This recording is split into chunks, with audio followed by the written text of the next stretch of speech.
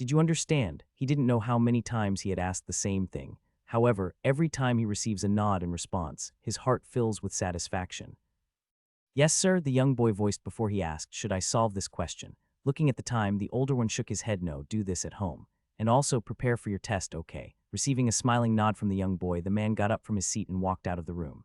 Ah, Mr. Lex, will you not stay for dinner? Making his way out of the apartment, he heaved a long, weary sigh. It was already 8 on the clock, 3 days before Christmas. Thinking about Christmas, he took out his phone.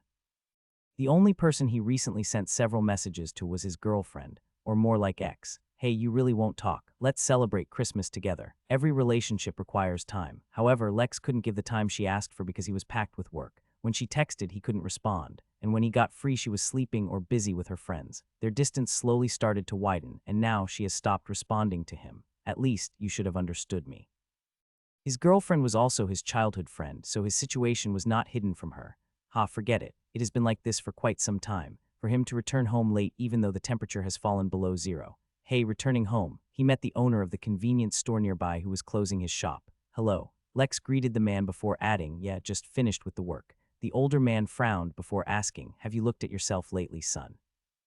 Your eyes and complexion don't give a good sign. Exactly how many hours are you working these days? Lex pondered for a moment before responding, 11 hours. The man was stunned, and you are preparing for the college entrance exam as well, no. The shop owner sighed, look kid, you are killing yourself under the burden of the loan which your parents left behind. In my opinion, you should file a case against the loan lenders and get yourself some much-needed rest. Lex sighed.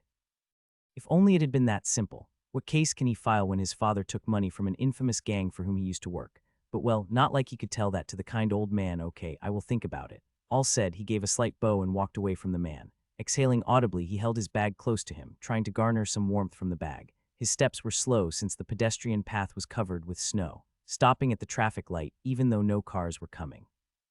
Well, it's kind of a side effect of being a teacher. He has started following rules and become disciplined. Blink. The traffic light turned green as he finally stepped on the road. The street crossing was broad and his steps were slow as such. He never had the time to move away when a car came drifting his way. Lex's eyes widened as he saw the tires screeching against the path and the driver honking, but to no avail. His feet were plastered to the surface and eyes widened. And just like that, crash. Lex Wilson died at the age of 19. The end. Pushing himself away from wherever he lay, Lex breathed roughly. His mind was in chaos as everything he stared at threatened him and scared him. He could barely feel his body as he turned his head left and right. Where? What? He couldn't discern what just happened. He was hit by a car and found his body flying. However, just as he lost consciousness, he found himself waking up here. Wait, where am I? He couldn't ascertain where he was since the place was nothing like a hospital room. His clothes were different, but not a white gown. His body was aching, but nothing was broken. His body was drenched not in blood, but in sweat. Am I dreaming or am I dead? Lex rubbed the back of his head. Heaving a long sigh, he first calmed down before turning toward his left. The room was full of books and things which made it seem ancient. The potent smell of incense was quite annoying to his nose, but he didn't focus on that. While he was scratching his head, he noticed that his hair was longer and he seemed taller than before. His eyes then landed on a wash basin in the corner of the room, and on the wall above the basin was a mirror. Lex took a strong gulp. He would be lying to say that he wasn't expecting something here, something that starts with R. He slowly stepped toward the mirror and finally looked at his face. Chocolate caramel eyes looked back at him in the mirror. Long, dark, wavy hair cascaded down his forehead as Lex looked at himself. His mouth was parted agape as he tilted his head. Why the hell this face seems so damn familiar? Save the book in the library. Adrian Lockwood's character of one of the many novels Lex read. The bastard professor gets humiliated and runs away from the academy after being blamed on the charges of being a completely useless professor. This is so f***ed up. The memories of the previous owner of the body were pouring down his head as Lex sat down on the bed and tried to calm down. This world was filled with swords and monsters, the fight between light and darkness, justice and betrayal, or whatever. Lex read this novel because the main character was slightly different than the other stupid male lead he had been reading around that time. Yeah, those light novels that have titles as long as a synopsis. Having a main character who thinks like a loser and even takes action rather than hesitating or shying away, it was a fresh breath of air for Lex at that time. And then comes the female leads of the world. They were not single-dimensional. Some were good, and some had a dark past. Well, the author did a good job giving them a personality worth remembering just by their way of responding. But the biggest problem was the author himself. He was such a gullible person that several times he changed or added something in the plot just to not get hated by the readers. Lex never commented actually, but he usually read the comments of others, and he noticed several times that what people demanded, the author somehow changed things accordingly, and that was a bad thing in its way. Why am I worrying about it now? Aren't I in a very bad situation right now? Lex, who is Adrian now, was recently blamed for not being a true rune master, and someone who was a teacher of runes, it was the highest level of insult. But the fact is, it was true. He didn't pass the exam to become a rune master and got this job through his connections. This world runs on runes. In this world, magic that can influence your surroundings is considered taboo, and unless you change your faith and become a follower of some fallen god, you cannot use magic freely. Then what remains? Runes. Those mythical inscriptions allow supernatural abilities to one's weapons. Now, since almost 70% of the population is a follower of light, that is, true gods, they cannot use magic. As such, they all depend on runes, and Adrian was supposed to be a rune master in the academy. Now one could understand the importance of runes, and Adrian was a false rune master. Why not a side character or a mob? Why a pathetic loser? Covering his forehead, Lex fell down on the bed when suddenly, knock. He jolted back up upon hearing the knock before he asked, "Who is it?" "It's me, Ariana." A soft voice arrived from the other side, and that name sent a chill down his spine. Ariana was the head mistress of the Runebound Academy and Adrian's cousin, the connection previously mentioned through which Adrian joined the academy even though he failed the exam. Yeah, it is her. She's the only person in the academy who knows me from close. I need to act carefully. Although this whole thing seems absurd, Adrian needs to act carefully. Getting up, he approached the door before opening it for her. "Why are you responding so late?" She instantly stepped inside and closed the door. Adrian's eyes were met by the cool beauty with silver long hair and a tattoo running down her neck. Wearing a three-piece suit with the scent of nicotine surrounding her, she gave the vibe of a female mafia. Her hazelnut eyes roamed around the room for a moment before she asked, "Have you prepared the bag?" Adrian frowned, and then suddenly he recalled what it was about. Adrian doesn't run away all by himself. He gets Ariana's help otherwise. Bypassing the security of the academy on his own would have been impossible for him. However, because of this action, a committee from the Mage Tower arrives at the academy, blaming the administration for recruiting an unqualified person as a teacher. Runebound Academy comes in the top 3 academies. As such, it was obvious they would want the best faculty members to be working here. Ariana gets humiliated in front of everyone, and things escalate to the point where the tower members even discuss kicking her out of the academy. The council members realize Ariana's importance in the academy, and the protagonist makes a home in the headmistress's heart. Happy ending. The end. Not. Now, Adrian has 2 options: follow the plot or derail it. If he doesn't go, then maybe Ariana would never feel anything for the protagonist. However, if he chooses to go, which was most likely, would have to survive all on his own in this dangerous world where law and police weren't a thing. His family would surely disown him, and as a talentless person, he might need to start as a servant or something. But what can I do? The knowledge I have received about runes wouldn't be enough to guarantee my position in the academy. The humiliation would be immense as well. Looking at his cousin, who had already started to pack his bag with a frown of concern on her face, he felt troubled. For him, she was ready to bet all her reputation and hard work. She was ready to let go of all of it just to save him. Damn, I barely know her yet. I am feeling so much for her. In a time of crisis, when no concrete answer was coming to his mind, suddenly, something appeared in the corner of his vision. Need some help. Adrian's eyes widened as he rubbed his eyes and saw the system screen again. "I can help you with your problem." Parting his lips, Adrian said, "Arya, I might not need to run away." "What are you even saying?" Ariana couldn't comprehend what and why the idiot was asking to stay. She knows better than anyone about Adrian's capabilities when it comes to runes. He failed to pass the second stage of the AET arcane engraving test, and to become a professor of the academy he had to at least pass the 3rd test. However, since she knew Adrian's situation in the family and his lack of societal knowledge, she made an exception and allowed him to become a teacher of runes at the academy. Everything has been going quite well for the past 4 years. Adrian might be less knowledgeable, but his teaching skills were quite brilliant, and his good relations with top-ranking students never left any room for suspicion. Until recently, that is. The 3rd-year student and the 2nd princess of the nation, Somyeon, who used to adore Adrian in the past, suddenly raised an objection. In front of the whole class, she called Adrian a fraud and failure. She even challenged him to show how to inscribe runes in front of everyone. Although Adrian somehow got out of the situation, since he really didn't know how to inscribe runes to a weapon, his escape caused the situation to escalate. The student who blamed him was a royalty. That's why her voice was supported by other students as well. There was a high chance for the members of Mage Tower to arrive tomorrow as well, since they always considered Ariana a bad choice to be the headmistress of the academy. so naturally, they were searching for an opportunity to remove her. However, none of that was more important than Adrian's freedom. If he gets caught in the case of fraud, then he would get fined and imprisoned for sure. That's why you need to go. Adrian understood what she was saying, however. The sudden appearance of the system somehow gave him a slight hope that he could go against the plot. Leaving now would be dangerous since the security is quite strict around this time. So I am thinking of leaving in the morning when the soldiers change shifts. Ariana seemed conflicted. As he said, there was a higher chance of getting caught now, even with her help, since the soldiers assigned for the school security are trained veterans. However, in reality, Adrian had something on his mind, that's why he wanted some time. As such, he stepped forward, and after resting his hand on the other one's shoulder, he said, "I really will escape in the morning. Trust me." It was weird in Adrian's eyes that here it was about his benefit, yet it seemed he was convincing Ariana here that delaying would not create a problem. The woman heaved an exasperated sigh before muttering, "Okay, fine, but keep your things prepared and don't sleep. I will take you out around 4 on the clock." Adrian nodded before he walked towards the door along with Ariana. Although he barely knew her, he was feeling quite thankful for what she was doing for him. The lady didn't turn to look at him.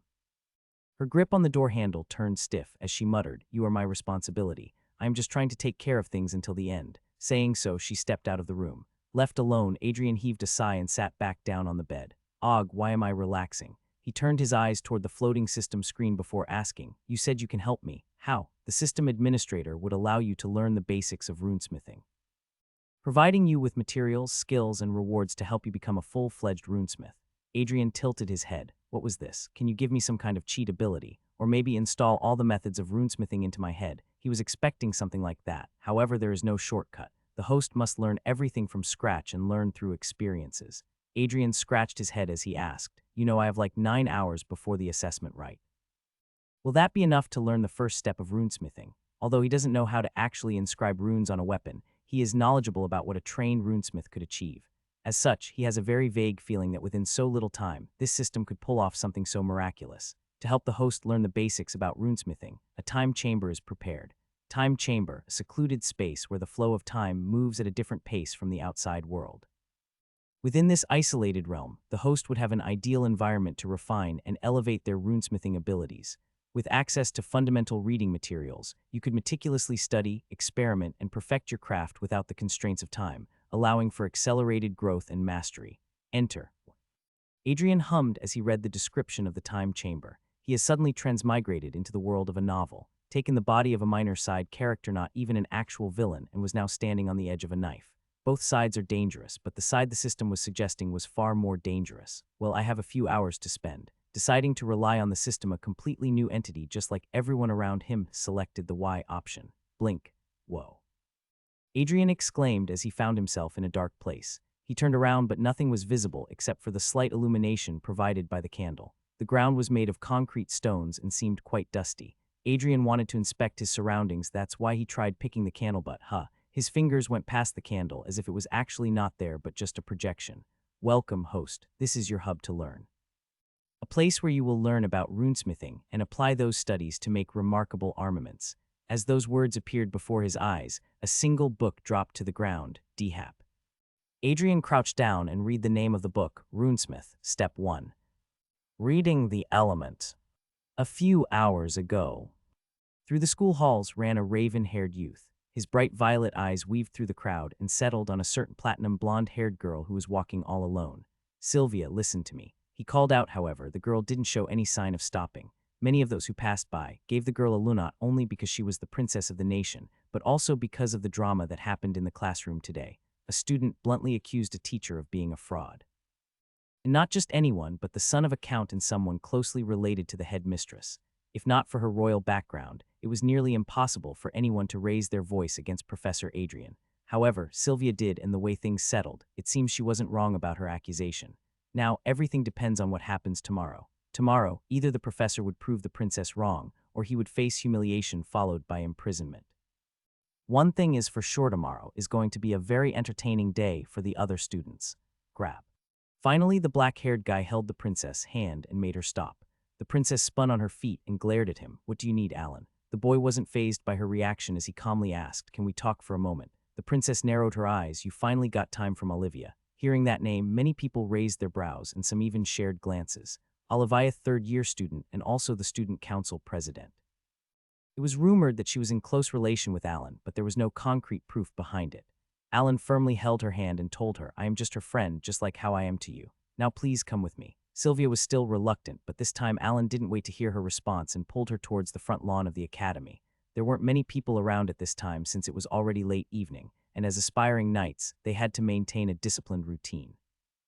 Alan brought her under an old tree before ushering her to sit down on the resting bench. "Just say whatever you want. I am quite sleepy," Sylvia spoke as she remained standing with her arms crossed on her bosom. Alan heaved a sigh before asking her, "Why did you do that? That thing with Professor Adrian. Weren't you one of his most favorite students?" Everyone knew that there were a few favorites of Professor Adrian from each class, and Sylvia was one of them. She was not only quite brilliant in academics, but she also actively helped him out after classes by arranging reports and sorting them out. Then suddenly, today, she got up and accused Adrian about his experience in runesmithing. She bluntly told him that he knew nothing about runesmithing and the fact that he entered the academy through the back door. In Alan's eyes, Adrian was a good teacher and someone whose teaching he actually understood here. Someone who got enrolled based on just his physical merits. Surely a teacher like Adrian was a blessing for him.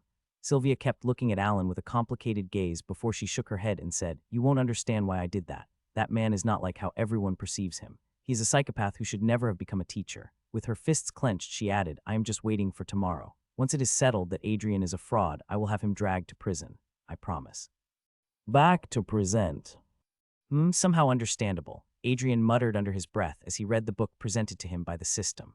After gaining Adrian's memories, he has obtained information about runes and what their benefits are. In a world where manipulating magic is impossible unless you are a follower of the evil god, one's best friend becomes these weapons and the runes engraved on them. Runes are the letters inscribed on a weapon according to the one who is using it. Every person has a different nature of mana and different emotions that influence their magic flow, and based on their capabilities, one has to inscribe runes on their weapon. It's a very slow and deliberate process of studying and inscribing runes. If a person picks a weapon that is not fine-tuned for them, then rather than their opponent, the person might end up harming themselves. That's why everyone needs to have their own weapon, which they call the celestial armament here. That's why the process of runesmithing goes into 5 different levels. 5 levels that make the connection between one's weapon and their body stronger. It's like string's first string is the thinnest but establishes a connection, and the 5th string makes one's armament the actual part of the user's body. I can't even think of dwelling into the 5th stage. To pass the AET arcane engraving test, one has to know how to form the 2nd connection, and they would pass the test with flying colors. However, the original owner of the body couldn't even establish the 1st connection. However, the current version of him is learning it. The connection is based on one's elemental affinity. There are 4 elements, majorly 4 of which can be learned through 2 methods. First, the traditional method of using the affinity globe allows one to know about which element one has an affinity with. However, because the magic globe doesn't give exact information sometimes, one has an affinity with both fire and earth elements. First string is not tied firmly. How accurate a magic crystal shows the affinity depends on how carefully it is made. The largely produced magic crystal doesn't show accurate affinity, while the handmade ones from experienced engineers gives a result near accurate. So tomorrow I have to assess one's affinity and write their rune to form an armament in front of everyone. The challenge was big and the pressure was immense. However, somehow he was understanding everything related to runes better than computer science he learned in college. Runes are better than codes. How long has it been? Adrian doesn't know. There was no clock here after all. However, from what he could guess, more than 5 hours had already elapsed since he was thrown into this void space to read the book about runes. He has already understood the essence, the importance, and the features of runes, what the 5 strings of runes could do. Half of the book basically focused on that, and the latter half was concerned with how he could apply the knowledge to create the rune. After attaining the memories of the original user of the body, Adrian learned the runic language, symbolic language in which a runesmith inscribes the magical words and allows a weapon to become celestial armament. Now 5 hours later, he finally finished the book and stretched his body. It was tough. His body was used to study for this long, but Adrian's eyesight was hindering him quite a lot. Not to talk about this eerie silence around him was quite creepy. Well, it was comfortable as well, but whenever he realized that he was all alone here and couldn't get out on his will, that scared him. Okay, system, I think I can manage things tomorrow. He was hopeful that by the knowledge he received, he would be able to shut all those mouths that accused him of being a fraud. From where does his confidence come? Well, the books the previous Adrian has read were all complicated and hard to put into use. They all made everything quite complicated because of their lack of knowledge about the world and from where these runes originated. However, the book the system provided was quite straightforward, and only things that were related to runes and could have helped in runesmithing were written there. It almost felt like someone wrote this book for an idiot like me. Heaving a sigh, he called out again, "Can I go now? Knowledge won't be enough in your journey." The host needs to learn how to apply his knowledge to the real world and create miracles.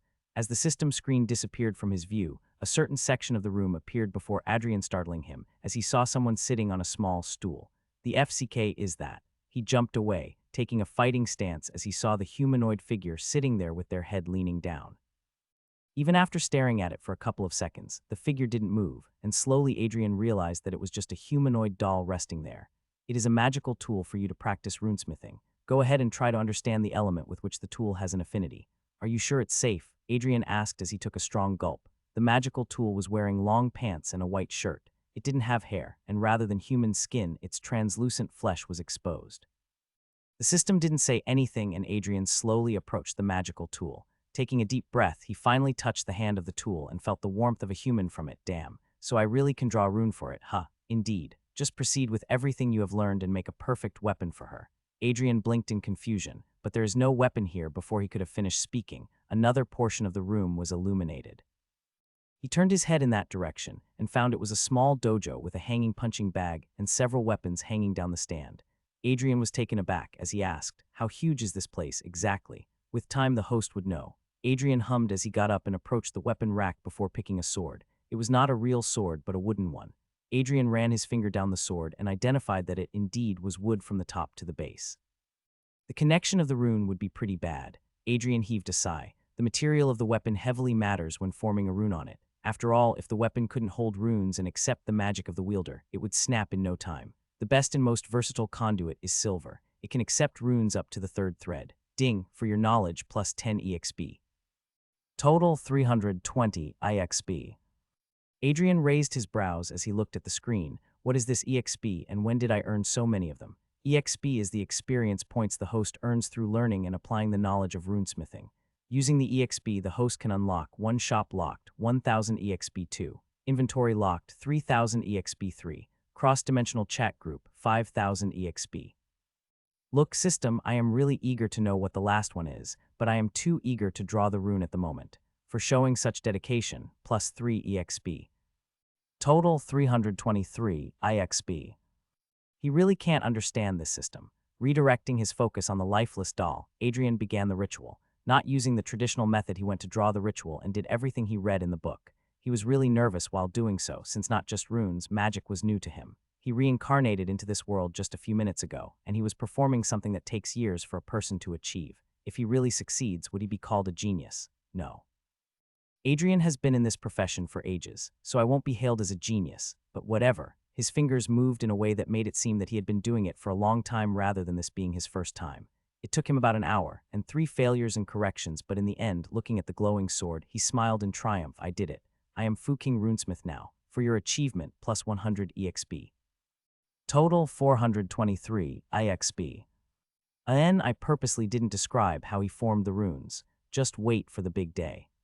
Sylvia's eyes were open early in the morning. She couldn't sleep well last night. Everything that happened yesterday didn't allow her to sleep well. She comes from a royal family and was someone who has been taught etiquette from a very early age. And Sylvia has always been quite a soft-spoken and disciplined child who doesn't insult her elders.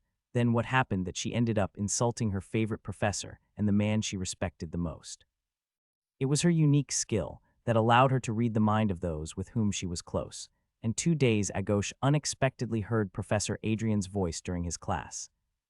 Those words she could never forget, those eyes. I want to pluck them and see you bleed until you die like a damn rat. Your limbs would be torn, and you would cry for help like a fool before I would bestow death upon you. Not only that, but many other cruel and inhumane things she heard from the man she considered to be the most gentle and considerate person in the academy. Someone whom she respected and adored was actually a cruel being who was jealous of his student, Alan. The boy who stole Adrian's fiancée. Well, she was exaggerating things here since Alan and Olivia were just good friends. However, those who hate Professor Adrian flared the rumor that they are a thing or sort. However, Sylvia genuinely expected Adrian to never believe those ridiculous rumors. After all, in her eyes, there are only 2 people who hold a mature head, her father and the professor. However, she was utterly wrong, so utterly wrong. That man is just a jealous loser who got jealous of a guy and planned on murdering him. All the respect Sylvia held for the man burned to cinders, and when she heard from her friends that the man had never, even once, brought students for practical lessons, she dug out some information and found out that Adrian was a false runesmith. He actually used his connection with the headmistress to become a teacher. The last bit of hesitation she had faded with that evidence, and she ended up insulting the man in front of the whole class, calling him a fake. And now, in a few hours, he would be humiliated in front of everyone, or it wouldn't be too surprising if he ended up running away rather than facing the situation. Biting her lips, she turned away and muttered under her breath, "Idiot loser." Ariana was startled when she returned to Adrian's room and found him sleeping. What is he even thinking? "Adrian, wake up," she shook him, waking him up somehow. Adrian grumbled as he said, "What are you doing? I have been studying until late. Let me sleep." He tried to lay back down, "But you need to go, you forgot that. Come get up this instant." Her voice was loud and the woman seemed unnaturally panicked. Adrian finally got up and faced the woman. "It's no longer necessary for me to run away, now." Ariana's eyes widened and she couldn't comprehend what he was spouting all of a sudden. Adrian held her shoulder and said, "I am going to face them." Ariana's lips slowly moved as she asked in disbelief, "How in the world are you going to face them when you don't know runesmithing?" Adrian assured her, "Although I faced the exam, it isn't like I don't know. I was just hesitant since I failed to do it at such a big stage, and that's why I lied to you when I came to ask for a job." Adrian knew she would come here and ask him to leave. That's why he had prepared the lie already. Ariana clenched her fist as she asked, "Are you really sure there is a high chance for the tower members to be here too?" Adrian nodded. "Trust me, Arya. I know what I am doing." Hearing those words, Ariana was rendered speechless. She wasn't expecting this from a long shot. She knows her cousin, and considering his personality, she assumes that he must have already packed his bags and must have been waiting for her so he could escape. However, unexpectedly, he was saying that he could handle this. Didn't know if she should feel relieved or worried. Her shoulders lost their strength as she looked down and said, "I wish you to continue your life peacefully, I really do. So please think carefully before making any decision." Adrian smiled at the woman even though he wasn't good to her in the past when she used to visit the main house. But when Adrian needed her, she didn't think twice before going against her principles and taking such a huge risk of recruiting a failure. Even now, she seemed completely fine by taking all the blame and helping Adrian to escape such a benevolent person. The real Adrian should have appreciated the woman more. "I won't let you down." 800 a.m. In the ceremonial hall, hundreds of students have gathered. The buzz was quite huge because today, for the first time in history, a teacher was going to show his worth to be here. Adrian was quite a popular professor, majorly because of his looks and friendly behavior. Many students have confessed to him in the past that's why most of the male populace doesn't like the professor, which explains why majorly boys were present in the crowd. Naturally, Sylvia was also present among the students, and beside her, there were two more students. So was the raven-haired boy who came to pursue her yesterday, and beside Alan was a green-haired girl, the fiancée of Adrian, Olivia Duskbane. Sylvia glanced around and found that there were students who had brought tomatoes, eggs, and whatnot that would be thrown at the man. She clenched her fist and moved her eyes away. She knew exactly what would happen today, and the reason behind it would be her. However, there was no going back now. All she could do was to let the real face of the man appear before everyone. "I bet he must have run away," one of the boys nearby joked. "Now the school security would have caught his ass if he really had tried to, but that would have been fun. That sick bastard getting caught while trying to escape. I surely would have enjoyed the sight." There were many who hated the man, but Sylvia was the only one who took a step against him. He deserves it. With those thoughts, she turned her focus toward the entrance of the auditorium. Soon, several figures entered the room and many students gasped. "Aren't they the members of the Mage Tower? Damn, so they really did come. What are you saying? It's the princess who complained and this is one prestigious academy. Of course they would care about it." Numerous people started chatting about the sudden appearance of the tower members. Sylvia's mouth was slightly parted agape in shock. She didn't think they would take action so soon, although she knew it wasn't a small matter, however, for the Mage Tower to take action. "I told you, you have committed a grave mistake." Alan's voice echoed in her ears, making the girl annoyed as she turned away with her arms crossed. "He deserves it." Olivia glanced between the two in panic, not wanting the duo to fight. The tower members all went to the stage along with the headmistress. The students were quieted down by the teachers as silence prevailed in the ceremonial hall. Click only for a few moments as the doors were again parted and a familiar man entered the hall. Adrian was here. Many students gasped and many grinned. Alan was also shocked to see the man here. Meanwhile, Sylvia just remained frozen at her spot, her eyes tracing the tall man's frame as he walked confidently toward the stage. Although she was standing apart from the others and near the front, he never looked at her and climbed the stage. The assessment which would tell if Adrian is actually a runesmith or not was about to begin.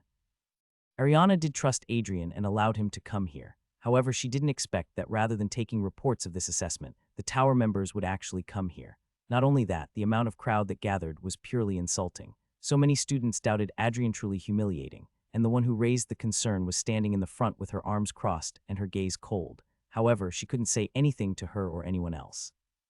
As the principal, it was her duty to clear every student's doubt about their teachers. But the fact is, the only underqualified teacher in the school was Adrian. That's why if he fails today, forget about her position as the headmistress. The reputation of the academy would be ruined. Many things were at stake today, and only one thing would decide whether she would be returning with her chin up or stealing gazes from others while getting dragged to the interrogation cell. Now, it all depends on what Adrian does. Adrian was kind of nervous. He has been so engrossed in the studies, runes, and the system that he nearly forgot that he was in the world of a novel and currently was playing the role of a minor side character who should have disappeared from the story already. He climbed the stage and faced three figures who wore sand-yellow robes over their shoulders and had a solemn look on their faces. The members of the Mage Tower research and invent new runes and even train those special students who show exceptional talent.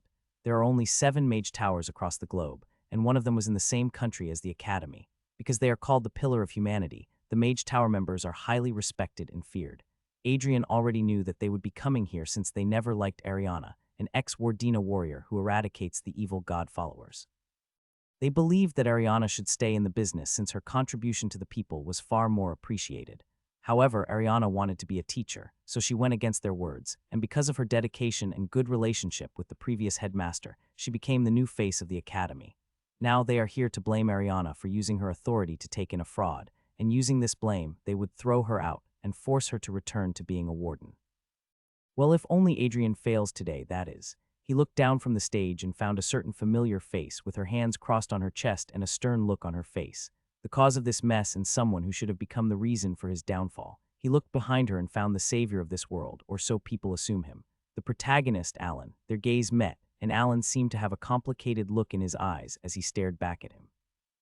Adrian's eyes went towards the person who was doing her best to hide behind Alan. However, just by her behavior and hair color, Adrian knew who it was. She indirectly became the reason why Adrian was standing before everyone. The person he was engaged to and was in love with, Olivia. Students, I would like to tell you all about the reason why we have gathered here, Ariana began, as she used a voice-amplifying artifact to allow her voice to reach every corner of the hall. One of the students has recently questioned Professor Adrian's qualification in runesmithing. They want to know if Professor Adrian is actually worthy to be teaching you or not. As such, to prove his abilities, he would be showcasing his runesmithing right before everyone's eyes. Although Ariana hadn't mentioned who called Adrian a fraud, she found it hard to believe that any student was still unaware by now. The 3 tower masters stood on the back side of the stage and allowed the headmistress to continue. Professor Adrian now would showcase his skill by forming a rune on the stage. As she said, Adrian stepped forward and said, I would now ask a student to become a volunteer and allow me to form a rune for them. Asking Ariana to become the test subject would have seemed like he was cheating. After all, Adrian knows everything about his cousin in others' eyes. That's why he asked the students. However, not a single one of them seemed willing to let a possible fraud connect with their body. After all, a runesmith, while inscribing a rune, delves into the deepest layers of their target's consciousness. Ariana sighed as she was about to encourage them, when suddenly, a person raised his hand. I will do it. It was a black-haired guy from the 2nd year who raised his hand and even began walking toward the stage without hesitation. Adrian was not surprised to see the protagonist showing such a fearless front as he climbed the stage. Other students were amazed by his courage, while Olivia and Sylvia looked panicked, seeing their friend submitting to become a test subject of a failure. Are you sure about this, student Alan? As a formality, Ariana asked him. With a warm smile, Alan responded, You trust her, ma'am, and I trust you, so there is nothing I need to fear.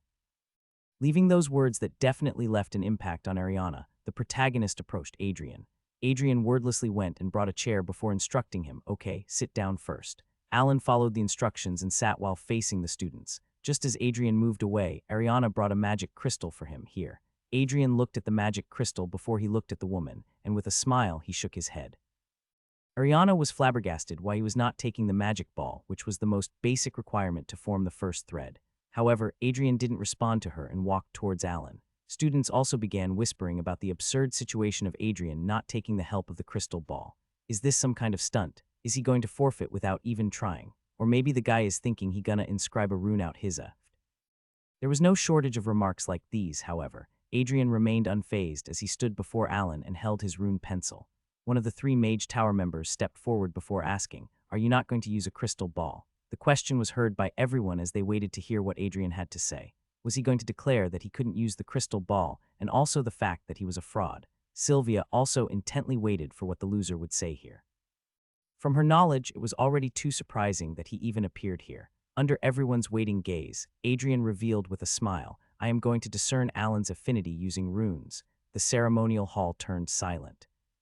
The fun of winning is the most when the world expects you to lose. Sounds chunny, but it fits here. Add the book to your collection. Hearing the words from the man, a round of whispers and taunts began to reverberate through the ceremonial hall. Using runes to know someone's affinity. Yeah, sure. Is he gone mad or something? I have never heard any theory that proves that runes could tell the affinity of a person. Maybe he is just trying to be cool, wannabe protagonist. The number of students ridiculing him doubled once he brought forward an absurd statement. One of the three tower members stepped forward and asked, "Mr. Adrian, can you explain what did you just say?" From his voice, it was evident that the man was also not believing in what Adrian said. However, unlike the students, the tower member wasn't unaware of the fact that there indeed is a way of knowing one's affinity using runes. However, that technique is considered a myth, and everyone who tried bringing that theory to life was met with ultimate failure. Adrian, who was about to begin, nearly clicked his tongue as he turned toward the man. A stiff smile formed on his lips as he said, "Just as I mentioned, Sir Albec, I will be using runes to find the exact affinity of student Alan." Saying so, Adrian turned toward Alan, and this time he didn't wait to get disturbed. Waving his inscribing pencil, he drew 4 symbols in the air in a circular pattern behind Alan. Everyone turned silent seeing the man inscribing runes for real. Sylvia had a frown on her face, but she didn't believe he was making any sense and was delaying the inevitable. That's why she silently watched. Adrian sighed in relief as the 4 elements were drawn just as he practiced. The 4 elements, fire, earth, water, and air, were surrounding Alan as the boy tilted his head to look at them. Adrian began to speak. "As you all know, there are 4 basic elements which we all know if taken out, light and darkness, which are quite rare elements. And since the element of flames is responding to student Alan, it can be said that he has an affinity with the fire element. Am I right, student?" Adrian asked, and the person in question answered in a panic, "Why, yes, that's right." Students were astonished. However, their numbers were scarce since anyone could get to know about their affinity by reading their profile. One of the tower members stepped forward before asking, "Then couldn't you have used the crystal ball for that?" Adrian nodded. "A very good question, Madame Alina," Adrian said before he brought his inscribing pencil up again. Somehow, his confident demeanor surprised Ariana as she raised her brows. Meanwhile, Adrian waved his pencil around Alan, and the 4 elements disappeared and were replaced by 2 more elements. It was in a crescent moon pattern, with 2 orbs at the top tip and the other at the bottom tip. The 2 orbs represent light and darkness. These are the 2 irregular affinities that, sadly, a crystal ball cannot track. However, the runes, as he said, the 1 orb at the higher point, began to illuminate, as Adrian smilingly said, "They dig out everything." What the? The eyes of every single being inside the ceremonial hall except for Adrian widened in utter shock. Light affinity. There are only a few who possess such rare and strong elements, and only a few knew that Alan possessed that element. Naturally, Adrian knew about it from his last life. However, in this life, Adrian was not supposed to be aware of it, so revealing it using the runes wouldn't allow anyone to direct a doubtful gaze in his direction. A very long silence remained in the hall before, finally, Albec asked, "Can you prove it? Can you prove that he possesses the 2 elements?" Adrian hummed, his hands folded on his chest as he said, "Of course I can. But for that, I would need a weapon, you see." Albec glanced at Ariana before the lady turned toward the school staff. The staff went toward the weapon stand before bringing a sword for Adrian. Adrian picked the wooden sword. It was not something good for runes, but since they were just testing his skills, there was no point in grumbling about it. He took the sword and the inscribing pencil before he started to write. What are threads? They are connecting components that make someone attached to their weapon for better use. So if Adrian wanted the sword to become useful for Alan, then he had to inscribe the runes for flame and light elements properly. That's the first and most basic thread. However, since the light element is not something one usually awakens, this sword can only be properly used by Alan. What the hell is this? Sylvia's mouth was hung open as she saw Adrian moving the runic pennick on the sword without hesitation. She couldn't comprehend how this fraud was able to identify Alan's secret and now was even inscribing the perfect rune to change a normal weapon into celestial armament. It wasn't her but Ariana as well, who was excessively shocked. She knows Adrian here better than anyone. She knew that he knew nothing about runesmithing. He was knowledgeable, yes, but inscribing runes. What changed in just a single night? The woman muttered under her breath. back in the middle of the stage, all Adrian had to do was to etch the ancient language he read yesterday. One might think that it was impossible to learn a new language in just one night. That's right, it's impossible. However, Adrian didn't have to learn the whole runic language. He just had to learn the 6 combinations of words that describe the 6 elements, and that's it. However, the problem would arise if they asked him to form the second thread. Forget about inscribing the rune, he doesn't know how to read someone's magic flow. Regardless of the fear, he didn't let his fingers tremble and cause any mistakes. The rune was inscribed, and it glowed with a faint greenish hue. Everyone watched in silence as the runes were etched and Adrian got back on his feet. Heaving a sigh, Adrian extended the sword towards the boy before saying, "Go on, try it." Ariana clenched her fist in anticipation. Many people held their breath, including Sylvia. However, her reason for nervousness was completely different. Alan held the sword and frowned. It felt comfortable, a bit too comfortable. He has used several weapons until now, but none of them supported both of his affinities. But this, I can coat my magic around the sword comfortably. Alan muttered in a voice that reached the people on the stage and those who were standing near the front. Sylvia was in denial. All the color from her face disappeared as she staggered back. What is happening here? Many students struggled to grasp what Alan had said. Some turned to ask for clarification when suddenly, Schlink, a spell formation flared to life. Alan's head snapped toward the source. Boo! A fireball tore through the air, exploding in the crowd. Students screamed as flames engulfed those too slow to react. The stage trembled under the heat, burning embers scattering in all directions. The fire roared forward, heading straight for Ariana, but before it could reach her, clang! A blade intercepted the flames, slicing through them with sheer force. Alan's grip tightened as he poured his own flames into the weapon. His sword burned like molten steel, yet the wood didn't so much as smolder. Gasps echoed through the hall, shock, awed disbelief. Gritting his teeth, he slashed through the fireball, scattering embers into the air before swatting the remnants away. Then his sharp eyes caught movement, a figure darting toward the exit. Alan didn't hesitate. He shifted his grip, holding the sword like a javelin. Light burst around the blade, a brilliant glow swallowing the weapon whole. His gaze locked onto the fleeing man. "You won't escape," with a flick of his wrist. Shlink, the blade whistled through the air, its blazing light cutting through the smoke-filled hall. The fleeing man barely had time to turn his head. Thunk! The sword pierced straight through his shoulder. A scream tore from his throat as the force sent him crashing into the ground, skidding across the floor before slamming into a pillar. Blood splattered against the polished tiles. The guards instantly went to apprehend the attacker, while everyone on the stage watched Alan with pure astonishment. However, only Adrian had a frown on his face. That blade was his first real work, and he threw it like a spear. Gah. Mr. Adrian, hearing Tower Master Albeck's voice, Adrian turned towards the man before he heard him saying, "Shall we talk in the office?" Ariana's POV, my mind was jumping between elation and shock. The elation that the assessment went against what everyone, including me, expected. Adrian not only showed his exceptional skill, unique in every way of discerning Alan's affinity, but he even successfully etched the runes on the weapon on his first try. Although he was slightly slower than a normal runesmith while inscribing the runes, the fact cannot be denied that he, indeed, produced a working armament in front of everyone today.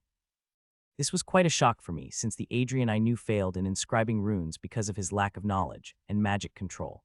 Learning the runic language was one thing anyone with a sharp mind can do. However, to inscribe runes on a weapon, one must have the skill of runesmithing and flawless magic control. A single mistake during forming the rune, and the person can end up damaging themselves. I glanced at Adrian and found him looking at the ceiling as we walked toward the office. There was something different about him today. No, it had been this way since yesterday. Somehow, he had gained control over his emotions. Even when he stepped onto the stage, I felt more nervous than he did. And now, as he was being led by the 3 Tower Masters, he still showed no sign of concern. Is it because he no longer cares, or is he confident in managing the situation? Well, he has done his part by showcasing his skill as a runesmith, so from here on, it's my role to handle everything. Third-person POV, the group of 5 reached the headmistress' office. The place had a faint smell of smoke that made the only female tower members' brows wrinkle in disgust. Ariana suggested they sit on the sofa as she went to open the windows. Adrian could tell, from both the smell of smoke and the bags under Ariana's ice, that she hadn't slept well last night. Well, that was expected. Adrian sat beside Ariana on the sigil ones, while the 3 tower members sat across from them. The crest of the tower, with 3 lines going down vertically, caught Adrian's eyes. They are from the 3rd Mage Tower, which was situated between the capital and the academy. The time it takes to travel from the tower to here was around 6 hours, which means they were informed about the situation last night, and they left for the academy sometimes after midnight. Well, Adrian knows who it was, same person who earlier attacked Ariana. The main villain behind this whole arc was somehow related to this incident, and wanted to remove Ariana from the seat of the head mistress. However, since Adrian didn't fail in the assessment, he launched a direct attackingly to get caught in the end. Removing the focus from the culprit, Adrian focused on what the tower member said. Mr. Adrian, after receiving news of your being accused of fraud, we conducted an investigation into your background.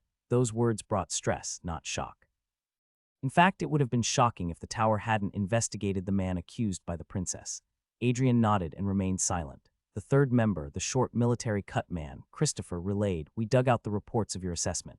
You failed AET. This was not a question but an accusation. However, Adrian didn't panic and calmly responded, yes, I failed because of the criteria given during the examination. The one who showed the most shock after hearing those words was Ariana. She didn't hear anything about that before. Alina had a frown as she asked, what exactly caused your failure if you can tell us? As someone regularly assigned to duty at assessment centers, she was both annoyed and curious upon learning that he blamed the examination for his failure. Adrian held his stance, his expression unwavering, as he muttered, first, they forced me to use a magic crystal. Second, they expected me to finish within half a minute. He counted on his fingers as he spoke. Albeck's brows drew closer. I can understand the problem with time limitation, but when you can get yourself a passing certificate using an easier mode of discerning someone's affinity, then what is the problem? The discussion about removing or maybe increasing the time limitation during the examination is among the hot topics recently. Many examinees complained about not having sufficient time to complete the runesmithing section. Given that a runesmith does not need to operate under battlefield urgency, this concern is being taken into serious consideration. Adrian heaved a long sigh before leaning forward. Ariana flinched. She seemed to have sensed her cousin's frustration. With all due respect, sir, asking a forge master to use a machine that rapidly strikes metal to ease their work while forbidding them from using their hammer. I think you can imagine exactly how the blacksmith would react to that. Albeck was genuinely surprised to hear that logic. Albeck could actually sense the passion in Adrian's voice for runesmithing, to the point he could afford to fail an exam rather than change his method. This was not the first time he had met such a person. Christopher interjected, talking about your way of runesmithing. Where did you learn that technique from, Mr. Adrian? There have been some attempts to discern affinity in a different way, however. They have only faced defeat until now. Adrian shook his head. I can't disclose that, Sir Christopher. Just know that it wasn't any book I found in the libraries that helped me develop this skill. Well, naturally, he wouldn't tell them about the system and the books it offered. Christopher narrowed his eyes. Can you perform the ritual again if asked? Yes, sure, Adrian responded without hesitation. A brief silence descended upon the room. Ariana was still silent, but she prepared to intervene since she knew that the conversation was about to turn to Adrian's position in the academy. And just as she expected, Mr. Adrian. All eyes turned to Albeck as he continued. What we respect is an individual's mastery of the subject they are meant to teach. That is why we will not be taking any action against you. Hearing the words, Adrian released the nervous breath that he had been holding for who knows how long. Ariana was the one who interjected. I hope you will take some action for the humiliation he went through. Adrian was taken aback by her bold request. Ariana appeared to be more offended than he could ever be. The three members glanced at each other before Albeck voiced, I am aware how humiliating it must be for Mr. Adrian to go through the trial in front of everyone, however. If we raise the complaint, then we also have to notify the authorities about the fact that Mr. Adrian failed his AET. Ariana frowned not only because she was displeased, but also because what he said was true. If things come to the nation's princess, then the council would somehow save her, and highly likely Adrian would receive massive backlash because of it. It's okay, Sir Albeck. I don't want to register any complaints, and I will properly give my examination during the next AET to remove this tag of failure. Adrian had several other matters to handle, and he had no desire to get involved in politics. As such, the matter came to a conclusion. Sylvia's POV, what just happened? I was back in my room, even though it was still mid-noon.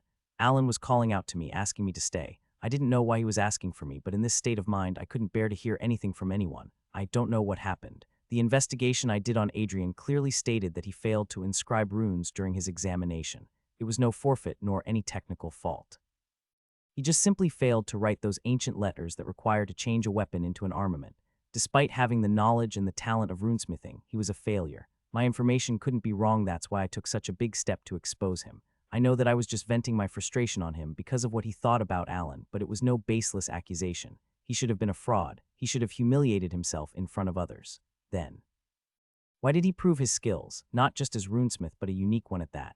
He disclosed a secret of Alan which he had been hiding from everyone except for a few people. Considering Olivia and Adrian's current relationship, it was highly unlikely for her to inform him, and even if I assumed that someone informed Adrian about Alan's attribute, How was he able to channel his magic to form the runes so perfectly? Did he master it in just a few months? But that's not possible.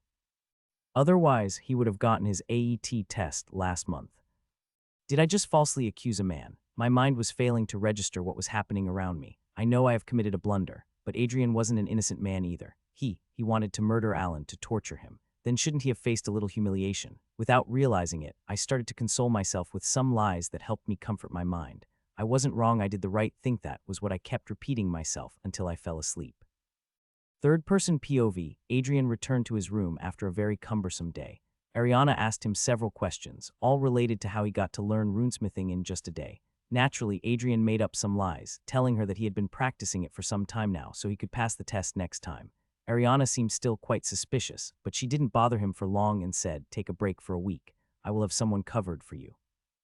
Adrian didn't hesitate to take the offer since he had several things to settle. He reincarnated just a day ago, and he hasn't been able to catch his breath. Then there was recalling the plot so he could prepare for any upcoming catastrophe. Just like how the ambusher today tried to kill Ariana, one who has executed dozens of Fallen One's believers. It was a revenge attempt which resulted in a failure. However, things didn't concern only her. Being a part of the academy, he needs to prepare himself as well. But the massive problem was, he never reached the conclusion of this novel. He didn't know why, but he dropped before reaching the end. And now, Adrian knew he was going to pay a massive price for his mood swings. Reaching his office door, Adrian winced. On his door, some graffiti was made with slime and marker. The words read, "Loser. Fraud. Just die already. As wipe."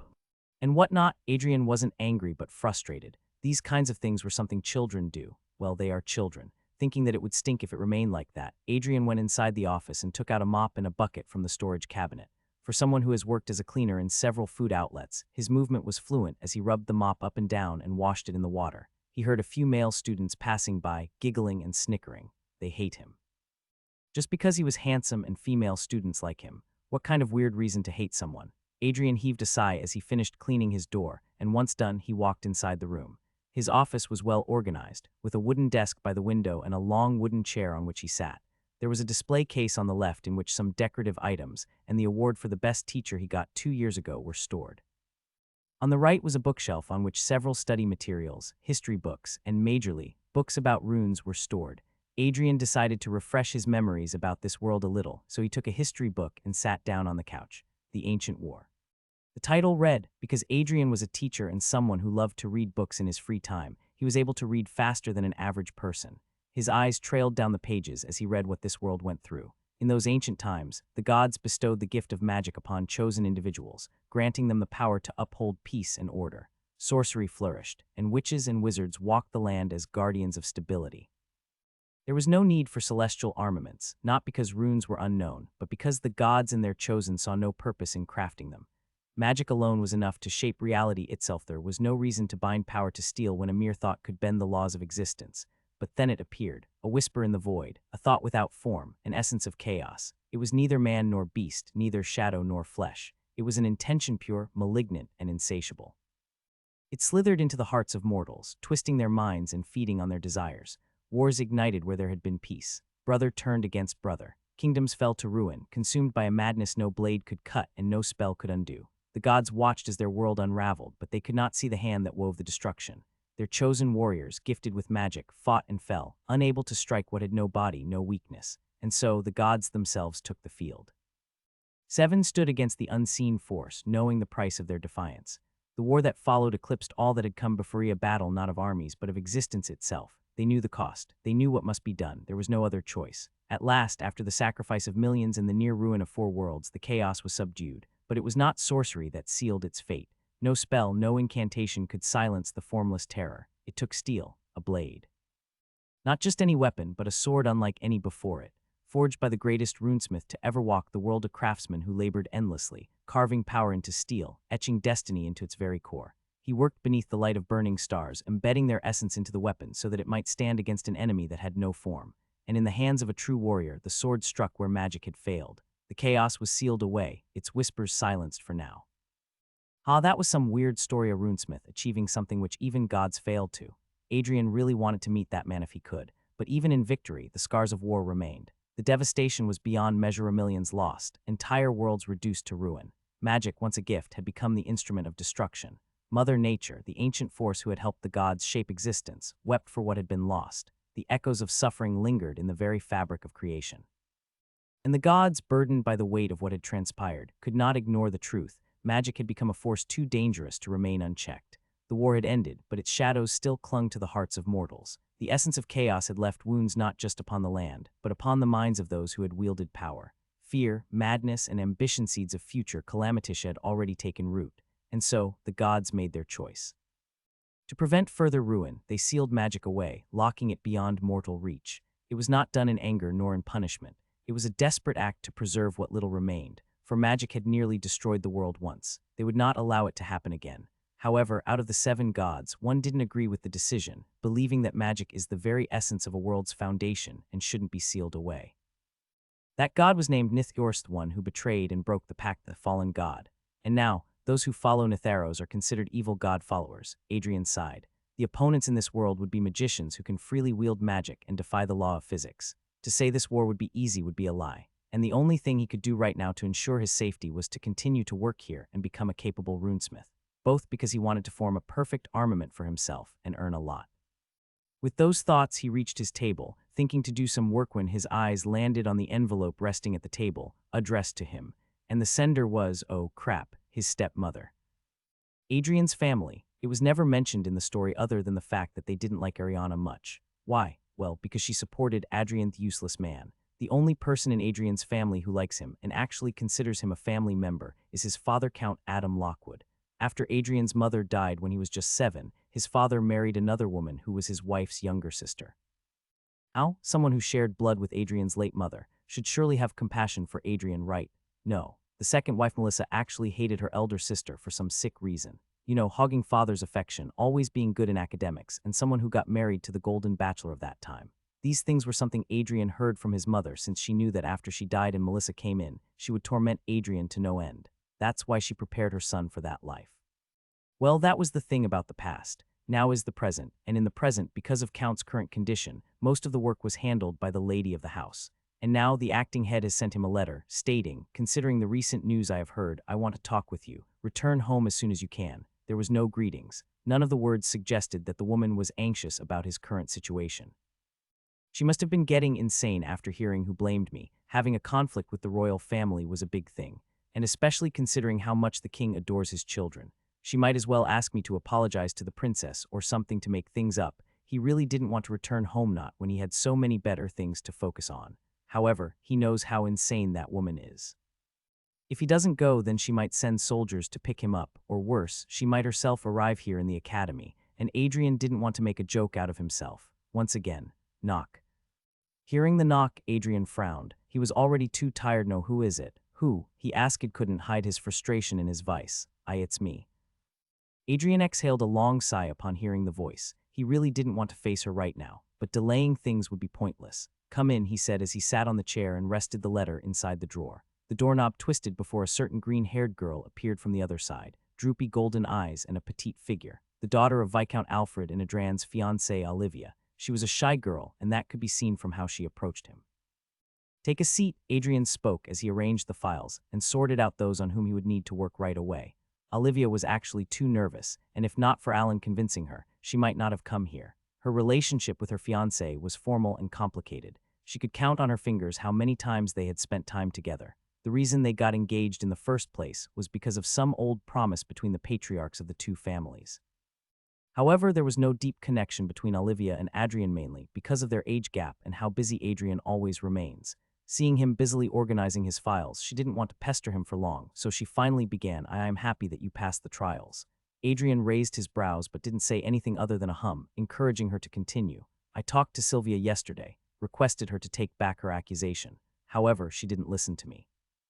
A smile formed on his lips, but it wasn't a friendly one as Adrian said, isn't that good? I mean, surely you also doubted my skills, that's why you came to meet me after I proved myself.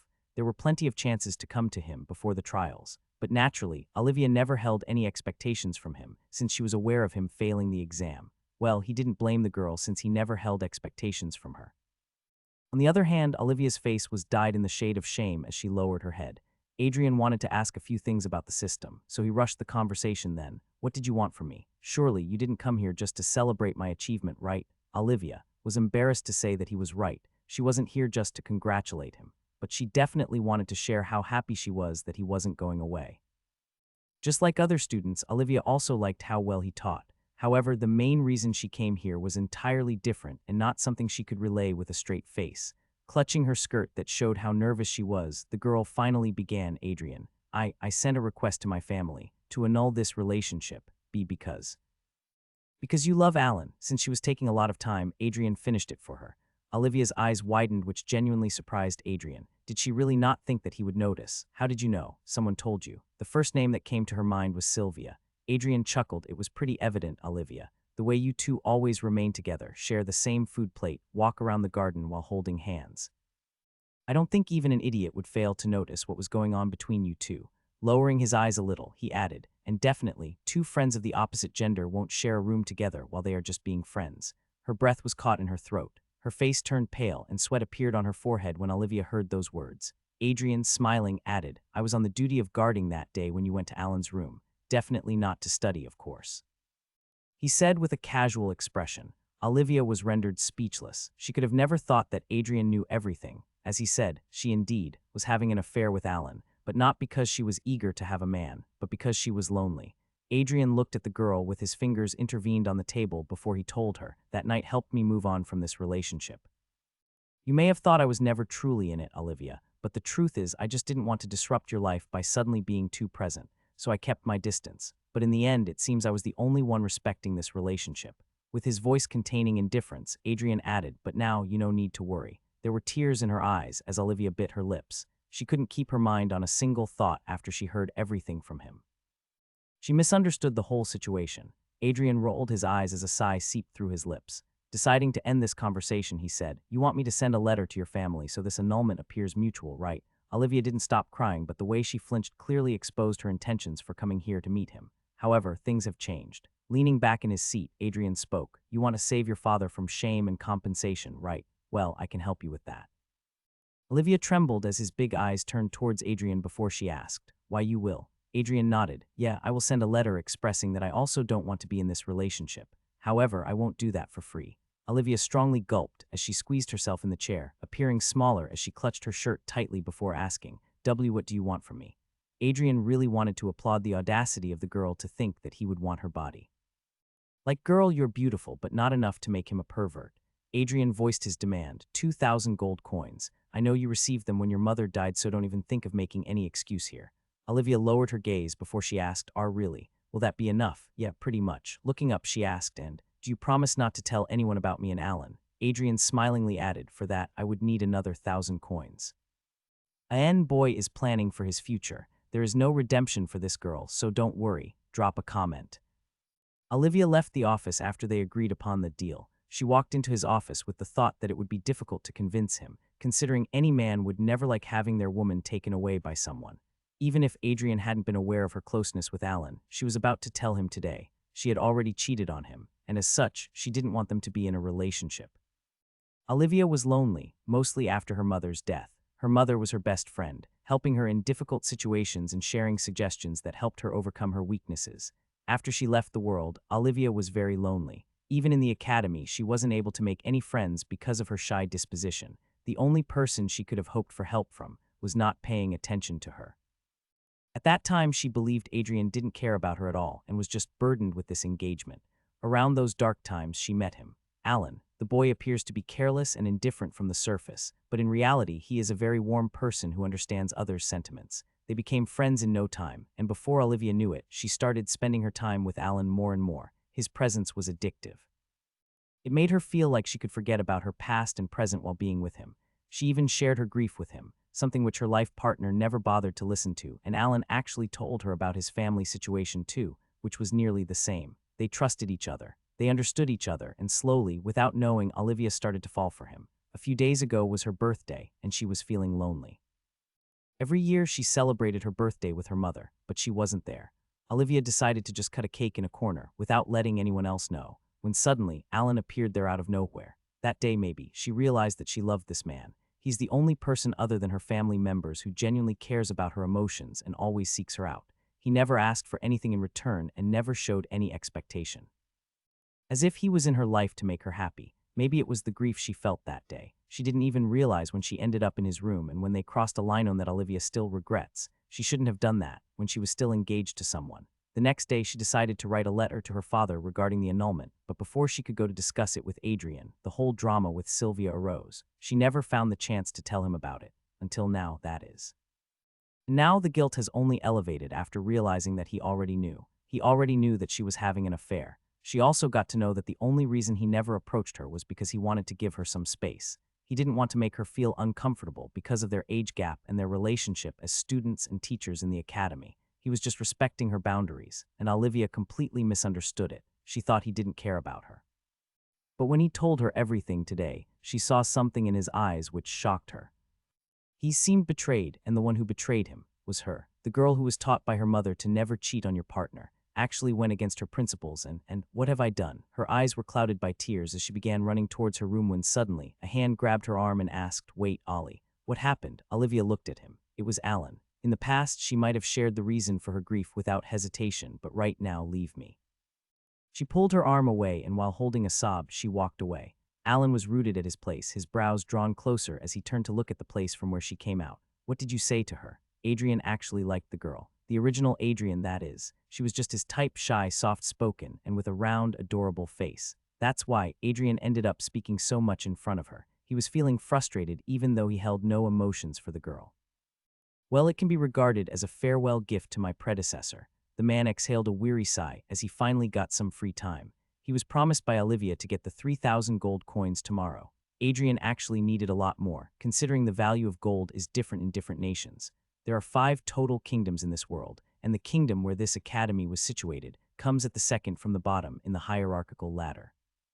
After the war, a certain almost 1/4 part of the world was destroyed. The soil in that part of the world was completely blackened and had turned infertile. Several attempts were made to re-energize the surface in that part, but all of them resulted in failure. So now that part of the world is called Wraithlands. There are several more reasons why such a vast area cannot be used by people. However, Adrian knows that there is a treasure lying somewhere there, which he could use to make himself a stone that was once a part of a star. The problem was that neither he had the money nor authority to roam in that area and excavate the material. He would first need to have the permission of the king, so that was something left for his future self. As of now, he was curious about something else. System, what does the cross-dimension group chat do? It allows the host to connect with the beings living in different worlds. Further information is prohibited until the host earns more than 2,000 points. Chi, you are no good. Adrian checked his EXP now that the system mentioned it, and he was thoroughly happy to find that he was around 600 EXP. When he performed runesmithing in front of the school, he gained around 200. So yes, he was happy. System, when can I return to the time chamber? Time left, 6 hours, 23 mins. Adrian learned that he couldn't access the time chamber whenever he wanted. After every 10-hour session inside, he had to wait 8 hours before entering again. The system suggests the host take some rest before diving into the chamber. Now that it was mentioned, Adrian indeed felt quite tired by all the stuff he went through. First, the transmigration followed the blame, and now Olivia. Really tiring day. Pushing the files to make some space, he laid his head on the table before whispering, "Good night, system." Far away from the academy, amidst a desolate land, a person sat atop a mountain of corpses, on a wooden chair. The person has a nonchalant expression as she rests her back on the armrest and her legs flung over the other. She was looking at the sky in a daze as if she hadn't just slaughtered over 1,000 evil god worshippers and their pets a few moments ago. It was a scene out of a horror book, a single woman going against 1,000 without armor or her armament. It was just a pair of long, shapeless blades that shone throughout the battlefield, and the enemy forces fell one after another. And the most horrifying part collected them to pile the dead bodies so she could sit on top of them and gaze at the stars. They call the rank 1 warden crazy, and now I know the reason. One of the soldiers muttered, "Crazy, I think she is not human anymore. Ugh, I feel like puking again." Unbothered by those whispers that clearly reached her ears, the woman raised her hand toward the sky before whispering, "When will you return, darling?" When did I put possessive character in the tags? XD. I can't seem to understand. You need a bodyguard to return home. The next day, early in the morning, Ariana found her cousin raising an unexpected demand. She was sipping her coffee when he came in and said he needed a bodyguard. "No, I need a guard once I reach home." Adrian cleared her misunderstanding. It wasn't the journey that threatened him, rather the destination. Ariana frowned. "I know you don't get along with your mother, but suspect her this much." Ariana might be the daughter of Count's elder brother. She was well aware of Adrian's family situation. She has been visiting his house since they were a child, and after Count Lockwood remarried, the family has been divided into two parts. On one side was the whole family, and on the other side was Adrian. He was disqualified to be called a Lockwood, or so what his stepmother assumes. Adrian heaved a sigh as he sat down on the chair and rested his hands on the table. With his eyes on the table, he said, "You know how my relationship is with her, and this time I have taken a few steps that she surely won't like." "What are those few steps?" Adrian shrugged as he leaned back and rested his arm over the armrest, not apologizing to the princess. "Breaking the engagement with Olivia without asking them." "You broke up." Ariana seemed surprised. "Yeah, just liberated her from this burden. But forget about that and tell me, how much will it cost to hire a strong warrior?" Ariana was in the business before becoming the head mistress, so she must be aware of whom he could contact. Ariana was shocked about the engagement annulment since she knew that her cousin liked that girl. However, she didn't question him further about it, seeing him being so nonchalant. Sitting on her chair, she told him, "Any warden below rank 100 would be good for you, and to hire them you would need 1,000 gold coins every day." Adrian shivered. 1,000? Isn't that too much? Ariana shrugged. Although they won't be able to earn that much in a day by hunting when it comes to escorting someone, they feel like lowering their standards. So yeah, the fees are more about dignity. Adrian clenched his fists. Damn such dignity. He recently got 3,000 gold from Olivia, and he has around 5,000 gold coins in his savings. Considering how many things he needs to buy for his runesmithing and to create a perfect weapon for himself, he needs a lot more. Ariana sighed. "If I had time, I would have accompanied you, but I can't leave school right now." Adrian smiled. "That thought is enough. Well, do you know what the current market value of mithril is?" Ariana was surprised. "Why would you want to know that?" "Mithril is the most versatile and affordable material to make weapons. Not only is it lightweight and strong, but it can also absorb runes up to the third thread easily. There are other rare materials as well, which are stronger and more versatile than mithril, but mithril can be found easily in mines as such. Its demand is high in the market." "I want to make a weapon," Adrian confessed without much thought. Ariana was confused. "Aren't you awfully bad in combat? Why do you need a weapon?" That was something of the past. Adrian might not be a combatant, but this new him has to learn a few tricks if he wants to survive in this unpredictable world. Ariana turned gravely silent upon hearing that. Although what he said was true and she shouldn't feel responsible for it, she felt guilty that he had to worry about his life even though she ensured a comfortable life here in the academy. With her thumb rubbing over the back of the other hand, she asked, "Adrian, are you planning on quitting this job?" The black-haired male raised his brows. "Why would I do that? I like this job and the pay is hefty. However, it was you who taught me to have a backup plan always ready." No, the older one couldn't refute that. She indeed told him to always have another plan if the primary one fails, just like how being a warden was her secondary plan. She always wanted to be a teacher, and if she had failed, she would have continued to hunt. Heaving a sigh, and after leaning back in her chair, the headmistress asked, "Do you want to get taught by me?" Adrian's brows rose. Getting taught by the 7th-ranked warden. I'd be an idiot to deny that. Ariana's ears turned a little hot in embarrassment, which she dispelled by coughing. Getting up from her seat, she said, "What kind of weapon do you prefer?" Adrian didn't need to think for long to answer. "A spear." Ariana nodded. "I will have the weapon prepared by the time you return." Adrian soon asked, "And about the cost?" Ariana glanced at him over her shoulder. "Pay me by working hard." Saying those words, he was about to turn around and leave when suddenly, Adrian. The said man turned towards his cousin before he heard her saying, 2 weeks later, the arcane Anvil Cup would begin. "I want you to be the supervisor of our team." "Hey, but why me? I am not that good and hold so little experience." Adrian wasn't underestimating himself, rather, he believed Ariana was overestimating him. Sure, he has a unique runesmithing style, but he was still a newbie. While on the other hand, the other teachers in the same subject have not only passed the AET with excellent grades, but they hold years of experience under their belt. From any perception, sending the youngest professor who failed his AET was a bad decision.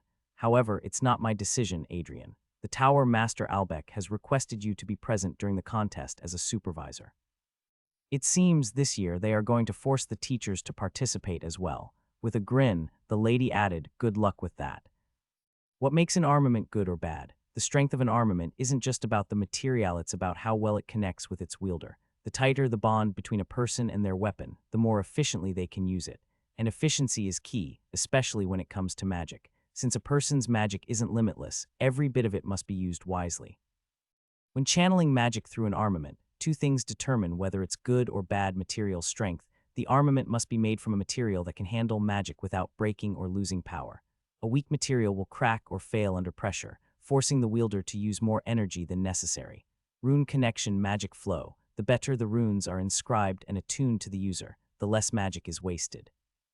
Poorly connected runes act like a leaky container, draining power before the spell can even take full form. Think of it like carrying water. If you pour 5 liters onto a flat plate, most of it will spill. But if you use a well-shaped bucket, you can carry all of it without waste. That's the difference between a bad armament and a good one. A well-made armament isn't just a weapon, it's an extension of its wielder, ensuring that every drop of magic is used to its fullest potential. And currently, Adrian was learning how to keep the knot tight. To form a perfect rune, one has to carefully assess them. A single wrongly tied thread could cause a severe backlash, especially if the thread is closer to subconscious. This subject of runesmithing was both interesting and dangerous. Although there was no runesmith who could tie the 5th thread, imagining it makes Adrian shudder. To knot the final thread, you have to connect to the gate that connects the subconscious and conscious mind of a person. When a runesmith is connected so deeply with a person, the person can't do anything to defend themselves, and the runesmith can easily break them mentally. They can do anything with the person run unfamiliar magic inside their head, which would overload their mind, or maybe damage the gate that transfers the thought from the head to the armament. To connect the 5th thread, the runesmith and the target have to trust each other blindly. Adrian breathed a long sigh. Well, his focus was on the 2nd thread right now, the 2nd step to becoming a true runesmith. The 2nd thread is much more complicated since this one involves reading the magic roots of a person. There are several nodes or pores, if you may, that provides magic to the armament. After assessing where the magic pores are, the runesmith forms runes that attract magic from each node equally rather than allowing a single pore to channel all the magic. This process can be slightly intimate since magic nodes can be present anywhere. That's why, unless you trust the runesmith, you won't be able to allow them to for the 2nd thread. Adrian was learning how to assess the nodes. He has to pour his magic through his inscribing brush over the target's whole body. After that, they would feel which point is reacting violently, and based on the assessment, the runes are written on the armament. So the key points are. Adrian returned to his office after his 4-hour-long learning session in the time chamber. The more he learned, the more he craved. Maybe because it was his only lifeline to survive in this world, Adrian was loving runesmithing more and more. It felt as if he knew all of it already but was just revising it. After all, understanding a whole new concept by just reading about it in a book sounds absurd. Let's see. Adrian pulled out his runic pencil and drew the 4 basic element runes in the air. He already knew his affinity, but just to recheck if his memories were serving him right, he drew the runes. And as he thought, the water element shone brightly in his presence. Water element, huh? Aren't there very less offensive spells with this affinity? Water can be regarded as the weakest element out of the 6. However, Adrian knew if he could build an armament up to the 3rd thread, he would be able to utilize some decent level of sorcery. For now, he was focused on learning the 2nd thread while using the experimental dummy provided in the time chamber. I think I should eat something. With that thought, Adrian rose from his seat, when suddenly, knock. Hearing the knock, Adrian heaved a weary sigh. Exactly who needs his help this early morning time inside the time chamber isn't tangible to the real world. Come in, he said reluctantly and sat back down. From the other side, a certain black-haired male walked in. Good morning, Professor, he said as he approached the table. Adrian's brows creased slightly upon seeing the protagonist here as he asked, "What happened, Student Alan?" For some reason, Adrian believed that it was related to either Olivia or Sylvia. And just as he guessed, can I dare ask what conversation you and Olivia had yesterday? I know I shouldn't be crossing my boundaries, but since yesterday, Olivia hasn't stepped out of her room, nor is she responding to my calls. Adrian leaned back in his seat as he said, I assume you should already be aware of the discussion we had yesterday. After all, student Olivia shared everything with you, no? There was no mockery in his voice. He was just baffled that Alan had to come here to ask him what Olivia had talked to Adrian yesterday. Wasn't he the one who encouraged her? Alan cleaned his fists under the table as he muttered in a heavy tone, I know she must have discussed the annulment, but what did you tell her that she is refusing to respond? Adrian sighed. Look, student Alan, I know you care about her, however, for her sake, you shouldn't disturb others. I just agreed to her wish to break this engagement and told her the truth about my feelings, that's it. Now, whatever Olivia does, it doesn't concern me. He intentionally called her Olivia and didn't add student before her name since, as her ex-fiancé, he held no obligation toward her anymore. Alan released a heavy breath before muttering, I understand. Sorry for disturbing you, Professor. Leaving those words, the boy got up and walked out of the room. Sensing displeasure for him didn't affect Adrian. He never hoped good relationship with Alan. He just wanted to live his life and allow Alan to do his things. The only link that connected them, Olivia, was now out of the way, so Adrian was hoping that they could respect each other's boundaries. I should get prepared. In the evening, he would meet his bodyguard and leave for his hometown. The family drama awaits. The relationship with the protagonist might be a little rocky in this one. Drop a comment. In the evening, Adrian met the person who would be protecting him for the next 2 days. Nice to meet you, Miss Eve. It was a red-haired woman in her 20s, perhaps. Clad in sleeveless armor that showcased her toned muscles and battle-worn scars, she carried a striking, almost rugged allure. Her fiery red eyes burned with intensity, and her sharp features only added to her untamed beauty, fierce, unyielding, and effortlessly captivating. I was requested to be an escort, she said in a flat tone as she remained standing before the table. A straightforward personality, huh? Well, Adrian appreciates it. Yes, you need to be my guard until I return to the academy. I think you must have already had a talk with headmistress Ariana about the pay. Yes, it'd be 700 a day. Adrian raised his brows. That's quite less than what he heard. Would you mind if I ask for your warden ID card? The woman might have read his thoughts as her eyes narrowed. However, she didn't say anything, even though she seemed inclined to, and handed him her hunting ID. Adrian assessed the ID and was surprised to find her rank. You are at 77 rank, that's impressive. Adrian complimented. Yes, the only reason I am charging you so little is because Ariana is my ex-senior, she clarified. Adrian hummed. That explains. He handed the ID back to her before asking her, so shall we leave right away? The woman remained silent, which was taken as a yes by Adrian as he got up from his seat. He has already hired a carriage and a driver to drive him back home. The total money he would be spending on this trip was about 2,000 gold coins. Too much, but there was no other option. As he stepped into the hall, Eve began following him. There were several students who came across them and greeted Adrian as they usually do. Eve noticed that the most enthusiastic ones were the little girls, who stopped in their tracks to greet the teacher. Their giggling and the sighs of admiration made it clear that Adrian was popular in the academy. Well, he has the looks, but without strength it means nothing. Oh, hello, Miss Sylvie. Adrian nearly bumped into a girl with wavy blonde hair. She visibly shivered upon coming across the male. Blonde hair, those eyes, that name, and student of the Runebound. She discerned her identity soon and also stepped forward and greeted her. Good evening, Your Highness. Sylvie narrowed her eyes at the woman before she reflexively asked, Who are you? Eve opened her mouth to say something, but she's my friend. We are going for a casual outing. Okay then, student. Without another word, Adrian pulled Eve away from the princess, leaving a shocked Sylvie behind. Why did you lie? Eve asked in a tone that barely hid her annoyance. I don't want anyone to know that you would be working as my guard. He simply told her without further explaining. The truth was, Adrian knew how far his family could go. If they get to know that Adrian is bringing a warden as security, they will also prepare accordingly. They don't want to lose control over Adrian, and considering Sylvie's grudge against him, he knew she might inform his family. On the other hand, Eve felt that the man was spouting nonsense. He just didn't want to embarrass himself in front of the princess by declaring that he needed a guard just because he was a weakling. I heard he is a failure as a runesmith as well. She scoffed inwardly. Soon they reached the front gate of the academy. The academy was quite vast, that's why it took them 10 minutes to reach the exit. A black carriage, not too fancy, with 4 wheels and tied to 2 horses, could be seen.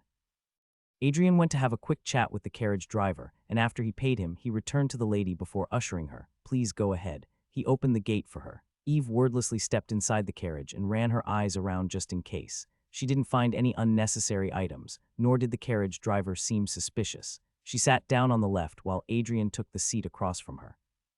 Since there was not much leg space and Adrian had really long legs, he shifted to the front end of the carriage and gave her the space.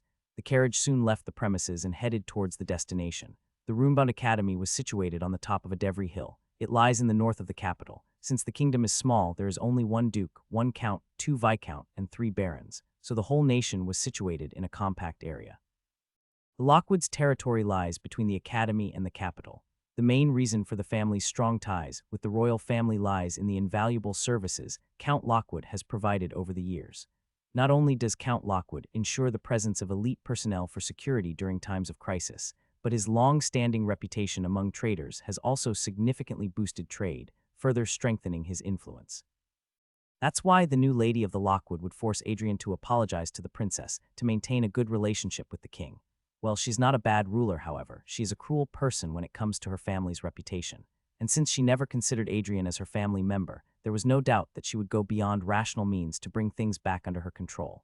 What are you doing? Hearing Eve's voice, Adrian broke out of his daze and realized he was drawing runes in the air. And the astonishing part, he was not using his magical tool but his finger. I got distracted, he said, but just when he was about to dispel it, he found the flame rune reacting violently to the girl. You have fire affinity. Eve narrowed her eyes, but her head nodded in agreement. Adrian hummed as he took out a wooden spoon from his bag before he asked, What weapon do you use? Eve took out a dagger from the side of her waist. Adrian nodded as he inscribed runes on the spoon casually. He didn't know why, but inscribing runes seemed fun to him. Maybe because he merged with the real Adrian, he feels so relaxed when his fingers continue to move, and his mind is focused on runes. Eve was looking at him with a blank expression. She couldn't discern what was going on in his mind. It was then. Boom. An explosion shook the surface, making Eve and Adrian hold their seats to prevent their fall. Eve instantly looked out of the window, and her eyes widened upon seeing a cloaked figure approaching them. It was an evil god believer. The story might feel slow in the beginning. I am trying to build the world.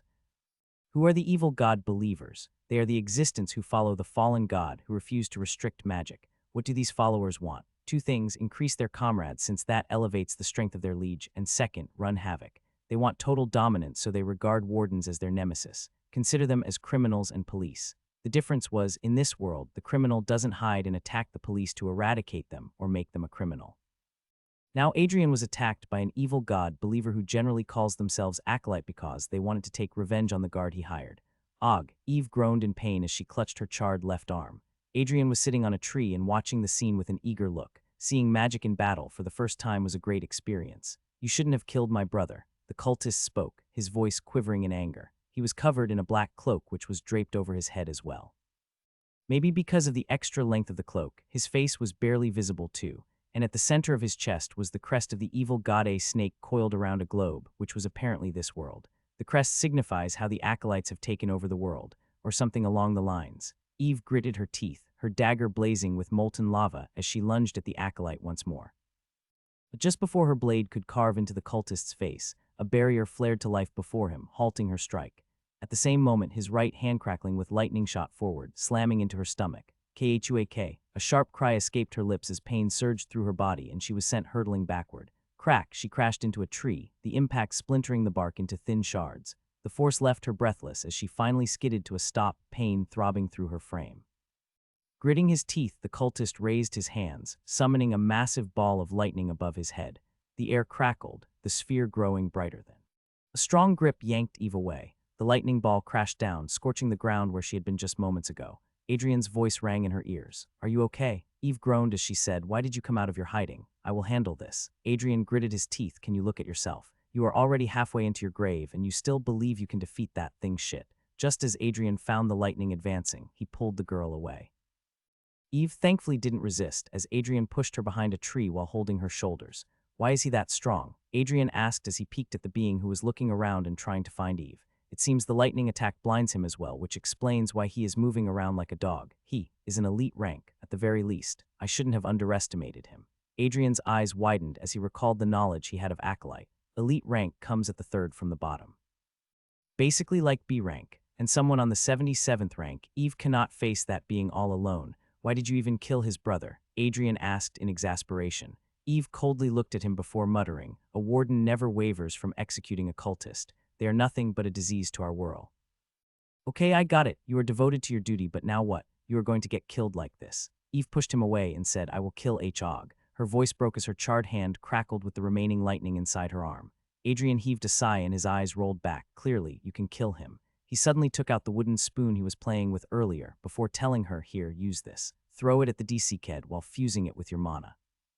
Eve blinked in surprise as she found herself holding the spoon. Her lips curled in annoyance. Yeah, sure. She was about to toss it aside when.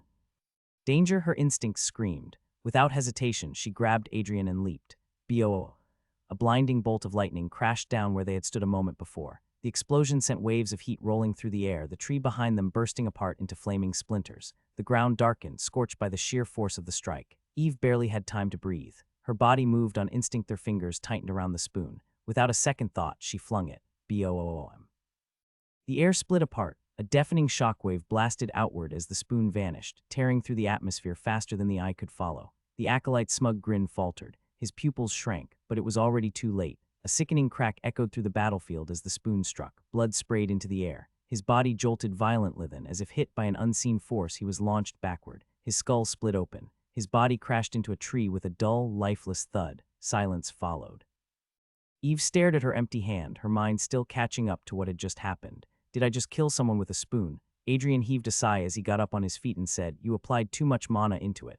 But well, since it worked for us, let's not dwell on it. He extended his hand toward Eve. The redhead looked at her hand, then back at the lifeless corpse. The spoon has disappeared and turned into dust. However, even without any evidence, she knew what killed the acolyte was the spoon on which he engraved the runes.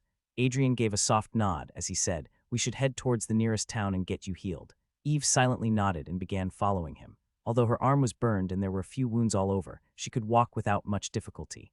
Adrian was thankful that the nearest town was only a few hundred meters away, otherwise it would have been quite tiresome. The carriage was destroyed and the carriage driver was killed. Rest in peace. He was walking silently when suddenly he heard the lady saying, "Hey, you don't need to pay me anymore, and if you want I can pay you a few thousand." Inching closer to him, she said just, "Please create an armament for me." Looking at those puppy eyes and slightly parted lips that gave a very eotic look to the woman, Adrian was rendered speechless. Where did the tsundere warrior go? Inside the Grand Lockwood mansion, Lady Melissa Lockwood was entertaining an unexpected guest. This impromptu meeting had been called by Viscount Victor Duskbeneth, father of Olivia. In the lavish reception hall, apart from the main parties involved, Melissa's elder son, Ryan, lounged on a velvet sofa, idly twirling his dagger between his fingers. His posture was casual, but his sharp eyes flickered with interest. The air in the room was heavy with unspoken tension, and the green-haired Viscount's anxious demeanor only made it worse.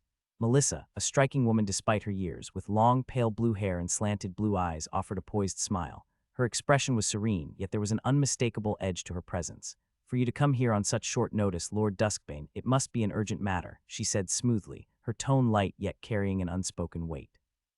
Victor flinched slightly, searching her face for any hint of whether she already knew the purpose of his visit. But few in this world could read Melissa Lockwood. Her expression was the perfect mask of nobility, a practiced, impenetrable smile that never faltered. Realizing hesitation would only make matters worse, Victor took a breath and spoke plainly. "Madame Lockwood, I have come to formally request the annulment of Olivia's engagement to Adrian." Ryan's dagger stilled between his fingers. His lips curled in amusement as he leaned forward, eyes gleaming with barely contained mirth. Melissa's gaze narrowed slightly before she asked, still as composed as ever, "May I know the reason for such an abrupt and unannounced decision?" She had not raised her voice, yet Victor felt the cold edge in her words. It was not simply a question, it was a reminder. To have a proposal rejected, especially by someone of lower rank, was an insult. But for Victor, nothing mattered more than his daughter's happiness. He steeled himself and answered, "Olivia is not content with this arrangement. She believes Adrian, too, would not be comfortable with."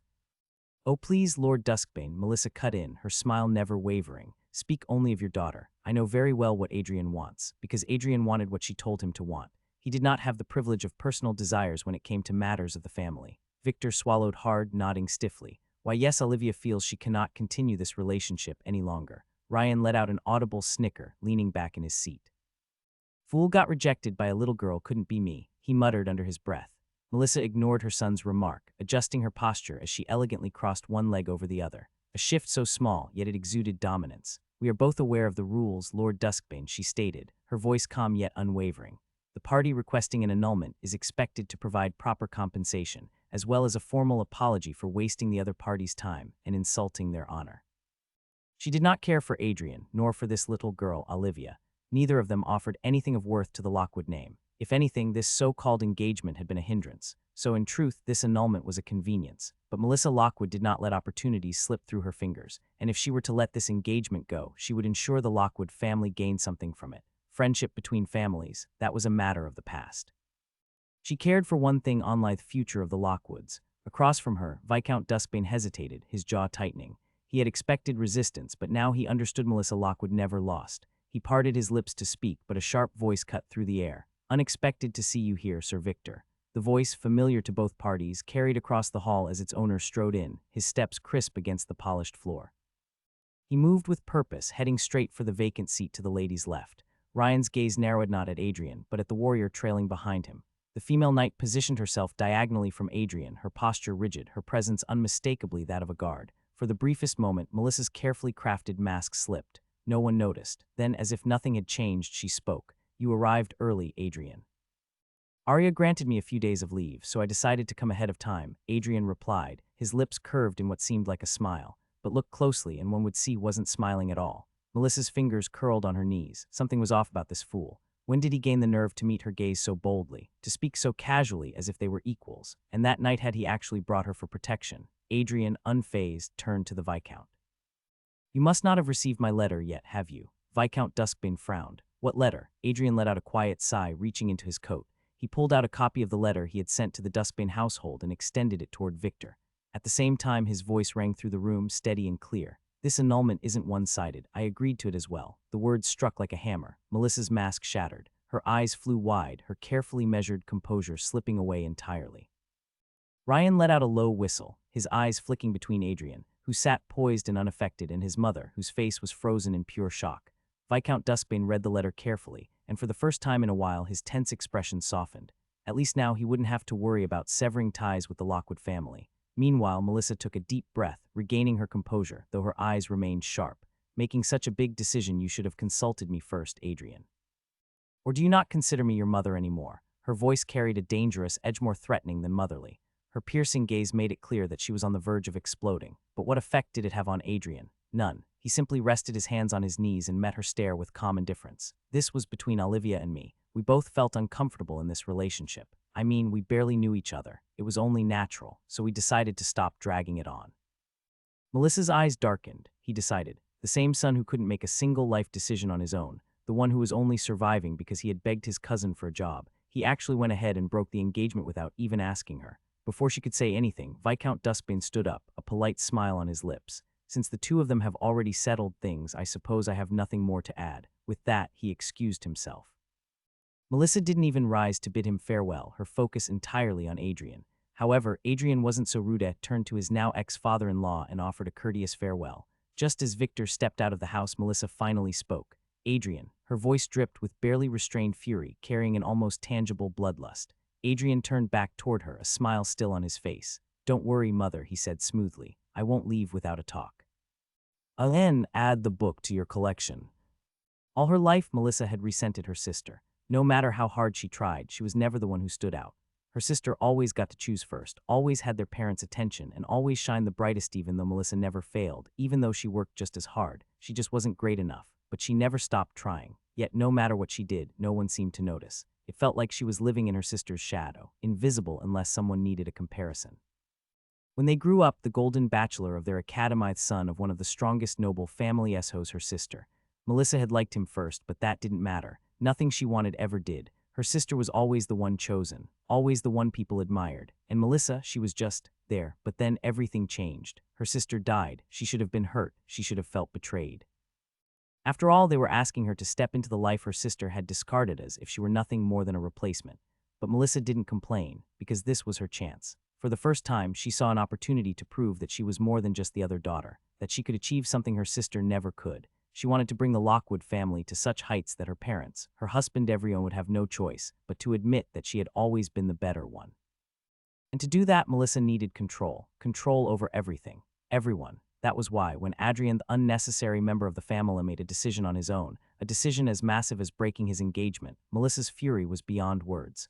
It was never your decision to get her engaged, so how dare you break it? Melissa's voice dripped with venom, each word laced with barely contained fury. The atmosphere in the reception hall was thick with tension. All eyes were on Melissa as she glared daggers at Adrian, her presence suffocating, her anger palpable. Ryan, sensing the storm brewing, chose to remain in his seat. This was bound to be interesting. Adrian let out a slow sigh. Do I need to repeat myself? This was between me. Shut up, Melissa cut him off, her voice echoing through the hall. You have no right to choose for yourself. You're just a leech feeding off the Lockwood family. You will do as I say. Gone was the mask of forced politeness. Melissa's eyes were wide with frustration, her entire demeanor radiating dominance. She was used to control. She thrived on it, and Adrian defying her was unacceptable. But Adrian, he remained seated, utterly unfazed. The old hymned one who had once cowered under her authority might have been trembling by now. But this Adrian, the one who had dealt with furious customers in call centers, who had endured endless tirades from people far more terrifying than her, he didn't even blink. Instead, he met her glare with calm indifference and said, leeching benefits, you say. Have you forgotten that the patriarch of this family is still my father? If anything, it's you, the replacement, who's clinging to this family for survival. Ryan's enraged voice cut through the air like a blade. You a hole. With fire in his eyes, he lunged, knife flashing as it aimed straight for Adrian's eye, a fatal strike. But before it could land, clang! A dagger intercepted the attack with precise timing, the force sending a harsh vibration up Ryan's arm. Before he could react, another smooth, practiced motion followed. A dagger twisted around the knife, hooked it cleanly, and ripped it from his grasp. Adrian caught the airborne blade effortlessly. The redhead warrior gave a curt nod before stepping back into her previous stance as if nothing had happened. Ryan, however, stood frozen, caught between disbelief and fury. By now, Melissa had stepped forward, her sharp eyes darting between them. Instead of lashing out, she grabbed Ryan and forced him back into his seat. Then she turned her wrath toward Adrian. Her gaze burned with loathing. That smug expression of his it was the same as his mother's. You think hiding behind someone else is an act of bravery? She spat, her voice shaking with barely restrained anger, something to expect from Amanda's son. Adrian let out a slow, deliberate sigh, rolling his eyes. "Ah, so now we're resorting to that," he said dryly. "Trying to provoke me like a child throwing a tantrum. Tell me, Melissa, is this what happens when someone spends their whole life being second place?" Melissa's complexion changed. Her fists clenched and her eyes widened. She has never felt this much anger in a long time, such daring just because he has a single warden by his side. "Are you tired of living, or do you just blindly trust that woman?" Melissa asked, her brows furrowing. Adrian shrugged. "I know you can't kill me while I'm here, so why don't we sit down and talk like adults? I admit I provoked you, but you started it. Besides, I came here to settle things." Melissa remained standing, her arms crossed. "Settle what? And let's not pretend this was your idea. I summoned you." Adrian sighed, exhausted by the illusion she had built around herself that everything revolved around her. Still, he got to the point. "I know you hate me because of my mother, and to be honest, I don't like you much either. So why don't we drop the act of being a good family?" Melissa frowned, but this time it wasn't anger, it was something closer to contemplation. "What are you getting at?" Adrian leaned back slightly. "You have the perfect excuse to get rid of me. If you erase my name from the Lockwood family, no one will blame you. It'll actually strengthen your ties with the royal family, and since most people think I'm a fraud anyway, they won't question it." Melissa raised an eyebrow. "Aren't you?" she mocked. Adrian chuckled. "You'll hear the truth soon enough." Then in a calm, measured voice, he continued, "I'm willing to be disowned. I won't ask for inheritance, and I won't show up when it's time for ascension. If you want, I'll even sign a contract." Melissa's fingers twitched. What is he planning? He won't fight for the throne. Her greatest concern had always been the Count's fondness for Adrian. If Adrian willingly stepped away, the Count would have no choice but to move on.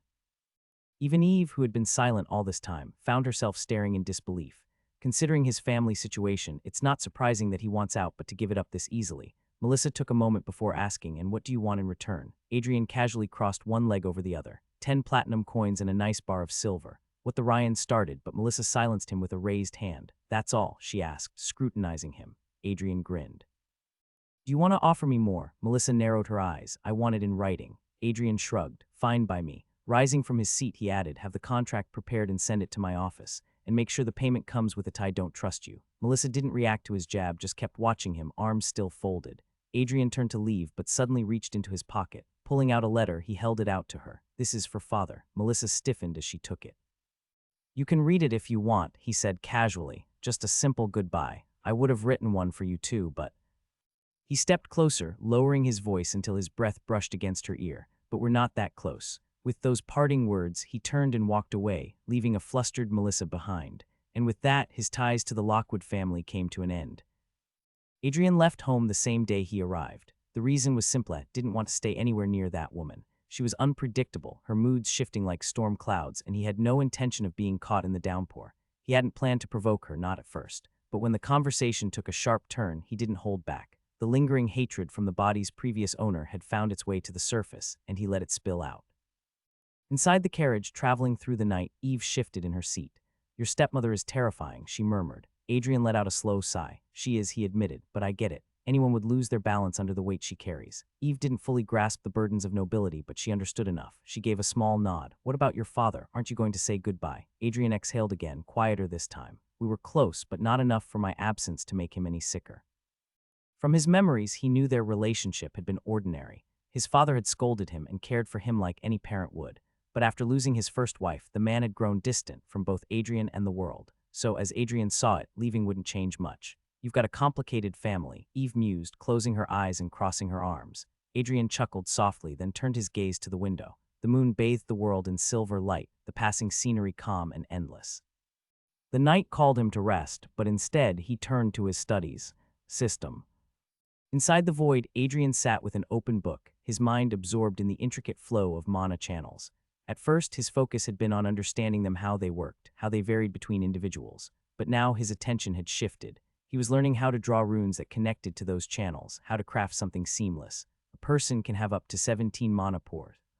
The more pores someone had, the harder it was to create a stable rune. Each pore required a connection, like drawing a bridge between the body's magic and the weapon it powered. And that bridge had to be strong. If the link was weak and the warrior was powerful, the connection could snap. The magic would bleed out into the air, wasted. For most, that might not sound too dangerous. People had more than enough mana to spare. But if the flow became unstable, if too much was lost too quickly, they could spiral out of control, draining themselves dry before they even realized what was happening. It was like pouring oil from a jar into a pot using a funnel. If the funnel was intact, everything flowed smoothly. But if it was broken, the oil would spill onto the ground, wasted. And by the time you noticed, the jar would already be empty. That was the risk. It was dangerous, unforgiving, and it required absolute control. Plus 20 EXP for grasping the essence of the second thread. The familiar chime rang in his ears, pulling him out of his concentration. Adrian let out a slow breath, closed the book, and lay down on the ground, using his arms as a makeshift pillow. His gaze drifted into the endless void above him. System, you need me to master all 5 threads, right? Why? To make the host a full-fledged runesmith. Right, but let's be real, runesmithing alone won't keep me alive in this world. If a monster appears, I can't exactly start drawing runes mid-battle and hope it forgives me because of my brilliance. The system fell silent. It understood his point. Runesmithing was valuable. It was a skill that could make him wealthy, respected, and influential. But when real danger struck, like the acolyte from before, wealth and knowledge wouldn't be enough. At some point, no amount of gold or expertise would save him. It would all come down to his own strength. Does the host wish to acquire information about the feature he will unlock in the future? Price, 100 EXP. YN. Adrian raised an eyebrow. This is new. Is it a feature that will help me grow stronger? The system remained silent, the glowing screen unwavering in its prompt. It was a simple choice, spend 100 EXP or ignore it. Adrian hesitated for only a moment. He was already gaining experience points while learning runesmithing. Spending a bit wouldn't hurt. Yes, command accepted. The cross-dimension chat group allows the host to interact with beings from various worlds and trade with them. The host may exchange armaments for currency or knowledge. Adrian blinked, reading the message twice. A trading network across multiple worlds. You're telling me I can trade my rune-forged weapons for money or knowledge, even combat knowledge. Indeed, host. Your customers may range from merchants to weaponsmiths, from prisoners to wardens. Adrian grinned. Now this is interesting. If he could connect with powerful warriors, he could learn from them, maybe even acquire magical tools to aid his growth. This could be really useful, he muttered before grabbing his book again. He needed to master the second thread as soon as possible. More runes meant better weapons. More weapons meant more experience, and more experience meant more power. Before long, Adrian was forcefully ejected from the time chamber. The moment he hit the real world, exhaustion took over. His mind, drained from hours of intense focus, shut down the moment he settled inside the carriage. Hey, wake up! A gentle tug pulled him from unconsciousness. No. Adrian frowned in his sleep, his body resisting as he sluggishly opened his eyes, letting the morning light ease into his vision. Eve stood beside him, arms crossed. Did we arrive? He rubbed his temples, forcing himself to sit upright and stretch. Eve nodded. Yeah, the carriage driver's fuming, so we should probably go. Adrian exhaled through his nose before peeking outside. Sure enough, the driver stood by the carriage, his arms crossed and grumbling under his breath. Shaking his head, Adrian climbed out. Approaching the man, he handed him the promised payment. Then, before the driver could even utter a complaint, Adrian slipped 10 extra gold coins into his palm. The driver blinked at the unexpected generosity, his earlier frustration melting into a satisfied nod. With that settled, Adrian turned to Eve. Give me your dagger. Surprised, she quickly pulled it from its sheath and handed it over. Adrian barely registered her flustered expression as he worked. His fingers traced runes through the air, refining them, adjusting to her magical affinity. Once satisfied, he engraved the final rune onto the blade and handed it back. It's done, Eve stammered, staring at the weapon in disbelief. Eve's eyes widened. She immediately shook her head. I can't accept. Just keep it, Adrian interrupted, his tone firm, or I won't ask for your help next time. Eve clamped her mouth shut. For a long moment she hesitated, then silently accepted the pouch. Adrian's grin returned. Good girl. Taking a step back, he gave her a casual wave. See you later, lady. And with that, he turned and walked away. Olivia hasn't been feeling well lately. Racked with guilt, she'd locked herself in her room, refusing to step out for an entire day. It wasn't until the dormitory supervisor came knocking that she was finally forced out. The woman didn't say a word, just opened the door and dragged Olivia out without a trace of sympathy. She was heartless. Now, Olivia was walking down the hallway with Alan, heading to the cafeteria for breakfast. The silence between them was heavy. You really don't care about me, do you? Alan said out of nowhere, his voice low but clear. The word stopped Olivia in her tracks. Her eyes were still a little swollen from crying the night before. She looked at him with surprise and whispered, why would you say that? You knew locking yourself away would worry me. But you still did it, he said, his shoulders sagging. Did I really mean so little to you? Olivia stopped walking completely. Her hands trembled slightly, and tears began to fill her eyes again. She shook her head slowly. That, Alan, I didn't know how to face anyone. Not you, not anyone. It felt like the world shifted under my feet. I just needed some time to breathe, to think.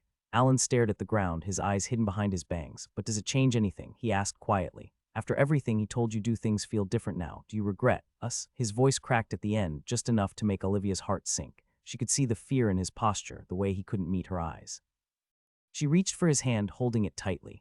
No, Alan, nothing's changed. Yes, Adrian's words shook me, but they don't erase what you mean to me. I still like you. I won't regret what we've been through together. Not ever. That was the truth. Adrian's confession had been unexpected, sure, but it didn't change the fact that Alan had been the one who stood by her, held her together when she was falling apart, and made her feel like she mattered. Alan let out a long, shaky breath. He was about to suggest they get something warm to eat and settle their hearts over breakfast, when someone appeared around the corner of the hallway, stopping in his tracks as soon as he saw them. It was Adrian. His eyes went towards their connected hands, but then he smiled and said, "Morning." It was an awkward situation since they had recently broken off, and Olivia was wandering with Alan while holding hands. Adrian didn't want to make things harder for them, so he kept his voice calm and clear. "I met your father recently," and handed him the annulment notice. "So you don't need to worry anymore." Olivia's heart skipped a beat. She opened her mouth, wanting to say something, but Adrian had already stepped past them, walking away without looking back. She watched his figure grow smaller in the distance, then quietly sighed. Alan, standing beside her, tilted his head slightly. He's unnaturally considerate. Olivia let out a small hum in agreement, not revealing the full story. She hadn't told Alan about the compensation Adrian asked for. That was probably why he still had such a positive image of him. Still, even with the compensation, Olivia thought, there's no denying that Adrian is a kind man. Two of them spent some peaceful time in the cafeteria afterward, the atmosphere light and comfortable. Laughter wasn't constant, but it was genuine. It felt like a little pocket of normalcy. Eventually, they returned to their own rooms. Alan stopped just outside his door, hands resting on his hips. He stood still for a moment, letting the silence settle around him. He thought of Olivia. She was smiling again, being herself again, and that was a good thing. After all, I need her for my plan. Adrian didn't go to his office right away, rather. He advanced toward the headmistress' office. Knock. "Come in," she said almost right away. Adrian unlocked the door and stepped inside and instantly frowned upon smelling the awful scent of cigarettes. "Why are you smoking early in the morning?" Ariana didn't look up from the document she was reviewing. Her pen moved with practiced ease as she said, "It helps me stay focused." "Anyway, how did it go?" She finally closed the file and gestured for him to sit down. Adrian took the seat, his tone calm but laced with quiet weight. "It went better than I expected. I broke off all ties with the Lockwood family in exchange for a few coins." Ariana already knew the reason behind the meeting, had told her beforehand, and truthfully, she had supported his decision. The lady of the Lockwood house had long been scheming to keep Adrian under her control, and when the time came for succession, she wouldn't have hesitated to do something drastic to eliminate him. Walking away had been the safest option. Even so, a faint sadness lingered in her voice as she spoke. "You do realize you've made yourself an orphan now, right? I know how much you loved your father, so don't pretend this doesn't affect you." Adrian let out a long, quiet sigh. "Between my life and my bond with him, of course I chose my life," he said softly. "Lady Melissa would have gone to any length to get rid of me, so I just stepped aside and made it easier for her. No one got hurt." Ariana leaned back in her chair, watching him closely. His voice was steady, his posture relaxed, but she could still sense it. That flicker of pain buried under all the reasoning, and somehow that made her respect him even more. Shaking her head, she informed him, "I have prepared the material you need and transported them to the workshop. You can start today if you want." Although he carried the tag of failure, until recently there was no denying that her cousin loved runesmithing. That's why she prepared things early so he could engage himself in the work. "Hey, can I get a personal workshop?" Adrian asked in hesitation. Ariana frowned. "Why do you need personal space? You are not supplying weapons to the mafia, right?" "Really? That's the first thought you had?" Shaking his head with an exasperated sigh seeping through his lips, he added, "As you heard from the tower members, I have a different and unique way of runesmithing. That's why I don't want to reveal it to others until I master it." Ariana was still unsure of his reason, but since Adrian's growth would help him in the academy, she didn't ask him anything further and said, "I will have it prepared by this evening. However, I will come to check on you regularly." Adrian shrugged. "If it's you, I don't mind." Ariana flinched at those words as she lowered her head. It was then knock. "It's me, headmistress." Hearing the familiar voice, Ariana told her to step inside. From the other side, the administrative chief walked in with a worried visage as she informed headmistress, "The Royal Highness has arrived at the academy." "The prince?" she asked with her brows elevated and got a nod in response. Ariana threw away the remaining cigarette and said, "Okay, send him in a 5-minute." No, ma'am, he is here to meet Sir Adrian. Adrian was taken aback. What in the world does he want from him? 2 days ago. The capital of Velmora. In the heart of the palace, inside a grand conference room, several of the kingdom's top figures had gathered. The head advisor, the finance minister, the prime minister, the duke and the first prince were all present. At the head of the table sat King Godric Velmorin, the ruler of the land. They were here to discuss troubling news from beyond their borders. The prime minister, a man with short green hair and a long, drooping mustache, spoke first. His voice was calm, but there was a hint of unease beneath it. Lady Bella pushed the entire group of cultists gathering near our border into the wasteland and then wiped them all out. Prince Edward Velmorantal, sharp-featured, with golden hair and clear blue eyes, leaned forward slightly. Any casualties? He asked, even though he, like most in the room, already knew the answer. None, the prime minister replied, frowning. She handled everything alone. There was a moment of silence. The weight of that fact settled over them like a heavy fog. The prince broke it. His voice was steady, but there was tension in his words, a force that's strong without loyalty to anyone. That kind of freedom is dangerous. The savior mentioned earlier, Vanessa Van Quindle, didn't belong to any nation. She had never accepted citizenship, nor pledged loyalty to any flag. Of course, there was once a place she called Homia Nation by the Southern Sea.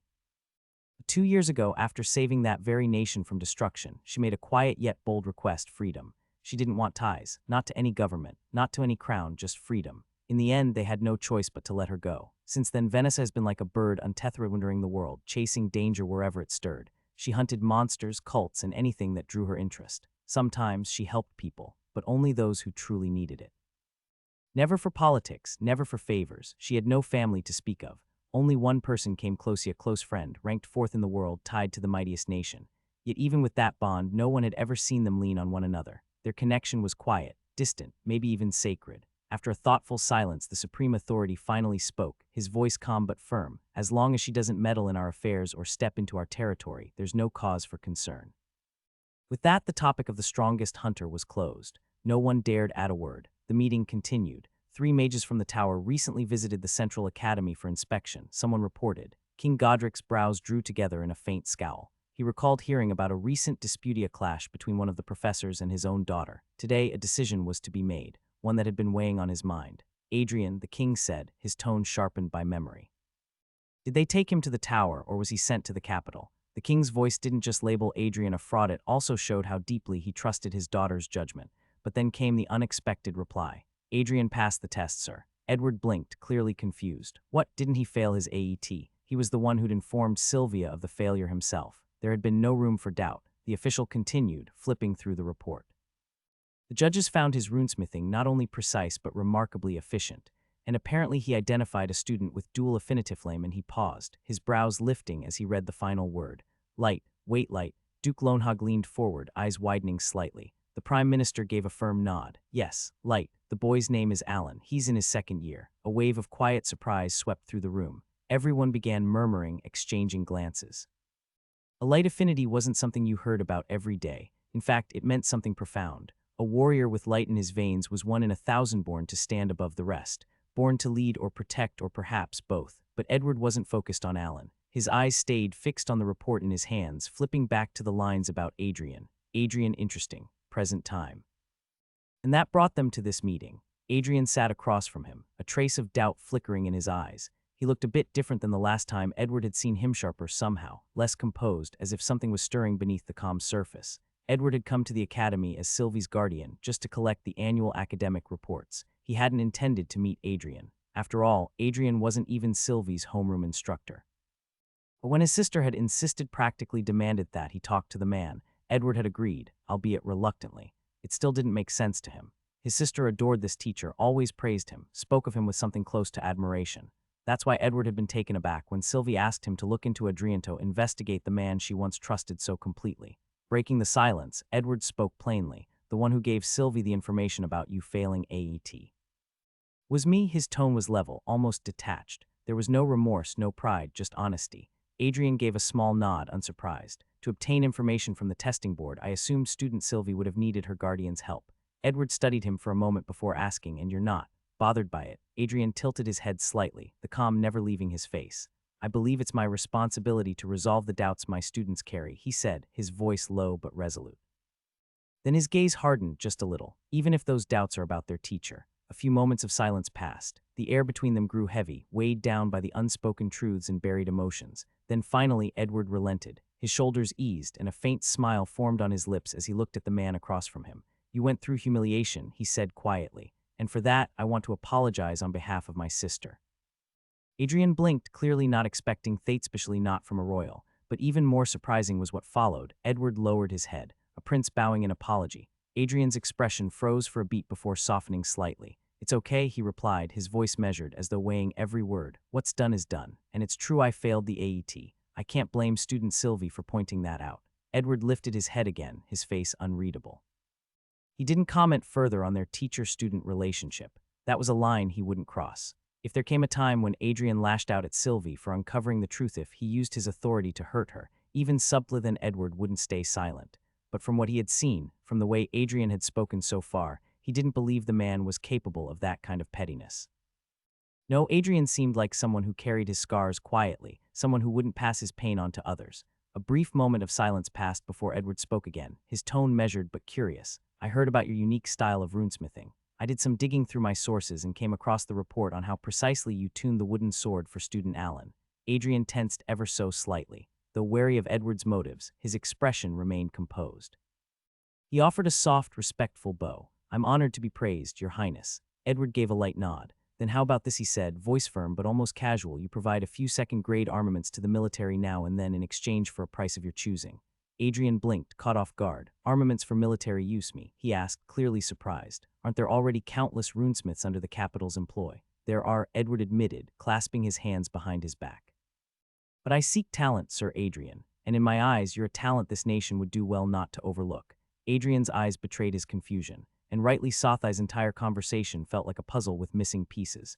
Why would the prince suddenly take an interest in his work? Why extend such an offer, and now of all times? Edward's lips curved into a thin smile. His gaze narrowed ever so slightly before he rose from his seat. "Take your time," he said, turning toward the door. "You can give me your answer after the arcane Anvil Cup. I expect your team's victory there." With that, he walked away, leaving behind a quietly stunned Adrian, still trying to make sense of everything. 3 days had passed. During those 3 days, Adrian did nothing but pour himself into mastering the second thread. Over 200 attempts and more than half had ended in failure. It was frustrating. It was mentally exhausting. It demanded his focus like nothing else, but he was having fun. So stopping wasn't even an option. Most runesmiths would be motivated by the end goal, creating better armaments, enhancing power, and gaining recognition. But Adrian, he loved the process. The way his fingers traced each rune with precision, the subtle evaluation of a target's energy flow, the quiet satisfaction of writing the perfect line in perfect sync with the wielder's nature. It was all so beautifully addicting. It felt just like solving a math problem after hours of effort, not by guessing, not by luck, but by finally adjusting your equation just right and watching the answer click into place.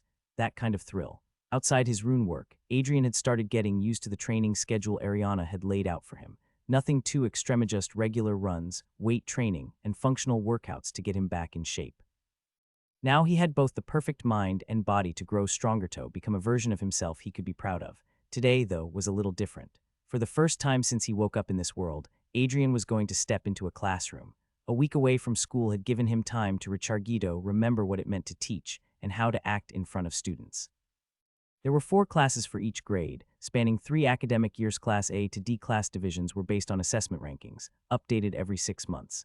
Adrian was the homeroom teacher for the 3rd year Class A, which frankly raised a few eyebrows. After all, how did an underqualified teacher get assigned to the best class of the highest year? Forced plot, probably, because Adrian wasn't just teaching one top class, was teaching all of them.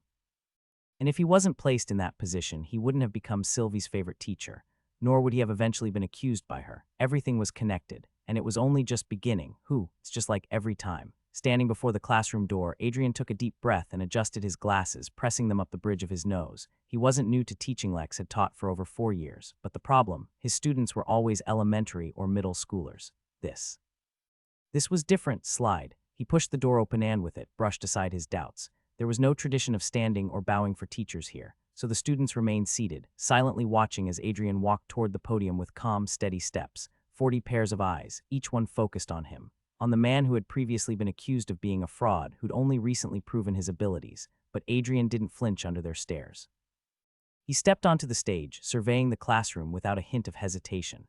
The benches were arranged in an ascending inclinature. Every student had a clear view of the front. 3 blackboards covered the wall behind him, and a wooden bookshelf stood to the podium's right, stocked with spare books and materials.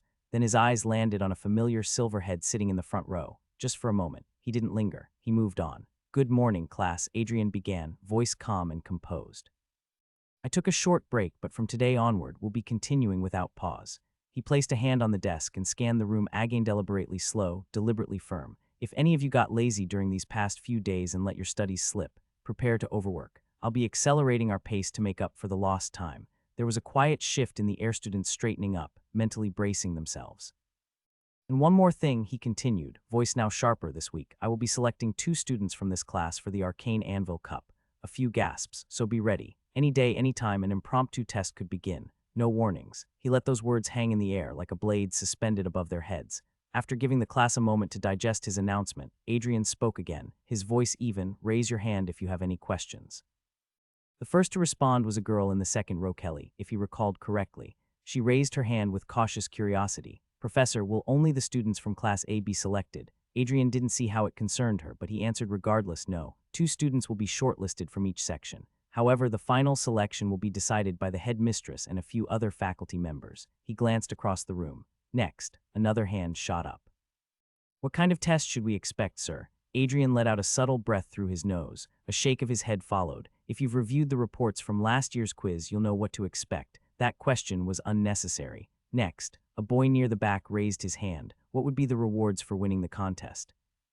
Adrian folded his arms, his voice low but clear. "If they follow the usual pattern, recognition from the king, a prize of 1,000 gold coins, an armament personally tuned by a tower member, and merit points enough to secure a job or even a recommendation to become a tower member yourself." The room fell silent. Some students widened their eyes, others exchanged hushed whispers. A few just stared forward, jaws slightly agape. It was a lot more than they'd expected. And Adrian. He didn't say another word. He let the weight of that reward linger like a promising to challenge. Just when Adrian thought it was time to finally begin the lecture, a voice cut through the silence. "Professor, was Sylvie punished?" He paused, caught slightly off guard. The question wasn't sharp, but it carried weight. Many students began murmuring at those words, since the person she desired to be punished was the princess of the nation. Adrian looked toward the source and found the speaker, Alana Ironheart. Daughter of Duke Ironheart, the top-ranking student of the 3rd year. Her posture was elegant as always, but her eyes, those piercing blue eyes, were locked on him with unwavering focus. There was something simmering beneath them. Displeasure? Offense? Adrian furrowed his brows slightly. Was she genuinely upset because he was accused? It wouldn't be surprising, knew he was respected, maybe even admired, by several of his students. He offered a composed answer. "No, student Alana, I refuse to have her punished." He left it at that, carefully omitting what Albec had warned him about the potential self-harming consequences if he pursued punishment against Sylvie. Alana didn't respond. She didn't nod. She didn't blink. But the slight downturn of her lips and the faint furrow in her brow made her dissatisfaction crystal clear. She looked down for a brief moment, and in her mind a whisper echoed darkly, "I won't forgive her for what she's done. She needs to be punished. Not after what she did to you. I can't forgive." Sylvie couldn't focus on the class at all. Just a few weeks ago, she wouldn't have let herself miss a single word from his lips. She used to hang on to everything he said, but now all she could do was stare at him, lost in a haze. What had she done? She had been angry, furious because he said something bad about Alan, and in that moment she accused him of thinking. But why? Was she really so attached to Alan that she couldn't bear to hear a single bad word about him? Was that why she turned on the person she admired most? No, not entirely. Somewhere deep down, Sylvie knew the real reason. It wasn't just about defending Alan. She had truly believed that Adrian didn't care about Olivia at all, that he was different, that their relationship held no meaning. But then, she heard it. The way Adrian thought about Alan, the quiet rage in his voice, the way he said he wanted to hurt Alan for being close to Olivia. And in that moment, Sylvie knew. Adrian did care about Olivia, and something inside her broke. A heavy, dark feeling crept into her chest and she didn't understand. It wrapped around her heart, sharp and bitter. Her head spun with anger. Her chest felt tight. She couldn't focus on anything else. All she could think about was getting back at him. She wanted to hurt him the way she suddenly felt hurt, and that scared her more than anything. "Professor, what does the 3rd rune describe?" "Ah, that it's the attachment ring. It draws power." "Professor, what's the 5th syllable?" One after another, questions echoed through the classroom. It felt less like curiosity and more like an interrogation, like they were constantly testing him, trying to poke holes in his knowledge. Sylvie's heart sank. They were mocking him. And the person to blame was her. "Hey, you all have a lot of questions today," Adrian muttered, turning toward the class with a tired smile that didn't quite reach his eyes. He He looked more drained than he had in last class, more weighed down. Some students smirked at him, clearly enjoying the shift in power. Others wore empty, indifferent faces. Only a few of the girls still leaned forward in their seats, genuinely eager to learn. Adrian took off his glasses and rested them on the table, rubbing the bridge of his nose. "I'll begin assessing students for the arcane Anvil Cup in a few days," he announced. That stirred the room. Eyebrows raised. A few students sat up straighter. Some exchanged anxious glances. Adrian continued, calmly listing the topics that might be covered and the rewards that could be expected. From the third last bench, Alan raised his hand. "Yes, student Alan," Adrian said. Alan stood. "Sir, can those without runesmithing talent still participate?" It was a fair question. Runesmithing required the rare ability to inscribe runes that could empower weapons or tools. Only one student in the entire class had shown a real talent for it. The rest, no matter how interested, simply didn't have the gift. Adrian nodded. "Talent isn't required. This test is about knowledge. It's a quiz. The first to answer correctly earns the point." He didn't mention the extra twist: the teacher's involvement. This year, instructors would also be competing in a friendly runesmithing contest, a detail Adrian chose to keep to himself for now. Another student spoke up without even raising his hand, his tone laced with arrogance. "And who'll be in charge of our team?" It was a question everyone had been waiting for. There were only a handful of runesmithing professors in the academy, and each one was respected in their own way. Adrian had already been informed. Master Albeck wanted him there, so without hesitation he answered, "I will." That drew a mixed reaction. Some students relaxed, smiling slightly. They trusted Adrian. Others looked uncertain. He was a skilled teacher, no doubt, but after what had happened recently, many weren't sure he was the right choice to represent Runebound Academy. As the murmuring picked up again, the same cocky student from before leaned forward and said loud enough to silence the room, "Are you even capable of leading us?" A heavy silence fell. Olivia's and Sylvie's eyes widened in shock. Alan's jaw clenched as he glared at the boy. He wasn't alone. Many others looked toward the speaker with clear disapproval. A few students chuckled quietly, enjoying the spectacle. Adrian didn't respond right away. He simply reached for his glasses, calmly slipping them on before glancing toward the student who had spoken. "Bari Orgov, right?" Adrian asked as he picked up his pen and began writing something down on the register. The air shifted. Maybe it was the calm in his voice or the way he didn't argue or raise his tone. He just wrote, slowly, quietly, and just like that the entire classroom fell into silence. Bari straightened in his seat, narrowing his eyes. He was no longer smirking. Adrian didn't lift his head as he spoke, voice low but clear. "Bari Orgov, you have failed the Aegis trials. You are required to repeat the year before you're eligible to apply again." Failed. No way. A wave of shock swept through the room. The stunned gasps were nearly synchronized. Every student stared wide-eyed as the words sank in. Bari's face turned pale. He shot up from his chair, voice cracking. "You can't do this to me." The Aegis trial zone of the 3 crucial exams held at the end of the academic year. Passing them wasn't just about advancing, it was about securing your future. A failure didn't just mean repeating the year it branded you. The failed mark would stain your head card, making it nearly impossible to land a good job afterward. And with one decision, Adrian had shattered Bari's path forward. Tears welled in Bari's eyes as he shouted, voice trembling with desperation, "Sylvie humiliated you in front of everyone and you didn't do a damn thing to her. Why the hell are you singling me out?" Sylvie froze in her seat, lips parted in disbelief. Her heart stopped. The entire class stiffened as a dark tension gripped the room. Adrian didn't respond at once. He quietly finished writing, closed the register, then raised his gaze. His voice was firm, striking. "I left the decision concerning student Sylvie on the headmistress," he said. "But what happens to students who forget the most basic manners in my class? That is entirely up to me." His tone sharpened with each word. "Not even the headmistress can change that." A chill ran down their spines. For the first time, the students saw it, not the tired professor, not the man who'd been quietly enduring their jabs and disrespect, but the weight behind his title. Adrian picked up his books and stood. His cold eyes swept over the class. Class is dismissed. 2A was reminded of the fact that Professor Adrian wasn't just about smiles and fun. He could be brutal and unforgiving at times as well. The student who failed in the Aegis trials went to the headmistress to gain forgiveness. However, from the whispers Alan heard, it seems he wouldn't get the chance to give the assessment at the end of the year. In Alan's eyes, what Adrian did might be a little overkill, but in a way, Bari was used as an example for the class. Now Alan hardly believed that anyone else would insult Adrian.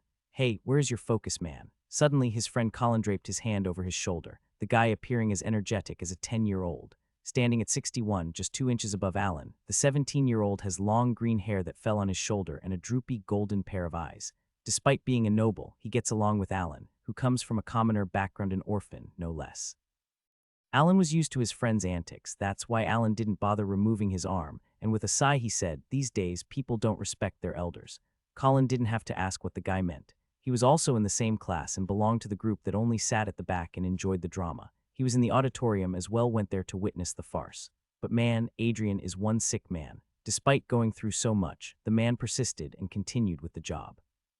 Colin commented without much thought. That shows his dedication toward his job. Alan simply responded, also didn't put much thought into it, and stated it like a fact. "You are taking his side a lot. Aren't you like his rival or something?" This time, Colin showed hesitation, which shows that he is sensible of what he says, but he pretends to be uncaring.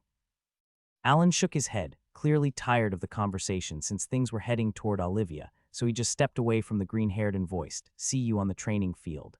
It was time for the joint training between the second and third year, something they held every now and then. The idea behind it was simple. Students close in age could often teach each other better than a teacher ever could. There was also another reason. When the younger ones saw just how far ahead their seniors were, it stirred something in them, a hunger to grow stronger, to catch up. Of course, this method didn't always work. Sometimes it left the juniors feeling discouraged instead, and sometimes it breaks third years' confidence when they lose against their juniors. But even so, the training program had never changed. As usual, the first class from the second and third years were gathered in the open training ground. It was on the backside of the main building. It was vast enough to give 200 students enough space to move around and practice individually. This period was mandatory to attend unless you were seriously injured or sick. There were 4 instructors around the training ground, overlooking the spars between the 10 pairs. On the sidelines, the other students were waiting for their turn. Some were pairing up by taking the initiative, and some were just assessing others' fight for the sake of their curiosity or out of boredom. Students were allowed to use their armaments, but naturally, any attack that could be considered fatal was strictly forbidden. Moves that might leave lasting damage were off limits too. The goal wasn't to win, it was to push each other, to learn, and to grow stronger without crossing the line.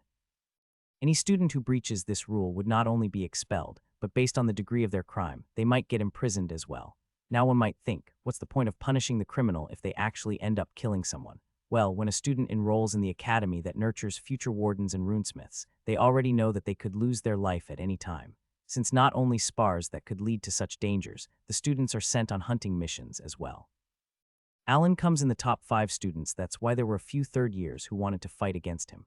And after the recent revelation of him being an entity possessing light attributes had gotten them curious. Exactly how strong a light user could be. They are going to challenge you soon. Olivia muttered under her breath as she saw many third years looking at him with an aggressive look in their eyes. "Well, I still haven't gotten a hold of my second attribute, so I'm no better than an average student," Alan responded, hoping that his words reached the third year and they toned down their bloodthirst. Suddenly, to everyone's surprise and excitement, top student from the third year began walking toward Alan. The long silver-haired woman carried a charm that made it impossible for anyone on the field to look away. Even her steps, the simple act of walking that usually went unnoticed when done by others, felt like a graceful dance when she moved. As she approached the juniors, whispers broke out across the field. One by one, the spectators turned away from the battle, their attention completely stolen by her presence. "Hey, isn't she the daughter of Duke Ironheart, the Wall of the Nation, the top-ranking students for 3 years? She is my idol. Damn, those long legs." Everyone anticipated the girl to advance towards Alan since surely, even the top ranker, who generally appears detached and uncaring, must be curious about the light user. Even those who were sparring couldn't help but glance at the scene as the top-rated beauty finally came to a halt, but not in front of Alan. "Sylvie, I wish to challenge you." Everyone was startled to see the girl stopping before the princess, who neither was the top ranker nor was famous for her combat. She was ranked 15th in the class in terms of combat. Sylvie was shocked, but she didn't disrespect her senior and asked in a polite tone, "Why do you want to spar with me when there are so many better options, senior?" She couldn't think of any reason for the silverhead to approach her out of the blue. They barely had talked in the past in those times, only when they came across each other during some gatherings out of the academy. After all, Alana was the daughter of a duke. Alana calmly explained, "We both use blunt weapons, so I thought I could help you with your training. And don't belittle yourself by thinking you would waste my time. I have seen you fight before, so I know you are a worthy opponent." There was a faint smile on her face which shocked many people since this was the first time they were seeing her smile. Such a gentle approach left Sylvie with no room for argument. She couldn't reject a senior's kindness. And since she had to fight someone anyway, she should do it with someone who can help her overcome her weaknesses.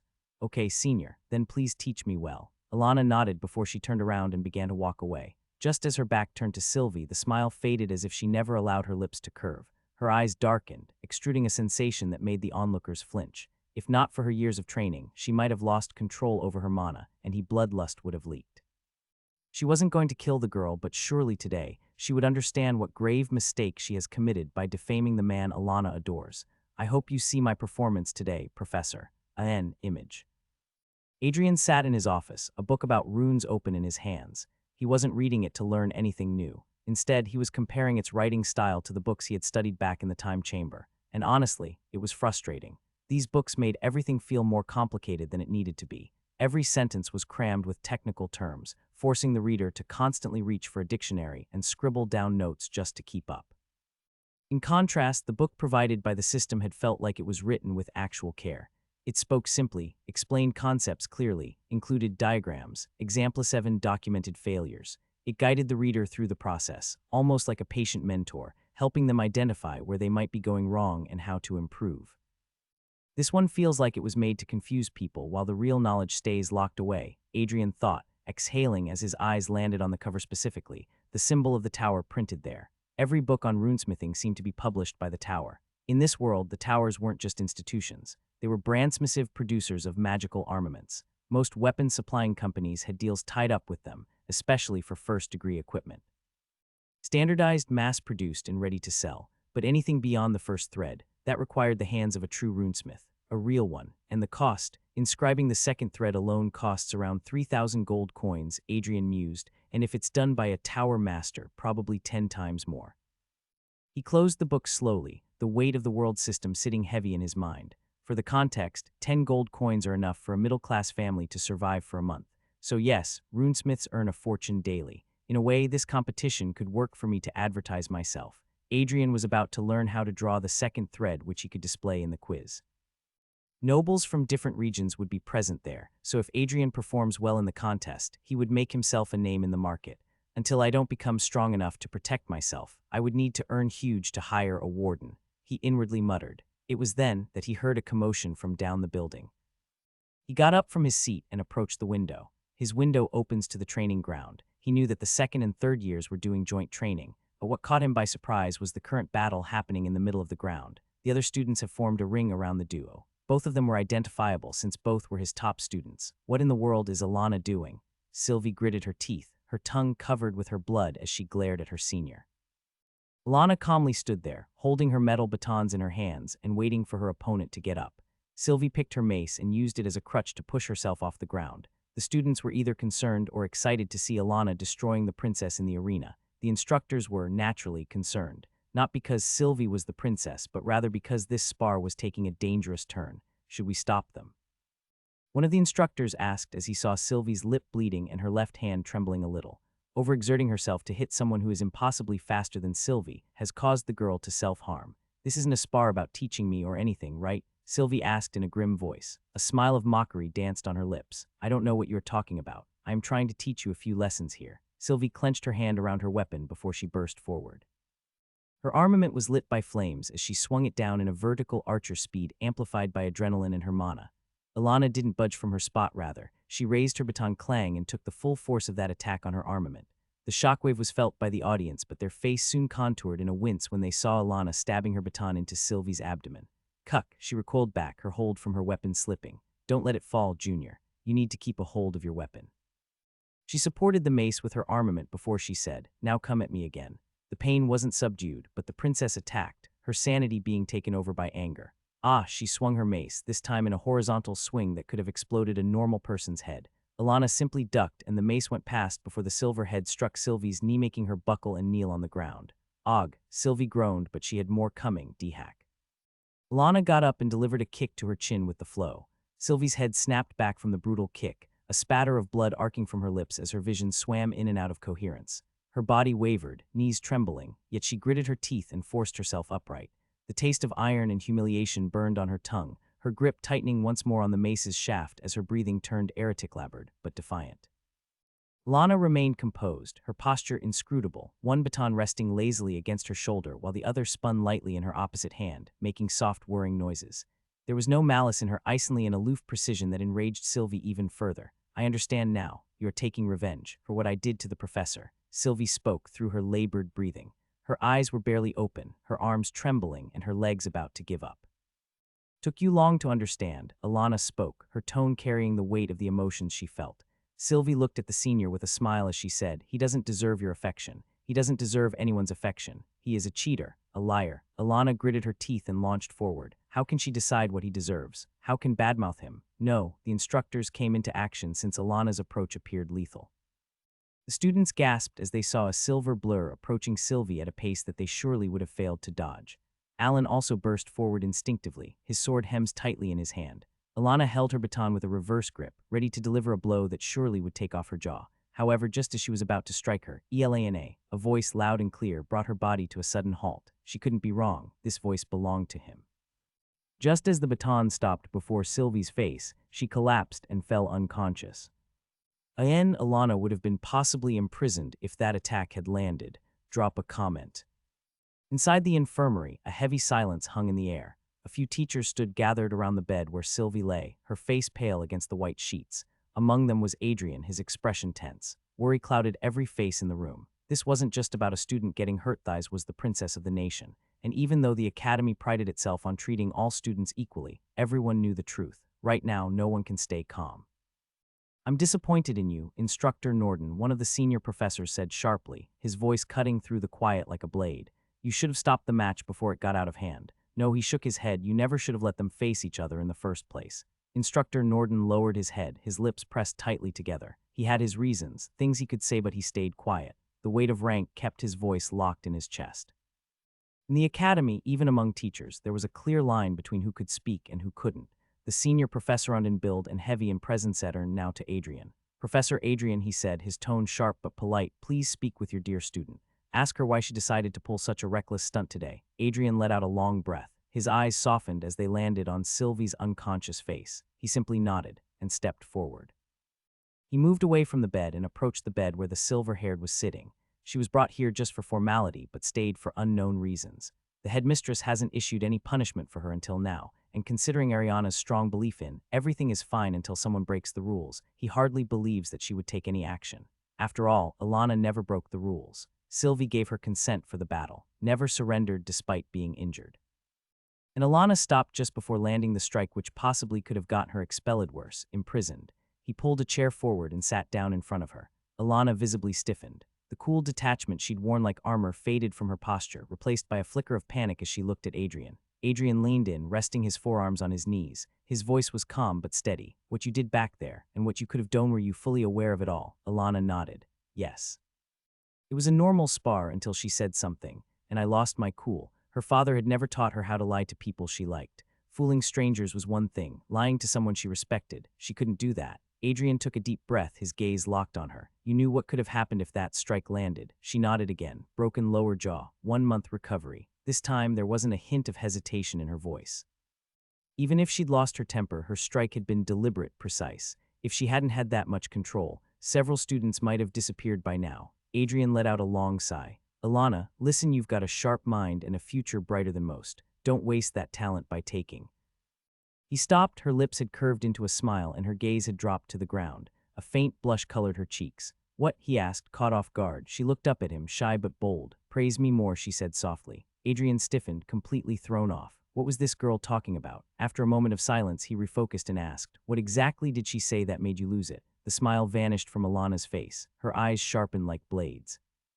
"She insulted the person I admire," she said, voice low but intense, "and that is unacceptable." Adrian genuinely had no clue who this person was, but since things came to admiration, he believed it was her father. That's why he said, "I know you adore that person, but don't take such a rash step that you might end up regretting taking in the future." Adrian got up from the chair and rested his hand on her head. "I don't want to get separated from my favorite student. Now take some rest."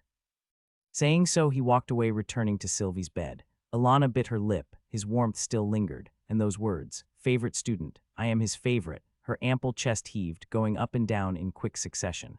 Her face was hot, and because of the heat she felt sweat accumulating somewhere between her legs. She glanced around, and after ensuring no one was looking, she dashed inside the restroom. Adrian returned to his office not so long after. Sylvie was fine and would recover by tomorrow. There was a thing called potion in this world, but it can only be brewed by a light user, so it's a luxury in this world. That explains that despite being the princess, she wasn't fed the potion for instant recovery. The academy has a few, but they keep them for emergencies. Adrian doesn't know their exact price, but he was thinking of buying them in the near future. Should I return to the time chamber or should I practice some time at the workstation? While he was conflicted between his thoughts, someone knocked on his door. "Who is it?" Adrian asked. "It's me, Sir Alan." Adrian rolled his eyes. Really, this guy is restless. After a brief pause, he said, "Come in." From the other side, the familiar black-haired boy stepped inside the room. Adrian purposely opened a random file just the moment he opened the door. As Alan stepped inside, Adrian said, "If it's about student Sylvie, then you have knocked at the wrong door." He was sure, considering how mad that fatty was, Professor Sean must be a better choice to whom he could complain. "I am not here to talk about Sylvie, Professor. It was her choice to fight against Senior Alana." Alan spoke as he stood before the table, his hands locked behind his back. Adrian's brows elevated as he looked up from the file and asked him, "So why are you here?" "To request for your help. I want Professor Adrian to inscribe runes on my blade." Adrian was taken aback, but before he could have said anything, the boy continued, "The sword on which you inscribed the runes was just perfect. It felt so right in my hand, as if it was a part of my body. I didn't have to apply excessive mana to it. I just knew that if I have such an armament with me, I can train better." Adrian hummed and leaned back in his seat. The armament, his actual first armament, was well liked by the boy. Well, considering Alan and that redhead warden's response, it seems Adrian tunes really good armaments. However, you are aware of the rules. Inscribing runes while not being in the class is not allowed. The teachers are not allowed to help the students with their armaments out of the class, and that's why he couldn't help it. "I can pay you," Alan offered, the desperation evident in his voice. He really needs such fine-tuning for better performance. Adrian shook his head. "I can't take money from a student." Alan's shoulders slumped in disappointment. He was actually expecting this. "But then, however, if you have something else to provide me, like a book or tome, then I might help you." Showing ignorance here was the key. However, he indicated what he desired. Alan suddenly jerked as he said, "I think I can provide you with something." Adrian knew exactly what was in Alan's possession, a book of sword arts that he would be able to use in the future. After all, until now he doesn't understand the ancient language, completely unlike Adrian. Alan was actually taught by a veteran warden, or so he believes. But in reality, he was actually trained by his ancestor, the same swordsman who put an end to darkness all those years ago. Alan was a reincarnation of the hero who defeated the villain. His growth is limitless. He originally had an affinity with just flames, but soon he discovered he could use light too. In the future, he would be able to utilize other elements too. He has a God-gifted talent who is destined to rise over others, not only because of his master or talent, but also because of plot armor. Many people were about to die around Adrian, including Ariana and Alana, but nothing would happen to Alan, and Olivia are treated as the two main characters. Is this good enough? Alan asked nervously as he saw Adrian assessing the book for quite a long time. Adrian raised his brows before looking at the black-haired teenager and nodded. "Yes, this will do." It was, as expected, the guidebook for the 3 basic swordsman's techniques. True, he wanted to use a spear, but mastering a sword was easier in comparison, and he didn't know where he could find such a detailed guidebook for spearmanship. "Sir, may I ask what is written there?" Alan asked in a curious voice. Adrian told him vaguely, just some ancient script for runes. He lied, since if he had shown interest in anything other than runesmithing, it would have caused suspicion. After all, Adrian wasn't a warrior. "Anyway, you want me to inscribe runes on your weapon, right? What kind of material was used to carve your weapon?" "Mithril," he informed, with his chest pumped with pride. The cause of that slight arrogance was the fact that he bought the sword through his own earnings. Adrian wasn't interested in that, as he said, "Okay, meet me at my workshop in 3 hours. Adrian was in the time chamber. He arrived here as soon as Alan left. The reason was his childlike curiosity. He wouldn't lie. After being reborn in the world of swords and magic, he also wanted to become overpowered, not just for the sake of his survival, but also to rise through the ranks. It was a fantasy of every person who regularly read fantasy novels. He had the talent and a body suitable for a warrior. But just that, the previous owner of the body converged his focus on studying since he chose this line of field, and teaching about runes didn't demand physical prowess. However, things are different now. Let's see, what does it say? Adrian was standing in the practice gallery of the time chamber. This section of the chamber was just a long gallery with a wooden floor and a hanging punching bag. There were training dolls on the left with their heads covered with helmets, maybe to practice kenjutsu, and several weapons made of wood were stored on the rack. Adrian opened the first page and took a sword in his hand. The first step, quick draw. It is a sword technique where the user swiftly draws their sword from its sheath and attacks in a single, smooth motion. It's all about speed and precision, striking the enemy before they can react. Sounds cliche, but will work. Adrian believed if he mastered this technique, he would be able to pull that check yo BLLS. The swiftness to draw the sword, cut the opponent, and sheath it back. Yeah, that's the gist of it. Turning the page, he was thinking that there would be a detailed way of how he could use the technique. but not even in a lifetime. He imagined the instruction would be so plain yet terrifying. Pull your sword from the scabbard. Slash is diagonally. Put it back. Do this 100 times in 5 breaths. Only move to the next step after achieving this one. Adrian was blank. He just put the book aside and pulled a wooden scabbard from the rack, inserted the sword inside its designated cover, and took a deep breath. Here goes nothing. He pulled out the sword, a diagonal slash before he swiftly tried to put the sword back. Oh! Only to stab his hand because he lacked the precision of a swordsman. He has used a sword before the previous Adrian, but not much to get used to quick motion. Looking at his bruised hand, Adrian muttered under his breath, I thought fulfilling the requirement of the book would be difficult. But here, I need to first learn how to put my sword in the sheath. Adrian felt a brief moment of depression, but he didn't let it drown him. The first thing he needed to do was to get used to his weapon.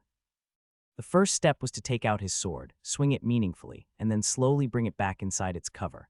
His movements were slow, but he didn't hurt himself anymore, and there were no wasted movements. For the next few hours he did nothing but let his body learn how to put the blade back in its cover. The main characters of the books he read got used to these things fairly quickly, but now that he was doing it himself, he understood that he wasn't in a novel. This was his reality where he needed to take baby steps and learn small things to become a warrior.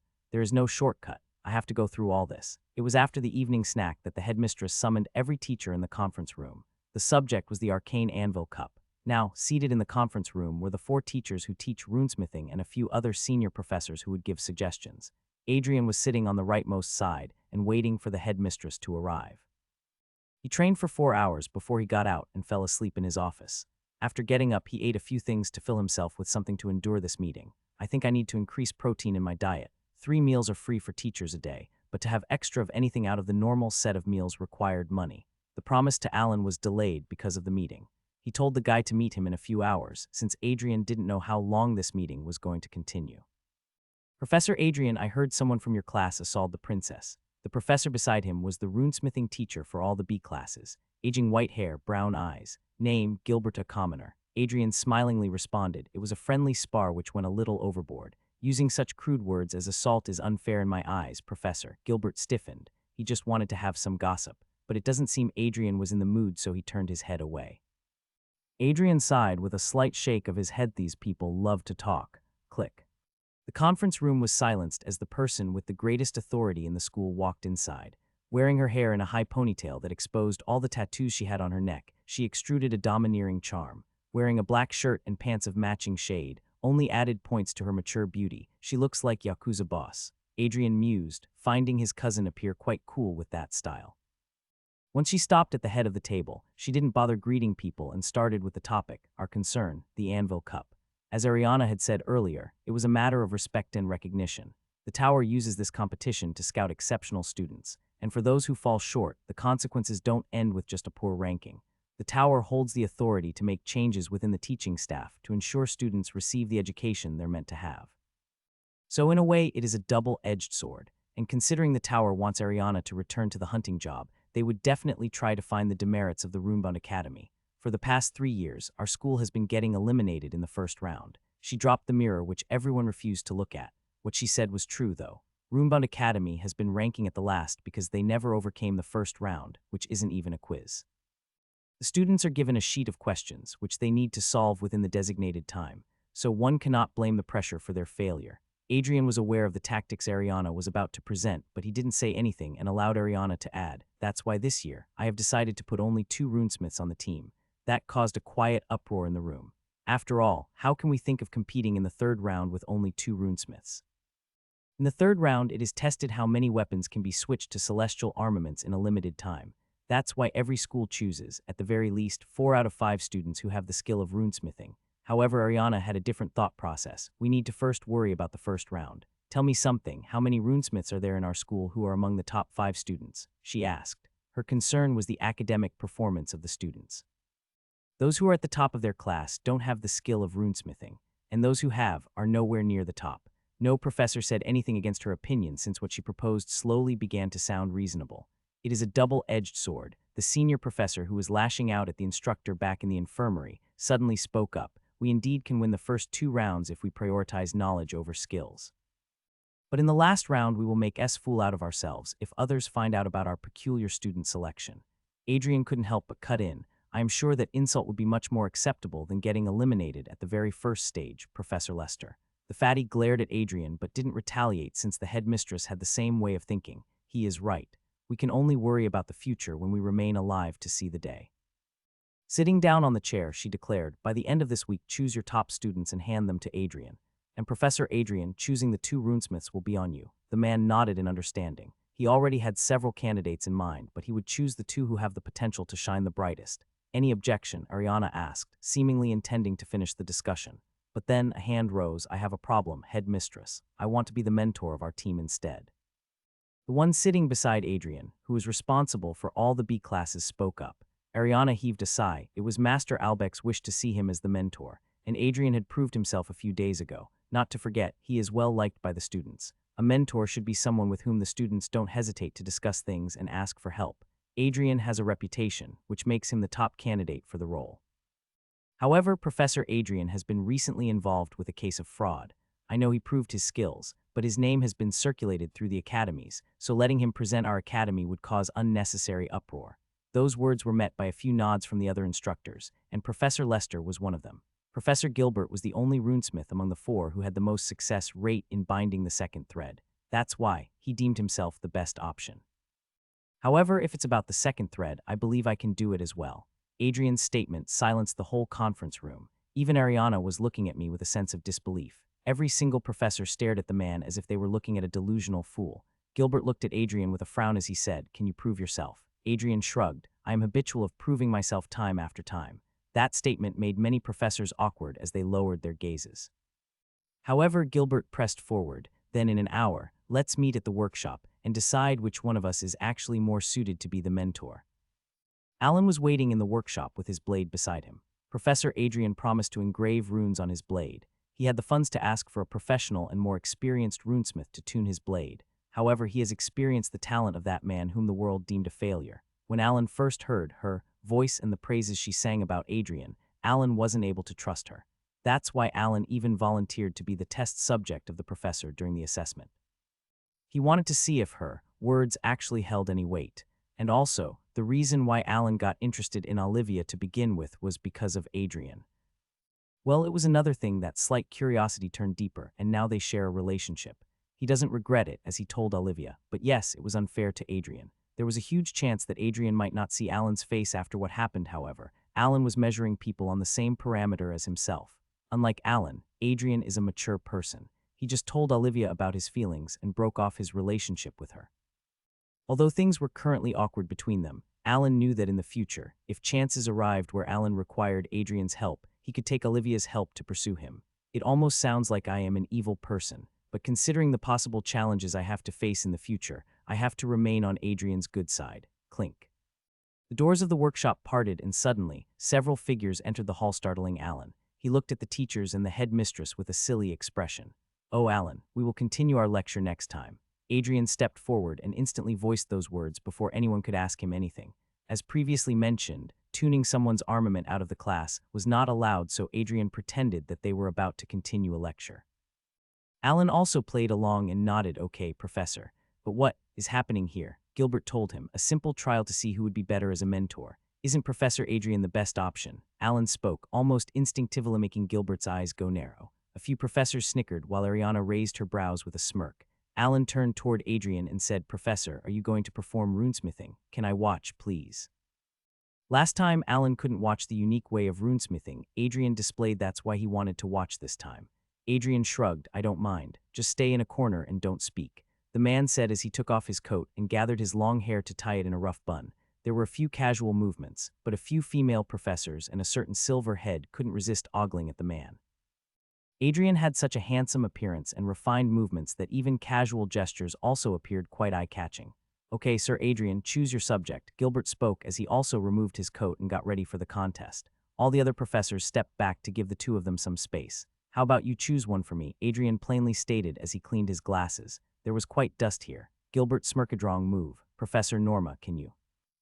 Yes, the red-haired professor of biology instantly nodded and stepped forward. Seeing her excitement, other professors gave her a blank look. She didn't even try to hide her excitement. "Ah, wait, Professor Norma." Just as she was about to sit down, Adrian stopped her and approached the woman. Norma was fairly tall, but in front of Adrian she still fell a head shorter.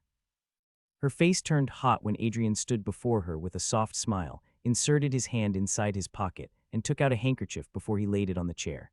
This entire time, Norma's eyes didn't wander from him. His eyelashes appeared so long from this close, and that jawline. On the sidelines, Alan couldn't help but sigh with a smile. Does this man realize how effortlessly he flirts with women? Maybe he used to restrain himself in the past until he was engaged to Olivia since recently. His charm doesn't spare even his fellow professors. The dust would have dirtied your pretty dress. Now please sit down, Miss Norma. He invited the woman, and Norma sat down in a daze. Gilbert was gritting his teeth. What was this? A scene from a teenage romance novel.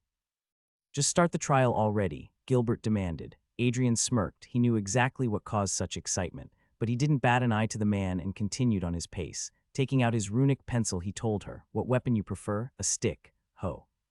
"I mean a staff," she instantly corrected herself. Seriously, what she was even thinking about. Ariana rolled her eyes. What was he doing after telling a student to stay? Adrian took out a staff from the nearby weapon rack and handed it to the lady. His expression turned serious as he waved his runic pencil in the air, and instantly 4 symbols appeared behind her, glowing slightly and rotating slowly.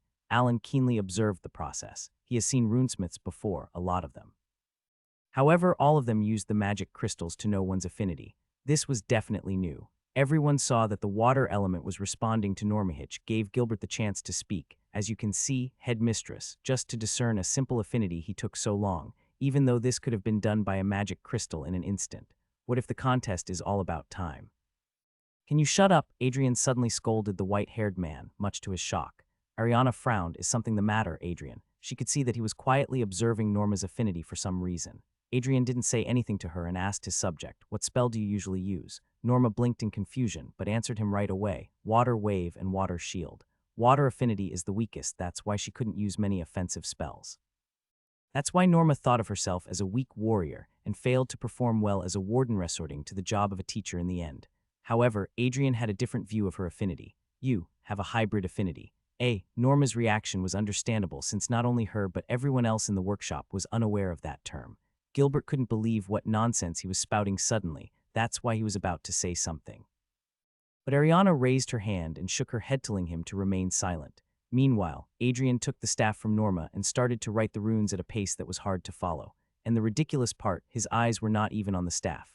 After a few seconds, he told the subject, "Come with me." Norma didn't have the time to ask anything as she was pulled by Adrian, and the others followed the duo. Gilbert was the last one to follow them. He couldn't believe what nonsensical game they were participating in. Once in the open, Adrian whispered something in Norma's ears, which shocked her. However, Adrian assured her by putting his hand on her shoulder and soon returned to the others. "What did you tell her?" Ariana asked curiously. Adrian just smiled mischievously and told them, "Just wait and see." Alan also stood with others, and just like the others, he also focused on the redhead. Gilbert was inwardly preparing a long speech to say after Norma finished doing whatever she was about to do. However, not even in his wildest dream could he have imagined her performing a new spell. Norma twirled the staff across her palm with practiced ease, the polished wood spinning like a blur. Her fingers moved with elegance, confident and sure. With a swift motion, she caught the staff near its end and swung it high, giving it a sharp revolution above her head. The wind stirred from the motion, and her voice rang out with power and clarity. "Aqua vortex." The word echoed like thunder, rippling through the air. The runes engraved on the staff shimmered in response, at first a soft blue glow, then a pulse of bright, watery light. A rumble followed. A water tornado spiraled into the sky, its base churning with foaming waves, the eye of it glowing faintly with magic. It howled like a beast, lashing the air with wind and spray. The sheer force of the vortex sent shockwaves outward, blowing back dust and leaves and even staggering a few onlookers. Gasps filled the battlefield. Every eye turned towards Adrian, who was smiling proudly. "Your teeth will fall off if you continue to grind them like that," his fellow teacher joked as the two of them advanced toward their offices. Gilbert was clenching his fists strongly as he said, "She didn't even give me the chance to prove myself and took Adrian away. I tell you, this is blatant partiality." After Norma showed the skill using the runes Adrian engraved, suddenly the headmistress snatched the staff from her and took Adrian away from the training ground. Others were so engrossed in the attack Norma showcased utilizing the runes that they never noticed Ariana taking her cousin away. Only Gilbert did. Well, you can't deny the fact that he actually brought something out of Norma, which even she found shocking. What could be more breathtaking than watching someone awaken their hidden potential through the art of runes? Adrian had done it twice, unveiling his skill in runesmithing with such brilliance that it shook the world around him. And both times it became clear, Adrian wasn't someone who could be compared to others. He stood in a league entirely his own. He is a unique talent. Even you are taking his side, Conrad, Gilbert complained with a dismissive look. The other one tried to say something, but Gilbert was not ready to listen and walked inside his office room. Click. Once the door was locked behind his back, his frustrated demeanor faded, as if he was actually putting up an act. The fact is, he really was. Heaving a sigh, he shook his head, and while he approached his table, he said, "It's just as you said. He really is unique." One might think that there was no one in the room and Gilbert was talking to himself, but there was actually someone if one looked carefully in the corner. Draped in a veil and a cloak the same color as the wall behind her, the woman smiled. Her red lips, the only part of her face left uncovered, curved slowly, forming a chilling, knowing smile. "My lady can never be wrong. That runesmith is indeed special." The woman stepped forward, her voice holding a bit of admiration for the person she works for. Gilbert removed his tie and released a breath before asking, "Now what? Does Madame Ruby want to recruit him?" He is unique, but still not worthy to be recruited by Madame. However, maybe if he shows his ability to tie the second thread, then the story might be different. Gilbert looked genuinely apologetic. "I tried to push him today, even put my job on the line, but the headmistress stepped in out of nowhere and pulled him away. I never got the chance." "You did well, Gilbert," the other replied calmly, "and I understand Miss Ariana's decision. Perhaps she's realized her cousin's talent isn't something to be exposed so carelessly." The woman watched everything that happened in the open ground. She had knowledge of every professor of this academy, and that's why she knew that the redhead professor was a failed warden who didn't have any strong offensive spells. However, what she displayed with the runes Adrian engraved just brought a miracle out of failure. "So what should I do now? Push him again?" Gilbert asked, his voice laced with hesitation. He knew the risks an author move like that could cost him his job, but for Gilbert, the House of Vermilion came before everything else. That's why if the woman in front really asks him, he wouldn't show resistance. However, no, it's all right. For now, I need to inform my lady and let her know that Adrian is worth her attention. Gilbert nodded, inwardly feeling relieved. The woman soon faded into the shadows, leaving the old man alone. "Greg." Seeing the lady snap the staff he enchanted a few minutes ago, Adrian smilingly said, "You really don't want to know what is going inside my head right now. Curse me if you must, but this is for your own safety," Ariana said without hesitation. She knew all too well how deeply a runesmith bonded with an armament they had personally tuned, but even that connection couldn't outweigh the risk. Adrian grumbled, "Why did you have to snap it like that? You are really asking me that?" Ariana asked with a sense of ridicule in her voice. She took out a cigarette from the drawer, lit it up, and took a long drag before smoking it out. Looking at Adrian, she said, "That was a C-rank spell, something impossible to cast with a first-grade armament. Normally, all you can do with one is coat your weapon in mana or fire off a few weak spells." What thrilled Ariana wasn't just the spell itself, but the fact that the armament, in the hands of someone skilled, had broken through its own limits. That was what truly excited her. Some rules mandate one to register their armament if it can summon any spell above D. That's why factory-made first-grade armaments are so easy to get, since they don't require any certificate.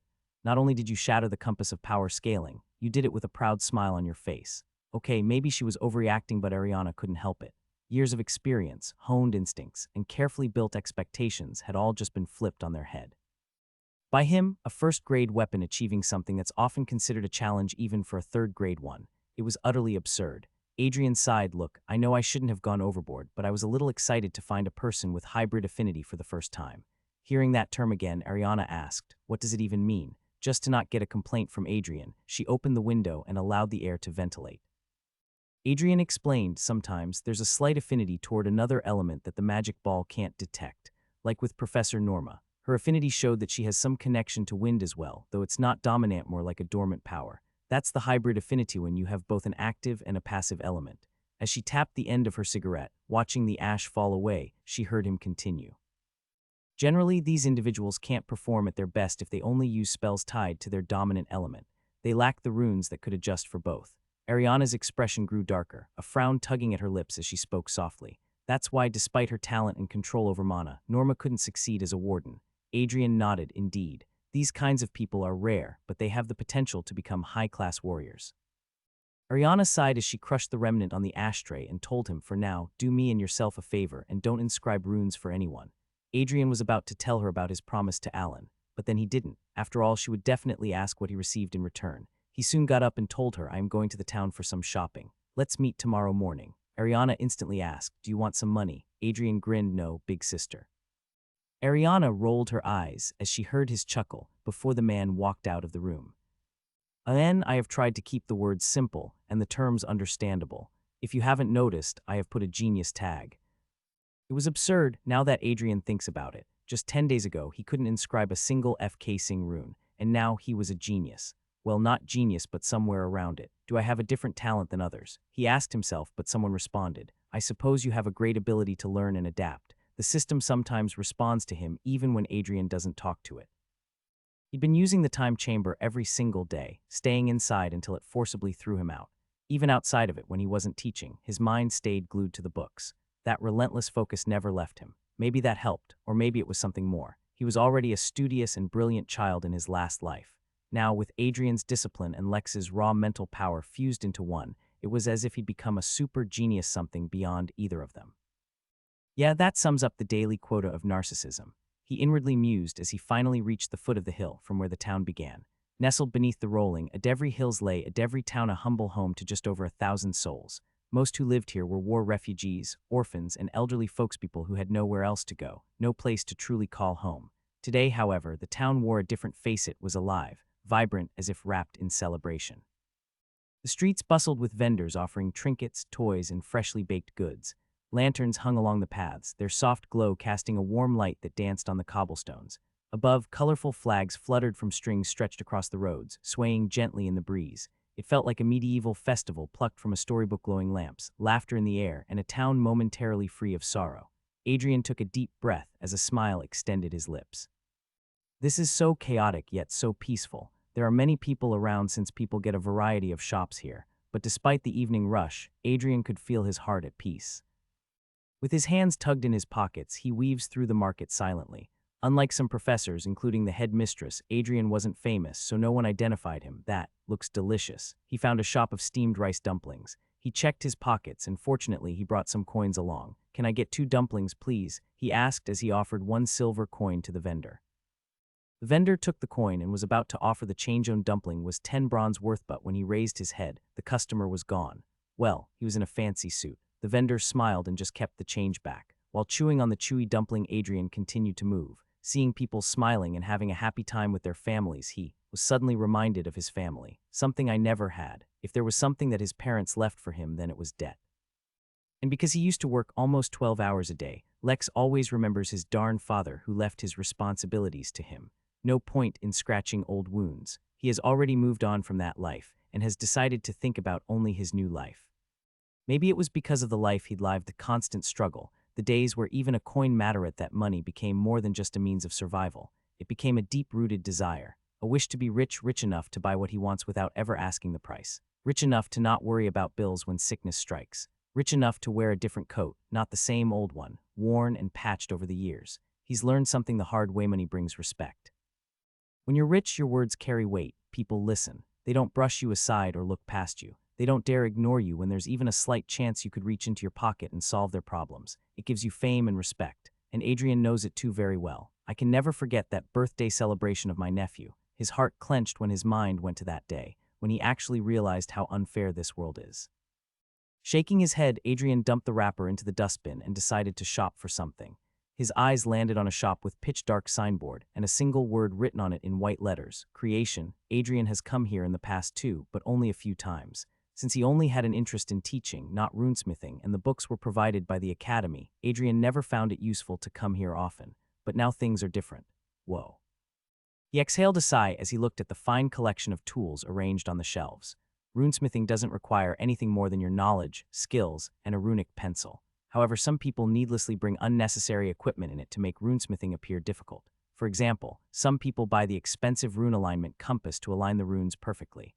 Then there was amplifying ink. Some people believe that dipping the runic pencil in the ink enhances the rune's abilities. Then one of the most useless things: mind calming candles. It, as it is written, allows the runesmiths to focus better during their sessions. Like, seriously, he couldn't help but laugh inwardly. He has been runesmithing for 10 days and he hasn't found a single use for these things. Heck, he didn't even know some of these things even existed. Shaking his head, he headed towards the counter where the runic pencils were arranged. What would you like to see, sir? The shopkeeper, who was in charge of the department, asked Adrian. Adrian looked around a bit before he pointed at one. Show me that one. The shopkeeper took out the pencil before handing it to Adrian. As he held the pencil, the shopkeeper began to detail things about it. 6 inches made from etherwood. The lid is made of Doesn't matter, the nib is just for show and to allow us to concentrate on where the pen is moving. The lid doesn't actually do anything. Adrian interrupted the man and shared some knowledge that was not well liked by the other person. Adrian ignored him and continued to assess it when suddenly, you will find more comfort with this one. The runic pencil from his hand was snatched, and a thinner one was slid between his fingers. Adrian's brows raised as this pencil felt much more comfortable to hold. This is, actually quite his words were caught in his throat when he turned and found a pair of beautiful eyes looking back at him. The woman's face was covered with a veil, but he could see those red burning eyes, and the way her eyes turned crescent, it was apparent that she was smiling. In exchange for the help, why don't you treat me to something? Adrian was taken aback by that request, but he didn't know why he nodded. Okay. In the future, he would recall this day as his first date with his wife. There was something about the woman beside him. She hasn't revealed her face, yet she appears alluring.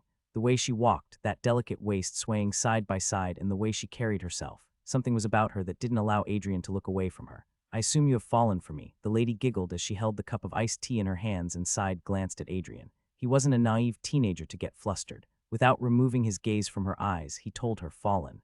No. Captivated, yes, you are stunning. He complimented honestly. Beautiful things need to be praised. Fufu, I am quite pleased with how honest your eyes are. They know where to look. She teased, her head tilted, which made her red locks fall over her eyes. Did you not find it disturbing to be stared at? I am used to it. And you are nothing but like other onlookers in my eyes. Adrian's left brow rose as he said, then I assume you approach every other stranger and invite them out for a date regularly as well. The girl was taken aback, and it could be seen by her raised brows. I called you out. Well, that's true. Leaning closer, she asked, but do you hate it? My company. Adrian smiled knowingly as he sipped on the remaining drink. The lady got her answer. As she said, your eyes are honest. I like that part of you. She took her previous spot, leaning against the wall as they stood in a short alley and saw others passing by. After a brief pause, she asked, are you a runesmith? Adrian was surprised by how purposely you approach me. I thought you already know who I am.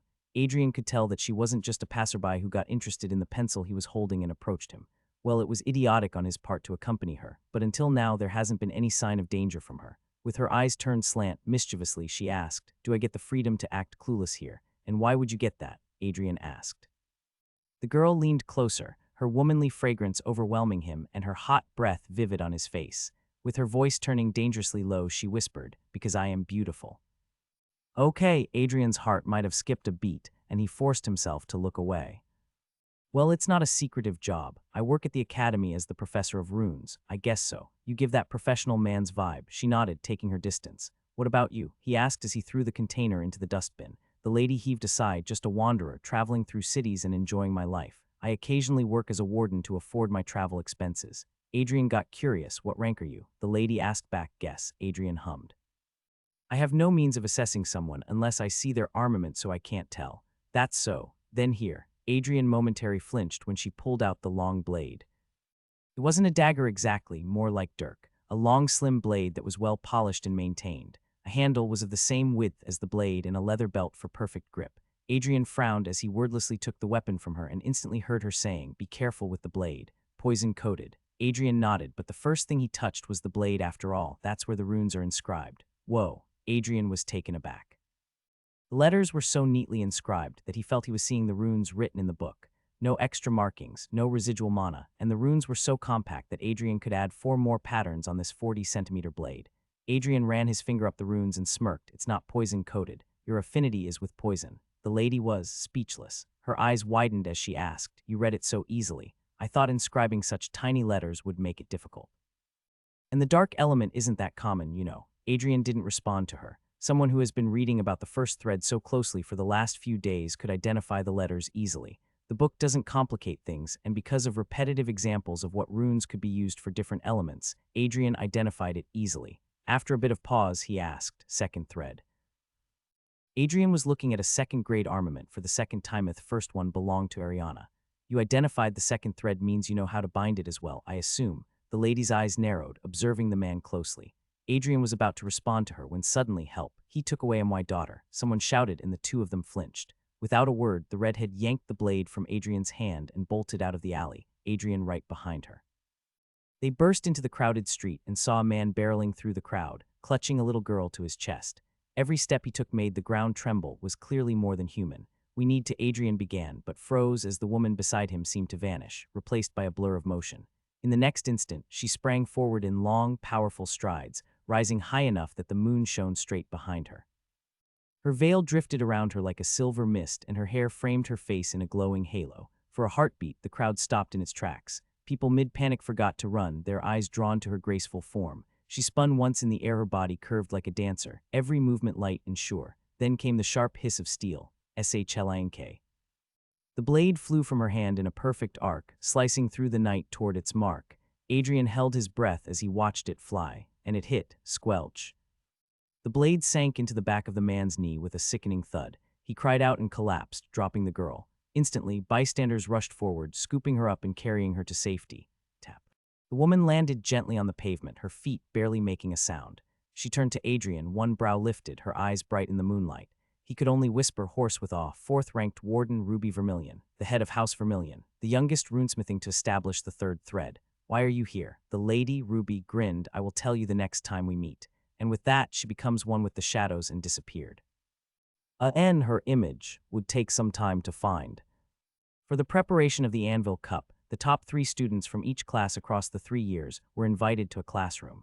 Among these students, the teachers would decide who would be the best 3 to participate in the quiz.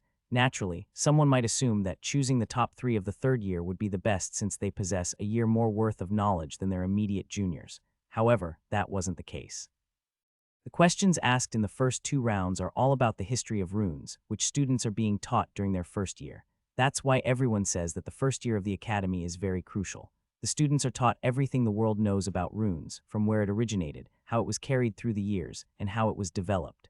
The quiz questions are based on the knowledge from those thick books which are taught during their first year. Now inside the classroom, 9 students were sitting on different benches, arrangement being made of their free will. No one was liable to share their seat with someone else, so mostly everyone was sitting individually. Alana, who was academically positioned at the 3rd rank, was also present in the class. The same goes for Sylvie, who was the first-ranked student in the 2nd year. The 2 of them haven't exchanged a word, which was a relief for others. Considering what happened last time, they didn't want them to be involved in any kind of dispute, which could further lead to political disturbance. The very fact Alana wasn't suspended even though she destroyed the princess was quite a surprise. Sylvie was sitting alone, not wanting to chat at the moment. She was reading the book, more specifically the 3rd volume of world history. She knew she would barely get asked any question about the history of the world, considering there was barely anything mentioned about runes in this book. However, she didn't want to take any chances. She was going to get selected as a participant and perform well for her academy. She had already humbled herself by hitting the ground during the spar, but when it came to academics, she was determined to prove that she was far from a complete failure. Glancing at Alana, who was sitting at the frontmost seat in the middle row, the princess couldn't help but mutter, she isn't even trying to hide her feelings. How foolish. Alana is clearly not aware of the fact that Adrian actually likes Olivia. That's why she was fawning over him. But Sylvie knew that Adrian wasn't someone to trust. He shows something and feels something. Slide. The door of the classroom slid open, and 4 people walked in, 2 men and 2 women. Adrian Lockwood in charge of Class A, Gilbert in charge of Class B, Rose Cavendrell in charge of Class C, Lyra in charge of Class D. These are the 4 distinguished instructors entrusted with imparting knowledge of runes to the students of Runebound Academy. There was a long table arranged for them, and 4 chairs on the podium. The 4 of them took their seats, starting from the left as Adrian silently sat down and rested the papers he was holding on the table. You all can stop reading now. Rose, a woman with flowing, curly pink hair, called out as she sat between Lyra and Gilbert. The students closed their books and set them neatly on the desk. Gilbert stepped forward and began, you must all be aware of why you were summoned here. He paused briefly, waiting until every gaze met his. Then with measured weight, he added, it's for the arcane Anvil Cup.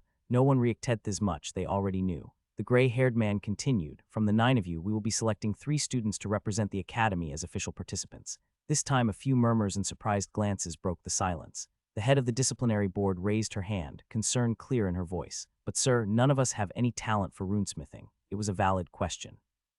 After all, the contest's final round revolved entirely around runesmithing meet to determine which academy held true mastery in the craft. However, before Gilbert could answer, Rose spoke up, her voice calm but firm. Things have changed. The emphasis now lies more in the 1st and 2nd rounds. That quieted the room. Sylvie frowned, her brow twitching slightly. It was a bold approach. Imagine breezing through the first 2 rounds, only to stumble hard in the final. Gilbert heaved a sigh and continued, so now, we are going to let you ask as many questions as you can. But yes, they all should be relevant to the quiz, or you won't be answered and worse, get punished. The command was clear: don't waste their time or you are screwed. Gilbert sat down and gave them a few moments to collect their thoughts. Finally, the one who asked about the sudden change of rules raised her hand. Can I ask about the third thread? It's one of the most confusing and least memorable topics I have ever come across.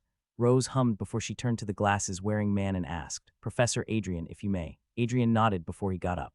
The others also straightened their backs and prepared to listen to the man carefully. While slowly sliding off his coat, Adrian asked first, Tell me, how many of you have read the 7th volume of World History? Sylvie jerked, and instinctively she was about to raise her hand. However, in the end, she didn't. Biting her lip, she decided that remaining silent would be the best option. Less interaction with him, less drama I could further create. Naturally, no one else raised their hands since the 14 volumes of World History are the most boring series in a student's life. If not for other books compensating for their studies, several students would have failed their exams every year. Adrian sighed as he hung his coat on the chair and began, Let's just learn the story of the third thread's discovery, and you all will always remember the function of the third thread. Taking a chalk, Adrian wrote on the board Sir Alastair Williams. Sylvie inwardly rejoiced that she knew the name. Adrian naturally didn't know what was going on inside the princess's head, so he continued. About 500 years ago, Adrian began, there was a well-known runesmith and adventurer named Sir Alastair. After years of wandering, fighting, and chasing glory, he finally grew tired of it all. He wanted to settle down and live a quiet life. He paused for a moment, letting the students settle. Back then, slavery was still a thing some of you might remember from history. So Sir Alastair decided to buy a slave, thinking it would make things easier. Every student, except Sylvia and Alana, quietly began jotting down notes. Adrian continued, when he visited the slave traders, he noticed something strange. Most of the slaves looked up, hopeful to be chosen, but one girl didn't even lift her head. She just sat there, still and silent, not even flinching when the slave master yelled at her. Sir Alastair had a strange way of looking at the world, and for some reason he chose her. He hesitated, his tone lowering. Later, he found out why she was like that. She had been badly treated, beaten, abandoned, and left to rot first by her parents than her previous owner. A few students winced, some lowering their eyes. Gilbert shifted in his seat, feeling uneasy about sharing this part with kids. But compared to the version in the book, Adrian's words were gentle. In the actual text, there were details marks from whips, a broken jaw, missing teeth that he had chosen not to mention. Adrian sighed softly. Sir Alastair tried everything. He treated her kindly, gave her food, warmth, safety. He spoke to her like a person, not a slave, but nothing worked. She didn't cry, didn't smile, didn't speak. It was like her soul was locked away somewhere. And then he made a choice, a strange one. He decided to build a weapon for her. But to do that, he needed to understand her completely, needed to enter her mind. Some students leaned forward, drawn in. He believed that since she was already broken, experimenting on her wouldn't make things worse. That's horrible, someone whispered from the back. Rose shot them a sharp glare, her eyes practically shouting, Don't interrupt.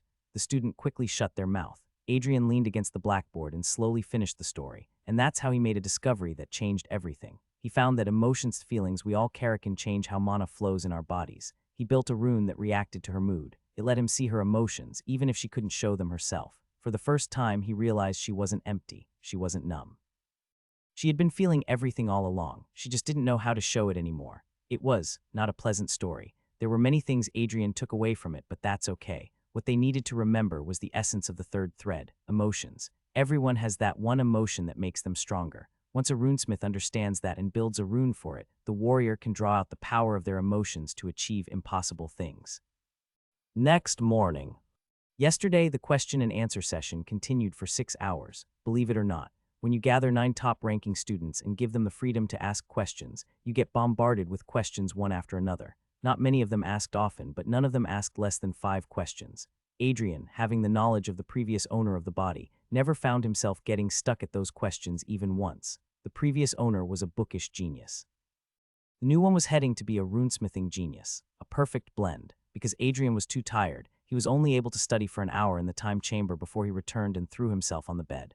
This morning, he really didn't want to wake up early since he was quite tired, but training was important. And Ariana was quite a scary teacher who might stop teaching him if he showed undisciplined behavior. That woman, though. Adrian couldn't forget the redhead woman he met in the market. He naturally knew Vermilion Ruby from the novel he read. She's the 4th ranked in the world, a very dangerous person to befriend. Not only does she have a track record of never failing her hunts, but she is also a brilliant runesmith, someone who can establish the third thread. However, the problem was not about her reputation or her history. It was the fact that she appeared quite before her arrival point. This arc should have only involved the main character and his 2 heroines along with the 4 kings of the 4 nations. Then, why was she here? Does she really travel around mindlessly and coincidentally come across me? It wasn't a speculation but a hopeful thought. As far as he knows, the lady of the Vermilion House doesn't approach someone unless she has taken an interest in them. She is a sadistic and arrogant woman who can be quite mean even to the one she loves. She was never a love interest for the main character since Alan was never exciting for her. She was more like an overpowered side character who became a bridge between Alan and another heroine. I should stop thinking about her. If she really is interested in me, I need to remain careful. Taking a deep breath, he stopped jogging and wiped his forehead with his wrist. Want a towel, sir? Suddenly, he found someone standing on his left, taking Adrian by surprise. Alana's lips curved into a faint, knowing smile as she watched him wipe his forehead. The fabric moved slowly across his skin, catching the light sheen of sweat that glistened under it. Then came the part she hadn't realized she was waiting for, brought the towel down, brushing it over his face with slow, deliberate strokes. And then, to his neck, that slender, tempting neck. A single droplet of sweat trailed down along his throat, slipping over the curve of his collarbone and disappearing under the fabric of his shirt. Her eyes followed it, caught in a trance. There was something undeniably alluring about the way he moved so casual, so unaware it stirred something deep in her. He wrapped the towel loosely around the back of his neck and began wiping it, slow and unhurried, like every motion was meant to tease her without even trying. And maybe that's what made it so irresistible. Alana swallowed the heat on her face, no longer just from the weather. How enviable. She took a deep breath to calm herself down. It's wet now, Adrian said apologetically, before suggesting, I will wash it, snatch. Adrian was startled as the towel from his hand disappeared. He turned toward Alana and found her holding the towel as she said, No worries, teacher. I will wash it myself, she said, and even hid the towel behind her. Seeing how diligent she was in taking care of her elders, he smiled, You are a very good child. See you in the class. Saying so, Adrian turned around and began to jog again. Once he was out of her sight, he heaved a sigh, need to do something about her. He wasn't as naive as the older version of himself, who couldn't differentiate between having the feeling of respect and something more profound than that. Regardless, he decided to focus on his training for now as he advanced towards his destination. He reached the indoor training hall 3, where Ariana awaited him while holding a staff. She was wearing a sleeveless t-shirt, which she had tucked in her commando pants. Her shirt, tightly clinging to her body, accentuated her curves. Not to talk about those toned arms, adorned with several cuts. Adrian stopped before her, taking a few deep breaths as he asked, Was I late? I was early today. Anyway, take your weapon. She got into position already. Adrian went to the weapon rack and picked one for himself. It was a 6-foot-tall staff, which barely reached Adrian's height. Adrian has gotten some experience in working with the staff, which was the first step towards mastering a spear. Let's change something here. Crack Ariana suddenly broke the staff into two, making it more of 2 small sticks. Holding the undamaged part tightly in her grip, she said, Let's see if you can prevent me from hitting you for a minute. Adrian nodded with a serious expression. By now, he should be able to do that much. He stepped into the battle zone, knees bent, left hand gripping the far end of the staff, right hand steady in the middle. His eyes locked on hers. No signal, no referee. Just a faint shift in Ariana's stance seemed Adrian moved. DHAK. The baton slammed into the floor where he'd been standing a moment ago. Ariana stood tall, one baton in the air, the other grounded behind her. Her stance was razor sharp. She smirked. Read my move or learned it. Adrian said nothing. First lesson, never talk during a fight unless you're losing and need a way out. Ariana came in fast, too fast. Her steps were light, her speed almost a blur. Just before she struck, she paused barely, a blink and Adrian ducked. Swift. The baton sliced through the air above his head. In one swift motion, while crouching, he drove his staff toward her stomach. Crack blocked, her second baton came down like a shield, absorbing the hit. Cheeky, she grinned then fired her knee toward him. Adrian flinched back just in time, heart racing, and swung his staff in a wide arc. She didn't flinch. Ariana leaned back gracefully, the staff missing her by a breath. Then with a shift in her weight, she sprang forward airborne, batons crossed. Target his head, but Adrian surprised her. He let go of the staff mid-swing, dropping the weight. Now free, he shifted, fast feet gliding, fist cocked. Ariana's eyes widened. She raised an arm mid-air to defend. DHAK, the punch connected. A shockwave burst out the other side, but somehow she blocked either arm bruised, her face untouched. Adrian blinked. You didn't even stagger. Most people land weak, off balance, an easy target, but not her. She landed like a beast, unshaken, and too damn strong for one punch to stop. And you lost? She pressed the other baton to push him away, winning the round. Adrian grumbled, appearing irritated. Ariana chuckled as she pulled a cigarette from her back pocket, and while she lit it up, she said, You have improved in decision-making, but you are still too impulsive. Puffing out the smoke, he added, rather than shifting to the left to attack me, if you had tried to get behind me, you have pushed me into a deadlock. Adrian shook his head. I knew I didn't have the time. You are too fast in close combat. I better start to learn using ranged weapons against you. Then how about a bow and arrows? Adrian hummed, tilting his head. I have never tried archery. Maybe I will. Arrows enchanted with runes. That sounds deadly. It was about 2 years ago. Alana newly joined the academy and was someone who was pretty popular even before her face appeared in public. Reason, her father. Her father was one of the strongest wardens ranking at 8th and possibly the strongest knight in the royal order, who climbed through the ranks through his sheer strength and unshakable determination. However, his popularity doesn't come from being solely strong. It was his conquest on the battlefield 10 years ago when he left behind his battalion and charged at the enemy by himself. The orders were to not advance and endanger the lives of the soldiers. However, Commander Ironheart couldn't let the enemy attack them first, either, since there were civilians at the post he was handed. Torn between his duty and the orders, he chose to sacrifice himself and jumped into the den of enemies, taking them by surprise and executing more than 200 evil god worshippers in that raid. He was awarded the honor of gallantry, the highest degree of honor a knight could attain, and after that, a noble position was created just for him, Duke Nolan Ironheart. Naturally, when coming from such a prestigious family, and possessing the blood of the greatest warrior this country has ever produced, expectations with Alana were soaring higher than she could imagine. People believed that she would ace all the exams if it's related to weapons and martial arts. People believed that they would see her name in the top rankings all the time.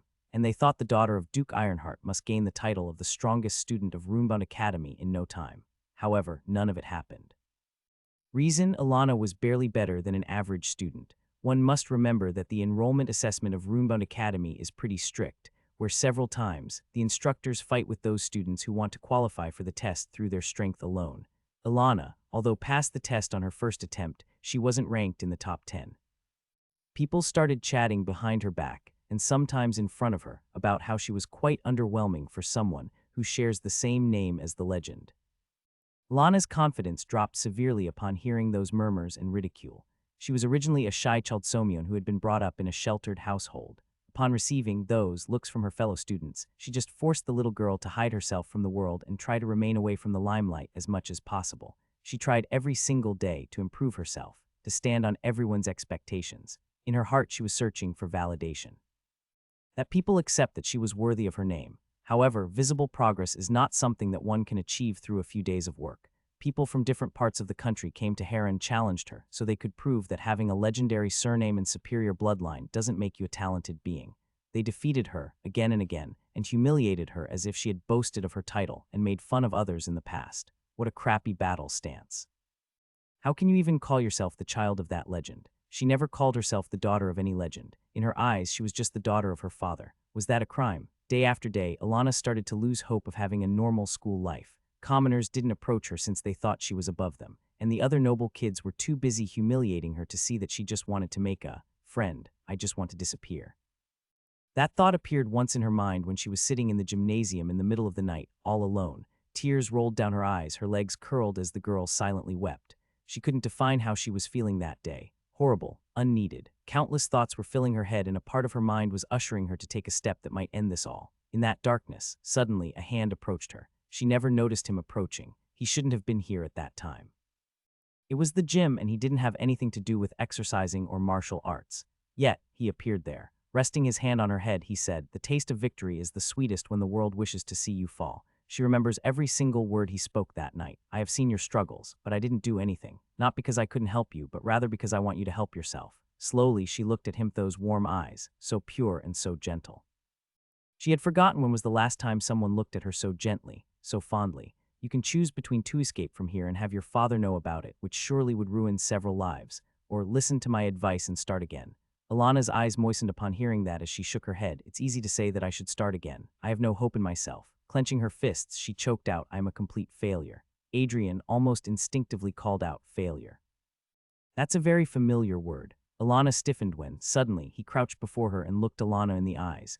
With a tilt of his head, he said, as a warrior, you feel yourself as a failure because you can't defeat every opponent you come across. And just like that, I, as a runesmith, should also have crossed the biggest hurdle in my life, the arcane engraving test. With a soft smile, he shook his head, but I couldn't. Alana's eyes widened. She couldn't believe at all that the man in front of her, who was rated so highly by his students, actually failed the most basic test of runesmithing, and even if he did, Did he just reveal his failure to a student he barely knows, just to uplift her confidence? Adrian sighed as he said, "Now it's up to you to believe me or not. However, it's the truth that I also live with the tag of a failure. But did you see me wail or fall into depression?"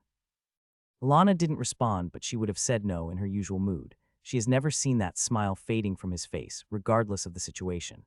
Adrian got up from the ground and told her, "If you choose to stay and want to give your life a new start, meet me in my office sharp at 7 tomorrow." Without another word, he turned around and walked away. Alana kept looking at him until he disappeared from her sight. She didn't know him. She never paid much attention in his class. And she was nowhere near the crown of the rankings. Yet he approached her, motivated her, revealed something big about his life, and just left. She could have ignored him after that night. She could have continued with her life or could have returned home. Her parents wouldn't have said a word against her decision. She had the easy way out, but knock. The next morning, she arrived before the person who changed her life, the only man she admires more than her father, and the person she has ever come to love, her professor, her mentor, and the love of her life. Attempt 418th.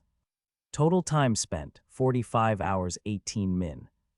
Adrian was inside the time chamber, carefully assessing the mana points of the training doll, which varies every single time and building runes based on those mana points. Adrian was not like other runesmiths, which he himself hadn't realized yet. He knows only perfection or nothing.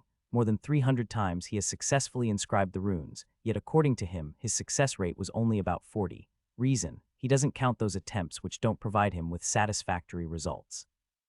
And when he talks about satisfaction, it means pure perfection. That's what makes him different from others. Runes and a human are two nails, and Runesmith creates the perfect channel to connect them.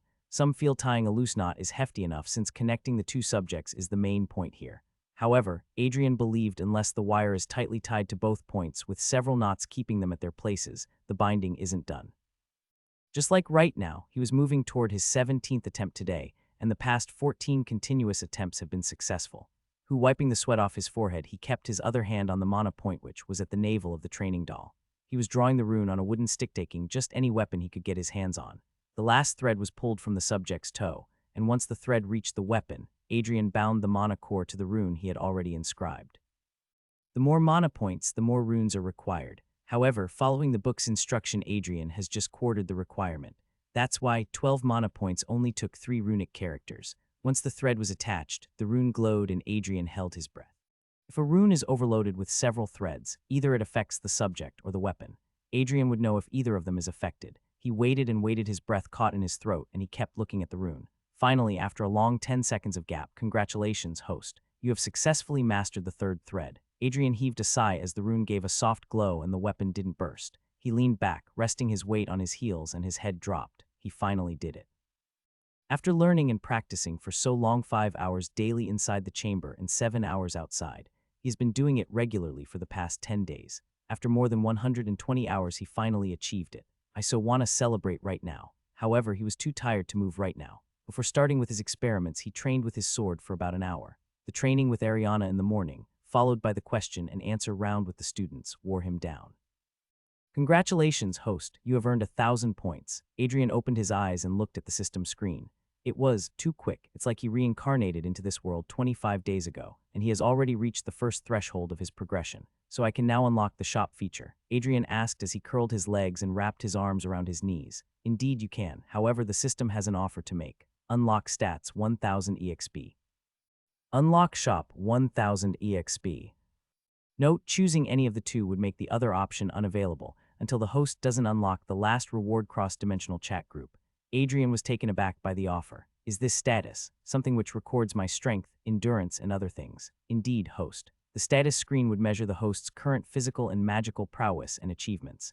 Adrian's brows elevate. This was something he was expecting to see when he woke up in this world. After all, a system means something that could be regularly useful for their host. And at the moment when Adrian was still struggling to land a hit on Ariana, needs a measuring tool that could tell him which field he needed to work in.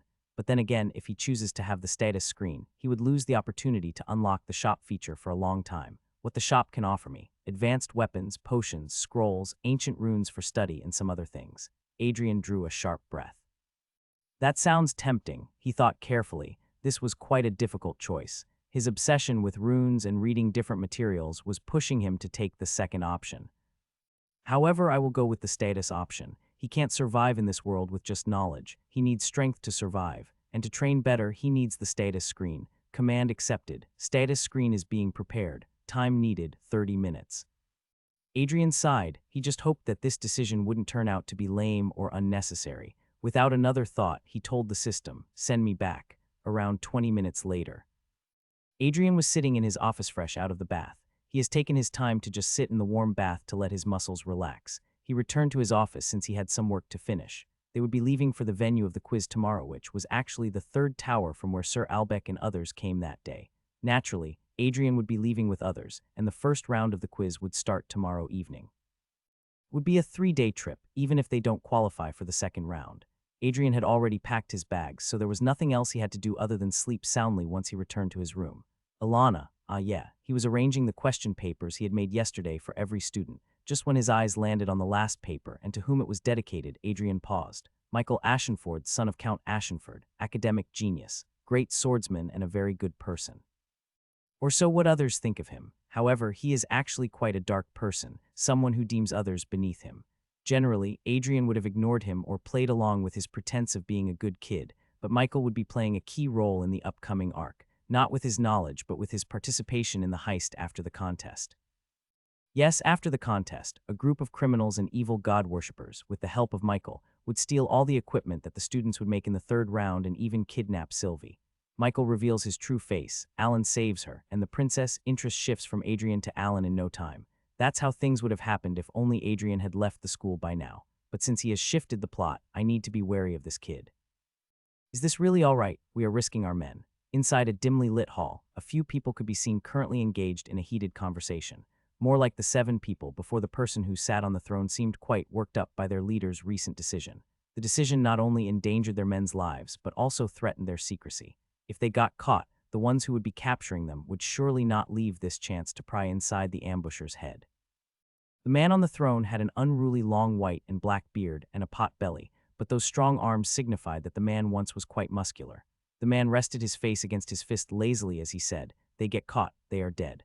The man's nonchalant behavior didn't sit well with the others, however. They couldn't speak anything against their leader. The smirk on the leader's face clearly said that he was quite eager about how this mission proceeds. One of the members asked in a hesitant voice, "But sir, is that runesmith really that useful?" The man grinned, "Useful? Well, you can ask this woman how useful he is," the man said while gesturing toward the redhead woman hanging on the wall. Huge nails were piercing her ankles and wrists, keeping her pinned to the wall. She was breathing roughly with a cloth tied around her mouth as she glared back with a ferocious look on her face. She was the same woman who worked temporarily as Adrian's bodyguard, Eve. The man grinned as he said, "If I get my hands on him, this world will remember what it means to live in fear every second, every breath, haunted by the shadow of death." There was no training the next morning. They were leaving for the contest venue. That's why Ariana told him to report at her office by 6 in the morning. Currently, he was making his way to the office while holding his 2 bags. In one was his clothes, and in the other was his work-related stuff. While he walked, he asked the system, "Show me my stats." Name, Adrian. Age 23. Race, human. SDR, 18. SPD, 19. End, 14. MP, 150, 150, AVG, 100. HP, 100, 100. The average point of an average awakened is around 10, so he was better than an average. However, he has to go a long way. 2 things can never change, his magic points and health points, unless his race change switch is impossible. Only humans exist on this planet. System, what are the human physical limits? Adrian asked as he turned from the corner and headed towards the headmistress office. Your current limits are 100.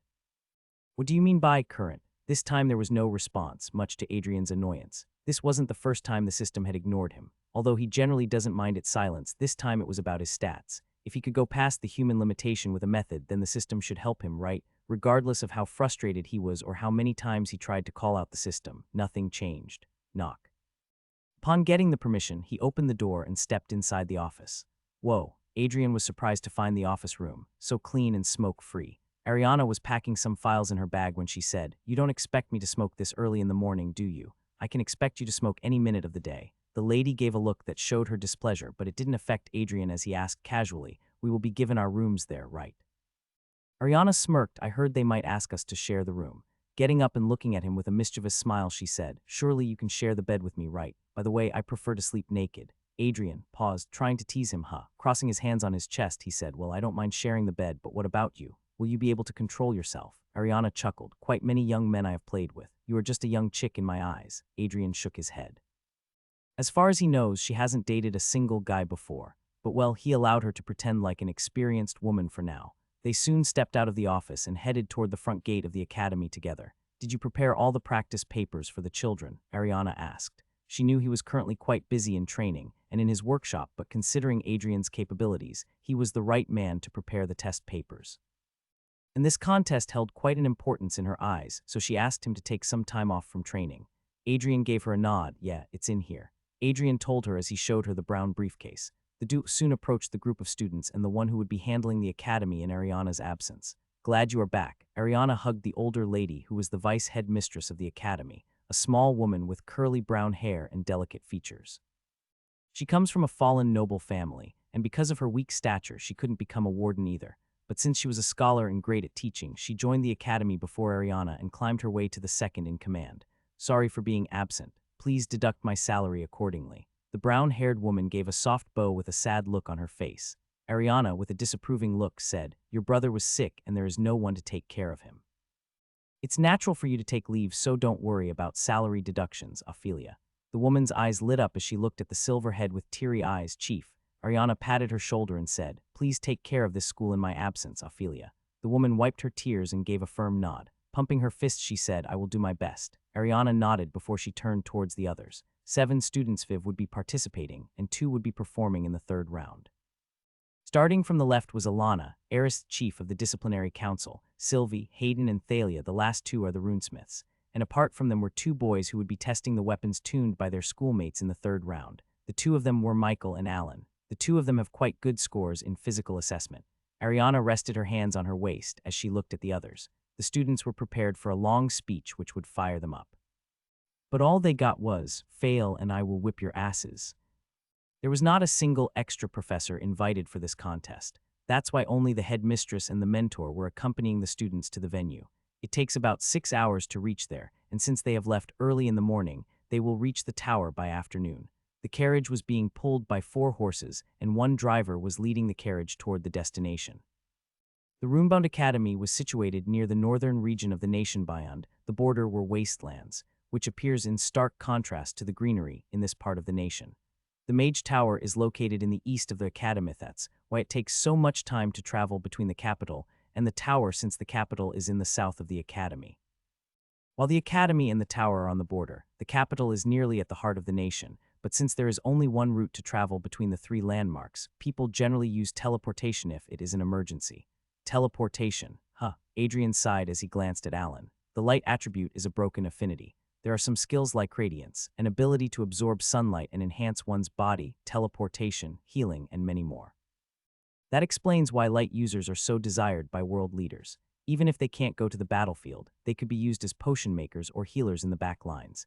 Is something the matter, Professor? Alana asked, seeing her favorite man looking a bit tired. Adrian faintly smiled and shook his head. Everything is fine. Alana was about to offer him some tea to help him improve his mood when suddenly someone interrupted. Sir, what will happen if someone writes the wrong runes for a subject?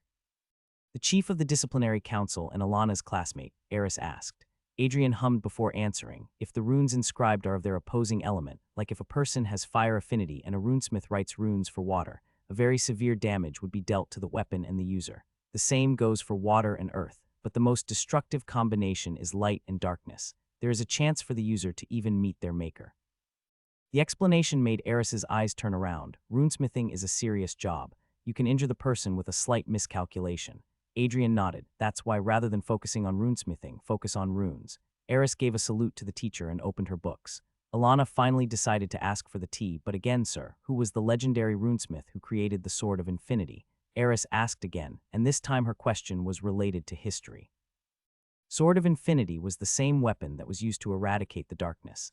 That sword was held by the man whose descendant was sharing the carriage with others today. Adrian thought for a moment before revealing he was a very secretive man. I haven't read about him much other than the fact that he mostly remained locked up in his workshop. He initially used to see his weapon, but after realizing what his runes could cause, he isolated himself from the world. Eris seemed impressed, must have caused devastation to isolate himself. Adrian slowly nodded. His knowledge about the legendary runesmith was quite limited since the books didn't record anything about him other than the final weapon he made for the hero. In that era, runesmiths weren't respected by the general masses because they could use magic just fine at that time. That's why armaments appeared just extra expenses to them. However now, without armament, a warrior feels helpless. "Sir Adrian, have some tea." Alana's hurried voice gathered everyone's attention. They turned toward the silver head and found her extending the cup in his direction with her eyes closed. Adrian took the cup slowly, unsure why it seemed like she was forcing herself, and said, "Thank you." Alana heaved a sigh and nodded. Adrian drank the tea silently and enjoyed the outside scenery. By mid-noon, they reached the island where the tower was situated. As the name suggests, it was actually a tall tower standing at a height which seemed to be reaching the clouds. As their carriage crossed the bridge that connected the mainland with the tower, Adrian looked down and found there was shallow water under the bridge. There are countless creatures waiting in there to devour whatever drops from above, Ariana whispered to him as she also looked down. Not only that, if intruders are detected, there are runes engraved on the bridge that will destroy the pillars supporting it, and we will all fall. She further added, much to Adrian's exasperation as he asked, "Why are you telling me all this?" Ariana chuckled, "Was trying to warn you. Don't wander around like you used to do in the past." She sat back in her seat with her arms crossed. Maybe she spoke those last few words a little aloud since the students also heard it. Alan glanced between the two and asked, "Headmistress, was Sir Adrian a mischievous child?" Alana's ears perked at that as she turned towards the older one and listened intently. Not only her but others too, except for Sylvia and Michael who were still reading their notes get curious. Ariana's lips curved as she said, "I won't call him mischievous. He was a very curious child who can even resort to bullying if it's about the subject of his interest." "Bullying?" Alana's brows elevated. "Yeah. He even snatched my allowance to buy some books after spending his own money, and you allowed him to do that." Alan was surprised. Ariana grinned. "I was a little girl back then whom he could torment." Sighed, glancing at her cousin, she smirked. "Now things might be different between us." Alan chuckled and Eris just smiled. Alana also couldn't stop her lips from curving in a smile seeing their playful banter. Adrian rolled his eyes. "You really had to tell them. Now if they end up bullying someone else, I won't even be able to reprimand them." Ariana laughed at that reaction. Not so long after, the carriage came to a halt before the tower base, and everyone started to step out of the carriage. Adrian was the last person to climb down as he looked at the intimidating building in front and thought, "If things go well, we will leave this place with the trophy in hand." Sylvie's POV, there are a few members of every tower who are called tower heads or tower chiefs. These people are the administrators of the tower they are assigned to. They oversee every experiment and invention, and they also control the budget of the tower. So in a way, if the tower is a kingdom, they are the kings of this nation, and one of the three heads was currently present before us, welcoming us. I am 100% sure that Master Albeck doesn't welcome every academy and student like this by being present himself, but he was here. Reason, Professor Adrian. Apparently, when he came to the academy, after hearing that a fraud was teaching the students, he was massively impressed by the professor's abilities. I couldn't tell what conversation they had in the meeting room afterward, but if the rumors were true, then Professor Adrian got this post of our mentor because Sir Albeck asked for it, and I accused him of being a fraud. Sometimes I feel I caused that ruckus only to make a fool out of myself. I have long realized that my jealousy forced me to take this step, but as a princess and someone who aims to become a pillar of this nation, I will feel guilty the day I die that I accused someone wrongly. Third-person POV, I am delighted to see you here, Professor Adrian. There was a smile on the man's face as he shook hands with Adrian. It's nice to see you in good health too, Sir Albeck. Both men had only met for an hour, yet they appeared on friendly terms. Albeck respected talented people and those who were dedicated to their work. When he saw Adrian working on the rune for Alan, he was so focused on his work that he believed interrupting him would be a crime. Not to talk about the unique ritual style he showcased during the assessment just blew his mind. After returning from the academy, Albeck discussed things with the research team, asking them to replicate the technique, but to no avail. Even when they were able to draw affinity symbols in the air rather than using the magic crystal, it took a lot from a person to retain the elemental circle form and tie the rune while at it. Then Albeck asked two people to build a single rune, which was not advisable at all, but he did. He wanted to see if there was actually any possibility of achieving as great results as Adrian. "Please come in, and you two children." Offering them a gentle smile, the man invited them inside. The base floor of the tower was wide and beautifully designed, giving off a calm and elegant feeling the moment someone stepped inside. A grand chandelier hung from the high ceiling, its crystals catching the light and spreading a soft glow across the room. In the center stood a tall fireplace with dancing flames, giving warmth to the quiet space. The floor was made of smooth marble, and the walls were decorated with bookshelves and art from long ago. Everything was placed with care, showing the tower's rich history and class. Soft chairs and polished tables were arranged neatly, making it feel like both a study hall and a resting place. A few students from different academies walked around, their robes showing the colors and symbols of their own schools. Some whispered to each other, while others read quietly in the corners, taking in the peaceful atmosphere of the tower. Ariana nodded toward them before the students began following the tower member. Alana kept her gaze on Adrian until she was forced to turn from the corner. I so want to replace the headmistress right now. Sadly, she couldn't. She had to wait for another 2 years to achieve her certificate so she could start reaching the academy. Then she could see her professor all the time. Back in the main living hall, Albec and one other tower member walked along with Ariana and Adrian as they stepped toward the sofas. Albec sat down across from Ariana and Adrian. The other officer remained standing as if he was Albec's guard. The students around were glancing curiously in their direction, some wanting to draw closer to listen to their conversation, and some were just admiring the handsome man. Albec naturally didn't pay attention to them and told Adrian, after I informed my team about what was during the assessment, there was a certain someone who was quite eager to meet you. Suddenly, another officer, wearing the same pale yellow cloak as the other two, appeared before them.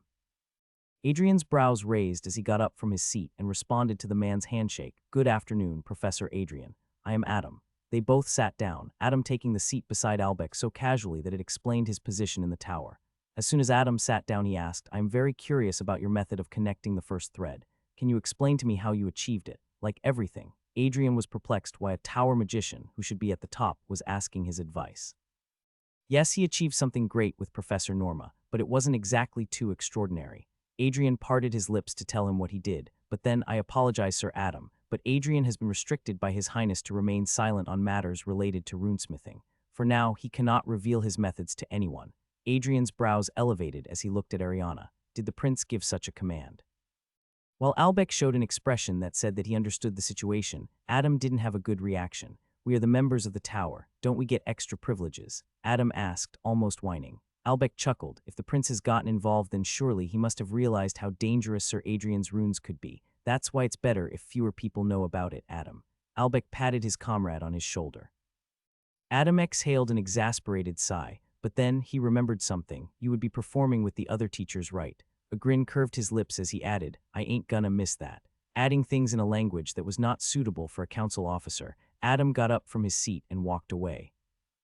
Albec exhaled a soft breath as he said, please forgive his behavior. He is just a curious child wanting to know everything. Ariana chuckled, don't worry, I am used to those kinds of people. Adrian rolled his eyes. Did you really receive the orders from the prince? As Adrian and Ariana headed toward their rooms, Adrian asked in a curious tone. Ariana slightly shook her head. He didn't explicitly tell me to keep your methods a secret, but his words implied how dangerous it could be if people start to get the knowledge of your skills. Adrian was surprised, so he doesn't even trust the tower. More like he doesn't want this information to reach the other nation. As you know, the tower doesn't come under any nation's jurisdiction. They hold a neutral stance. So sharing your knowledge with the third tower means they would share with others too, and I don't think you need to be told what it could lead to.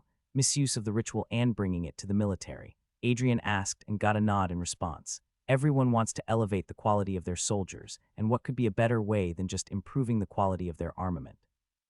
Ariana didn't have to add what kind of world disaster it could lead to once everyone got their hands on an armament like the one Norma used back then. That's why, please refrain from sharing your knowledge, even if you have to use my or the prince's name again and again. Adrian nodded with a serious expression on his face. Ariana sighed as she told him, now go in there and rest. We have a celebration to attend in the evening. Adrian nodded. The first test is scheduled for tomorrow, unlike what was originally planned, because of several circumstances. That's why in the evening there was a small get-together of all the students and teachers who came from different parts of the globe. I so want to skip this celebration, Adrian grumbled as he opened the door and stepped inside. He wasn't an antisocial person, rather. He just liked to spend his time with his books and the training doll more. Well, he needed to fulfill his duties as a professor too, so there was no helping in it. Nice room. Adrian was impressed seeing his room. It wasn't huge, but big enough to accommodate 5 to 6 people. Just after stepping inside, he found a double-sized bed across from the door and a round window above the bed that surely gave a view of the bridge. Then there were 2 wooden cupboards and a bookshelf on which a few old and a few new books were arranged. There was a study table on the left side of the bed. A wash basin was on the right, and on both sides of the basin were doors, which led to the bathroom and the toilet. Adrian rested his briefcase on the table while his bag rested on the bed. Sitting down on the comfortable bed, he thought of resting for a bit. while his mind wandered in different directions. At some point, he started thinking about his weapon. He was currently training with a sword and spear, but because he hadn't focused on training until recently and never had been involved with the hunting business, it would take some time for Adrian to get accustomed to using them. Then what is the way? Ranged weapon. The system suddenly advised, which took him by surprise. You mean to say bow and arrow, but rune graving on arrows won't make them faster. Adrian has actually thought about it. Using a ranged weapon like a bow and arrows would be much easier for him, since with that weapon he would only need to practice his aim and work on his agility. However, the problem was the force behind his strikes. His arm strength would remain the same, so the arrow would be shot at a speed that could be dodged by a strong foe. And talking about runes then, Adrian couldn't use others' affinity to enchant his arrows and use them as he wants. A rune can only work for those who have an affinity with it. So it was pointless to venture into those lanes, which wouldn't be beneficial for him. There are weapons that don't rely on a person's arm strength to overwhelm their enemy, and there is a way to utilize runes inscribed for others, for yourself. Adrian frowned as he got up from the bed and read the system's message twice. Is there really a way? He asked. Can I really use other elements? Just the thought of being able to use other affinities like flames or even light gave birth to countless ideas in his head. But until now, it was just a child's prayer to achieve something impossible. The people you can connect with through the cross-dimensional chat would allow you to achieve things that appear impossible to you right now. Adrian's eyes widened, but then the enthusiasm soon died as he said, it will take me another 3 months at least to reach that milestone. Almost 25 days of rigorous reading and learning have offered him 1,000 points, so reaching 5,000 points was still a destination a few months away. But I can't wait, next arc would surely put me in danger. Just thinking about what the Academy would have to face in the next arc sent a shiver down his spine. Okay, here is an offer. Master the third thread within 30 days, and the system will unlock the cross-dimensional group chat. Adrian's eyes sparkled for real. But I can't bring the books out, so can I get my time in the chamber extended? 6 hours is very little for him to learn the third thread in a month. Time limit extended to 8 hours, but just for this month. Adrian grinned. You are the best, system. With a happy smile, Adrian fell back on the bed, already thinking of starting the third volume while being completely unaware that there was a certain someone in the room who had been keeping an eye on him since the moment he stepped inside.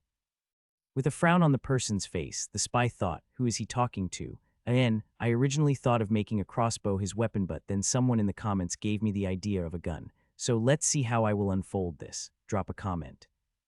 Alana's POV, this is annoying. Everyone is annoying. Joining any kind of celebration or gathering has always been frustrating for me. Not only because I have to tolerate those lecherous gazes of other men, even some old ones, but also because these people don't even try to hide how they just want to make a connection with me, who is the daughter of the legendary warrior. Your dress looks so pretty, did you buy it from a foreign trading company? It's custom made, I replied without even turning toward the person who was talking to me. There were many, actually, surrounding me from my school and other schools. I am constantly receiving scornful looks from a few people who think that I am hogging all the attention. But I can't express how much I abhor when someone pays attention to me, except for one person, that is. The only reason I joined this celebration is because of him. Dressing up like Theisvan doing light makeup is all to be noticed by him. Even a single look of appreciation would be enough for me. Are you looking for someone, Miss Alana? An annoying pest has been disturbing my view for some time now. He just doesn't understand that I am not here for him or the others. I was forced to look his way with my brows drawing closer. Do I know you? He had been around me for some time now, and it was getting on my nerves. Ah, I didn't introduce myself. I am Headhound Academy's top student, Bill. He offered his hand. Yeah, like hell I would touch filth. Bill, can you stop pushing yourself in front of me? You are bothering me. That response took him by surprise. His lips parted and closed like a fish, but that reaction was not within the scope of my comprehension. Was swallowing the truth that difficult for people these days? I was about to step away from the group, relieved that they finally understood that I wasn't interested in talking to them. But then, aren't you being rude here? He just wanted to talk to you, and you are giving him the attitude as if you are a princess or something. A girl from the same academy as Bill called out in a tone that clearly explained that she was offended. This is tiring. I turned toward the person and found her holding her dagger. That's a very bold move on her part, considering there were officials around. If a fight broke out, will I be held accountable for that? Will my professor call me a bad girl? Will he punish me as well? What are you smiling for? Do you think I'm not worthy to be your opponent? The girl suddenly released her aura, making others look our way. Oh, so she was purposely doing it, huh? Is this some dirty trick I am getting trapped into? But remaining silent here doesn't feel like it would help me in any way. You seem quite eager, I said as I turned toward the girl. I had no armament on me since this one-piece dress didn't allow me to bring anything along. But considering the spoonful of mana she was leaking, she would be kissing the ground with a few slaps, just when I thought she was going to attack. You shouldn't let your anger control you, said a calm, smooth voice. Everyone turned as he stepped in. His presence alone made the air feel lighter. There he was, Professor Adrian. With the elegance of someone from a dream, he appeared beside her and gently placed a hand on her shoulder. His touch instantly melted her rage. On the other hand, he took the dagger from her like it was nothing. Her expression changed in a blink. The fierce look vanished, replaced by pink cheeks and wide eyes. Just being near him made her flustered. Meanwhile, my brain completely froze. Why is he standing so close to her? That girl, she's nothing but trouble. She isn't worthy to breathe in the same air as you. She looked like a stain standing near him. She doesn't deserve that spot. Professor Adrian, I said his name, hoping he could hear the storm in my chest through my voice. His soft brown hair had just the right amount of mess to make it charming, and those caramel eyes could just provide relief to the most anxious heart with a single look. Even the way he stood felt like poetry in motion. He turned to me, and when our eyes met, he smiled. Not just any smile, it was gentle, warm, and made my heart skip. Am I in love? Ah, I so love him. Good job holding back, he said, his voice as comforting as a warm breeze. I'm proud of you, Alana. Is he flirting with me, with so many people around? Ah, my heart, it's too fragile for you to play with it, Professor. He soon turned back to the girl, handed her the dagger, and said, please be careful where you use it. Not everyone gets the blessing to be a warrior, so surely you don't want that privilege to be taken away just because of a small conflict, right? Not only the girl, but the other females around him listened intently and nodded. Well, he is just like that, the best teacher. Turning back toward me, he approached me. His eyes briefly trailed down my body. I feel hot. Once he was close enough that only I could hear his voice, he said, this is the first time I have seen you dressed like that. My heart sank as I asked in a low tone, do I not look good? Was this dress a bad choice? Does he prefer me to wear my usual school uniform? You look great, Alana. Just try to accept compliments from people with a smile and try building a few connections. A smile bloomed on my face upon hearing that. What he said about building connections all went over me, since the only compliment that matters to me is when it comes from him. Okay, I will try, I told him with the smile from my lips never fading. I hardly believe you will, Adrian chuckled. Adrian was holding a glass of what seemed like wine. He was having alcohol for sure, but didn't know if it was wine or something else. He didn't receive the memories of previous Adrian's taste buds, and Lex only could afford cheap beer, so yes, this was new. In a corner he stood, wearing the three-piece formal suit and trying to blend with people. There were many students from the 4 academies and the headmasters from each academy. They all were gathered at one place, and Ariana was also among them, the only female headmaster. The professors were also there, but they were more focused on chatting with either their students or the officials of the tower. For them, this might be a chance to build a connection with the tower and possibly earn a few points for their academy. Well, as far as Adrian knows, a good or bad impression doesn't affect the final results. Should I also talk to someone? That sounded like a burdensome job. People here come from noble families or have achieved something in life which they could boast about. But Adrian wasn't a noble anymore, nor did he have any achievement which could make him stand out. Adrian flinched as he felt someone approaching from behind, urging him to turn towards the person.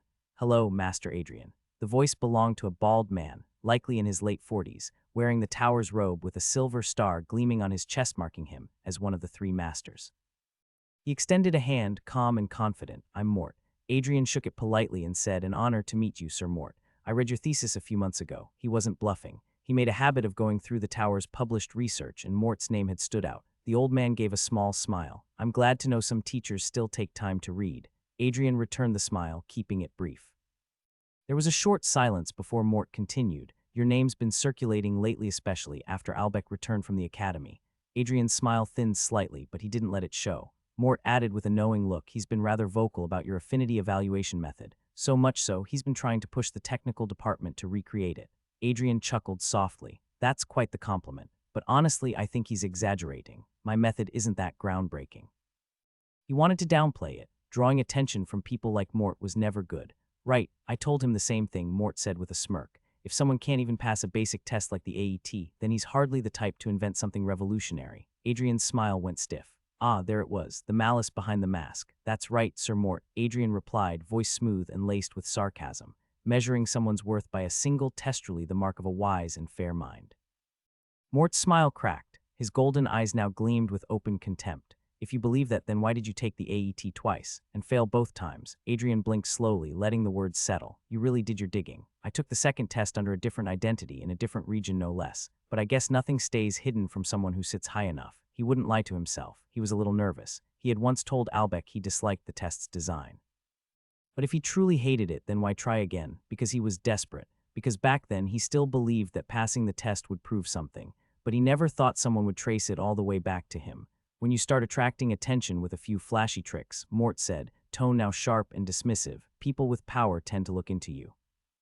Waiter arrived and quietly poured a drink for Mort as he added, almost too casually, you do know I have the authority to get you thrown out of the academy, right? Adrian didn't flinch. His response came quick, steady. Please do try. I'd love to see how you plan to do that. There was no fear in his voice, no hesitation, because showing weakness here meant being eaten alive. Mort leaned back, sneering. Ah, the prince, that's where your arrogance comes from, or maybe the headmistress. Adrian didn't take the bait. Instead, he said calmly, Sir Mort, I'm confident enough in my craft that even tuning a first-degree weapon would get me recruited by any nation I choose to walk into. He turned his head slightly, meeting Mort's narrowed eyes. And when the king asks me why I left my homeland, do you know whose name I'll give him? Mort's nostrils flared. Are you threatening me? A dangerous chill passed through Adrian's eyes as he replied without blinking.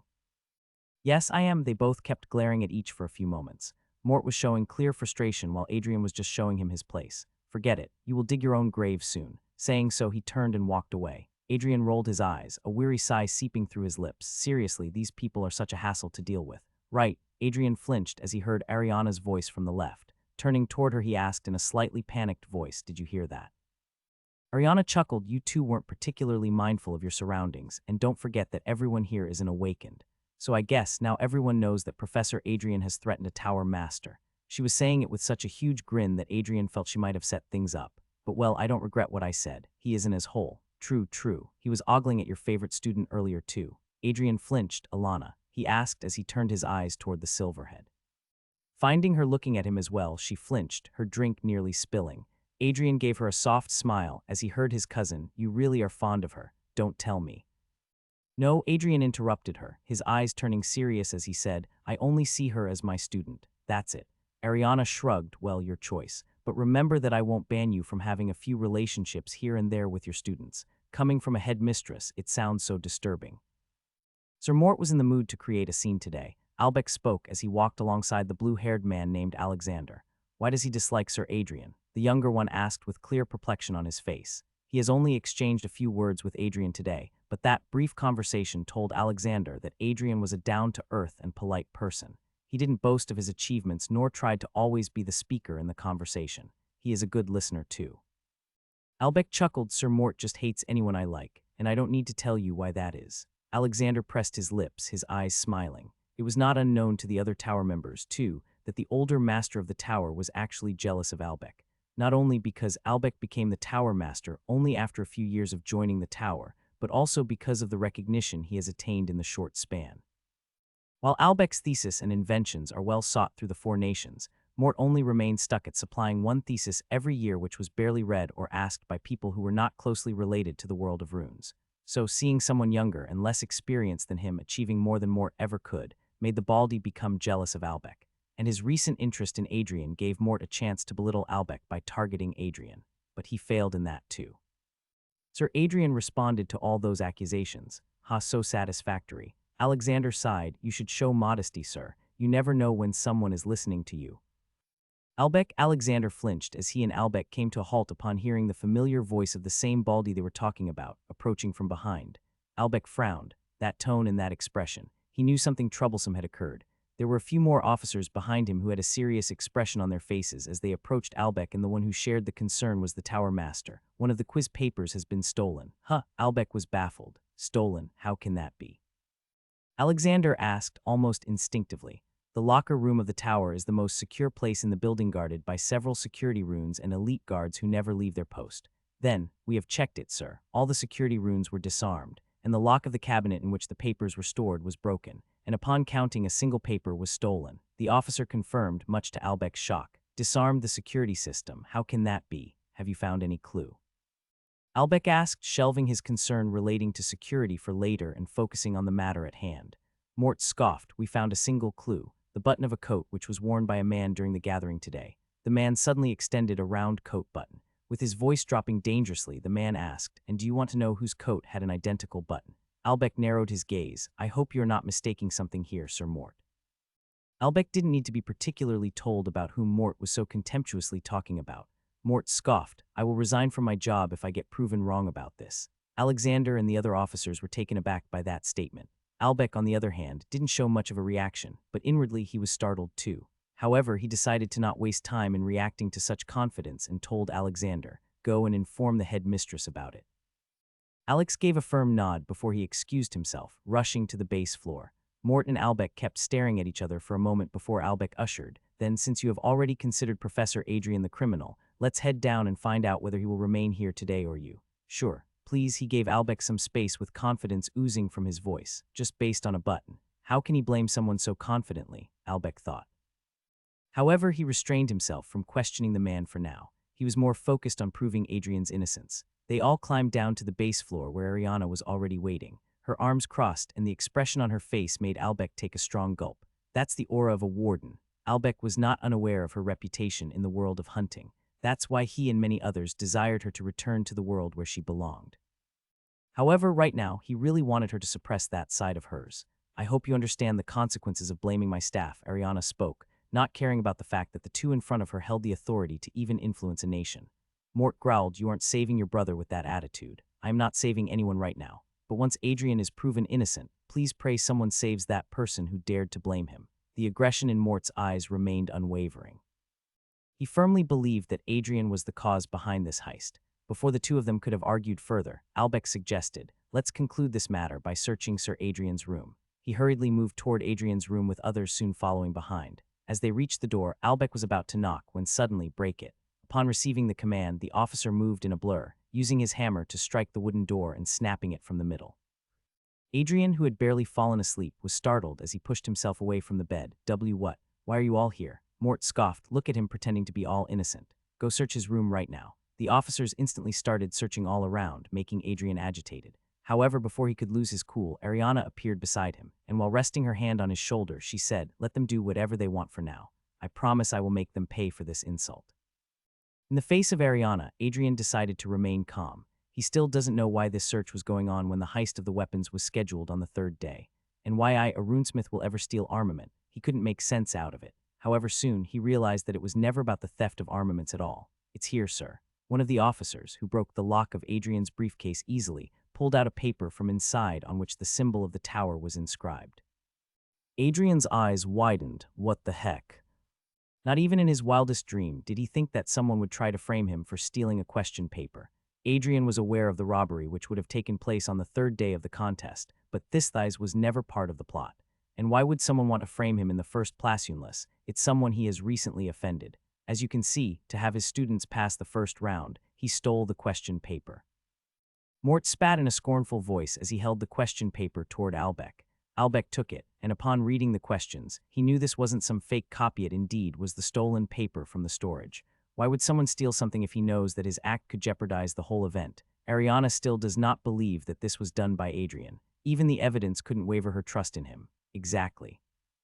He either returned the paper before morning and allowed the test to happen naturally while having his students know all the answers, or he planned to ruin the whole contest so his student doesn't go through the same humiliation as every year. Mort spoke in a single breath, his eyes red with fury. Turning toward Adrian, he spoke in disgust. "How low you can fall to just maintain the reputation of your school. I am ashamed that such a person is even allowed to be a teacher." Adrian's expression shifted, however, to say anything against the man. He needed something in his defense.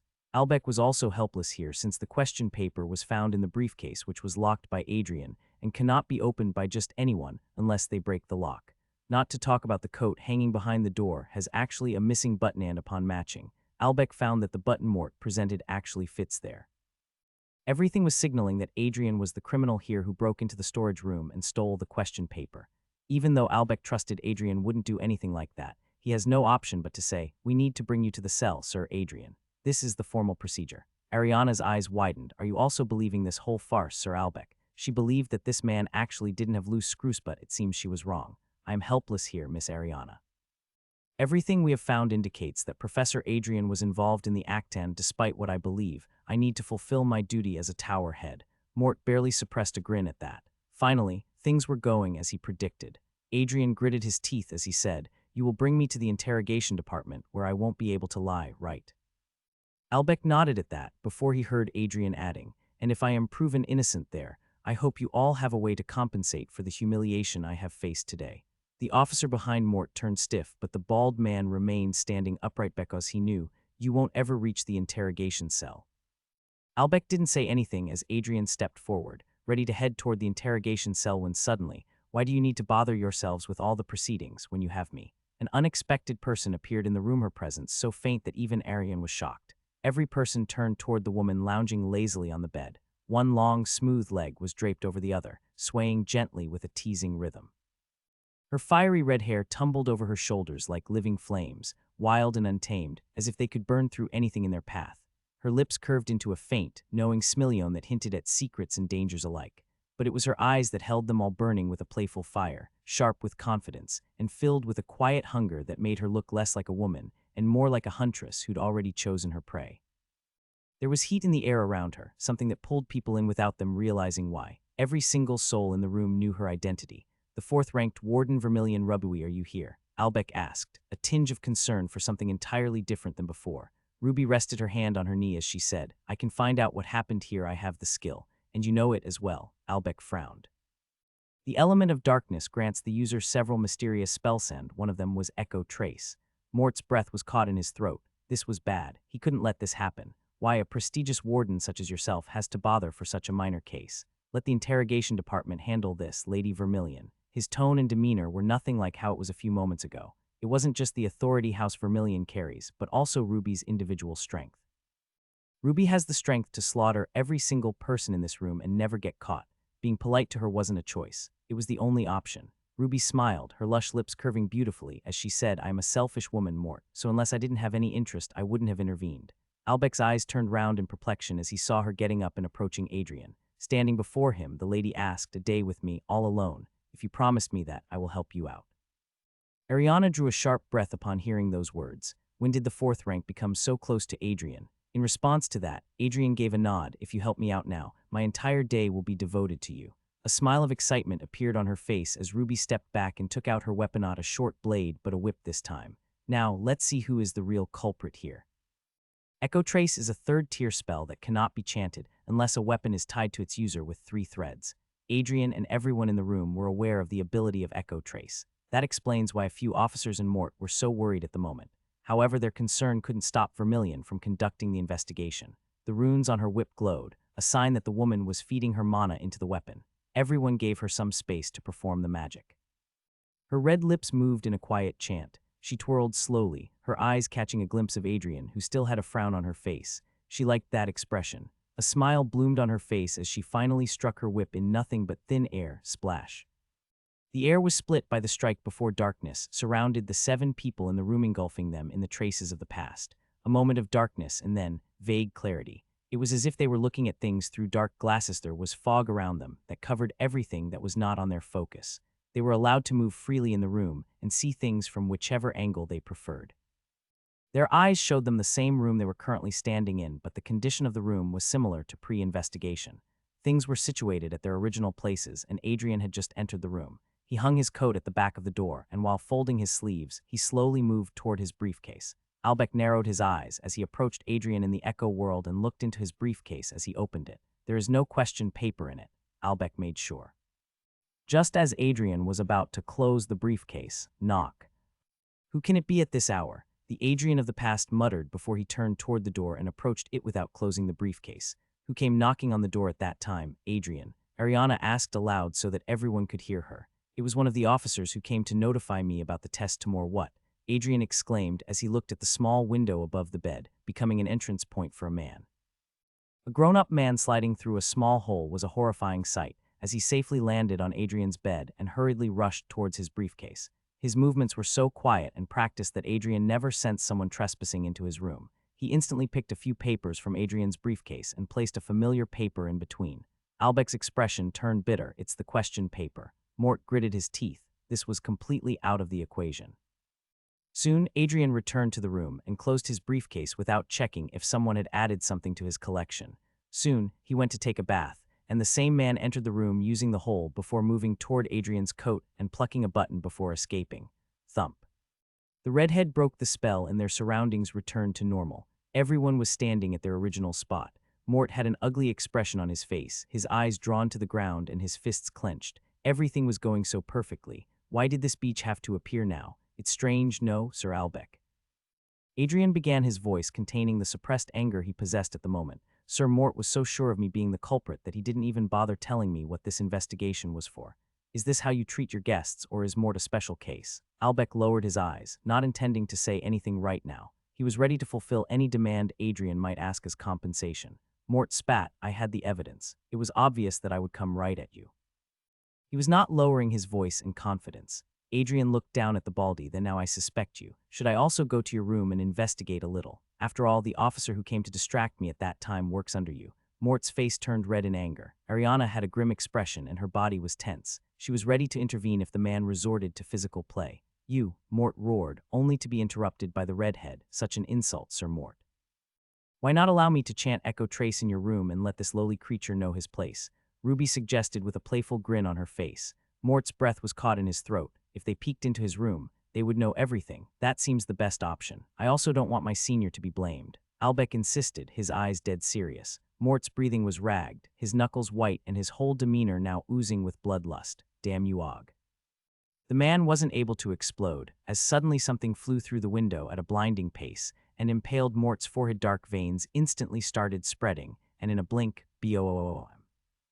Mort's head exploded, blood and innards flying around, making the officers stagger back in shock.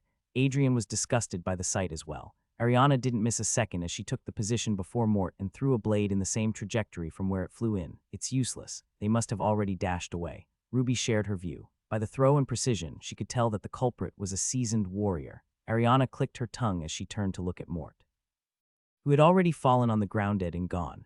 Albeck was overwhelmed by the turn of events, but he didn't miss to command, "Don't you all dare to run away." He spoke while pointing at the 4 guards who were under direct command of Mort. Several other guards and students have already started gathering by the noise. Even if the officers wanted to escape, they couldn't, unless they were prepared to face the 4th and 7th ranked wardens.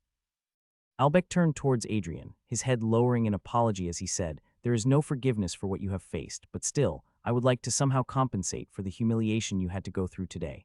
Adrian exhaled an exasperated sigh as he said, "Just let this contest happen as it was planned and allow my students to participate in it." Albeck nodded. "I assure you that none of this would affect the contest." Adrian heaved a long sigh as he rested the book on the ground and took a moment to collect his thoughts.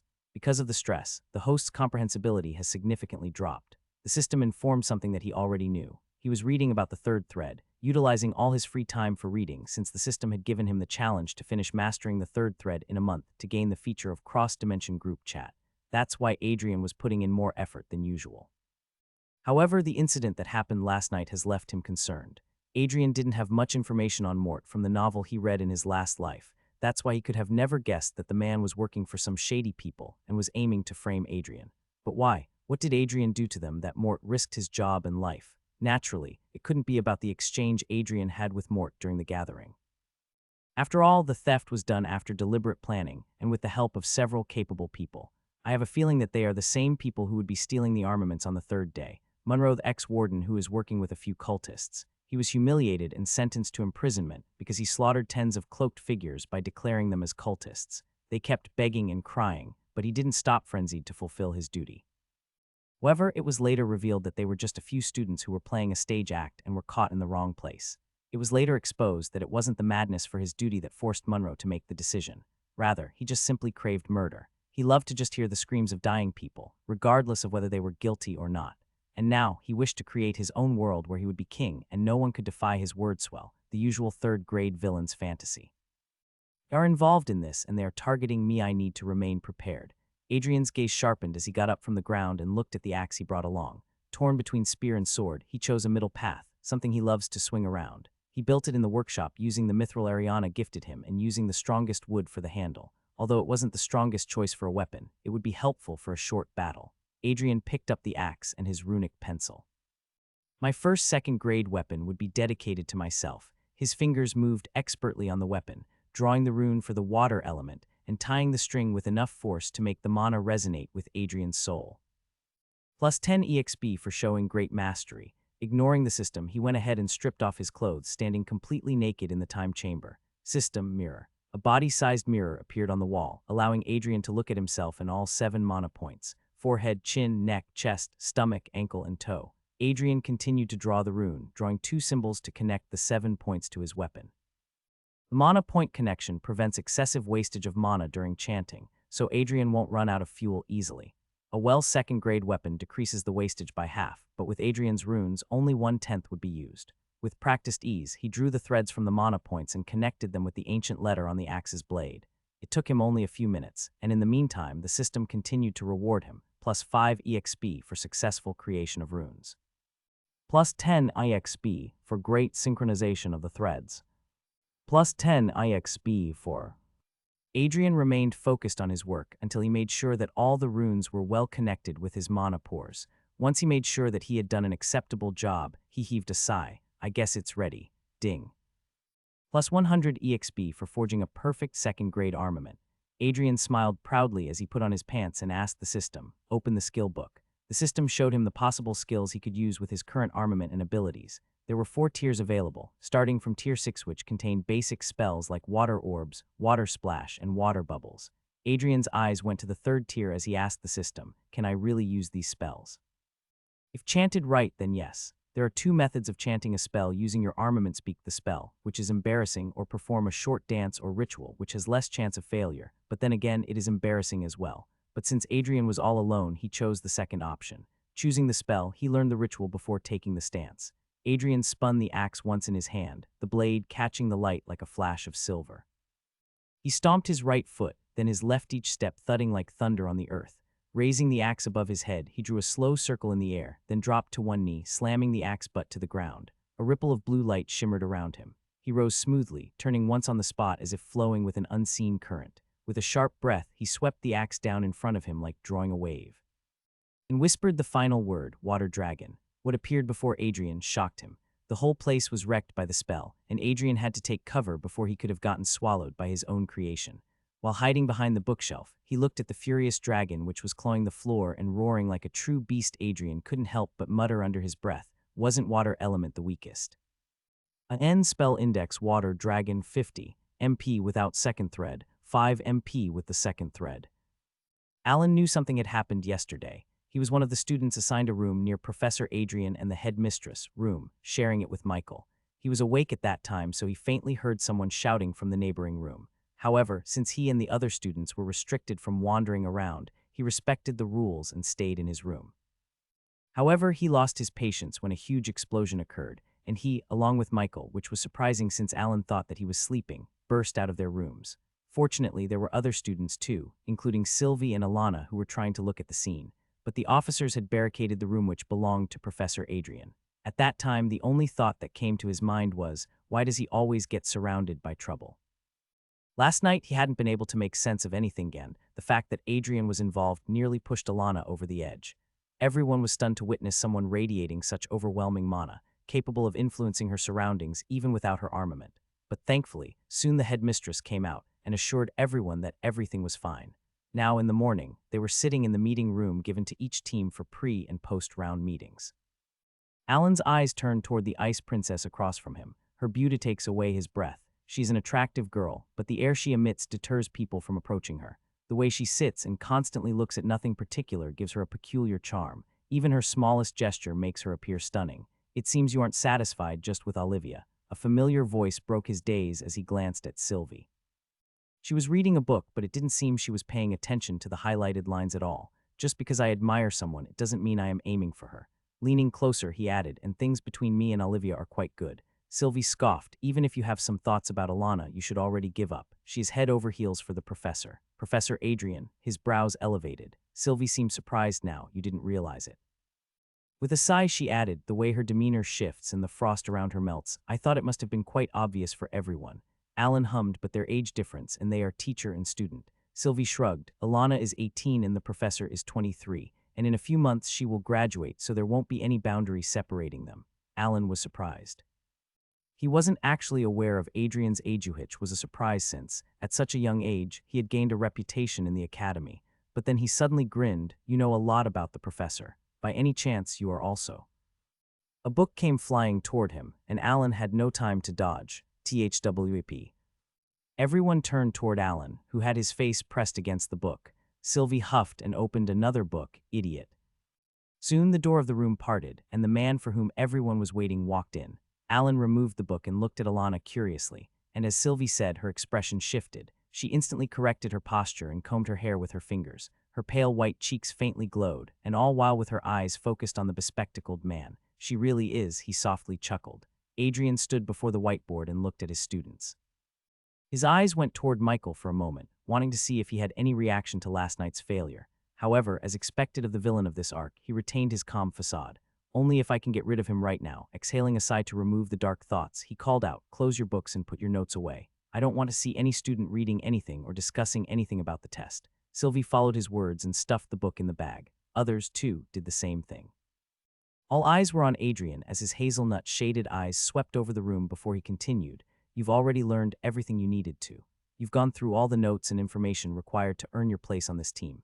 So be confident, out there with the mindset of sharing your knowledge, not treating it like a test."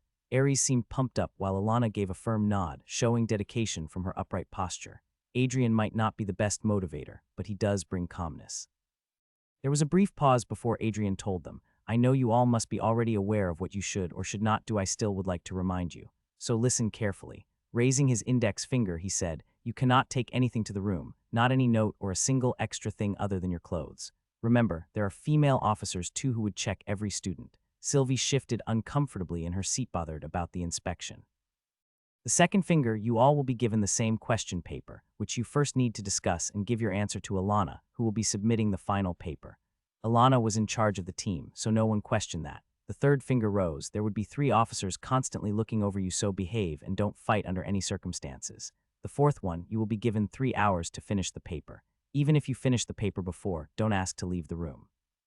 Finally, to pass the test, you need to answer at least 60 out of 80 questions. Each question carries 4 marks and a wrong answer would deduct 1 mark. That was a great point of concerned negative marking. They would end up losing more if they confidently answered everything. That's why they need to be very careful while making a decision. Taking a pause, Adrian told them, "There might arise a situation where you can't get the majority of votes on any answer. So in that case, leave that question." Everyone gave a firm nod, ready to face the challenge. Adrian smiled at them and said, "Whatever happens, remember I would be proud of you all. Now start moving out." Students were taken to the meeting rooms, but of different teams to conduct their exams.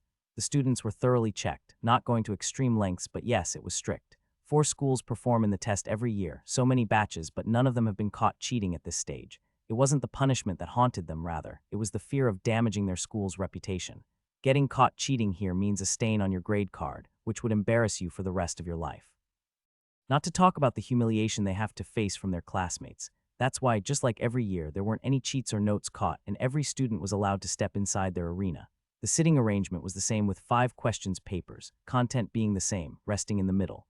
Alana wordlessly took the spot where Adrian stood back in that room and took a question paper for herself. For the next 3 hours, she would be the mediator, advisor, and controller of the team. Although 5 papers were given, only 1 would be submitted, and that paper was in Alana's hand. She picked up the pencil and allowed the others to settle down first. Once they picked their papers and pencils, Alana began, "Okay then, let's begin." In the reception hall, all the professors and headmistress were gathered waiting for the students to finish their exams. Adrian, unlike others who seemed pretty confident and were chatting casually, was standing in a corner with his back pressed against the wall. He was tense, naturally, because their team had a losing streak.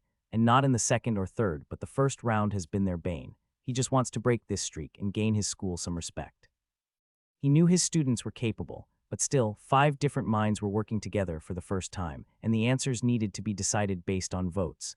I just hope they don't end up fighting each other. The reason he made Alana the captain, other than the fact that she was a 3rd year, is that she possessed the calmest head in that group. Not to talk about, she is the strongest too. If things go south, she will not hesitate to reprimand anyone in that room, even if the person in question is a princess. Don't look that stressed. You have handpicked your students. Ariana approached him with a glass of juice in her hand. Adrian took the glass with a thankful nod and said, appearing to be composed before the student was a tough task. He was nervous all this time. Ariana chuckled, her sharp fang drawing his attention briefly before she said, "You are a worrywart." A different person than the Adrian who wasn't a teacher. The bully Adrian cared about nothing in the world, not about himself, and definitely not about anyone else. So seeing him being so anxious about his students was quite refreshing to her eyes. Suddenly, Ariana licked her lips and asked, "Hey, can you cover me up a little?" Without allowing him to respond, she pulled out a cigarette from her back pocket. Adrian's eyes widened as he hurriedly turned his back towards the people and faced Ariana. Their faces were inches away and easily could be misinterpreted if someone turned toward them.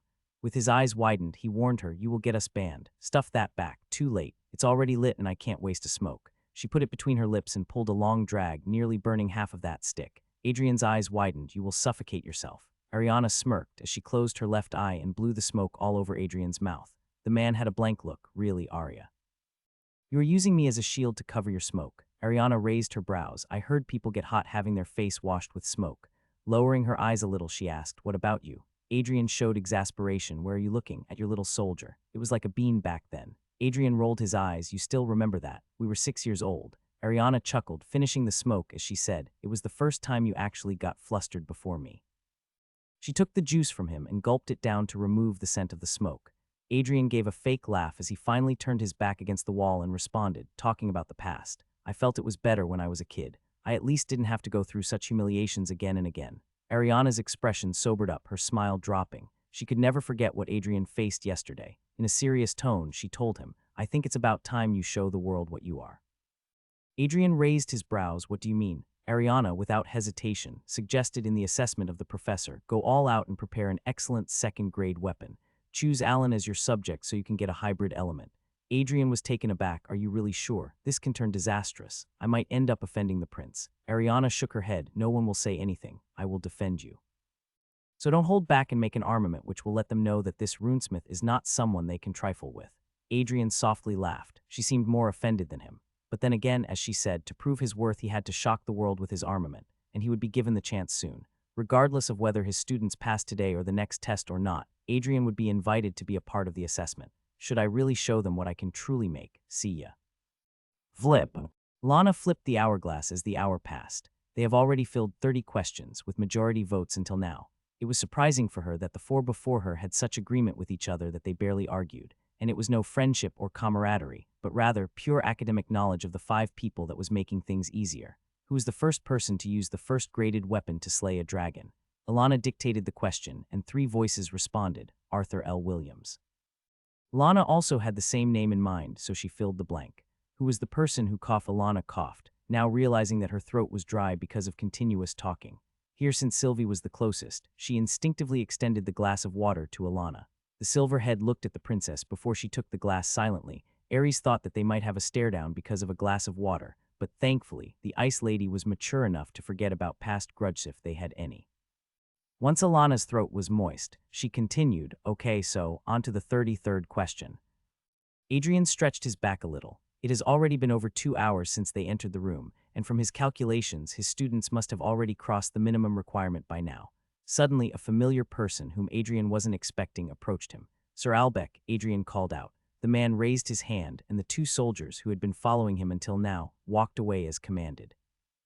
Albec took a short breath, his gaze firm before he said, "What happened yesterday, I want to apologize for that." Adrian casually replied, "You have already apologized." Albec could sense that the previous politeness was no longer there in his voice. Adrian was hurt, and he had all the reasons, too. If someone had done something like that to him, Albec might have attacked Mort before the assailant. The very fact he stayed for his students shows that he is a mature man and a very good teacher. And the Tower always respects such people. I know there is no forgiveness for what has happened, but to show my sincerity, I want to give you something. Anything you have in mind, please feel free to ask me. Adrian's brows slightly rose. Anything from the Tower. Adrian knew that sooner or later, he would meet and get involved with the Tower again, so maintaining the wariness was pointless. So if he rejects the compensation right now, he will surely regret it later. After a brief pause, he asked, "The tool used for inscribing runes on the bridge and the other security tools in the Tower is the Heartstone, right?" Albec nodded. "Yes, it is the rare mineral found at the foot of only one mountain."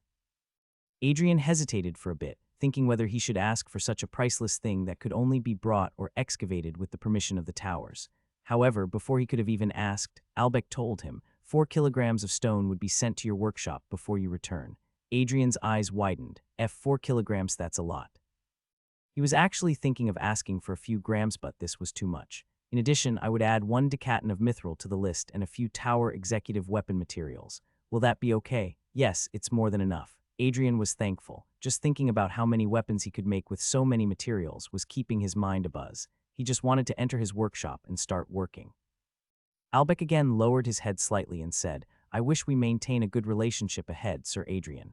Adrian hummed, this time sounding better than before. We surely will.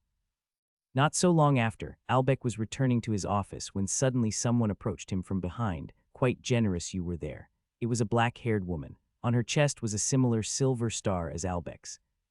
She is the third master of the Tower Tia. She is 4 years older than Albeck, but her behavior and small stature make her appear like his younger sister. You were listening? Albeck asked, not anxious that she overheard their conversation. Well, I just happened to be passing by. But do tell me, my junior, what made you invest in him so lavishly? She was really curious. Given Albeck's personality, even after what happened last night, a formal apology would be the only thing a person would have gotten.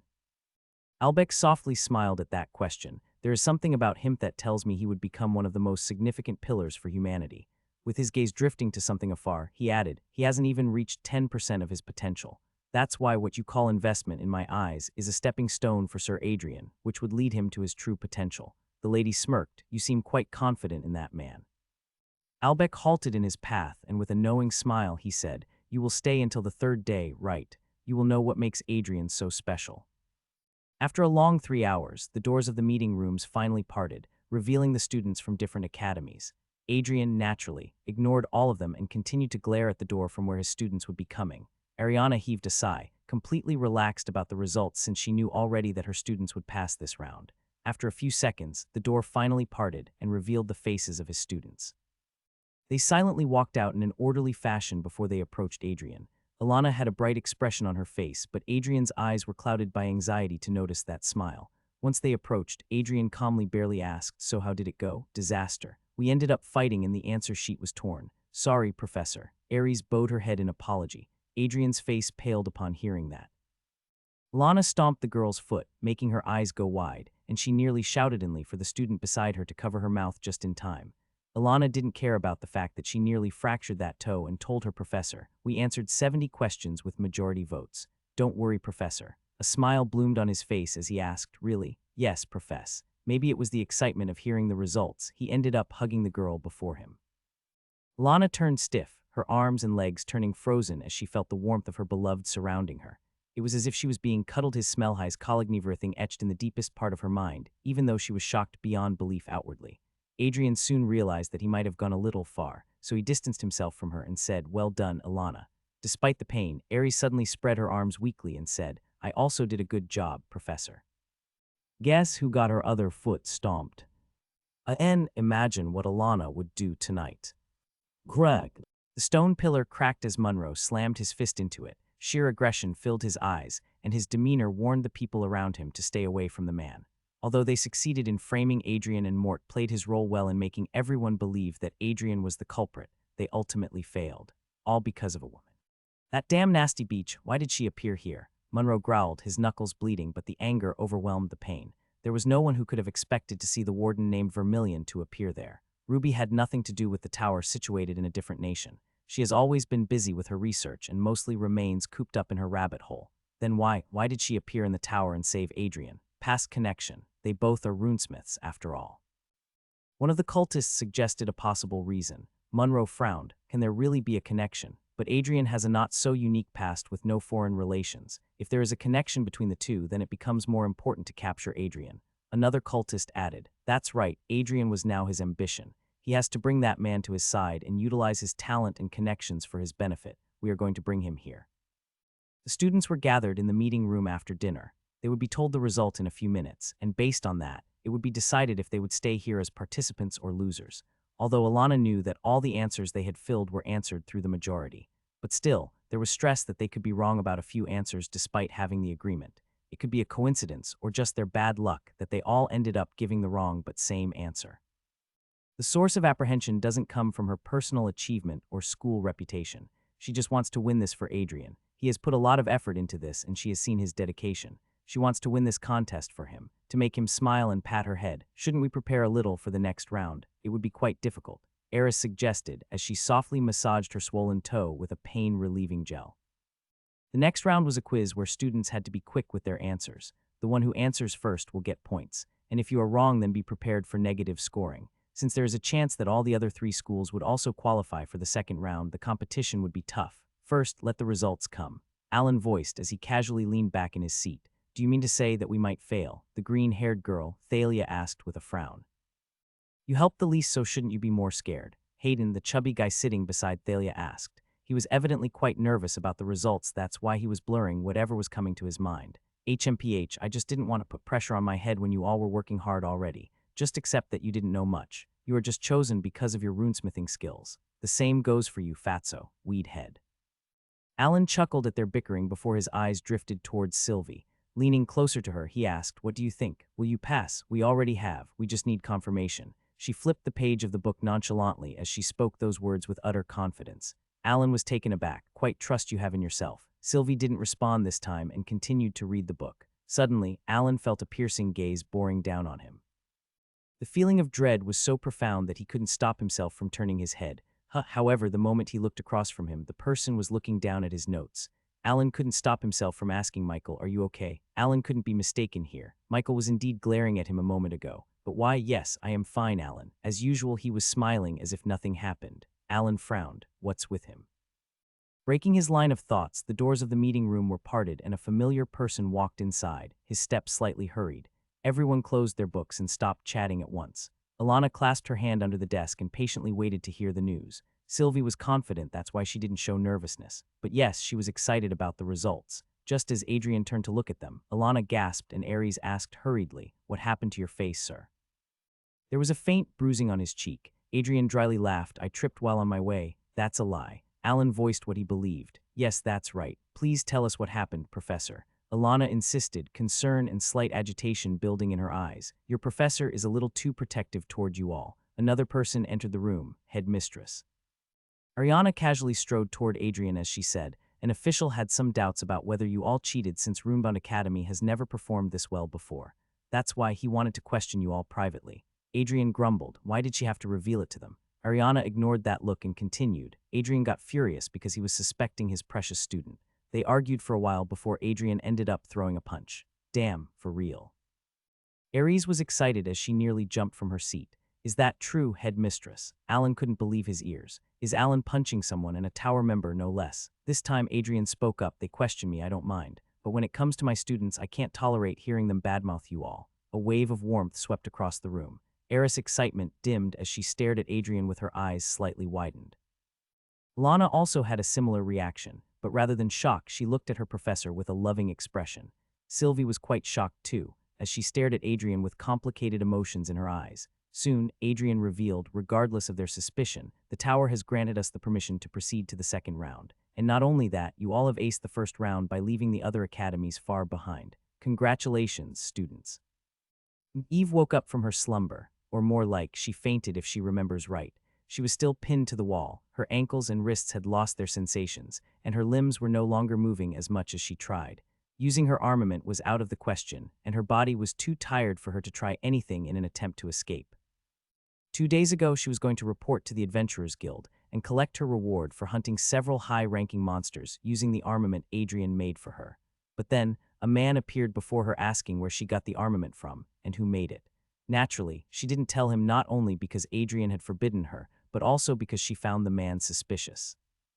However, later, he revealed that he already knew who inscribed those runes since the acolyte she killed in the forest when she was escorting Adrian used to work under the man.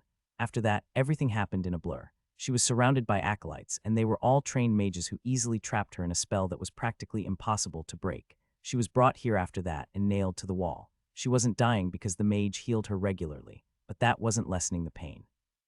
It only refreshes it. Because of the loss of blood, she regularly lost consciousness, and the lack of energy was making her feel her senses were going numb. She was breaking down slowly. She doesn't have anyone waiting for her back home or anyone in her life who would get worried about her absence. Even if she died today, she doesn't think anyone would cry except for the church people. She usually visits that place on her free days. But well, there are several other donors as well, so they would not miss her presence much. But why are they keeping me alive? She has already guessed that the gang leader had something to do with Adrian. She has heard his name from him several times, and it seems he even sent people to create trouble for the runesmith.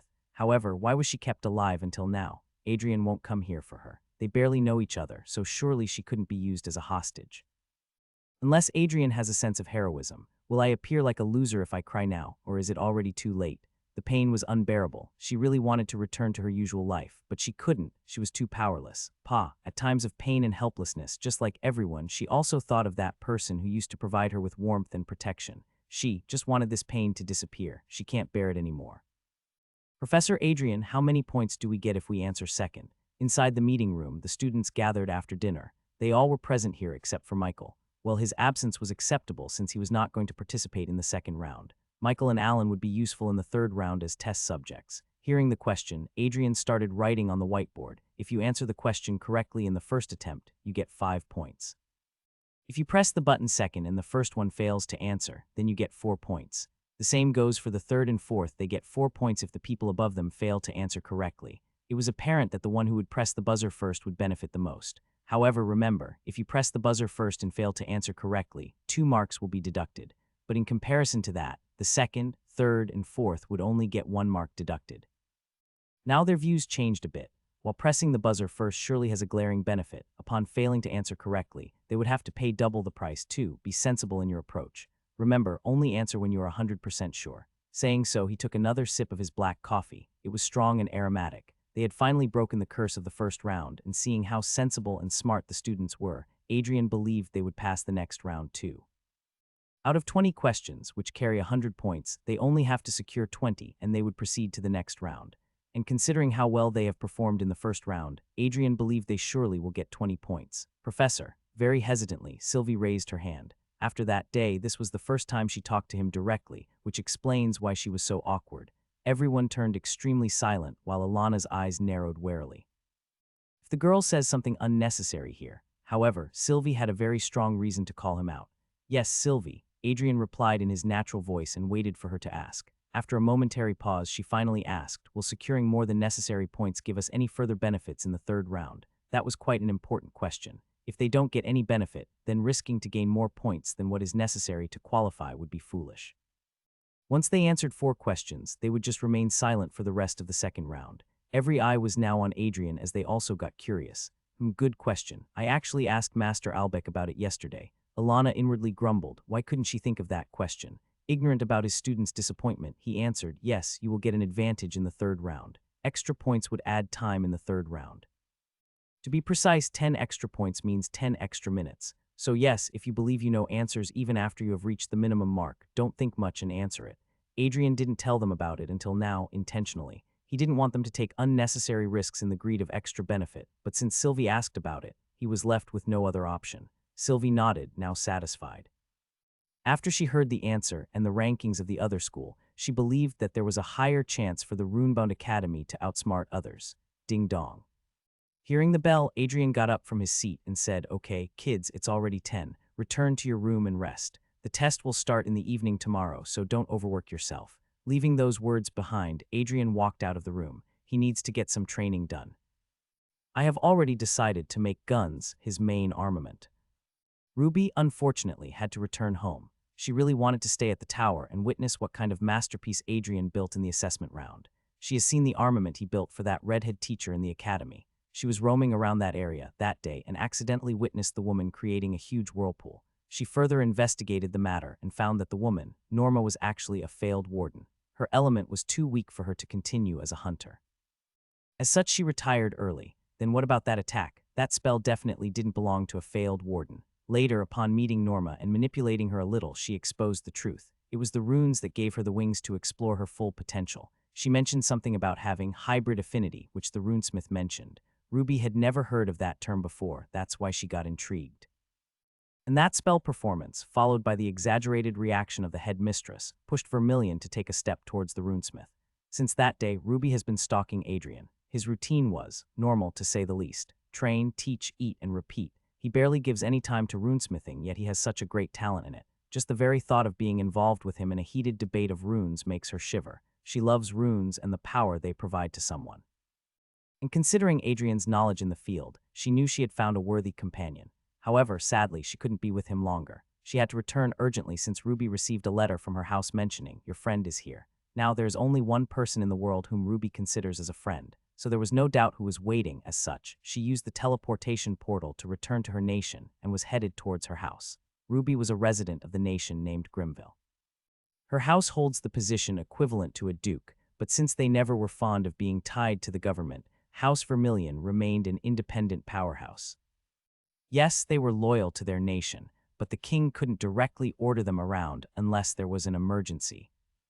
They are in the far south of Velmoraith Kingdom where the third tower is situated. That's why Vermilion has to use teleportation to reach here on time. Welcome back, lady. The maid greeted her with a short bow. Ruby smilingly asked, where is she? Her feet never stopped as she rushed inside the mansion. The house was huge, to say the least. High ceilings, beautiful chandeliers, excellent, invaluable antiques, and paintings with worth that could feed a family for years were hung on the wall. House Vermilion deals in several fields, including trading. Many of those who graduated from House Vermilion are now actively working as wardens. It explains why this single family holds an influence equivalent to a king. She is in your room. She arrived last night, had breakfast in the morning, and had been sleeping ever since. Ruby scoffed, is that bear planning to hibernate in my room? The maid offered a smile but didn't speak anything further. Ruby climbed the stairs and headed towards her room. Without knocking, she burst through the door and looked at the person silently slurping on the noodles while covering herself with a blanket. Really, Bella? Approaching the bed, she asked, you came here just to eat Antja's food. The person whom she casually called by name and the only person Ruby calls her friend was none other than the top-ranked warden who decimated hundreds of acolytes all alone a few days ago. The war goddess who hates to wield any armor. The undefeated warden who has climbed the ranks at the young age of 22. The first-ranked warrior, Bella Amberclad. I did what you asked. I am taking my payment here. Bella responded nonchalantly before slurping on the rest of the noodles. Ruby sighed and took a towel before sitting before her friend. Bella was about to lie back down when her shoulder was held and Ruby wiped the remnant of soup on her chin. Once done, she allowed the bear to lie down. Looking at her flat belly, Ruby asked, how do you not get fat? I gain pounds just by existing. Bella snickered, get your ass to the battlefield sometime. Always cooped up in that rabbit hole. Ruby rolled her eyes, I am a runesmith before a warrior. I love my research. Suddenly her eyes sparkled as the redhead added, talking about runesmith, I met a very peculiar one. Remember you told me about your imaginary darling who didn't require any tool to inscribe runes on a weapon. He is the same as him. Bella narrowed her eyes but remained silent. Ruby added, he has such a strong grasp of runes that I couldn't compare my babies with his. Ruby wasn't exaggerating. She only praises someone when she is truly inspired and impressed by them. And until now, only 2 people had taken her by surprise with their talent. One of the 2 was currently lying down on her bed. Hey, I was thinking. You said he would appear before you soon. Maybe the runesmith I met is actually... Ruby, Bella called out, her voice serious. Ruby was frozen at the replacement. A chill ran down her spine. She knew Bella wasn't threatening her, but the accidental slip of her aura made Ruby realize that she was dealing with the strongest. Exhaling a weary sigh, she said, okay, I won't joke around anymore. But tell me something. Have you found any clue about your beloved? The black-haired woman shook her head. I know nothing about his whereabouts as of now. However, I have a feeling that he will reach out to me soon. Ruby's left brow rose as she asked, and what will you do once you find him? Her lips slightly curved, and her demeanor shifted immediately at the idea. Turning to her left, she hugged the pillow tightly in her arms, and suffocating it between her thighs, she said, I will lock him up with me and never let go. He can only belong to me. Now, Ruby doesn't want Adrian to be that man. This girl might flip the world upside down to be with him. Third thread, the first step to connect with a person's subconscious is the third thread. To build the runes of the third thread, the runesmith must evaluate which emotion affects a person's mana the most. Anger, sorrow, greed, pain, excitement.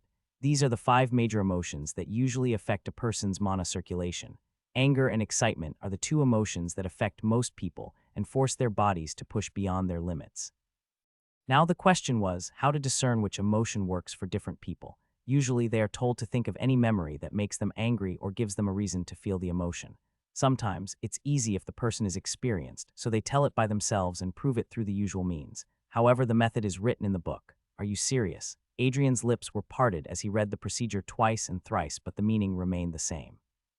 The third thread doesn't require one to pry inside a person's head, and that usually should be the case. But I need to enter a person's head and draw out those memories which could trigger their emotions. Are you f***ing serious? What can be wrong with entering a person's head? Everything. Once you are inside one's head, you can ruin them internally. You can mess up with their head, manipulate their memories, erase them, and add things that don't belong there. Slight disturbance around the runesmith and the slight fluctuation of mana would cause immense pain to the subject. Sometimes it can even lead to a mental shutdown, or to be precise, death. As such, playing with one's mind means a runesmith is playing with their life. For the 5th thread, the host would need to connect with the dreamgate of a subject. So this would be the first step towards a greater achievement. Dreamgate is the junction where the subconscious and conscious mind meet. It's the most delicate part of an awakened. If it gets damaged, a person loses their ability to use magic. So, what the system is saying is right, but still, there could be no better trigger than one's memories. The best way to discern what affects a person is to let them experience their past. The system was advising him, supporting what was written in the book. Logically, what the system was saying wasn't wrong, but on the emotional level, it felt wrong. Time left, 29D11H 36 million. Adrian was taken aback, the system threatening him now. Wow, if you want to master the third thread, you need to follow the procedure. Adrian heaved an exasperated sigh. Fine, let's do it your way. Adrian sat back down and started reading again. He will start to understand more about a person's head and how to reach the part that they try to hide the most, their memories. Alana was walking in the gallery, revising the notes she brought along. There were still a few hours left before the second round began. Although she was well prepared and ready to participate, she decided to settle down the excited butterflies in her stomach by reading something. There was no other pressure as great as disappointing the man she adores. Alana knew that he only saw her as his student, but Alana was in no rush to change his perception either. She would slowly let him know how much she cares about him, and once she graduates, she wouldn't hold back in her approach. Hello, you are the captain of the Runebound team, right? Someone approached from behind, an unfamiliar voice. Alana turned toward the guy, someone of a similar age. Olive green hair combed toward the back of his head and piercing red eyes. She knows him. She hadn't met him, but she heard from someone in her class about him. The Prince of Grimville, the same country from where the fourth-ranked warden comes from. However, Alana didn't call him by his title, and you are the captain of your team, the Aegis Academy. They were ranked first last year, and positioned the second in the first test this year. If there was someone they should be careful about, then they were the Aegis. The guy, Carter Grimville, approached with steady and careful steps and stopped a few meters away from Alana. I have heard about you, a lot. Alana's brows rose, another one who surely would talk about her father. She was prepared to answer him the way she answers to every new person she meets. But then he said something unexpected. I saw you during the Champions Ascent. You took part in it and were the only student from your academy who reached the finals. I got disqualified in the quarter-finals, so I had the time to witness the grace you showcased in your battle. Alana was slightly surprised. She didn't remember if this prince was participating. Well, she generally doesn't pay attention to people around her much. Alana was still the same. Someone who doesn't like to converse much unless it's necessary or the person in front is Adrian. Carter offered a smile as he saw the girl turning around and walking away. Just as she took a few steps, he spoke in a soft but audible tone. After this contest, we will meet soon, Alana. I hope we can have a longer conversation then. Alana didn't pause in her tracks, but inwardly she felt that those words held some meaning. He couldn't be talking about the casual meetings, since they live in different countries. Then what was he talking about? Nearly at 4 on the clock, the 20 students coming from 4 different academies gathered in the examination hall, which was on the second floor. The 4 teachers were standing behind their respective groups, and all the headmaster's headmistress were gathered on the side to witness the round. There were 3 judges and 1 announcer who would ask the questions. Standing on the stage, the announcer began, "Don't interrupt me when I ask the question. Only press the buzzer once I finish. After pressing the buzzer, you will have 5 seconds before you need to start answering. You will have 2 minutes to answer a question, but you can't pause to ask anyone in between. If you pause or fail to answer correctly, the chance would be passed to the one who pressed the buzzer second." Any doubt? He spoke all that nearly in one breath. His facial emotions didn't change as he stoically ran his eyes to all the groups. No one raised their hands, so the announcer nodded. Okay then, let's start with the first question. Count Lockwood has been suffering from a rare disease that is caused by exposure to lavaborn, a kind of moth-like creature that releases a scent that can be fatal for many. Although he survived, he had been suffering from the illness for the past several months. During his tough times, the ones who stood beside him were his wife and a few servants. While it was the duty of the servants to help him, Melissa wasn't bound to do those trivial things for him. From feeding him food to helping him bathe, she has done it all without a complaint for the past 10 months. Although the Count was sick, he realized who stood beside him all this time. Sitting with his back against the bed frame, he looked at his wife who was peeling an apple for him. Looking at her calm expression and how she fondly fed him, his heart was filled with warmth. I must have saved countless lives in a past life to be blessed with a wife like you. Melissa momentarily became stunned. This might be the first time she heard him calling her his wife. Her eyes turned round. The usual frost Countess Melissa wears around her like a cloak could not be found. She was shocked beyond belief. Adam held her hand. Her cold skin provided him with some relief as he said, I got married to you, just out of concern for Adrian. I never thought I would be able to move on from my past, never believed I would ever be able to love someone again. With a gentle smile, he added, but now I realize how wrong I was. Moisture started accumulating in Melissa's eyes upon hearing those words. For so many years, she has dreamt of this. She just wanted to receive even a fragment of his affection. She didn't want him to look at her and steal his gaze just because Melissa reminded him of his ex-wife. How many days has she spent in loneliness, just with the hope that one day, something might change, and finally her dedication was answered. Her love was reciprocated. Drawing closer, she leaned her face on his chest and hugged him. Adam wrapped his arm around her frail and trembling back, feeling the pain she must have gone through. The lady who has been administrating the county with a strong front and rational measures has completely faded, and a lonely woman has taken her place. Adam softly ran his hand on her back and soothingly whispered, "You have suffered a lot. I should have been with you." Melissa sniffed, not trying to hide her tears and pain in front of the only man to whom she could show all of her emotions. They might not have had a good bond before because of Adam's undying love for his ex-wife, but Melissa hoped that things would change from here. She hoped to finally make a place in his heart. After Adam calmed his wife, he asked, "Where are Ryan and Avarice?" With her eyes still closed, Melissa responded, "Ryan is at the training ground and Avi has gone out shopping." Adam hummed. His elder son is training hard these days since he will be enrolling in the academy next year. And his youngest child was living her life as usual. After a brief pause, a smile adorned Adam's lips when he said, "Can you send a letter to Adrian and tell him to meet me? It has been like ages since I have seen him." Melissa momentarily flinched. Adrian. She hasn't told him about the contract they made. She has yet to reveal the fact that his eldest son has left the family, letting go of the title of Lockwood. Melissa knew if she told him now, then this initiative her husband had taken to fill the gap between them, he would back off again and the gap might become bigger. Even if she says that Adrian willingly left the family, he would receive a severe shock. Melissa, upon not getting any answer, Adam grew anxious and called her out. The blue-haired lady hummed instantly, "I will ask him to return. Don't worry, she still has no clue how, but she has to bring him back, even if it's just for once." 19 questions later, the Aegis Academy, 40 PTS. The Runebound Academy, 40 PTS. Ethervale Enclave, 8 PTS. Blackthorn Institute, 4 PTS. The Aegis and Runebound were dominating the quiz not only because they had academic monsters in their groups, but also because they never made a mistake after pressing the buzzer. Ethervale has failed once, and Blackthorn took advantage of it. However, considering there were only 5 points left, the last two did not have the motivation to continue. They required 20 marks to qualify, and it wasn't the first time that only 2 schools survived until the 3rd round. There has been an occurrence when only 1 school qualifies, but it's rare. Alana had a frown of displeasure on her head. They were 5 points short. She wanted to be at the top of the leaderboard. The professor might not say anything even if they rank 2nd, but she wants to be the best. There was a hope that she might get another hug, so she must try her best. Okay then, the last question. The announcer looked at the 4 groups. Everyone held their breaths, and amidst the pin-drop silence, he announced something unexpected. This question holds 20 points, but upon answering wrong, 5 points would be deducted. A few students gasped and a few rejoiced. Those 2 at the bottom had nothing to lose but everything to gain. The announcer added, since this is a special question, not only the students, but the professors can participate too. That took the whole conference room by surprise. This has not happened in the past, and even if it had, the reaction of the people clearly told that they hadn't heard about it before. "Professor." Aries lifted the buzzer she was holding and handed it to Adrian, who was still in a daze. Adrian couldn't remember if something like this happened in the canon, or more like, this round was completely skipped. Regardless, he couldn't do anything about it. Let's see what kind of questions would even test the knowledge of the teachers.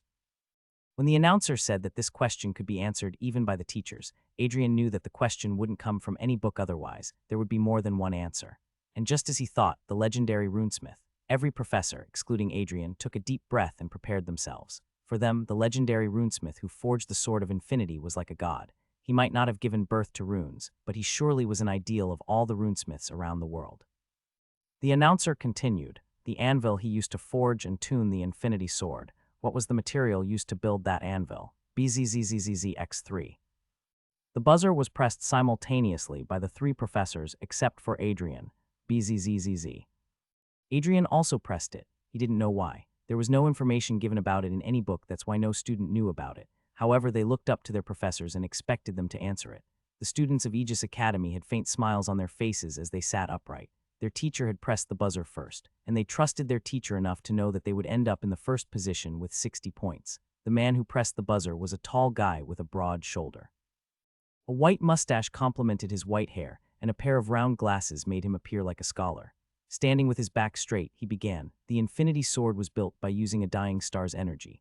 So the anvil on which the runes were engraved must be special too. With a thin smile, he added, "In my knowledge, it was built by the obsidian rock with dragon scales as outer cover to provide protection against the heat of the star and a stable base for Sir Averin." Averin was the name of the legendary runesmith who became the hope for humanity by forging the sword that pierced through the darkness. Another professor clicked his tongue, urging the announcer to ask, "I supposed you had the same answer, Professor Dexter." The gray-haired man, who was also the professor of Blackthorn, nodded instantly, "Yes. I just needed to add that he used the runic pencil made of silver, which is a great tool for runesmith." The white-haired man who answered previously smirked. "The question was not about the pencil, Sir Dexter." Dexter shrugged. "There was no problem sharing my knowledge with people." The students of Blackthorn clenched their fists and showed excited expressions. They might get some points here. However, both academies' hopes shattered instantly when the announcer relayed, "The answer is wrong." Wah. The two of them were not the only ones who were startled. The third teacher, the students, and the headmasters too were quite perplexed. The answer was wrong, but it sounded most suitable. However, since there was no written record of the anvil or the tools Averin used to forge the greatest weapon of all time, they couldn't prove that their answers were right. The announcer didn't wait to respond to their shock and turned towards the third one, Sir Shin. The man with pale blue hair was flustered. His answer was also around that, but now that answer was called wrong. He had to give another answer. After thinking for a bit, he said maybe mithril. He asked rather than answering. His students looked disappointed already. Why would the legendary use mithril to build his anvil on which he built the strongest sword? That's plain stupid. Mithril is the tool for commoners, those who can't afford silver. Naturally, the legendary runesmith wouldn't resort to such a simple material, and as they thought, that answer is wrong. Either veil is down to 3 points. Shin's shoulders slumped. He shouldn't have pressed the buzzer at all. The headmasters of the 3 academies were all disappointed seeing their employees failing miserably and damaging the reputations of their academies. Seriously, they should have remained silent if they didn't know. Well, can't be helped. If it's about the legendary runesmith, every runesmith believes they know everything. The last headmaster turned towards Adrian before saying, "Miss Ariana, your professor is rather quiet." Ariana shrugged. If he had pressed the buzzer, then I am sure he must have some idea. The other 2 professors shared a look and silently snickered at the woman. Something that is not known by 3 experienced professors will be answered by an amateur who barely got into the world of scholars. The announcer turned towards Adrian before asking, "Professor Adrian." Adrian looked kind of lost since way earlier. When he pressed the buzzer, he didn't know the answer. However, when he started to think about it, tried to rummage through his head and find the answer, an image came to his mind. A very clear image of runes engraved on a shining blade appeared before his vision. Adrian was still present in the conference hall, but his mind had drifted away as he started to speak. It was no anvil. His voice was low, as if he was talking to himself, but he was audible to others as well. After a brief pause, he added it was a log, a tree log on which the runes were engraved. The runesmith didn't want to ruin his favorite anvil, and the sword was too hot so to do his job without ruining his anvil. He used a low. What a load of crap. Professor Dexter. The announcer glared at the man, his demeanor clearly indicating to not disturb Adrian. The professor took a strong gulp and shut his mouth. The announcer turned back to Adrian and heard him adding, and he didn't use any runic pencil to draw the runes. He used his cigar. The whole room fell under heavy silence. Not only was the answer bizarre, but also unsettling. If what he said was true, then wasn't the sword of infinity built nonchalantly? Many in the hall believed that the answer was wrong and Adrian was just spouting nonsense. However, there were 3 women, Ariana, Alana, and Sylvia, who believed in his answer, and their belief wasn't unwarranted. The announcer, for the first time, showed a smile and said, 20 points to Runebound Academy. Congratulations, you have scored the highest points. And I guess they didn't read the title of the story. Did you share the knowledge with him, Sir Albec? Inside the meeting room, only the officials of the tower were gathered. One of them asked Albec with his brows raised, curiosity written over his face. Others also believed that Albec must have told Adrian about the anvil of Sir Averin. Otherwise, the knowledge of it is so scarcely distributed that it was highly unlikely for any professor to be aware of it. Since Albec was not told what would be the final question, no one was blaming him, even if he had told Adrian about it. However, I never shared any information, he calmly stated, making many of them surprised. He knew it already. How can that be? Does he have any scripture or unregistered notes? That may explain why he has such a unique way of runesmithing. He must have found a source to learn things which are not accessible to us. So, should we ask him? Albec sighed. Why didn't he not expect this? Gentlemen, I suggest you refrain from questioning Sir Adrian at the moment. We have aggravated him plenty, and in order to maintain a good relationship with him, we need to learn where our boundaries lie. The other tower officials glanced at each other, unsure of the decision. However, they didn't have the power to go against a tower master, so they nodded in agreement. However, there was one person who still hasn't lost yet. I understand that you don't want to ask him questions, but sir, considering his knowledge alone, don't you think he is wasted at the academy? Won't he be more useful to us? Albec hummed, that's true, Tristan, but as far as I know, Professor Adrian loves his job, so asking him to leave his passion to join us, I hardly believed he would agree to it. Seeing the reluctance to accept that in the eyes of others, Albec followed, but I will ask him on the last day. Until then, please refrain from unnecessarily disturbing him.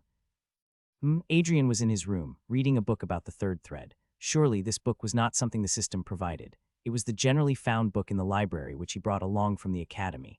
The third thread gives quite an overpowered ability to people. It allows the user's spell up to tier 4. If one has an element like flame or the two rare elements of light or darkness, then the third thread would be like a blessing of God to them.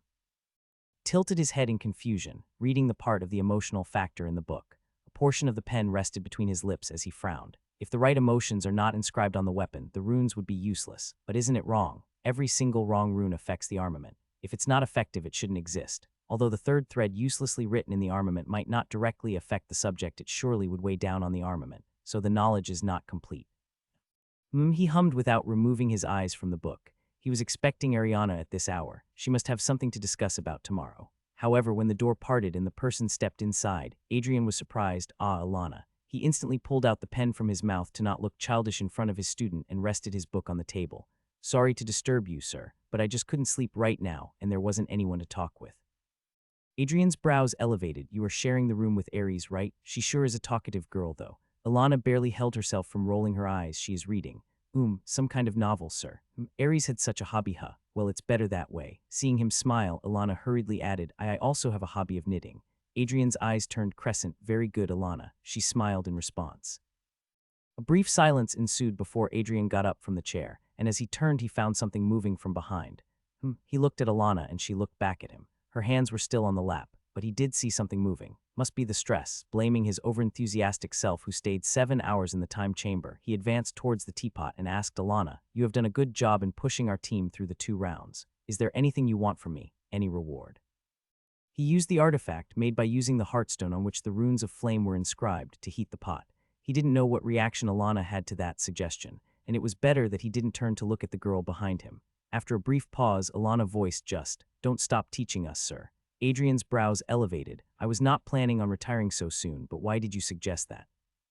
Saying so, he carried the 2 cups of tea towards Alana and saw her eyes filled with concern. Considering your talent, I wouldn't be surprised if the Tower Masters offered you a place here. And you deserve it. Adrian was also expecting such an offer. But as I told you before, despite being a failure, I came here only because I love to teach. And I won't leave this job for anything. Alana's face brightened. Her aquamarine eyes locked with his hazelnut ones. The duo shared a few more minutes, talking about the past and the upcoming exams. Although there were several months left, Alana seemed rather enthusiastic about the final exams. You want to leave the academy that eagerly. Alana grinned at that. She can't tell him that her ambition was to become a teacher and return to him. You can say my life goal holds great importance. Adrian's smile faltered at that. Alana, as far as he remembers, gets engaged right after graduating. She doesn't have any ambition in the canon and allows everything to happen naturally as if she doesn't care. On her wedding day, Alan goes to save her along with Sylvia and Olivia. They make her realize that her life hasn't ended because a certain man abandoned her. Then, if Adrian hasn't left, it means Alana would choose a different path in this life. I should get going, Professor. It's getting late. Hearing the warning bell, Alana got up. Adrian nodded as he suggested, Let me escort you to your room. No, it's fine, sir. You need some rest too. She gave a polite bow and stepped out of the room. Adrian heaved a sigh and decided to lay down on the bed and fall asleep while reading. However, when he picked up the book, he realized that there was something missing. The pen. Next day. They were in the meeting room. This time, the pressure was not on all 5 members, but only 2. Before this contest began, the headmistress brought this strategy to include 3 class toppers in the group rather than including only runesmiths. Her focus was to remove the stain from Runebund's name of being the first round failure. They have always gotten eliminated in the first round for the past 3 years. That's why this change was introduced. And until now, it has worked as she predicted. They are now in the 3rd round competing against the Aegis Academy to gain the title of the winner. The 2 runesmiths Adrian selected from the academy were Thalia and Hayden. They are exceptionally good for those who still were in their teenage. Adrian has personally checked their skills before bringing them here, and he could tell that a bright future awaits the 2. However, the fact is, in this round along with quality, the quantity would matter too. One would be provided with several weapons, and the subject would be different too. They can use the magic crystal naturally, however, when it comes to quantity. The runebound has 2 people participating while their opponent team has 5 members. It sure sounds like a losing battle. What will we do, sir? Alan asked. Although he was told that he would be a subject during the 3rd round, he didn't know what role he would play afterward. Or was he just a subject? You and Michael would be 2 subjects among many. Once the time is up, 2 students from both groups would show the use of the armament built for them, and based on the quality of the armaments, the runesmiths would be scored. Aries scoffed. Couldn't they have done it by themselves? Why bother inviting 2 extra students? Adrian wryly smiled, not intending to answer that, but his intentions of hiding the truth were shattered as a familiar person stepped inside the room. Because they are scared, every student got up from their seats upon seeing the silver-haired woman who casually walked towards the front side. Ariana gestured for them to sit down and stood behind Adrian, her arms over the chair backrest, as she added, once in the past, when the tower members used to test the armaments by themselves, a member was met by an accident. A student, maybe by mistake or intentionally, wrote the wrong rune on a weapon. And when the tower member used it, his hand was torn apart. Ares winced while Thalia showed contempt. How can a runesmith make such a blunder? It was definitely done intentionally. Although the tower member was healed, the incident left a deep trauma on them. As such, they no longer offer themselves as a test subject. They ask the students. That's pretty lame, Alan voiced in a low tone. Someone responsible for maintaining peace and balance in the world surely is quite the delicate buttercup type who cries upon receiving a hit. That's why if you had any argument or fight with Thalia and Hayden, I suggest you solve it now, Alan and Michael. Thalia glanced at the 2 guys. Even if she had a grudge against them, she wouldn't have risked her life as a runesmith to harm them. Hayden had similar thoughts as he said, "We won't let our personal feelings come in the way of our duty, headmistress." Ariana grinned. Good boy. Hayden blushed, glancing around as he sat back down nervously. Adrian relayed, Hayden and Thalia, as I have told you before, for a runesmith, what matters the most is how good they tune a weapon. You don't need to take the burden of how many weapons your opposing team has formed. If you can only tune a single weapon, I want perfection from the weapon. Do you understand? A chill ran down everyone's spine. This was not usual for Adrian to sound so serious. However, it explains why he seemed so motivated about it. The 3rd round was focused on runesmithing.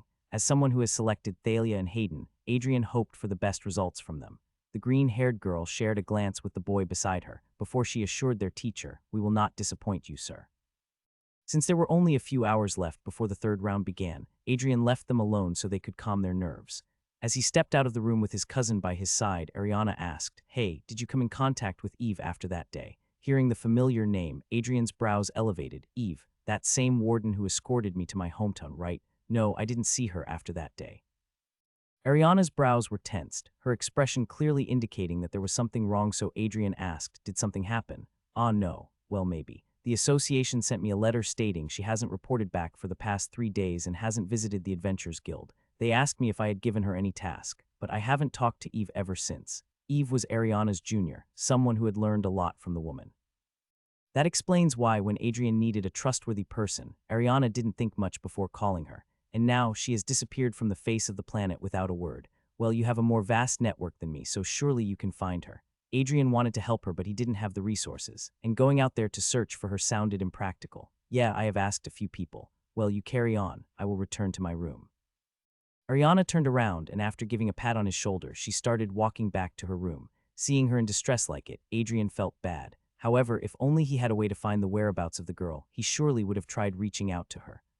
There is still some time to nap. I should go and read some more about the 3rd thread. The competition would begin in the evening, and currently it was still mid-noon.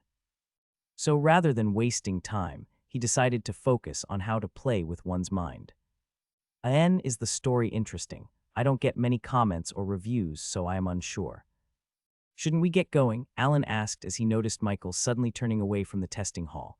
Michael gave a small smile. "I'll join you in a minute. Need to make a quick trip to the washroom." Alan nodded. "All right, see you there." With that, the black-haired teen walked off toward the test venue where the 3rd round was about to begin. Michael, however, headed in the opposite direction toward his room. The hallway was silent. Not a single student was in sight. Everyone, even the ones who weren't participating, had already gathered in the resting hall. No teachers, no headmasters. The place felt hollow, like it was holding its breath. Michael hurried into his room and shut the door behind him. Clack. He didn't bother turning around, didn't even take a step toward the bathroom. Instead, he spoke in a low, cold voice. "I'm disappointed in you all." From behind, a man in a cloak replied, "The plan had to change. That bald idiot failed to bring Adrian to the spot we needed. Michael clenched his jaw. You bet everything on him. That was your plan, relying on someone that careless. The cloaked man frowned. Yelling won't fix anything. And don't act like you're so important. You're not exactly making a difference here. Michael's fists trembled. His voice cracked with anger. I told you everything about the schedule. I backed your whole operation. I even gave you classified info on the warden. I've done more than enough and now you call me useless. The man didn't flinch. His tone stayed calm, detached. A new plan's already in place. We'll begin soon. Michael folded his arms, trying to keep his emotions in check. And what's the new plan? You don't need to know, the man said as he stood up from the bed. Just do your part when the time comes. Don't make a mess of it. He paused at the window, his voice turning cold. If we screw this up, we're all going down together. Don't forget that. Leaving those words behind, he turned into a shadow and escaped through the window. Michael didn't respond, just stared at the floor. In his mind, though, he scoffed. Like hell, I'll fall with you all.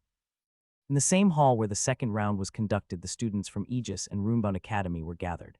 The 7 students were standing on the stage, while the others were seated before them, waiting for the round to begin.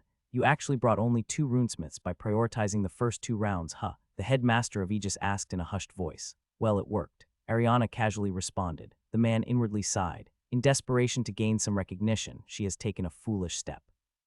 Are you still trying to prove to people that you are suited for this job? He asked. Ariana's gaze turned cold, but she didn't turn to look at him as she responded. I am trying to prove nothing. It was a tactical decision taken based on the necessity. Glancing at him, she added, I have long lost interest in proving myself. Now I just simply don't give a FCK what others say. The man sighed. Well, that tongue of hers still belonged to a warden. On the stage, the announcer, a different one this time, stated the rules. All the weapons required are stored in the rack at the back of the stage. You can choose any of them you like, but can't bring more than one at a time. One after another, a subject would be sent to the stage for the students to fine-tune the armaments. You would be provided with the magic crystal too. Any other equipment you may need can be arranged. The students didn't say anything since they already brought their equipment. The announcer added, you would be given an hour to tune as many armaments as you can. You can't leave the stage at that time nor ask for anyone's help. Once the time elapses, the results would be decided based on the number of armaments tuned and their quality. Is there anything you would like to ask? No one was on the stage, but off the stage, a certain girl raised her hand. The announcer's brows elevated before he nodded. Surely you can. You are part of the team, after all. Aries nodded before she glanced at Sylvie. The girl was taken aback. Me too. Well, 4 hands are better than 2. Come on now. She pulled the princess to the stage as well. Don't come in the way and just bring the weapons when we ask, Thalia warned them. Aries gave a crisp salute and pulled Sylvie to the back of the stage. Once the announcer ensured that everyone was prepared, he nodded toward the officer standing at the side of the stage. The said officer flipped the hourglass, and the announcer declared, begin. Sylvie and Aries instantly brought a sword and handed them to Hayden and Thalia. The first 2 participants were, naturally, Alan and Michael. Thalia exhaled a deep breath as her first test subject had a dual affinity. She handed the crystal orb to Alan and told him, feed it your mana.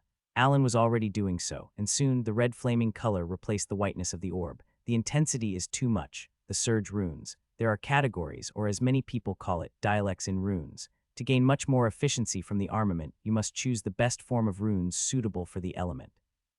Like for subtle, low-intensity elements, the whisper runes works. For stable and balanced elements, core runes are required. And for intense and slightly imbalanced elements, the surge runes are the best. There are more than 300 runes in each dialect, and learning them accurately so as not to mix things up is one of the greatest challenges for a runesmith. When Thalia observed Professor Adrian enchanting an armament, he blended 2 and 3 dialects easily, as if he was just waving his hands and runes were forming automatically. But she knew it wasn't the case. It was the years of learning and practicing that allowed him such a seamless tuning. She couldn't be him, not anytime soon, but she surely would pour all the knowledge he had provided to make the perfect armament. Watch carefully, Professor. I will surely surpass you one day. The tests concluded exactly in 1 hour. The students pulled away from the armaments they were working on, a few of them leaving it tuned halfway since they were not mindful of the time. That wasn't the case with Hayden and Thalia, since they were reminded by Sylvie in the last 3 minutes that they needed to hurry up and finish whatever they were doing. Adrian has been closely monitoring the 2 since the beginning, having his seat in the front. And from what he has seen, except for the last armament where they had no option but to push themselves, the other ones were all great. He could tell that his students had chosen nearly perfect dialects to inscribe the runes on the armament to make it efficient and high-quality tools. However, once his eyes went to the other side, he knew they were lost. While Hayden and Thalia created 14 armaments in 1 hour, the other party nearly created 30 more than double. Now, the only hope Adrian and Ariana had was that the quality could create enough difference that the judges had to declare them as the winners. Thalia felt her heart turning heavy seeing the numbers they have, compared to what they made. From behind, she heard Ares saying, "You two did great, so stand proudly." Thalia heaved a sigh while Hayden just smiled. The green-haired young runesmith turned towards the professor who gave her the chance to perform in the contest, and looking at the warm smile he wore, some weight was lifted off her chest. The announcer returned to the stage and began, "Very well done, students. Regardless of who wins today, remember that you all are special children who have gained a spot to be here. So don't let yourself feel any less than others because of your results today." The announcer was clearly trying to uplift the spirit of those students who have already gotten disqualified. However, neither the two disqualified academies nor Thalia and Hayden felt any good to be on the losing side. Everyone wants to win in the end after all the hard work they have poured into this. Please come on the stage and start the demonstration. As the man asked, Alan and Michael stepped on the stage before holding the swords they got from the two runesmiths. The first one to go was Alan. Every eye was intently focused on him. The news of a student who goes by the name Alan from the Runebound Academy, having dual affinity, has reached all over the 4 academies and nations by now. Dual affinity is rare in itself, and here, the second element of the boy was none other than light, the element of divinity. That explains why everyone became so eager to watch the demonstration. Sorry to disappoint you all. Alan, who perfectly understood the meaning behind everyone's attentive gaze, smirked inwardly before swinging his blade and allowing flames to wrap around his armament. It was a Tier 2 spell that allowed Alan to strengthen his weapon using flames. Not only does the attack range increase, but also the damage amplifies threefold. However, such precise control over his mana was not enough to impress the audience as their expression turned bitter. Wasn't he the one? Yes, the one with the light attribute. Was it a false rumor? He is hiding it. Must be the headmistress' orders. People were bluntly commenting whatever was coming to their minds, but Alan showed no intention of explaining anything to them. The fact is, he can barely use the other attributes as of now. He just knows that it exists, and when Professor Adrian built that armament for him, Alan realized that he actually has the affinity. However, without that weapon, Alan couldn't use his second affinity. Soon Michael also showed the use of his armament by throwing a few wind blades on the target set up at the corner of the stage. The other side also performed their tasks and seamlessly demonstrated how well their classmates augmented the weapons. Once the demonstration was done, the students were told to go and sit with their teachers. The assessment would be done before them all, and the winner of the contest would be announced within an hour. Snacks and drinks were being served to everyone so they could relax and pass their time. On the stage, 10 officials were gathered, taking armaments and assessing them before giving them marks on a sheet. Thalia and Hayden could barely sit down whenever their armaments were picked. Their demeanor signified how nervous they were. After all, until now, most of the work was done by Alana, Ares, and Sylvie, and they brought their team to the final round. So failing here would mean they have failed the other 3 as well. "Don't keep your expectations high, you two," Adrian spoke, making Thalia and Hayden turn toward him. Alana and Ares were sitting on either of his sides, and Sylvie was beside Ares so they all could hear his words. "If you hope to get the first rank, then you will get disappointed since the other team has the numbers, and they are not here to play games. They also must be good in this subject to reach here. So rather than hoping to score the best, you should hope that all the armaments you have tuned get the best scores. That will be your victory as runesmiths." Hayden felt sad and happy at the same time. He knew that he wouldn't be able to push his team to the first rank, but seeing that their professor was not displeased about the result, but rather appreciating them, helped him feel relieved. Ares further added, "We have seen you give your best, so regardless of the result, my Thalia is the winner." She hugged the green-haired, much to her annoyance, but she didn't push her away. "We have calculated the points." The announcer approached the front of the stage, gathering everyone's attention. After a brief pause, he stated, "I must say that the children today have shown great talent and have given us hope that we will gain several talented runesmiths in the future, so I would like to applaud your hard work first." Clap, clap. Following the announcer, the others started clapping too, filling the hall with a round of applause. Once silence returned, the man continued, "After evaluating the scores based on the quality of the armaments, we have come to the conclusion that Runebound Academy has gathered a total of 80 points. 12 of the 14 armaments are well tuned, and something we may bring to practical use." Thalia and Hayden couldn't stop smiling at the last remark. They scored better than they expected. A good armament gets 5 points, but they have gained more than that. The announcer further added, however, because of the difference in numbers, the Runebound Academy has landed on the second position with a difference of 40 points from the Aegis Academy. The final result made them feel sad, but not as much as they expected. The students of Aegis Academy just smiled as if they knew they would be victorious. Ares snarled. Inches away they were from losing to 2 people despite having a 5-man team. 40 points are a lot, though. Alan tried to argue, only to be glared at by Sylvie, Ares, and even Adrian slightly shook his head. Adrian got up and was about to congratulate his students, when suddenly, now, we move to the next stage.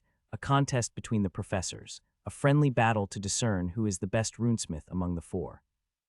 We are going to be assessed as well. One of the professors nearly shouted that question. Ridicule and agitation rode over his face. Adrian couldn't tell if this was an act or if he was really surprised. Apparently, the announcement of teachers participating in the special round was not well liked by the other three. Looking at their expressions and their superior's reaction, it seems only Adrian was informed about this test. Adrian glanced at Ariana and asked in a whisper, "Should I also show discontentment and shout at them?" Ariana barely held herself from laughing as she responded, "Just enjoy the drama." The headmaster of the Blackthorn demanded an answer. "We were never told about this, Sir Albec." The question was directed at one of the tower masters who was also a judge today. Albec calmly responded, "It is not a test, I assure you. Just an exhibition to let the students know how much their teachers are capable of. But naturally, you can back off if you are not prepared for it." Albec suggested both options, and the last part of his response held a deeper meaning than how it sounded. The headmaster gritted his teeth and failed to retort immediately. If they decide to pull away, the tower members, the other schools, and most importantly, the students would think that their teacher is incapable of competing against other runesmiths. They were stuck in a deadlock. "Professor Adrian is up for the challenge, Sir Albec." The booming voice of the only female headmaster echoed in the hall as she proudly announced, "Being a runesmith, I am sure Adrian doesn't find it any problem to show his skills in front of others." And here, the students would learn a lot by looking at a professional runesmith in action. Her words were meant to be directed at Adrian, but they pierced the chest of the other 6 adults in the audience, too. She was making it sound like they were hesitating from doing something basic for a runesmith, and that was getting on the nerves of every single headmaster. Professor Irwin, the headmaster of Aegis, raised his brows and turned towards the white-haired man. The bespectacled man took a sharp breath before nodding, "As you say, sir." The other 2 headmasters as well turned toward their employees and glared at them. Unwilling they might be, Dexter and Shin were left with no option but to step forward. Albec held a smirk as he suggested, "You may climb the stage and allow us the honor to witness your skills." The stage was vacated for the 4. Every other officer and judge left them alone, leaving the whole stage as their playground. There was no time limit and no restriction on whom they selected as their subjects. Adrian heaved a sigh seeing how excited his boss seemed about this. "You may ask your student to be your subject, if they agree to it, that is," the announcer proposed. The 4 professors turned towards their groups and called out one of the students. When it came to Adrian, he was told by Ariana to pick Alan so he could show his full potential. However, the person he chose was Alana. Adrian knew she was the only person who would trust his runes the most, and trust is a very important factor between a runesmith and their subject. He could have chosen Alan as his subject, but granting him a weapon that would unleash his other attribute. He was unsure if he could allow the protagonist to have the easy way to his full potential. Yes, there was a slight grudge involved in that, he won't lie. Alana was the first student to appear on the stage, the girl barely containing her smile. For a moment, Adrian's eyes wandered toward the group, and somehow, there was a look of displeasure he found in Sylvie's eyes. Was she thinking I would call her? Adrian was not a fan of creating a ruckus. Everyone in this hall knows what happened a month ago. After that, for Adrian to show attention to Sylvie means either he is trying to patch things up or finding an opportunity to take revenge on her. "I should be thanking you." "Well, sit down first." The other 3 professors also got their students. "Hey," Alana heard someone greeting her from the left. When she turned, she found it was the same guy who disturbed her back then. She gave a faint nod and turned back away. Adrian noticed that the prince, Carter Grimville, wanted to say something more, but being ignored by the girl, he became awkward. "You performed well during the second round, student Carter."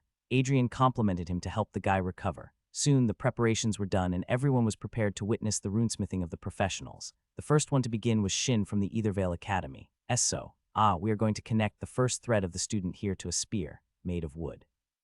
It was a bold move on his part to take wood as a weapon, since wood has a very weak tolerance for runes. However, he wouldn't gain any praise if he didn't bring uniqueness to his method. The students from Ethervale, just to not let their professor get embarrassed, took out their notes and started writing whatever the man dictated during the runesmithing. The element detection was done on the crystal ball, as expected, and he dictated the runes he used on the weapon for the audience to note down. Once he was done, he asked the subject to perform a spell and it worked. Whoa, a few students were surprised to see how well the spell worked and the wood didn't split as well. Shin had a bright smile on his face as he received applause from the students, and that smirk on the headmaster's face allowed him to take a breath of relief. He won't scrap my leave application now. Next was Dexter's turn. He was the professor of Blackthorn and the loudest professor among the 4. Someone who landed in the second position last year was embarrassed to be disqualified this year in the second round. So by performing here, he would at least prevent his school's name from getting tainted. When people talk about this event, they will surely mention how the professor of the Blackthorn Academy showcased his exceptional talent. Today, I am going to show you all how to inscribe the runes for a duel awakened. Those words surprised many, naturally, not those who come from Blackthorn Academy since they already knew about it. Dexter continued, this student here, Caleb, has an affinity with two elements, and in the modern world, there still isn't any tool to ease the work for a runesmith when dealing with such a subject. So I will demonstrate how you deal with special cases like this one. He picked his runic pencil and a sword made of mithril. To add build-up, he even lit up a calming candle on the side and tied his hair to show how serious he was getting. If he had been a part of the third round, an hour would have passed in all the preparation for him. Adrian mused to himself. The man finally began with his work, resting the crystal ball in the hand of the student who goes by the name Caleb. Students from Blackthorn and Ethervale started taking notes much to boost the pride of the man. The sphere showed two glaring shades brown and red. As you all can see, without using any fancy ancient technique, one could find the affinity of a person using the crystal ball too. Adrian chuckled inwardly. Was it a jab at him? Dexter took away the crystal ball and started writing the runes here. We have to use surge runes since Caleb has a strong and slightly imbalanced affinity with both earth and flames. His fingers traced on the blade, and he wrote the runes in bold letters for everyone to see it. If one could detect dual affinity using the crystal, then why Adrian's method was so special in the eyes of the tower members? It was because of the precision. The crystal ball couldn't track and differ between the submissive and dominant elements. If someone doesn't have a strong affinity with an element, it won't appear on the crystal, just like with Norma or Alan. However, nothing was hidden from Adrian. Although several idiots thought that the crystal ball was still superior to the ancient technique, the tower members knew better. Dexter was soon done with his lecture in runesmithing before he urged Caleb to perform a spell. The big guy swung his sword toward the target before a molten lava orb flew toward the dummy, and BOOO. Flames were controlled by the officers who instantly used water and their armaments to extinguish the flames. Dexter gave a brief bow. I hope that helps you students to learn a few things. He stepped back, leaving the rest to the rest of the professors. This time the senior most and the man with a reputation, Erwin Grimhold, stepped forward. This time every single student, including those from Runebound, opened their notebooks. Only Sylvie didn't move, and those who were not involved with this field remained unmoving. It shows the reputation the man holds. He didn't give any long speech and just handed the crystal ball to Carter. Just as the magic ball got in contact with Carter's hand and he fed his mana into it, the brown shade appeared, not too vibrant but comfortable to see. The shade is not too bright. It's well balanced, peaceful, and that explains we need to go with core runes. He moved his fingers as if he were brushing a sketch, and the runes started forming finely aligned and well written. He added, remember, if it's well balanced, it won't matter which dialect you choose, since a well-balanced affinity shows how well a subject controls his mana. Ah. I didn't know. It's not recorded in the books. Many students were astounded by that information as they hurriedly noted it down. The professor further added a few points that highlighted his knowledge and experience in the field. Adrian, too, was quite amazed. However, the series of surprises doesn't end there. Now let's move on to the next thread. Professor. Many gasped and many showed surprise. Those who were aware of his capabilities seemed surprised, and those who were seeing second thread being engraved for the first time were quite shocked. Second thread was quite a difficult rune to draw, considering one has to carefully analyze the subject's mana points before drawing runes with enough focus to not affect the rune or the subject. Under normal circumstances, Erwin wouldn't have chosen to undertake such a risky job where failure means embarrassment for life, but he was forced. He was told by the man he works for that Aegis Academy should be on everyone's mind once this is over. And for that, Erwin had to show something that no one else could. Okay, Professor. Carter agreed without a word of objection and rolled up his sleeves after removing the coat. Grave silence descended on the room since every single person, including Sylvie, focused on the man who was about to engrave a rune that makes a runesmith special. He took a deep breath and calmed his nerves before he finally looked at his student and picked up the sword. The rune nods were on his wrist and neck, that much Erwin knew, and he was going to draw the runes for them only. As you all know, the second thread helps the subject to use their armaments with better efficiency by preventing wastage of mana. So here, I would draw the runes to connect student Carter's mana points, giving him better control of the weapon.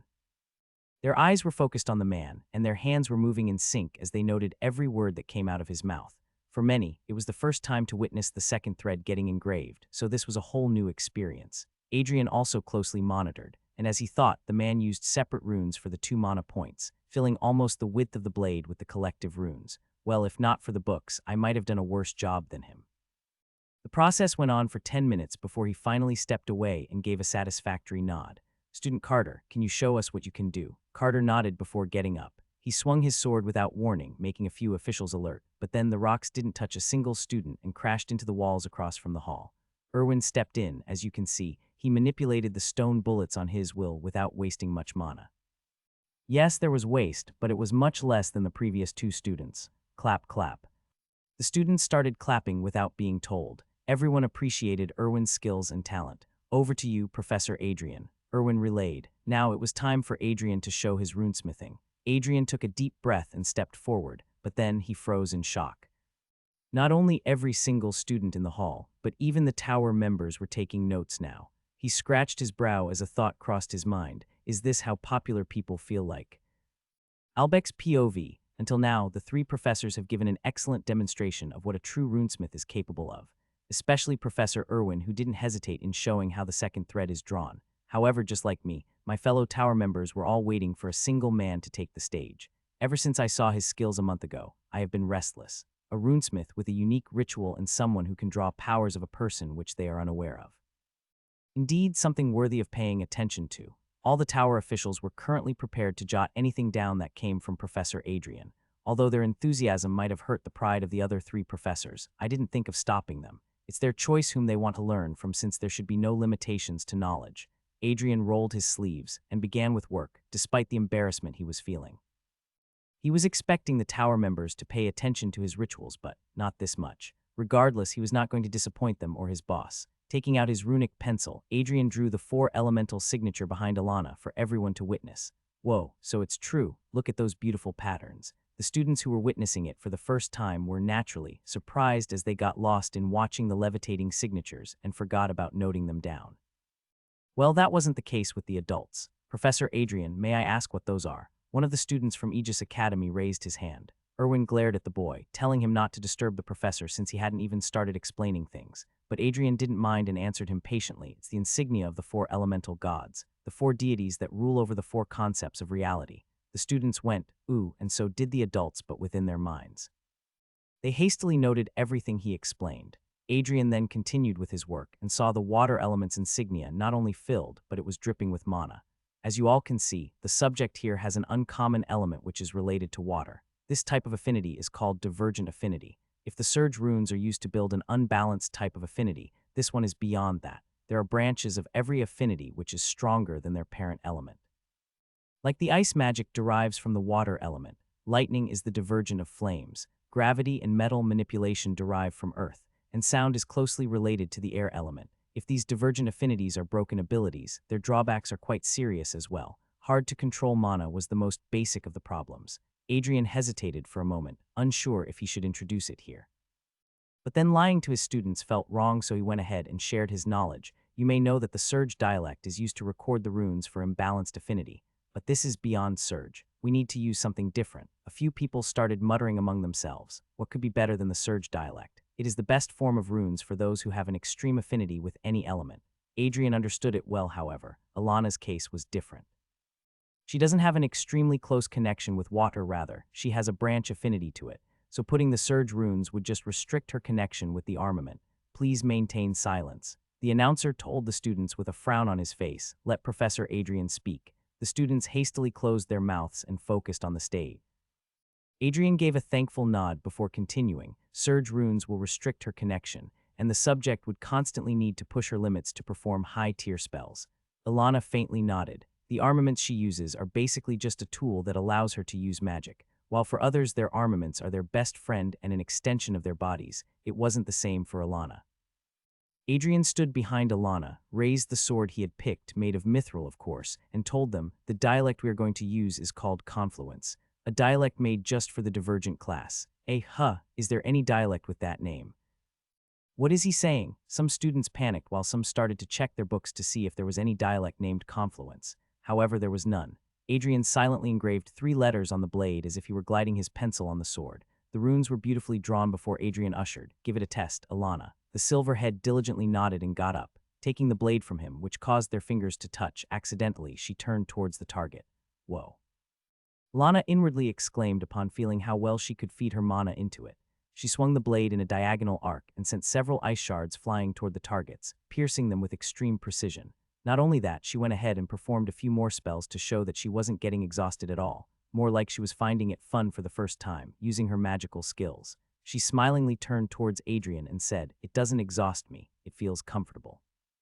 The students were not surprised to hear those words considering how flawlessly she performed those spells.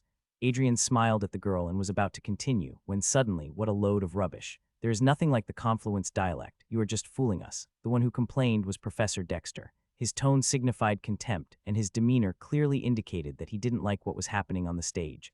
Albeck frowned at that, and so did Ariana.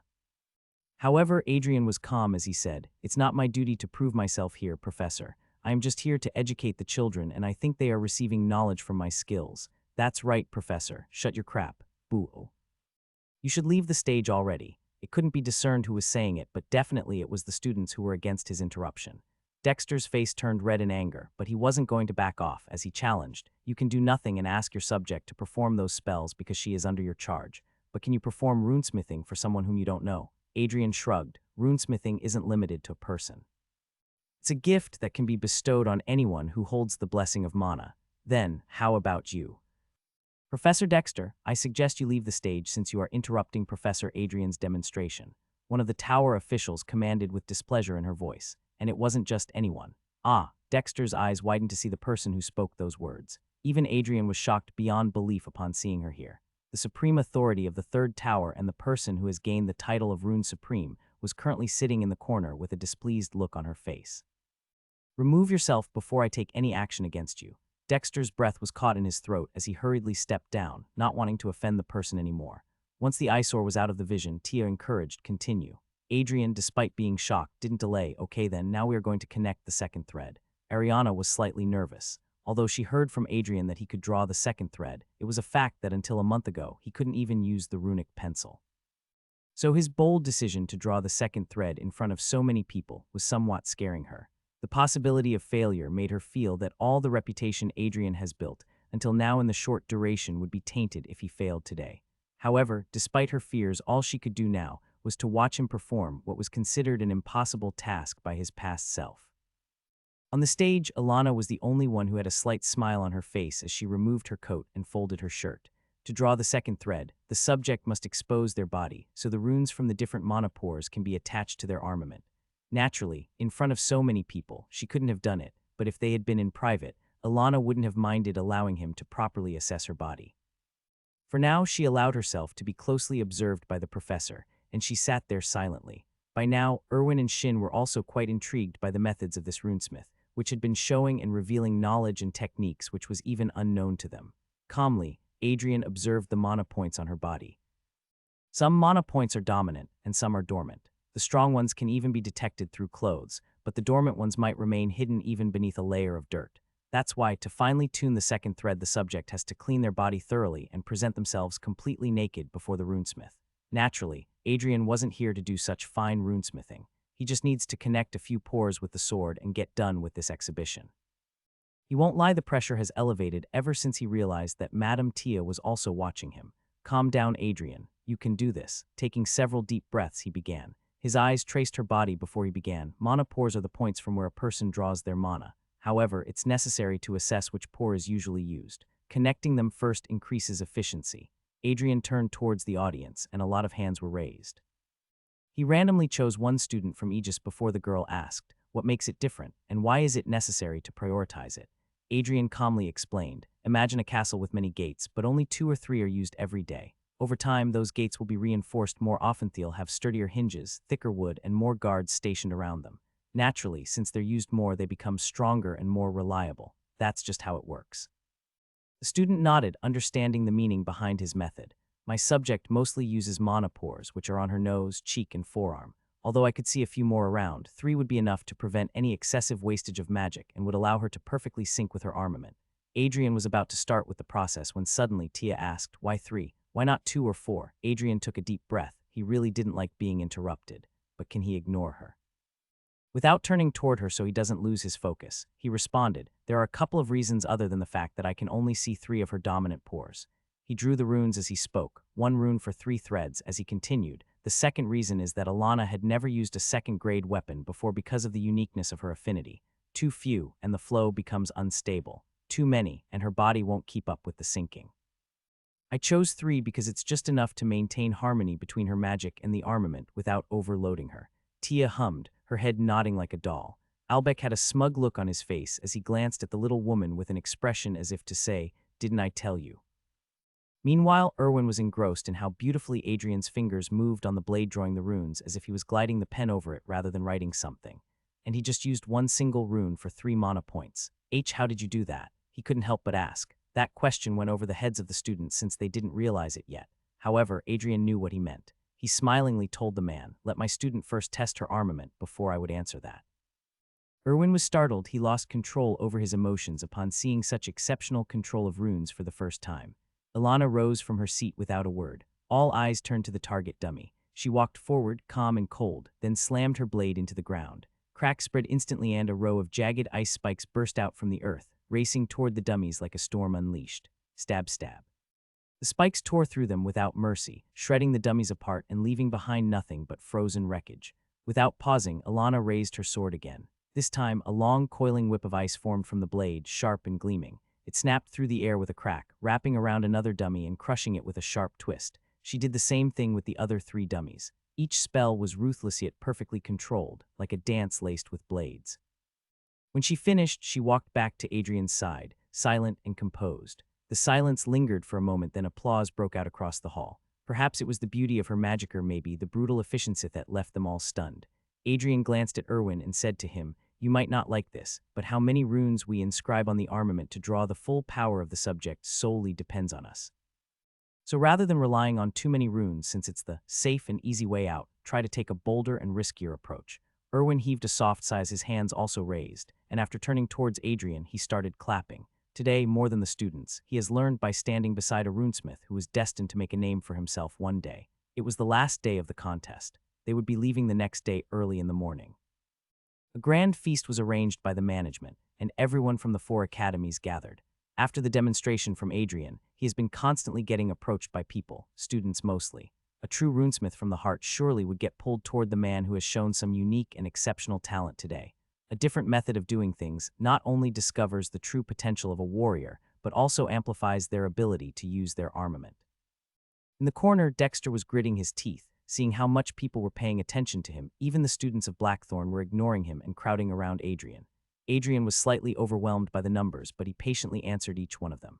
On one side, Ariana was watching the whole scene with a look of mirth in her eyes. She was both happy and amused by how suddenly the failure got the reputation of the best runesmith among the 4 academies. "I was wrong, Miss Ariana." A familiar man approached her, before adding, "Rushing to the academy when I heard a professor was accused of being a fraud. I believed it could be true since the person in question was close to you." Ariana sighed, glanced at Albec as she said, "You were really worried about children getting taught by a fraud or just found the perfect opportunity to accuse me?" "You can replace the or with, and since I went there for both." Albec was honest. "Just like others, I also believed that your role as a warden was much more beneficial for the world." Ariana was about to respond in a slightly agitated voice, but then Albec hurriedly added, "But I was wrong. After seeing your dedication toward your school and how well the students have accepted you as their head mistress, I realized I was being biased." Ariana scoffed, "But I hardly believe that the tower would stop trying to find demerits in my skills." Albec slightly tilted his head. "But you won't give them a chance, would you?" Ariana didn't respond, but her confident demeanor made it clear how certain she was about her performance as the head of the Runebound Academy. On the other side, Sylvie was sipping on the orange juice and waiting for the celebration to conclude so she could return to her room and rest. Today was a long day. Learning and noting down things could never tire her out since she loved to gain knowledge. What actually wore her out was the sight before her eyes. Professor Adrian is surrounded by those students. Even if she was not in that situation, she was feeling tired just looking at how those females were all over him, trying to gain his attention, some even touching his arm, drawing close to him and whispering things. "Are you okay?" A voice suddenly broke her daze. Sylvie looked at the person and then at her hand. Glass was broken and pieces fell to the ground. The person handed her a paper towel and said, "You aren't hurt, are you?" Sylvie shook her head and thanked the man. Soon a server came and cleaned the floor before offering another drink to Sylvie. He glanced at her hand and fortunately there was no blood. "Is there anything I can do for you?" Sylvie asked in a polite tone. In social standings, they were on the same stagiaires to the throne. She was the princess of her nation, and he was the prince of Grimville. However, she didn't need to use a formal tone to talk to him since they both were students there. Carter hesitated for a moment, thinking if he should first talk about other casual things before landing on the topic he had in mind. But then, looking at the questioning look of the girl, he decided otherwise. Exhaling an audible breath, he asked her, "Can you tell me more about Alana? If you know things about what she likes and what she doesn't." Sylvie was surprised, sudden interest in her. Odd does it mean that Prince Carter Grimville is attracted to Senior Alana? Carter was slightly flustered being asked so directly, but he didn't deny her assumption and just stood there. Sylvie hummed, her left hand holding her right one which held the glass of fruit juice. After taking a sip, she said, "Since we are in different years, we don't usually come across, so I am not the best person to ask about her." Carter nodded, expecting as much. The only reason he approached Sylvie, not anyone else, was because he had communicated with her in the past, too, so he knew he wouldn't make things awkward. Carter was about to take his excuse when suddenly, Sylvie added, "But I know something definite about her. Senior Alana is already in love with someone." Carter was rendered speechless upon hearing those words. It took him a few moments to regain his calm before he asked, "But I heard she is single." Sylvie wanted to chuckle, but holding it in, she responded, "So, did you not ask your source whether she was head over heels for someone? The case of an unrequited love." Carter's brows drew closer upon hearing her response. Sylvie wouldn't lie to him, he knew. And for someone who was in the second year yet knew about the third-year students' affairs, then surely the rumors must have been quite wildly revolving. Sylvie further added, "It will be heart-shattering for you if you keep pursuing her, so it's better if you back off now, Carter." Carter looked at a Linnaeus girl was standing at one side silently. Those cold eyes, elegant posture, and the strength she showcased back then. She is the perfect woman for him. "No, I can't do that." Carter's words took Sylvie by surprise as she heard him adding, "I can't give up on her. If she had been in a relationship, then I would have stepped back. But if it's one-sided love, then I know I can change her mind and make her see the bigger picture." Sylvie's brows elevated before shrugging, "Well, it's your call." Saying so, she walked away. She tried helping the man, but if he was hell-bent on getting humiliated, then so be it. They were riding the carriage and returning to the academy. Although they weren't able to win the contest, which was never in their mind when they were coming here, they have gained a lot of knowledge and respect during these 3 days. When they were coming here, they never anticipated that they would reach the third round and their professor would showcase such rare talent that even the tower members would applaud his abilities. You really should have seen Professor Dexter's reaction. He was gritting his teeth all the time. Aries, blunt as ever, mocked in an amused voice. Adrian didn't try to stop her since he was quite tired and taking some rest. That gained a few chuckles from her co-passengers. They already were at the age where they knew what they should say and where they should speak. Pointing things out at such trivial occurrences wasn't necessary. Professor Irwin gave me his notes. Hayden showed them the small diary in which several papers of mismatched sizes were pinned. During the third round, the senior professor noticed a few things about Hayden's techniques which he genuinely appreciated, and there were some fields in which he needed to work. Considering that, he handed him the notes to help him. Betrayal. Despite having Professor Adrian before you, you went ahead and took Professor Irwin's help. This time, Adrian couldn't remain silent as he told Aries, "Knowledge should never be limited to a person or a subject. Gather it from whichever source you can." Aries raised her hands as if to say, was just joking around. Adrian knew it, however, considering Hayden's personality, he might have taken that to heart. A brief silence ensued before Alan asked, "What will happen to the weapons you build?" The subjects weren't allowed to take the armaments, which was a shame since Alan liked the weapon Thalia tuned. But more than Alan, the one who wanted to keep the armament was Alana. Not only was it the best armament she had ever wielded, but it was also made by Adrian. It was dedicated to her. Her professor put his hard work and concentration into that weapon, and they just took it away. Rascals. Those were the tower properties. They kept it for further studies. Adrian informed them with an absent mind. His mind suddenly went towards something which was supposed to happen, but it didn't. It completely slipped off his mind, this arc. The heist of the weapons built by students and the professors. Wasn't the gang working under Monroe supposed to steal them? However, Adrian saw those weapons being taken to the vault. Do they plan on stealing them tonight from the vault? Well, thankfully nothing happened when we were there. Adrian wasn't much worried about the possibility of getting the armament he tuned getting stolen. It was a second graded, so unless the person is Alana or ready to accept some serious drawback, that weapon could only be used to swing and slash. Adrian glanced at Michael. He was sitting there silently without any reaction or restlessness. It was slightly unnerving. Was the plan delayed or were they planning something else? Just when those thoughts passed his mind. BOOOOOM. A huge explosion occurred that shook the land and brought the carriage to an abrupt halt. Professor, Alana hurriedly held him before he could have fallen on Sylvie. Is there a town in that direction? Adrian asked as he saw city borders and smoke arising from a few miles away. There definitely is a settlement there. There was a knitted frown on her forehead. That explosion was definitely a spell intended to burn down a building or maybe the border security. An ambush, or did a regular battle escalate? Ariana was thinking about whether they should continue their journey or should she go and take a look when BOOOOOOOMs. Another explosion, this time bigger than the previous one. I will go and check. Ariana couldn't stay still. She removed her coat and became a blur, advancing toward the city. Adrian heaved a sigh as he caught her coat. Although she was a dedicated headmistress, the blood of Warden was still fresh in her. He was staring at the distance, thinking if he should go inside the carriage, when suddenly, "There goes your only protection." Adrian spun on his feet, his hand expertly pulling the dagger as he looked at the man who appeared behind him.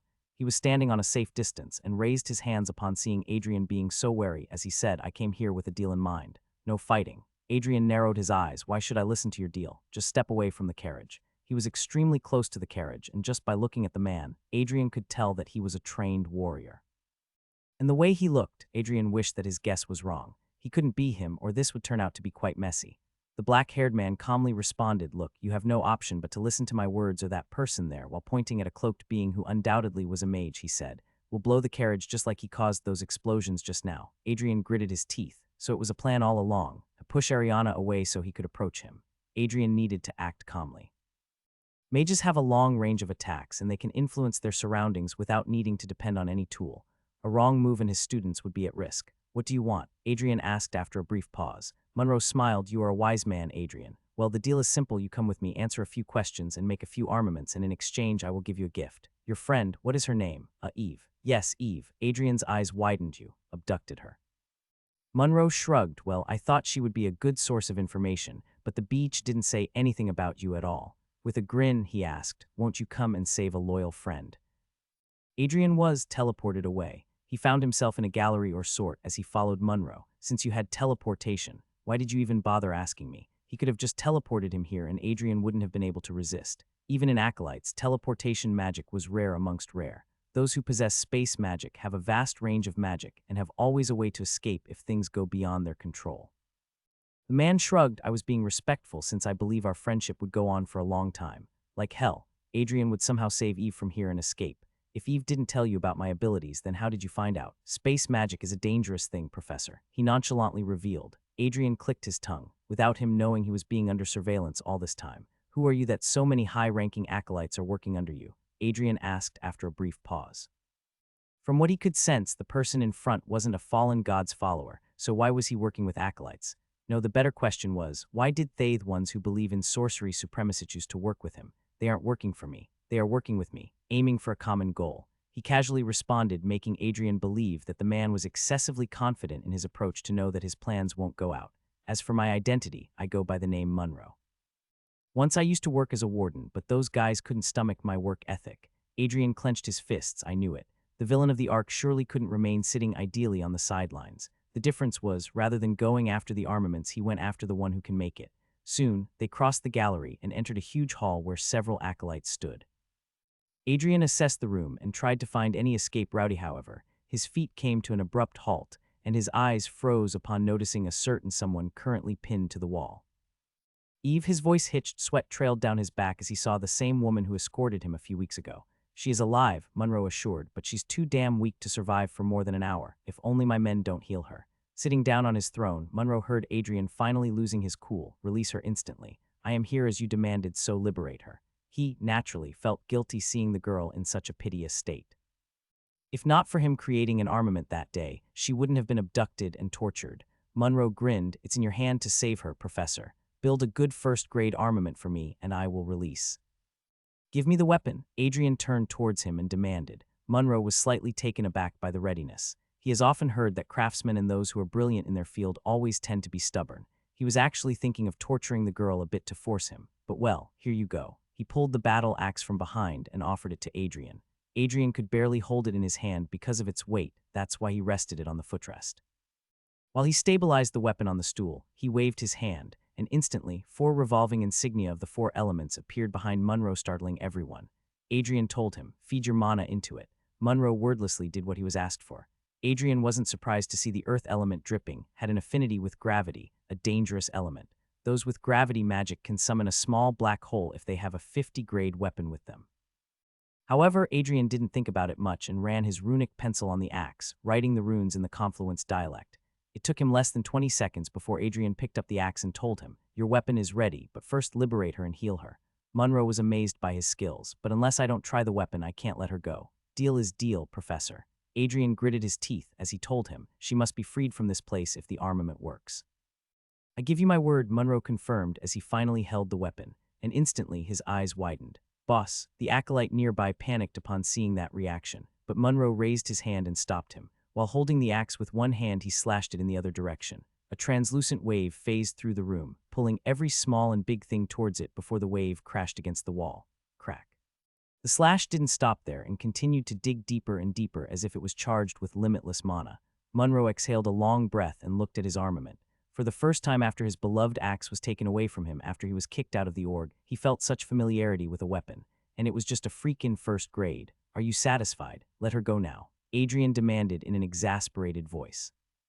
Monroe had a huge grin on his face as he turned towards one of the acolytes and nodded at him. The said being advanced towards Eve and raised his hand. The nails slowly dissolved and Eve came crashing down on the ground with a small thud. Adrian bolted towards her, kneeling beside the girl as he saw the acolyte healing her. Her wounds, the holes on her wrists, were patched up, and her complexion was improving gradually.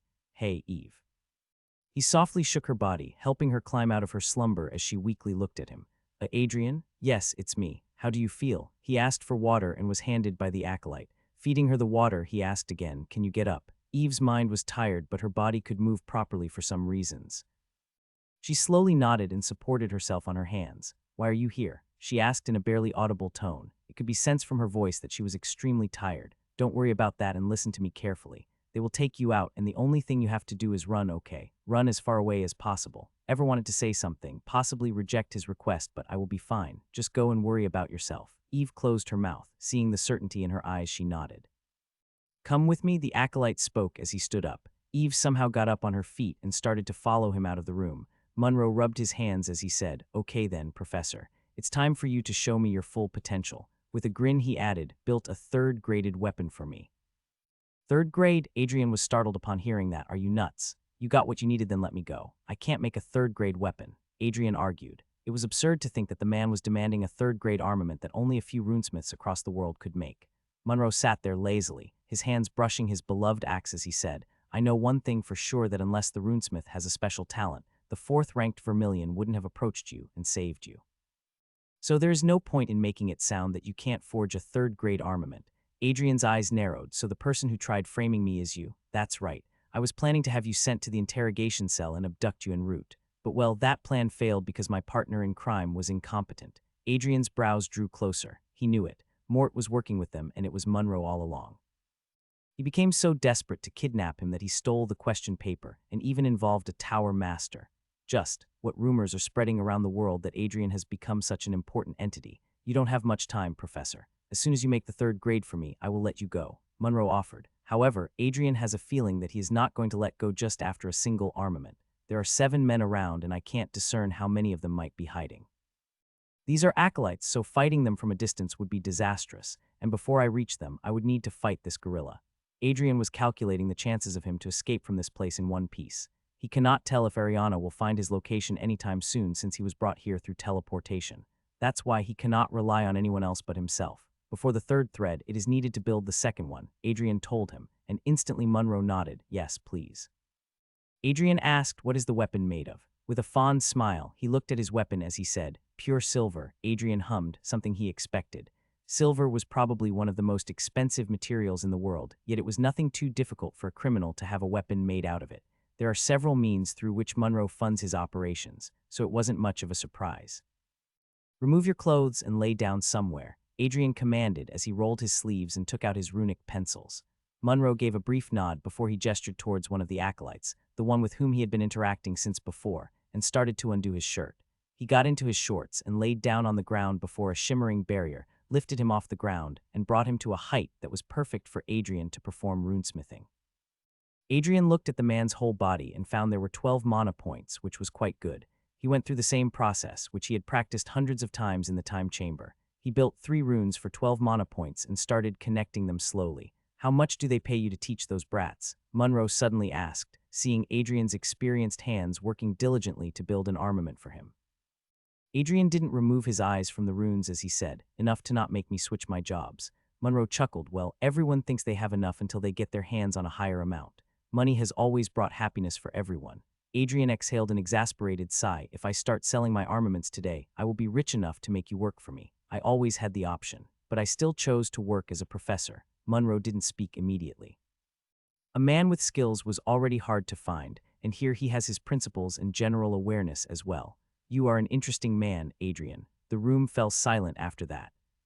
Adrian took his time to build the second thread and connected all the 12 points to the runes using the correct dialects. Messing up here wouldn't affect him in any manner, so why not make a good armament? After around 10 minutes, Adrian wiped the sweat off his forehead and told him, "It's done." Monroe got up from the platform and wielded the weapon. The connection with it has become firmer, as if he was supplying mana to his own body. He swung the weapon, and a long slash this time, clawing the ground and the ceiling, advanced toward the wall and created a huge gap in the wall, cracking the ground. Adrian peeked through the wall fleetingly, and sadly there was another room rather than the outside world. Monroe grinned as he nodded. "You did a great job, man. I can barely feel my mana being spent." Adrian nodded before asking, "Do you want me to continue with the third thread already, or do you want to rest?" Monroe's response was quick. "I feel no strain on my body at all. Please continue with the third thread." Adrian nodded as he saw Monroe getting on the platform once again and resting his axe on the side. Adrian then suddenly warned him, "Remember, I am going to trigger your emotions, so instruct your men to not attack me if you suddenly cry or something." Monroe was well aware of the application of the third thread, so he told his men, "Don't act based on my reaction. Just stay where you are." The acolytes didn't respond, but they most likely understood. Adrian barely suppressed a smile. Now that the acolytes have gotten the command, regardless of how Monroe reacts, they are not going to do anything. Just perfect. Adrian hasn't even reached half of the book regarding the third thread. He wasn't getting much time recently, and the third thread is a vast chapter in the book of runesmithing, so he was taking it steadily. However, the situation has pushed him to the point where he had to use his half-learned knowledge to build a third-grade armament for the man. What was on Adrian's mind when he agreed? Well, this was an opportunity to escape from this place.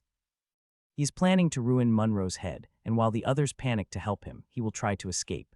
Not the safest plan, but at least there was some hope. "Okay then, close your eyes and think about nothing," Adrian instructed as he kept his right hand over his head. Monroe hummed and kept his eyes closed. He was aware of what the runesmiths do to build a third grade, but Adrian wasn't following the same procedure. Monroe didn't question him since, after observing the guy during these few minutes, he had discerned that his methods were unique and unnatural, but they produced far better results. After a few minutes of steady breathing, Adrian finally pressed his middle and index fingers against Monroe's forehead. A soft glow pulsed through his fingertips as he began the process of entering the man's mind. Damn it, he clenched his teeth. This was his first time fully stepping into someone's consciousness, and he was doing it by the book. Unlike before, where he would tweak the technique to match his instincts and flow, this time he was following the manual to the letter, and that made it dangerous. To dwell inside someone's mind, the runesmith has to send thin, steady waves of mana through the subject's internal pathways, following the natural mana streams all the way to the core. In humans, the mana core isn't some ball of light in the chest, it's the brain. Every mana pore and vein flow to and from the brain.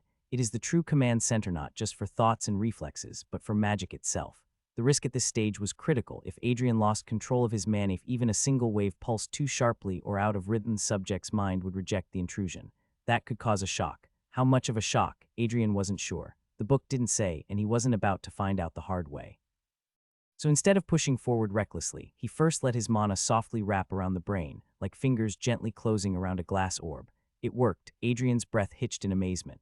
He had done it had resonated with Monroe's mana. Mana resonance wasn't just about syncing flows. It was alignment on a deeper level, a shared rhythm between caster and subject. And with it, Adrian gained access to the inner space of Monroe's mind. His eyes remained shut, but in his mind's view he could see it.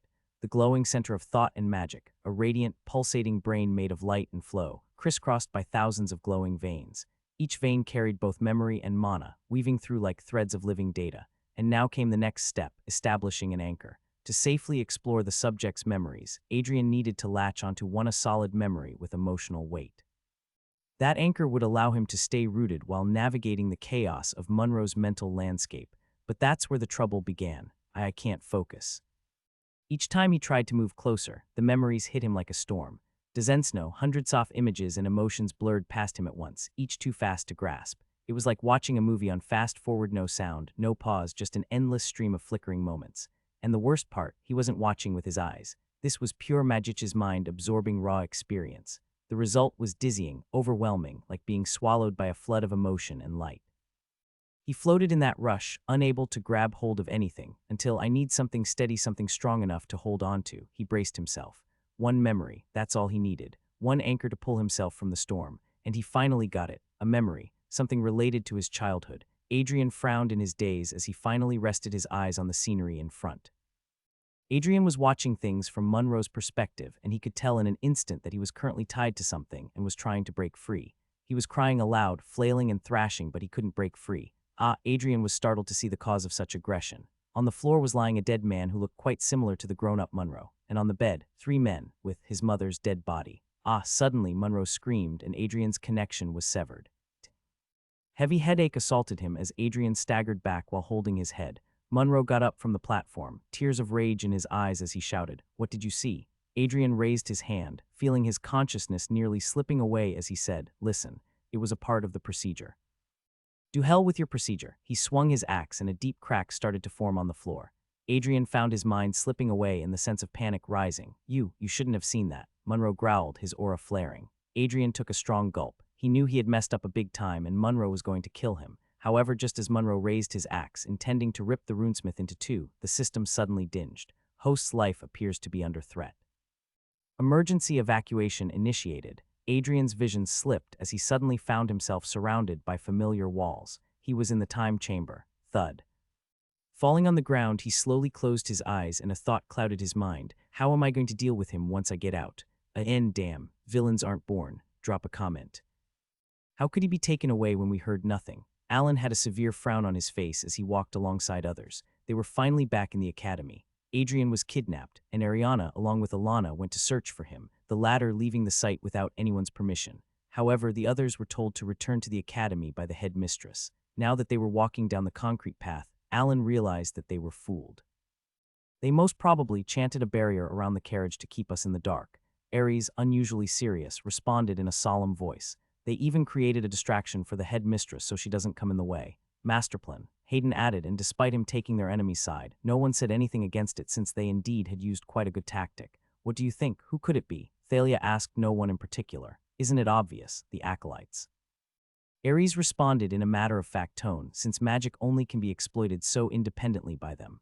Chanting an explosion in a faraway town, then appearing before the carriage and taking away the professor without making a noise. This was something only a high-ranking acolyte could achieve. But acolytes don't require armaments to chant magic. Why would they abduct a runesmith? Sylvie raised a question that betrayed the belief they had built. She's right, either it was a highly trained warrior, which is mostly unlikely, or a non-believer working with acolytes. Alan revealed his thoughts. Although all of them were worried, none of them could do anything about it other than to guess what could have happened to him. However, there was a certain someone in the group who had already decided to take the help of her family and rescue Adrian. It took him some time, but Adrian returned to his senses and stared at the ceiling. Something disastrous happened. He failed. For the first time ever since he landed in this world, he failed while performing a live tuning. It was not only the physical but also the emotional damage that he received. He could still see the timer in the corner of his vision, and once it reached 0, Adrian would be facing several acolytes and a mad chimpanzee. Talking about Monroe, that memory he saw actually shook Adrian. He had a traumatic past, which explains why he always hated acolytes so much and killed them indiscriminately in the past. However, after being thrown out of the org, he was working with those same people whom he hated from the deepest depth of his heart. The first experience of memory reading was quite traumatizing, even for Adrian, not only because of what he saw, but also because of the ugly failure he faced for the first time. A cruel lesson he learned today. Considering the host's situation, the host would be connected to a being on the server of the cross-dimensional group chat. Connecting. Adrian's eyes widened as he hurriedly asked, "You are connecting me with someone who is not from this world. Will they help me?" Every member on the server can ask for each other's help only in exchange for something of similar importance. So kind of barter. So I have to provide them with armaments, most likely. That didn't sound too hard, but to tune a weapon, he needed the person to be here. Wait, am I going to meet some strange entity here? Suddenly, the darkness around him started to feel slightly threatening as he sat near the books and waited. After 5 or so minutes, the system notified him, server connected. Warning, don't discuss personal information or anything regarding the real world during the chat, or they will be censored. Name, Forgelet. Adrian's brows elevated. What kind of name is that? XXXXX, is that you? Hey, is that you? He read a few words appearing on the system screen, but it seemed it wasn't the system interacting with him. System, why are there hidden characters? Adrian asked, but even after waiting for a few seconds there was no response. Deciding to use the opportunity to gain some help, he talked back, and I ask for your help. You need my help, that's strange. And why do you sound so distant? Just say it. Adrian was now confused. Was he close to the person? No, he wasn't, then. The previous owner of the body. No way. He never had anything like a system and all. XXXX. Are you there? Another message broke his daze as Adrian hurriedly asked, I need to deal with 7 acolytes and a strong weapon wielder who has an affinity with gravity. Can you provide me with something to deal with them? Adrian confessed everything honestly, since this person, Forgelet, was his only ray of hope, so they must be aware of the situation. The other person seemed to be thinking, and Adrian didn't disturb them and waited silently. After not so long, they said, I have just the perfect weapon for you. If you're dealing with magicians, you can deal with them from a long range, and the weapon wielder won't be a problem. As those words disappeared, a box appeared before Adrian out of nowhere. Adrian slowly lifted the lid, and was stunned. Inside the box was a gun. A 6-chamber vintage revolver, to be precise, with a small box of bullets beside it. What the heck? Adrian picked up the revolver, and its weight clearly signified that it was real, a real Fu King gun. Am I back in the stat? Another message popped up, breaking his train of thought. There are 36 bullets without any runes. You can choose any rune to build over it. Adrian was amazed. Could he build any runes on them, for real? As for my payment, it seems you haven't recovered your memories yet, so I'll hold on to it for now. Adrian blinked in surprise. Memories? What memories? The connection has been discontinued. Adrian heaved a sigh. He couldn't even ask the person. Well, he got something useful. Let's create a game changer. Am I ready? I am ready. Yes, I am. Holding the revolver in his hand and the rest of the bullets in his pockets, Adrian prepared himself. This was his first combat after rebirth, and losing here meant death. He has to be precise and land decisively to gain the key to his freedom. Hesitating from killing those guys meant his death, and he can't afford that. Taking several deep breaths, he prepared himself. He has used a gun before, but only during military games where they were given real-looking fake guns and had to shoot down the others to claim victory. He has a good aim, but he has never used a real gun before, which is why he was slightly scared. But regardless, he has to do it. And even if something goes awry, Adrian can come back here anytime to reload his gun or take a rest. There were more than 3 hours left before he reached the limit. After a brief pause, he finally decided, okay then, let's go. Adrian's vision warped, and in the blink of an eye, he was back, face to face with a furious Monroe. Screw you, Monroe roared, swinging his axe with a wild scream, aiming to cleave Adrian in half. But Adrian didn't flinch. Thwack, he pulled the trigger without hesitation. Monroe barely registered the flash. It was too close to dodge. TINNNG. The bullet struck his chest, and then a thunderous explosion tore through him. Blood, flesh, and bone blasted outward in a violent storm. TRRRING. The chamber spun. Adrian leaped back, not letting the gore slow him down. It had already given him the edge, just enough chaos to make the acolytes freeze.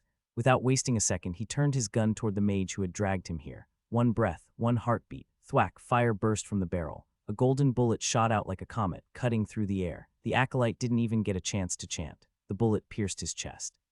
And in an instant, a black hole bloomed where his heart had been. It expanded with a silent hunger, swallowing the mage whole. Not even dust remained. Stop right there. As Adrian landed, he found himself face to face with an acolyte already charging a fireball. Adrian's eyes widened. He shifted to the side on instinct, but not fast enough. Whoosh.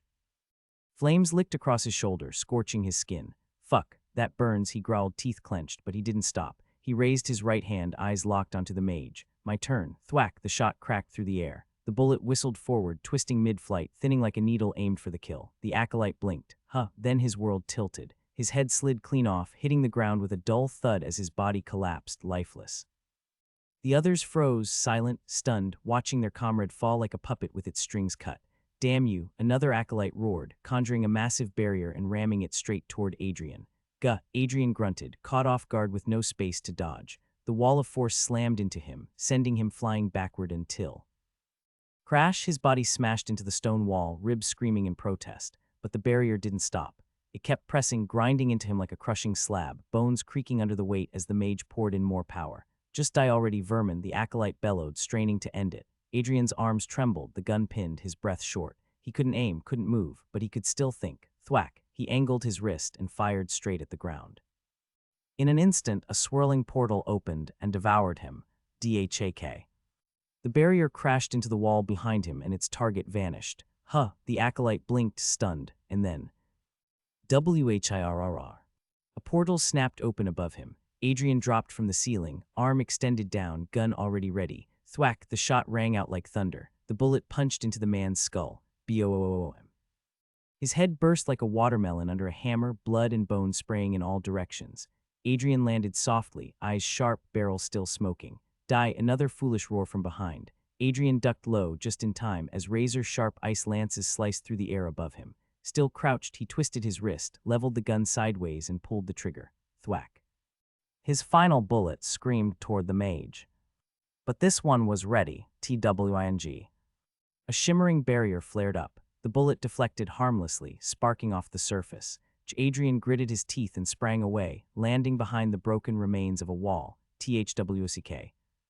An ice lance struck where he'd just been. Sharp as a spear, it stabbed into the stone with a sickening crunch. He could hear them now, 3 more sets of footsteps, fast and closing in from the other sides. They were flanking him. Damn it, that barrier spell is a pain, he cursed it in his head. He'd wasted the last shot. He'd misjudged, forgotten they could wield more than one element. Cheating bastards. It's over for you, runesmith. The mage barked, hurling another icy lance. The wall trembled. Dust and chunks rained down as another hole opened up. Adrian didn't move, not yet. His breath slowed. His mind raced. He had seconds, maybe less. Adrian's hand slipped into his pocket fingers, brushing against a special bullet. He loaded it into the chamber with a click, took a deep breath, and grabbed a large chunk of concrete from the rubble beside him. With a grunt, he hurled it to the opposite side. Crack! A lance of ice shredded through the chunk mid-air. The mage's eyes widened. Had been tricked. Adrian burst from cover, both hands gripping the gun tight for stability. Thwack! The bullet roared out of the barrel like a golden comet. The mage reacted fast, snapping his barrier into place. But it wasn't enough. The bullet didn't stop. It grew, swelling mid-air, expanding until it looked like a gleaming, golden boulder. He couldn't even finish the word. BOOM. The bullet smashed through the barrier like glass, then slammed into the mage with brutal force, sending him flying. Wall after wall shattered in his path until the 7th one exploded open, revealing the sunlight outside. Adrian grinned, wind hitting his face as daylight streamed in, but just as he prepared to make a break for it. TRIIIING. A deafening wave of sound struck him from behind. His ears rang, his vision wobbled. The world tilted sideways. Falling to his knees, he clenched his jaw and whispered to the system in his head, "Time chamber now." IFC kept up. Adrian was in the time chamber. Once again, it has already been over 2 hours. He has been sleeping ever since, and the system woke him up using the alarm just now. He was sleeping because his head was on the verge of exploding. In the elation of winning against several opponents without receiving any significant damage, he grew reckless and forgot that there were 3 more acolytes left. Well, it can't be blamed. Adrian had a real battle for the first time. All that screaming and fountain of blood had his adrenaline pumping, so when the outside world came into his vision, it gave the same impression of, I got the fruit of my hardships. And Adrian messed up. No point in mulling over what has already happened. Realizing he would be thrown away from this time chamber in 10 minutes, he decided to do some preparations. He got up and looked at the rest of his bullets. There were 29 left, and Adrian had tuned extra 10 of them already before he went on mage hunting. Although these 10 bullets would be enough to take down another 3 acolytes, unless they pull some broken spell like wide area mana suppressing field or something. Well, they won't, otherwise they would be powerless too. Still, I should make a second plan. He got up and approached the weapon stand. He has stored several weapons from the outside world, made from mithril.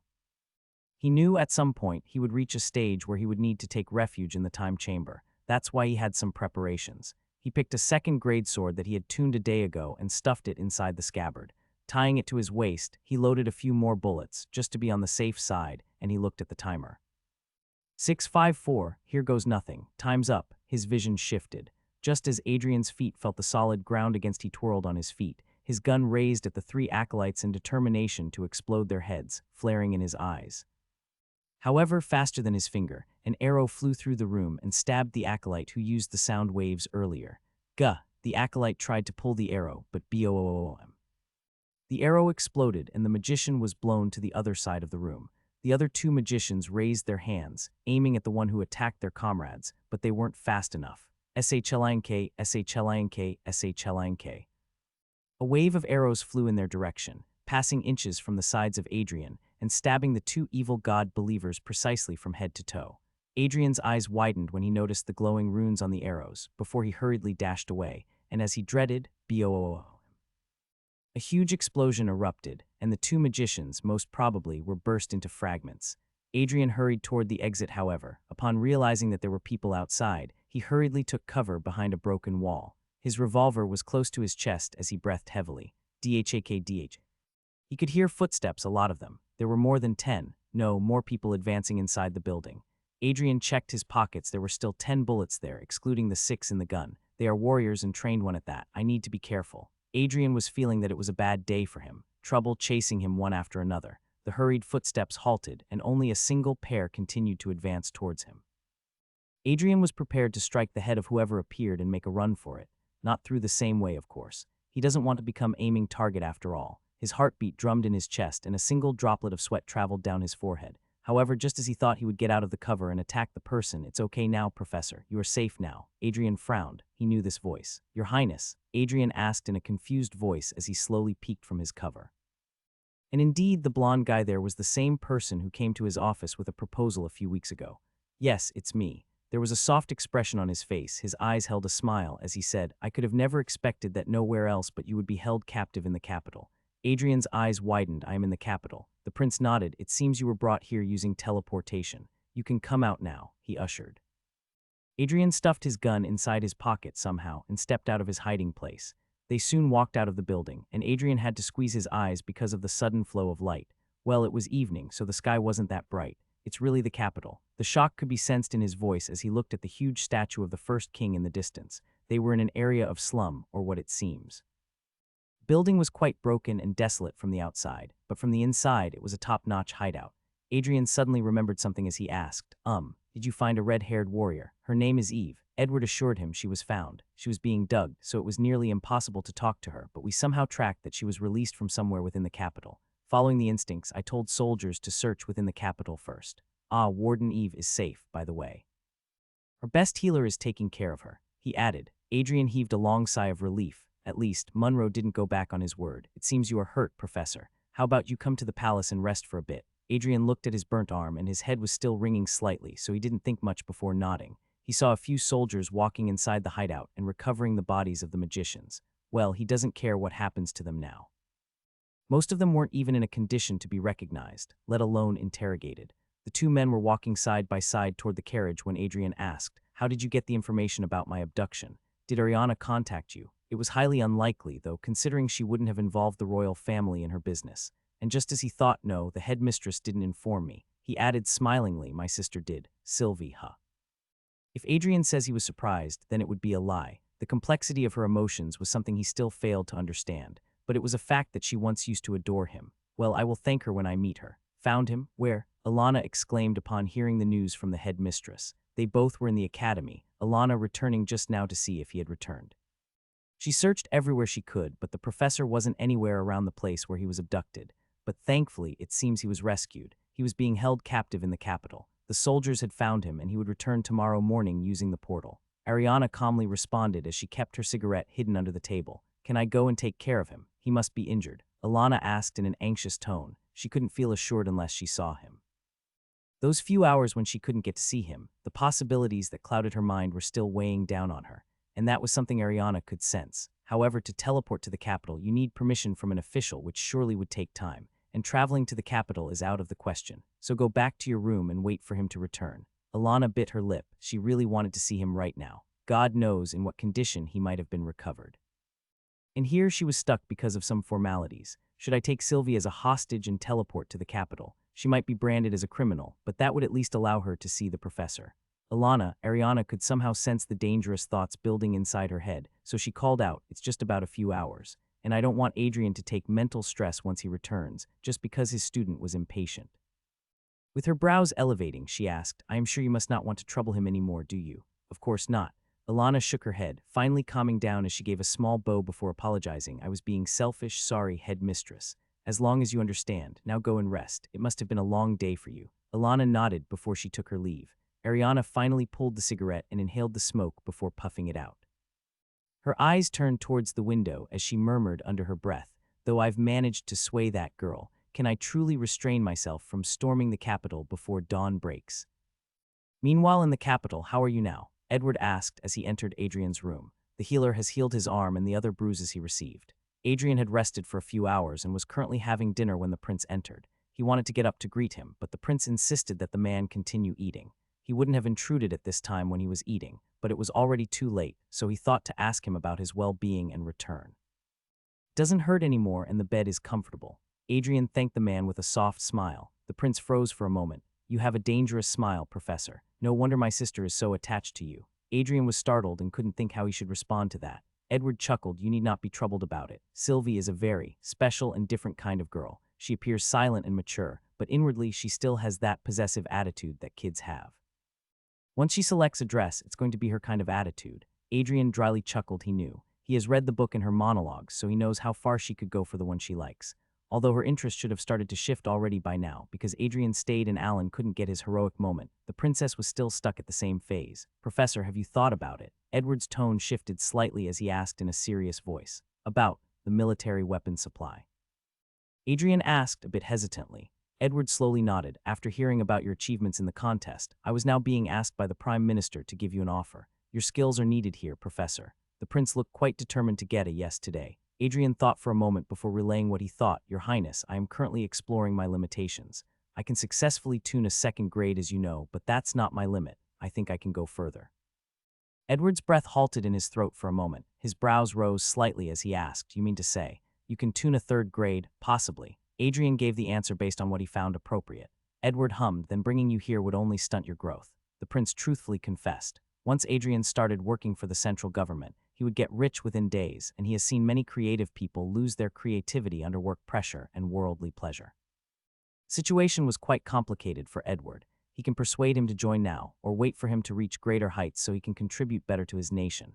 After a brief moment of thinking, Edward said, the choice is yours, Professor. Even when I extended the invitation, you were free to decline. But please understand, if our world faces a catastrophe at the hands of our common enemy, we will have no choice but to call on your help. Polite savagery, huh? Adrian inwardly muttered. He was saying in a polite manner that if acolytes threatened world security, Adrian would be forced to work for the military, and he would no longer have a choice. Well, Adrian knew the law, so he simply nodded. Edward's expression softened as he got up from the seat and told him, have a rest. I might not be here tomorrow, but someone will escort you to the academy. Adrian heaved a sigh as Edward finally walked away. Seriously, dealing with royalties is quite tedious. Munching on the carrot, he said. While he finished the dinner, he thought back on the revolver gifted by the Otherworlder. Somehow, that weapon suited him the best. Not only was it efficient, but it also gave him a long range of options. Strong, efficient, and versatile. The perfect kind of weapon he was looking for. I need to first replicate the bullets since I don't know how long it would take me to unlock the cross-dimensional group chat. He still has more than 20 bullets left, and one of them would be used for research, so Adrian doesn't run short of ammo. Not to mention his precious Heartstone was also waiting for him at the office. I have several things to do once I return. Next morning, Adrian got up early, changed his clothes after a bath was provided, with a 3-piece suit and got out of the room. A butler was waiting for them with a calm expression as he asked, do you really not want to have breakfast before leaving? He asked politely. Adrian smiled. There are people who might be worried about me. I should return as soon as I can. Adrian nodded and started walking silently. He actually woke up a few hours ago and utilized his time in the time chamber to study the third thread. It hasn't left his mind until now, the failure he faced. It was the first time he had failed. And even if he doesn't accept it, it has hurt his ego. It was not harmful since his injured ego was only pushing him to learn things better and faster. He has already finished the anchor part of mind reading. It was the second step of the third thread, and he had already tested it on the training dummy once, and he didn't fail this time. A successful mind anchoring would not let the subject know which part of the memory is being read, and that's what he failed at. Monroe discerned that Adrian was reading his deepest and most hidden memory, and when he realized what he was reading, Monroe panicked. I still feel guilty about seeing those memories. However, there was no help in it. If he wants to progress and develop more armaments, he would need to face a wide range of memories, which could be far more depressing. This way, sir. The butler gestured towards the room where the teleportation portal was located.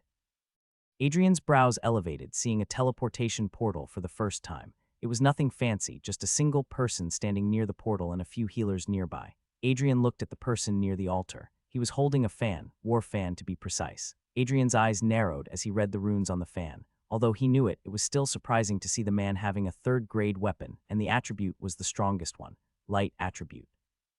Is there anything you would like to ask, Sir Adrian? The man knew him, for some unknown reason. However, he didn't focus on that and asked, is that a third grade? The blue-haired man lifted the fan and nodded. Yes, I recently got this made by Sir Tony. Sir Tony, huh? Adrian knows that name. He is the best runesmith in the nation and someone who works only for the royal family or the people connected to the central government. Do you want to inspect it? The man offered, showing unnatural trust in him. However, I wouldn't dare. If it's Sir Tony's work, I'm sure those runes are perfectly tuned for you. Although he said that, he could see that there was unnaturally long writing on the weapon, and efficiency wasn't kept in mind while tuning the armament. Well, he couldn't blame them. They all have learned from the same books that every single runesmith follows, a book that they believe was made from the notes of the legendary runesmith Ariana. Soon, he stepped onto the stage, and the magician started to build the spell. Adrian stood there silently, however. He was slightly nervous. The previous time, he really didn't feel anything while teleporting. However, here he was dependent on a non-believer. He felt mana clinging to him, and his vision started to turn white. It felt as if he was pushed through a long distance with a gentle push. He nearly staggered but held himself, and his vision finally returned. "Welcome back, Sir Adrian." The teleporter in charge greeted him. "Ah, Mr. Ginster." He exchanged a few words with the man before making his way out of the teleportation center and heading towards the academy. The teleportation center was not so far away from the academy, so he decided to head there on foot. While he walked, he asked the system, "Hey, can I ask you about the cross-dimensional group chat? If it's within my authority, then I will answer." Adrian, after a brief pause, asked, "What memories were they talking about?" Adrian was sure that the person, Forgelet, knew him. But he has no recollection of the conversation with someone who has that name before. He even thought of people he met on Earth, but someone on Earth forging a magic revolver. Yes, it was impossible. The information is sealed at the moment. At the moment, that means I will get my answer in the future, he asked, but there was no response this time. After a brief pause, he asked again, "How many worlds are there which are connected through the dimensional chat?" Thankfully, there was a response this time. 7 worlds, including yours, which are under the supervision of the 7 deities. Adrian's brows elevated. That was unexpected. He knew that there were 8 worlds across the multiverse, or what they consider as the Celestial 7. It used to be 8, but after the 8th god broke the pact, his universe, and the people of that world were forgotten and isolated. So am I connected to some special people of the Celestial 7 through the server? Indeed, host. The system confirmed. That was quite beneficial for him. He would get to know much more about the other worlds, exchange ideas and whatnot. However, before all that, he needs to focus on the next arc of the story, the attack on the academy. It would be a battle that might take the lives of many, including one of the main characters. Believe it or not, in the novel, Ariana received damage that slowly eats away her vitality. Later in the story, Alan gets into contact with a high-ranking acolyte, which helps him heal Ariana, and that solidifies their relationship. Ariana falls for Alan after that, and Alan gains his 3rd harem member. Now, if Adrian leaves things as they were about to happen and safeguards himself, then Ariana might survive. However, looking at the woman who was impatiently waiting for him near the entrance of the school, while smoking a cigarette, he muttered under his breath, "Not anyone else, but I surely want to keep her safe." Ariana matters to him, not just because she was his cousin, but also because she was the only ally he had. He slowly approached the school entrance, and Ariana finally spotted him. Adrian paused at his spot, hands locked before him as he said, "Tell me you were worried, then only I will step closer." Ariana's fingers trembled, and her eyes vividly showed the emotions she felt right now. Relief. "Idiot," she stepped forward, and after throwing away the smoking stick, she wrapped her arms around him. Adrian returned the hug with a smile as he said, "I will consider that you were worried about me." Ariana didn't say anything, but the way she clung to him, her shoulders slightly trembling, made it evident that she was anxious. As he said, his only ally. P.S. Alana was waiting for him as well, but then she had to go to the bathroom. Poor girl. Currently, acolytes are divided into 3 factions under the command of different leaders, and one faction, which has the highest numbers, is working independently. But regardless of whether they are under command or not, their end goal is the Samido corrupt every being on the planet and make a home which can be administered by their fallen god, Netheros. These people mostly live in wastelands, making their homes and hideouts so that they don't get raided overnight. Human warriors don't venture into the barren lands because it's too vast, and the cultists take advantage of it. They can come and go anytime they want. They have the means to secretly enter the human domain and wreak havoc. Just like how right now, they are planning to attack the academy once the midterms conclude and more than half of the teachers return home. There are 6 ranks of acolytes based on their mastery of their skills and their achievements, training. Adept, Elite, Master, Ascendant, Divine. And the one who would be attacking the academy would be an Ascendant, with an army of several low-ranking acolytes and magic beasts. It would be chaotic in 2 weeks. The destruction that would be caused would be immense. Several students would lose their lives, and if not for Alan and Ariana, then the main characters, like Olivia and Sylvie, would have died too. Currently sitting inside his workshop, Adrian was experimenting with things in the rosy glowing Hearthstone, but his mind was still revolving around what he must face. Should I try warning Ariana? The thought crossed his mind, but then he thought about how he could share the information without coming out as suspicious. Yes, she trusts him, but having precise information on Acolyte's movements would surely make anyone frown. Adrian couldn't ask for anyone's help in this since he doesn't have the luxury of affording a high-ranking warden. Well, I should keep preparing for the time being. Adrian was currently preparing explosives. These explosives would have the runes of the fire element, and their sensitivity would be adjusted with the earth element. However, there was a problem.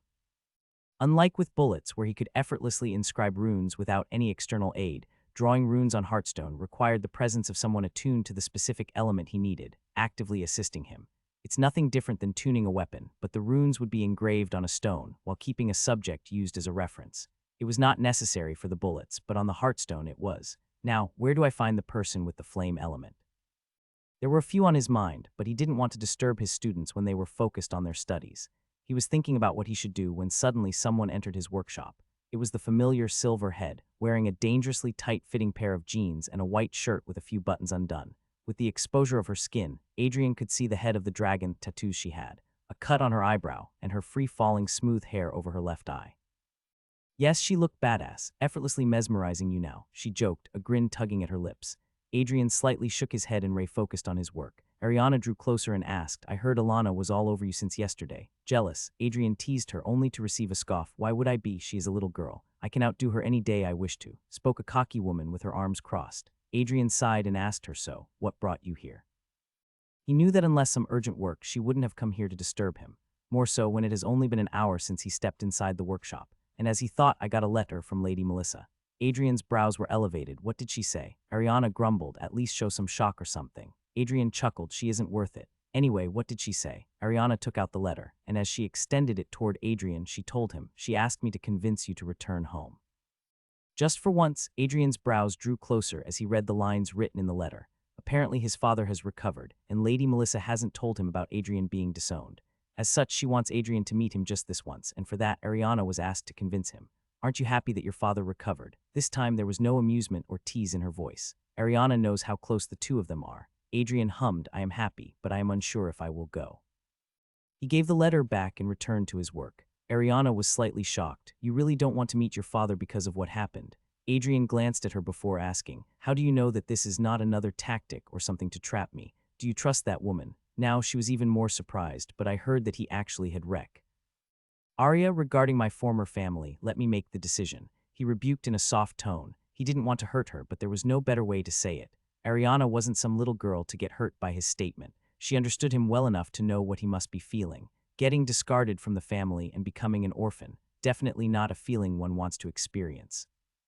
And after all that, the lady of the Lockwood family desires him to forget about everything and return to the family just to show his face. Adrian suddenly paused as a pair of arms wrapped around his chest. Why the sudden affection? Adrian asked as he felt her face pressed against his back. Ariana slowly mumbled, don't forget, I am still here, and I won't ever abandon you. Adrian hummed, and that's why he was going to do something which would negate the incoming danger. Inside the library, Olivia and Alan were currently sitting together and studying for the midterm. It would start in a week and continue for 5 days. The report card of the students contains their performance over the 3 years. Each exam conducted is important for everyone, which explains that Alan, who doesn't like to study much, was diligently studying at the moment. However, Olivia was slightly distracted. It could be seen that she continued to look at Alan and back at the book. Naturally, the raven-haired sensed her gaze and asked without lifting his gaze, is there anything you want to ask? She was caught off guard and the shock elevated when suddenly he looked up and asked the girl, is it about Professor Adrian? Olivia's lips parted slowly as she weakly asked, how? Did you know? I mean, you won't have been so hesitant otherwise. And if you feel I would be jealous because you are concerned about your ex-fiancé, then you might not have understood what kind of person I am. Olivia hurriedly shook her head. You are misunderstanding. I wouldn't have gone that far. But after being uncaring towards him for so long, if I suddenly started to show concern, undoubtedly it would sound weird, especially now that our engagement has been annulled. Fair point. He rested the book on the table without closing it and said, well, I went to meet him in the morning, and from what I could tell, he is fine. Sylvie told us, remember. The soldiers reached the spot in time and rescued him. Olivia nodded, but then she also reported that he assassinated several acolytes and the boss of the gang by himself. Is it true as well? Her voice held subtle amazement. She has no reason to lie, even though it sounds quite, what can I say, impossible for the professor to deal with those many magicians all alone. Alan wasn't insulting Adrian here. Everyone knows what the man is capable of, but combat isn't one of his specialties. Alan himself has seen him training with the headmistress in the morning, and the spars he witnessed made it clear that Adrian was still not at the stage where he could handle real-life combat against several ambushers at once. That's why the thought of Adrian dealing with acolytes and an infamous gangster didn't sit well. Well, in a way, I can understand how he achieved something like that. Alan suddenly spoke, bringing a questioning look to Olivia's face as she hummed. Alan heaved a sigh and leaned back on his seat. I have seen him helping a failed warden to realize her true potential.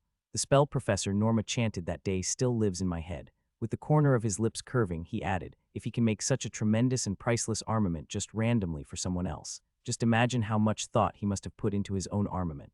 Alan suddenly had a thought as he asked his girlfriend, hey, Olivia. Is there any way I can persuade Professor Adrian to make an armament for me? I know I shouldn't ask you this, but you once were close to him. At least, you know him better than any other student. Olivia was taken aback by the sudden request, but she still understood the reason behind his eagerness. Alan wasn't progressing in his second attribute, and to gain more experience with the light element, he needs an armament made by Adrian.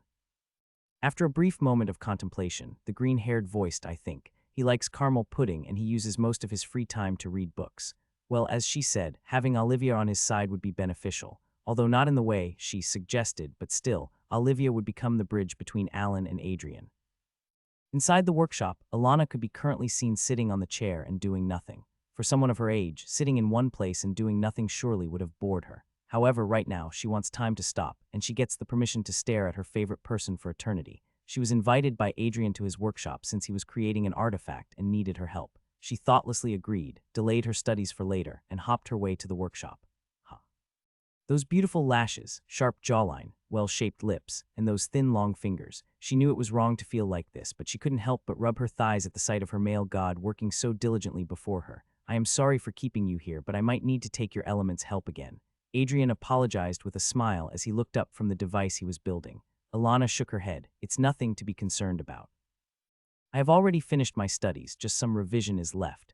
Adrian knew that she was an intelligent girl who always scored higher than her classmates. However, everyone still needs to remain focused on their studies before exams. Excellence cannot be maintained without discipline. I heard from Ariana that you went against the orders and searched for me all around. He called out without removing his eyes from his creation. Alana didn't say anything since everything was already within his knowledge. She wasn't ashamed nor regretful. She would break the command and go against anyone if it's about the man who has helped her reconnect with the world, the one who gave her hope. How could she not be worried for him? Alana was lost in those eyes. How can someone be so effortlessly breathtaking? Adrian finally looked down and said, I think it's prepared. He suddenly got up, breaking her daze as he advanced towards the entrance of the workshop and attached the artifact, which was the size of a donut, to the wall. Once he was done, he stepped out of the room, jumping over the range of the artifact, before opening the door wide enough to be careful. He asked Alana, can you throw me a tool? Anything works, except for my pencil. Alana nodded before she took a small screwdriver and carefully threw it at him. Adrian crouched before taking a deep breath. This was the first time for him to invent an artifact, so he wasn't sure of the result. But failure is a step to success, so he didn't hesitate and rolled the driver inside the room. BRRRM. Just as the screwdriver reached the range of the artifact, SHLINK. Several long and thick ice spikes protruded from the artifact, stabbing the wall across from it. Alana's eyes widened, and Adrian gave a satisfied nod. Yeah, this will do. He was going to turn this academy into a death trap. It's impossible, Albeck sighed upon hearing the response of the chief of the research department, who was currently trying to replicate a certain armament. It has already been 3 days since he handed the sword Adrian had tuned under the belief that he would be able to realize how he works so efficiently on runes. However, it was proving to be an impossible task. What exactly is the problem that my capable research team is not able to reproduce runes like him? Albeck asked, not in annoyance but genuine curiosity. Adrian's craftsmanship is proving to be beyond the reach of any expert, and that is very unsettling. The chief of the department, whose name is Mark, informed, it's the very fact that he connected several mana points to only a single rune. Albeck sighed, and why is that not possible to be copied? He might not be as knowledgeable as they are in this field, but what Adrian did within a few seconds should be possible to imitate in a few days, right? However, it's the control over his magic. Believe me, sir, I have never seen any runesmith in my entire life who has such precise control over his mana to the point where he could breathe life into a weapon so effortlessly. Mark was there during the third round, so he has closely monitored Adrian's methods and his mind-wobbling control over runes. He was talking and answering questions while forming the second thread. Everyone knows that, other than the first thread, every single connection requires excessive focus to remain precise. However, for Adrian, it felt like a very old and experienced runesmith who had tuned over 1,000 armaments and was working among a few newbies. Did Tia look at it? Albeck asked after a few moments of pause. Ah, yes.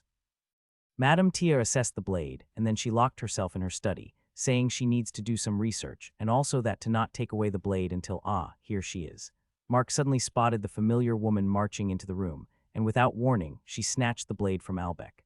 The other staff in the research department instantly drew closer since they knew that enthusiasm meant she had discerned something. Albeck also remained silent and knelt beside Tia, who was sitting on the ground with the sword before her and a book, ancient and barely held by thick threads, on her lap. She read a few lines, a few runes, before she slammed her hand on the book. I knew it. Albeck instantly asked, "What did you find?" These runes. She suddenly looked up, and upon finding so many heads peeking at her, she commanded, "Leave us alone. Mark, send them out and come back in." The other researchers groaned. They really wanted to know, but going against the Tower Master never crossed their minds. Mark followed her command and escorted everyone out of the workshop before he hopped his way back to the Tower Master. Albeck and Mark sat before her like worshippers and listened to her intently. Tia finally revealed, "This is my greatest treasure, something for which I have spent fortunes." She showed them the same diary she had been reading earlier. But what? Albeck silenced Mark and wordlessly urged her to continue. Tia revealed to them, "These are one of the originals." Mark's eyes widened, and Albeck's lips parted in shock. Originals, a term everyone closely related to the history of runesmithing knows. The books everyone reads nowadays are not something derived from the original notes of the legendary runesmith. Averin's notes were mostly scattered, some burned, others hidden, and only a few individuals ever managed to find them. Among the remnants that survived, Tia managed to get her hands on a few. That's what she called original. There have been many runesmiths who rose to heights, and some even gave their versions of weaving the threads, like Alastair Williams, who was known to discover the third thread. But was he the real discoverer? No, he just gave a method which everyone follows. But was it the best? No. The best was invented by the original god of runes, Averin, and similar to him, Adrian also used fewer runes to bind several threads, as you can see here. Teal excitedly showed them the similarity between the runes. It was as if they were looking at an armament created by the legendary runesmith himself. Professor Adrian never told us how he pulled the technique of binding so many mana points to a single rune. Does he have a copy of these notes? Mark questioned, and it sounded like the most sensible possibility. However, are you an idiot? There are no copies of the originals. Tia reprimanded him in an annoyed tone. How can he call himself a runesmith with such a lack of knowledge? Then, how can he follow the same technique as the legendary runesmith? Albeck asked, couldn't believe himself that he was comparing a teacher to that divine being whom every runesmith worships. But there was proof, and he had seen what Adrian was capable of. I'm not sure how he gained the knowledge that no one has.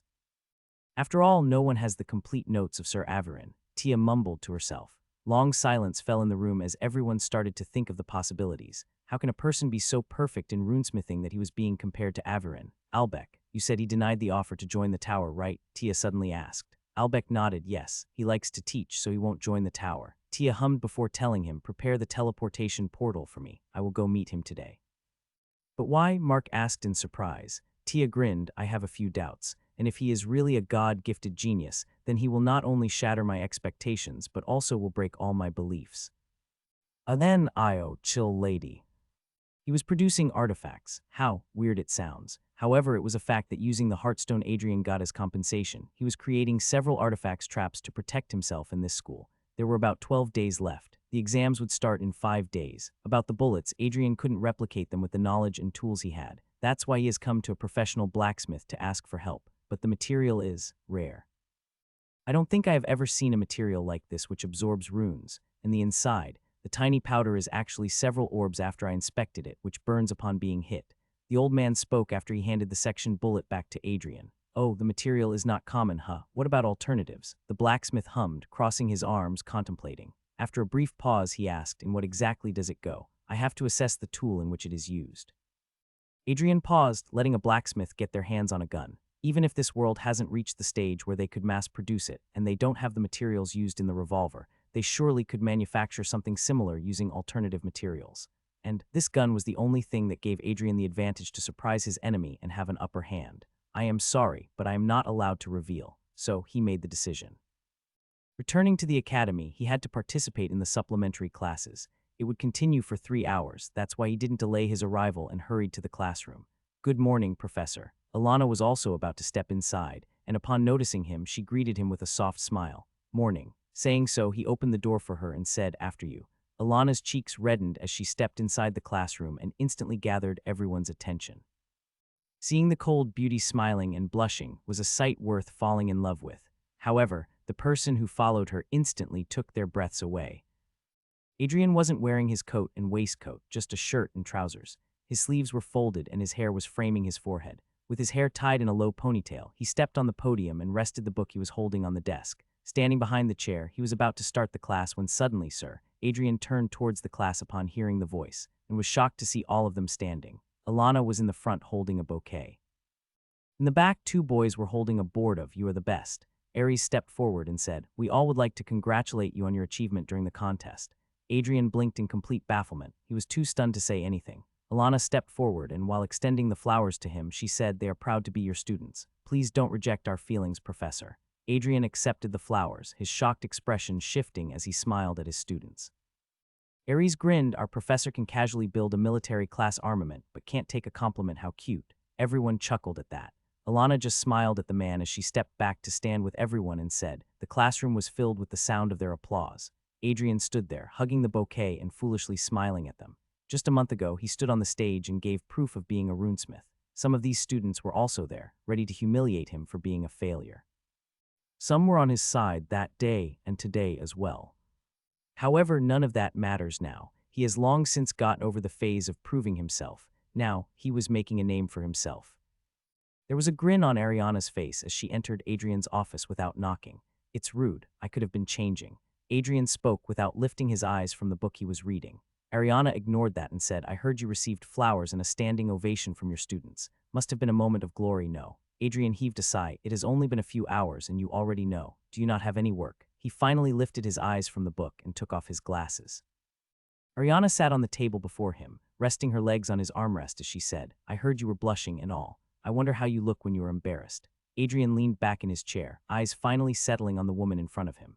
Ariana sat on the desk like she owned the place, her long silver hair spilling over her shoulders in soft waves, catching the warm light. Her slightly dark eyes held a playful glint, as if she knew exactly what she was doing and loved every second of it. The loose shirt she wore hung open at the collar, slipping just far enough to hint at the tattoo on her neck, drawing his gaze like a magnet.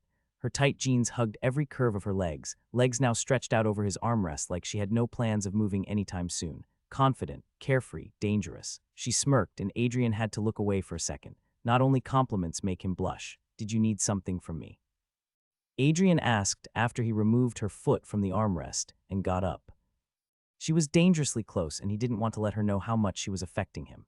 Ariana kept her gaze steady on his back, an unreadable expression on her face. However, she soon broke out of her daze and informed him, "The Tower Master would be coming here in the evening to meet you. It's a secret meeting, so don't let anyone else know." Adrian was surprised. "Sir Albec, what does he want now?" "Nope, the other one," she informed, much to his shock. Adrian was stunned. "Tia."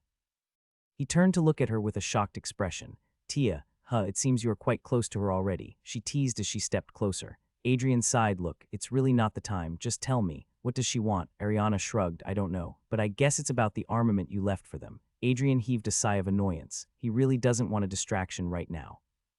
"What are you doing? Don't touch that." A grumpy voice made her pause as she turned towards him. The old man had a frown on his face as he scolded her. "I prefer things to remain where they belong." The girl, very quietly, protested. "But I thought that I should clean up a little." The room was very untidy. A normal person couldn't survive a day here. No ventilation, nothing to eat, and a scarce quantity of water. Not to mention, everything was scattered around as if an earthquake had hit the bunker. However, the man spends most of his time here as if he doesn't care about anything, including his health. "Move your little ass out of my workshop. I don't need you." He cruelly spoke those words and even shoved her away. Anyone might have felt bad or even blamed the man for treating the girl badly while she was trying to take care of him. However, a beautiful smile formed on her lips as she hummed and stepped away.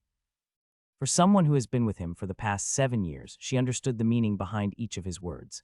Climbing the stairs, she reached the upper floor, and it felt like she had stepped into a completely different world. A fluffy bed with pale blue curtains, white walls that give comfort to the eyes, Small decorations and fragrant candles add serenity to the room, which could attract anyone to take some time out of their life and just sit here and relax. He built this room just for her. That's why she knew when he said, "I prefer things to remain where they meant to be." He didn't just mean his tools, but her too. He wanted her to live a good life. Her eyes fluttered open, as the strongest warden in existence felt annoyed by something quite trivial at the moment. Sunlight, with a groan, she sat up on the bed and exhaled for a long sigh. She was having such a good dream, or more like, a visit to the memory lane. These are the memories that she never shares with anyone because she knows they won't understand what it means to her. What values do these memories hold for her? She was happy to have these memories, but sometimes she feels lonely because the other person who shares this memory is not with her. Don't be depressed, Bella. As promised, he will appear before me again. Saying so, she got up and left the room. A room which could easily horrify anyone, with countless scribbles filling the room. On the wall, on the ceiling, everywhere on the floor, and even on the bedsheet. And each one of those scribbles represents a single word: darling. What can I do for you? In the end, Adrian had to ask the lady about her motive to come here. It has already been 5 minutes since she walked inside, and after humming in response to his greetings, all she has done is walk around his office as if she were inspecting his room or something. Tia hummed as she returned to the table and asked, "I was inspecting the armament you tuned, and I must say that your work was quite impressive." "Thank you." Surely she didn't come here to praise him, right? Tia finally sat down on the chair across from him and asked, "From whom did you learn runesmithing? Who was your mentor?" Adrian was honest. "I learned from books." "Oh, I am curious which books taught you something that every other runesmith across the globe couldn't learn." Adrian sighed. "I just tweaked things here and there, brought changes to the technique which the books offered, and derived my own methods." Tia smirked, tweaked a little, Which book gave him the idea to draw elemental insignia of the deities to derive the attribute of an individual? As far as Tia remembers, none of the books nor any runesmith in the past ever derived any different method other than using the crystal ball for the first thread. Then this tweaking and bringing changes he talked about was completely false. Hiding the secret behind your speciality is common. She didn't mind being lied to. She also has many secrets that she couldn't even tell to her closest ally. That's why she didn't continue to question him about it any further. "I wanted your help with something. Will you?" Adrian nodded, as long as she changed the topic. Tia got up from her seat, and after walking to the other side, she rested a parchment on the desk. Adrian wore his glasses, his brows drawing closer as he read the runes written on the page. "This?" Adrian asked. He could understand what it was, but was unsure what she wanted from him. "The runes are incomplete, and I couldn't find the right dialect to continue it." It was the runes for second thread, from what Adrian could tell. However, it wasn't completed runes which define the places from where the threads are drawn were written, but the last rune was missing. 3 runes used for several threads, I can see." Adrian muttered under his breath as he picked up a pen. 7 mana points in 1 rune. "That's impressive." He was talking to himself, but Tia was so close that she could hear him. "The dialect is whisper runes and surge runes, very unusual. You don't see someone having a low affinity and a broken affinity on a regular basis. If someone has double affinity, it is most likely joined from end to end, like subtle affinity and balanced affinity, or balanced affinity with broken affinity. That's why it surprised him." "So can you fill the space?" Tia asked with her brows raised. Adrian never felt that he couldn't understand the runes, so failing to finish it never crossed his mind. His fingers guided the pen to draw the surge rune in the blank space, which balanced the equation. "Here you go." Tia's expression brightened, not because the equation was solved couldn't possibly bring the runes for any practical use, rather. She was happy because her theory was correct. The note she brought was something copied from the original, and naturally, something which cannot be comprehended by a regular runesmith. But here, not only did Adrian understand the runes, he even completed it, proving that she was right about it. Adrian is somehow connected with Sir Averin. She didn't know how, but all the evidence indicates that way. And now, Tia's only motive was to prove it to the world. "Is there something concerning Lady Tia?" Adrian asked, seeing the sudden shift in her demeanor. However, the woman shook her head and stepped away from him. "My goal to come here is fulfilled. I will take my leave now." Leaving those words, a happy Tia walked out of the room, leaving a confused Adrian behind. What is wrong with her? "Did something happen when I was unwell, dear?" Melissa flinched upon hearing that question. She dreaded this and never wanted to face the question, but she couldn't turn away from the reality either. "What do you mean, dear?" she asked, feigning ignorance, and thanked that she was facing the other side. Adam softly ran his fingers on his wife's arms as he said, "You asked Adrian to return, but he hasn't responded. Is there something you are hiding from me?" After a few days of heaven, she was again being pulled to hell. How can she tell her husband, who has finally started to take a few positive initiatives in their relationship, that she has discarded his favorite child and kicked him out? It would sour his feelings for her worse. He might start to hate her. Melissa thought quickly and responded in her natural tone. actually had an argument with him regarding his engagement. As you know, he broke off from Olivia, and I just wanted him to think this over. That was the last time I had a conversation with him. She wasn't lying. The last time she talked to him was when the Viscount arrived with the intention to annul the engagement. The only lie she told was the argument part. As surprising as it sounds, Adrian very quietly agreed to leave the house in exchange for a very trivial compensation. Adam hummed as he removed himself from the blanket and sat at the edge of the bed.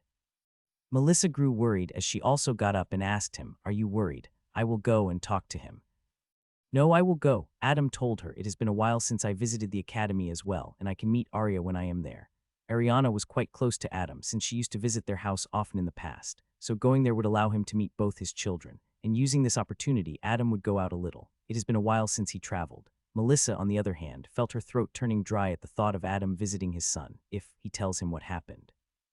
No, she needs some time to do something about this situation. "Ah, but dear, I heard that the students' midterm exams are starting in a few days. I don't think it would be right to disturb Adrian before something so important." Adam hummed. She was right. Adrian takes his job as a professor seriously, and going there would waste a whole day at the very least. After all, Adam had so many things to talk about with his son. "You are right. I will wait until the examinations are over. After that, let's go and meet him, okay?" Melissa smiled as she pulled him back into the covers, while her mind remained focused on how she could convince Adrian not to mention anything about the agreement they had. She already discerned that Ariana would be of no help, which is why she was going to reach out to him directly this time. "I have to do something. I can't bear to lose my lord's feelings for me." Adrian was in his workshop, currently making the 7th trap, the 2nd of today. It was only afternoon, so he knew he would be able to finish at least 4 more today. He was using Alana's attribute to make this artifact as well, however. He couldn't depend on a single element for long. He would need someone else's help soon. But who would help me? I don't want to disturb them. Everyone was quite dedicated to their studies these days. There were only 3 days left, and the whole school had become a little too quiet these days. Even during recess, inside the common hall, every student keeps a book on their lap or beside their bowl so that they can keep reading while eating. The library has become a hotspot in the academy, and barely anyone visits the gymnasium these days. All the practical lessons have been suspended until midterms. Every student who has enrolled in the Runebound Academy aspires to graduate with enough grades to secure a well-paid job, and more than 30% of the students wish to join the tower. That's why this phase is quite important to them, but it was a fact that Adrian couldn't ask for their help later as well. Once examinations begin, they surely wouldn't be able to help because of obvious reasons, and 2 days after the examinations conclude, the acolytes would attack. He was thinking about what he should do when suddenly someone knocked on the door. "Who is it?" Adrian asked as he hurriedly covered whatever was on the table under a cloth. "It's me, sir, Alan."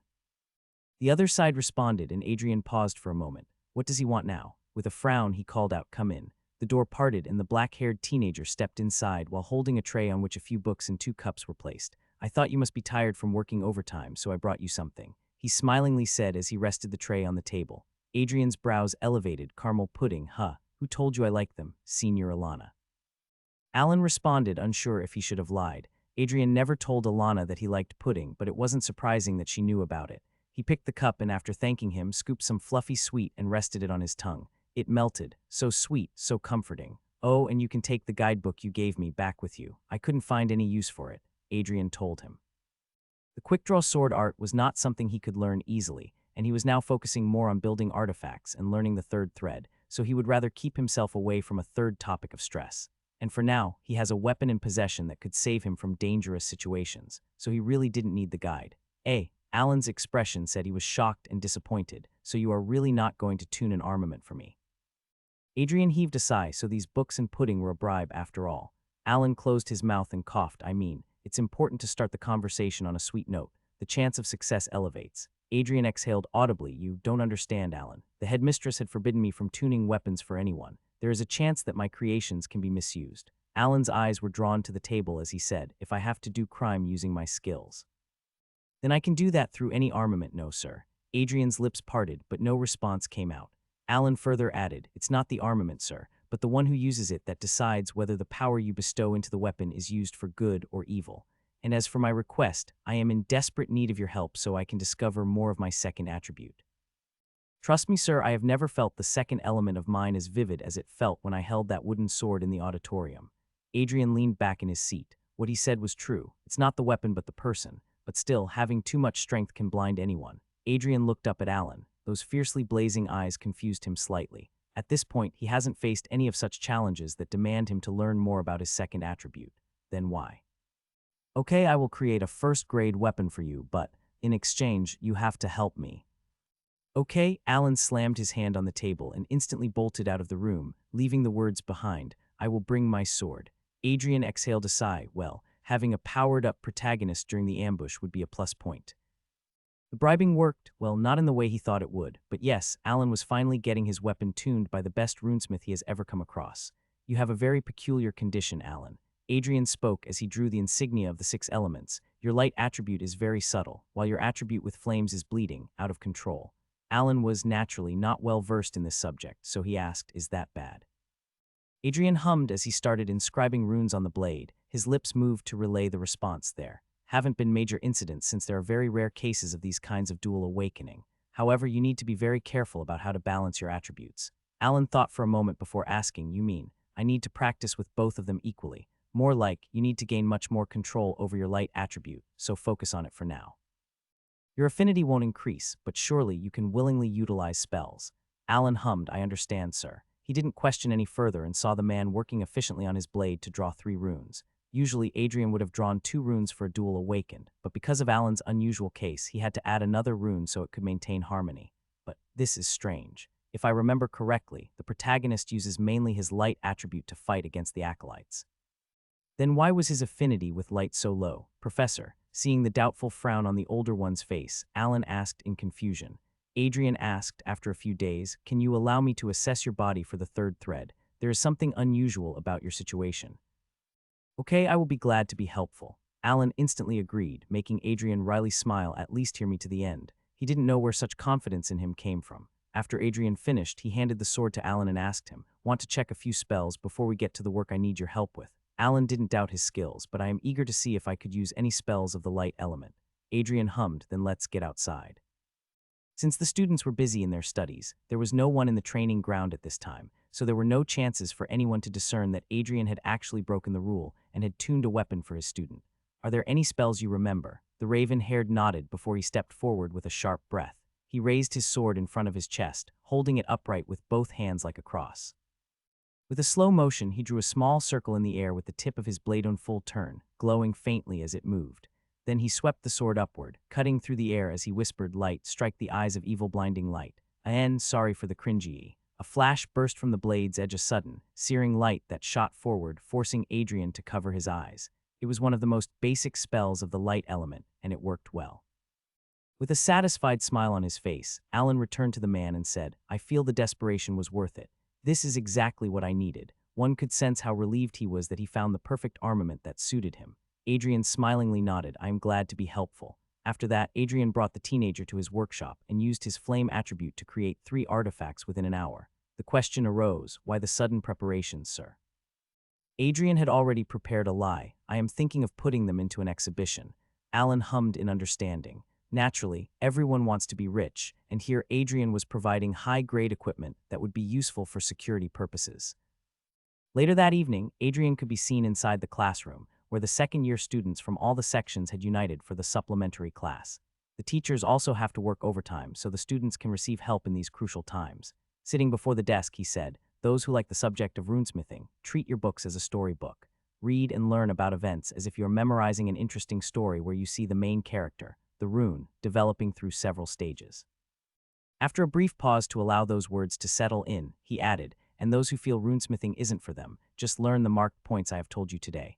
Although you won't score great, you won't at least fail. The students looked a bit better upon hearing that. There were many who were interested in runesmithing, mostly because runesmithing has a very wide scope.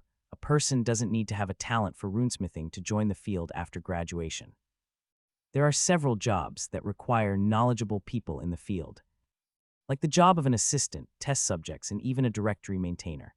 So yes, the subject might be boring for many on an emotional level, but when it comes to a professional level, they pay attention to it. After a brief pause, Adrian asked, is there anything you would like to ask? A few hands rose, and Adrian answered them one by one. It took him 2 hours before he finally answered everyone's doubt.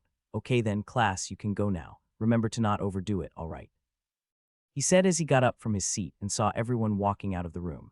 Sylvie was also among the group who was walking with Olivia, and Alana the only people she talked to when suddenly, Sylvie. Adrian suddenly called out, nearly making her trip. And not only Sylvie, but everyone who was walking halted in their path to look at the professor in shock and amazement. This was the first time ever since that day that Adrian has called out to Sylvie out of his initiative, and that was quite shocking.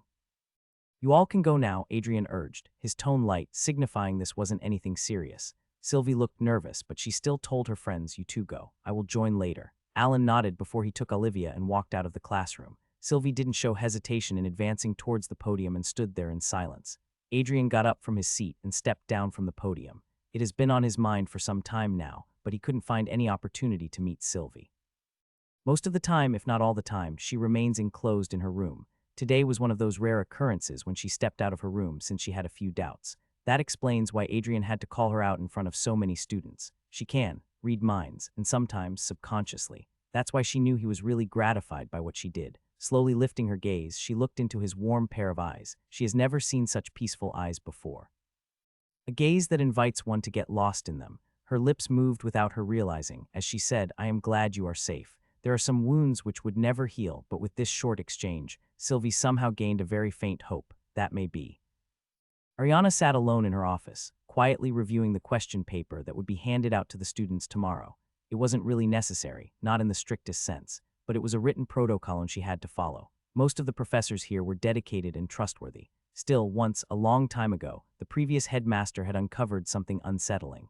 A certain teacher had been subtly guiding students towards specific chapters he would later take questions from in the exam. The strange part, it wasn't another teacher or a colleague who brought this to light. It was a student. To some, it might have sounded too minor to raise alarms, but the former headmaster had been uncompromising when it came to anything that could affect a student's future. That was the reason so many of the academy's rules, every line, every condition were laid out so firmly. Some were even rewritten by him, shaped by the weight of his beliefs. He wanted the students of Runebound Academy to get nothing less than the best. Ariana exhaled quietly and thought about taking a short break, maybe step out and smoke a quick one. But just then, knock. A soft voice followed. It's me. She gently placed the question papers on the desk and said, come in. The door opened, revealing a familiar face she had unknowingly been thinking about. Just moments ago, she had been admiring the neat handwriting on one of the question papers, and now here he was.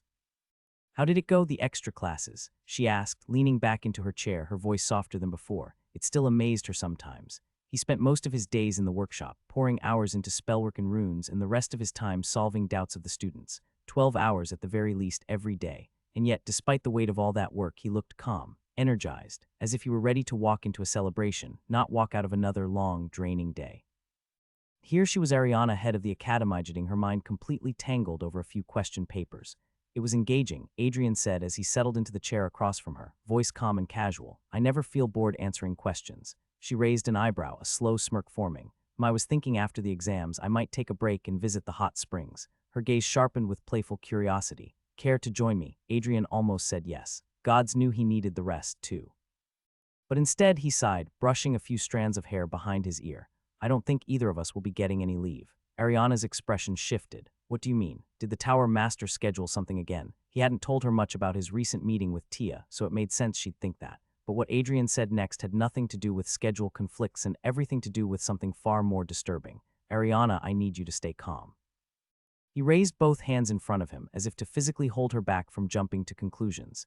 His tone had changed, gentle but heavy. When I was kidnapped, he began, I overheard something from the acolytes. Her posture changed instantly. She leaned forward over the desk, lips pressed into a tight line, and waited. They're planning something, Adrian continued. Something big, not just another skirmish or a small strike. A real attack aimed directly at the academy. I assume this is one of the organizations backing them. Ariana's gaze sharpened, her earlier ease replaced by a steely seriousness. Tell me everything, no skipping details. Adrian looked to the side for a moment, thinking back. I was half conscious at the time, so I didn't catch it all, but I'm certain they mentioned something about launching the attack soon. During the exams, she guessed, fingers curling slightly on the desk. He shook his head. No, that wouldn't be ideal for them. Too many teachers, too much surveillance. I think they'll wait until after the exams when things quiet down, when most of the professors head home, including you. Ariana nodded slowly, piecing things together, but then a deeper concern struck her. Around that time, a lot of students also return home. Silence filled the space between them for a few heavy seconds. The question papers on her desk no longer seemed important. Only one thought remained in her mind now. This wasn't about the academy's walls. It was about the people who would be within them. The students' lives were at risk. Adrian shook his head. I hardly believe they're coming here to harm some teenagers who are not even a threat in their eyes. Then what could be their motive? She asked, a bit of frustration lacing her voice. She by no means was annoyed by Adrian, rather. She couldn't be more thankful that he delivered such important news. The reason for her annoyance was the acolytes themselves. They are just restless bugs who don't know when to stop. Recently, one was caught in the academy during Adrian's trials, and now what are they actually aiming for? I think you would have a better idea of what they are after. She was the head mistress, so she surely knows what they could be aiming for. Adrian naturally knows, but he couldn't tell her. There was a brief silence before Ariana asked, "Do you think I should ask for the capital's help?" Adrian hummed, "If soldiers appear here on the campus, students would panic. And considering how acolytes had me under surveillance, they surely must be monitoring the capital, too. Unnecessary movements might change their plans, and they would attack at a time when we couldn't expect." Ariana nodded in assent. "That's true. And considering how many days they have, they can't expect an army to come here. In my opinion, you should ask for a few wardens' help for this. They can remain around in civil uniforms."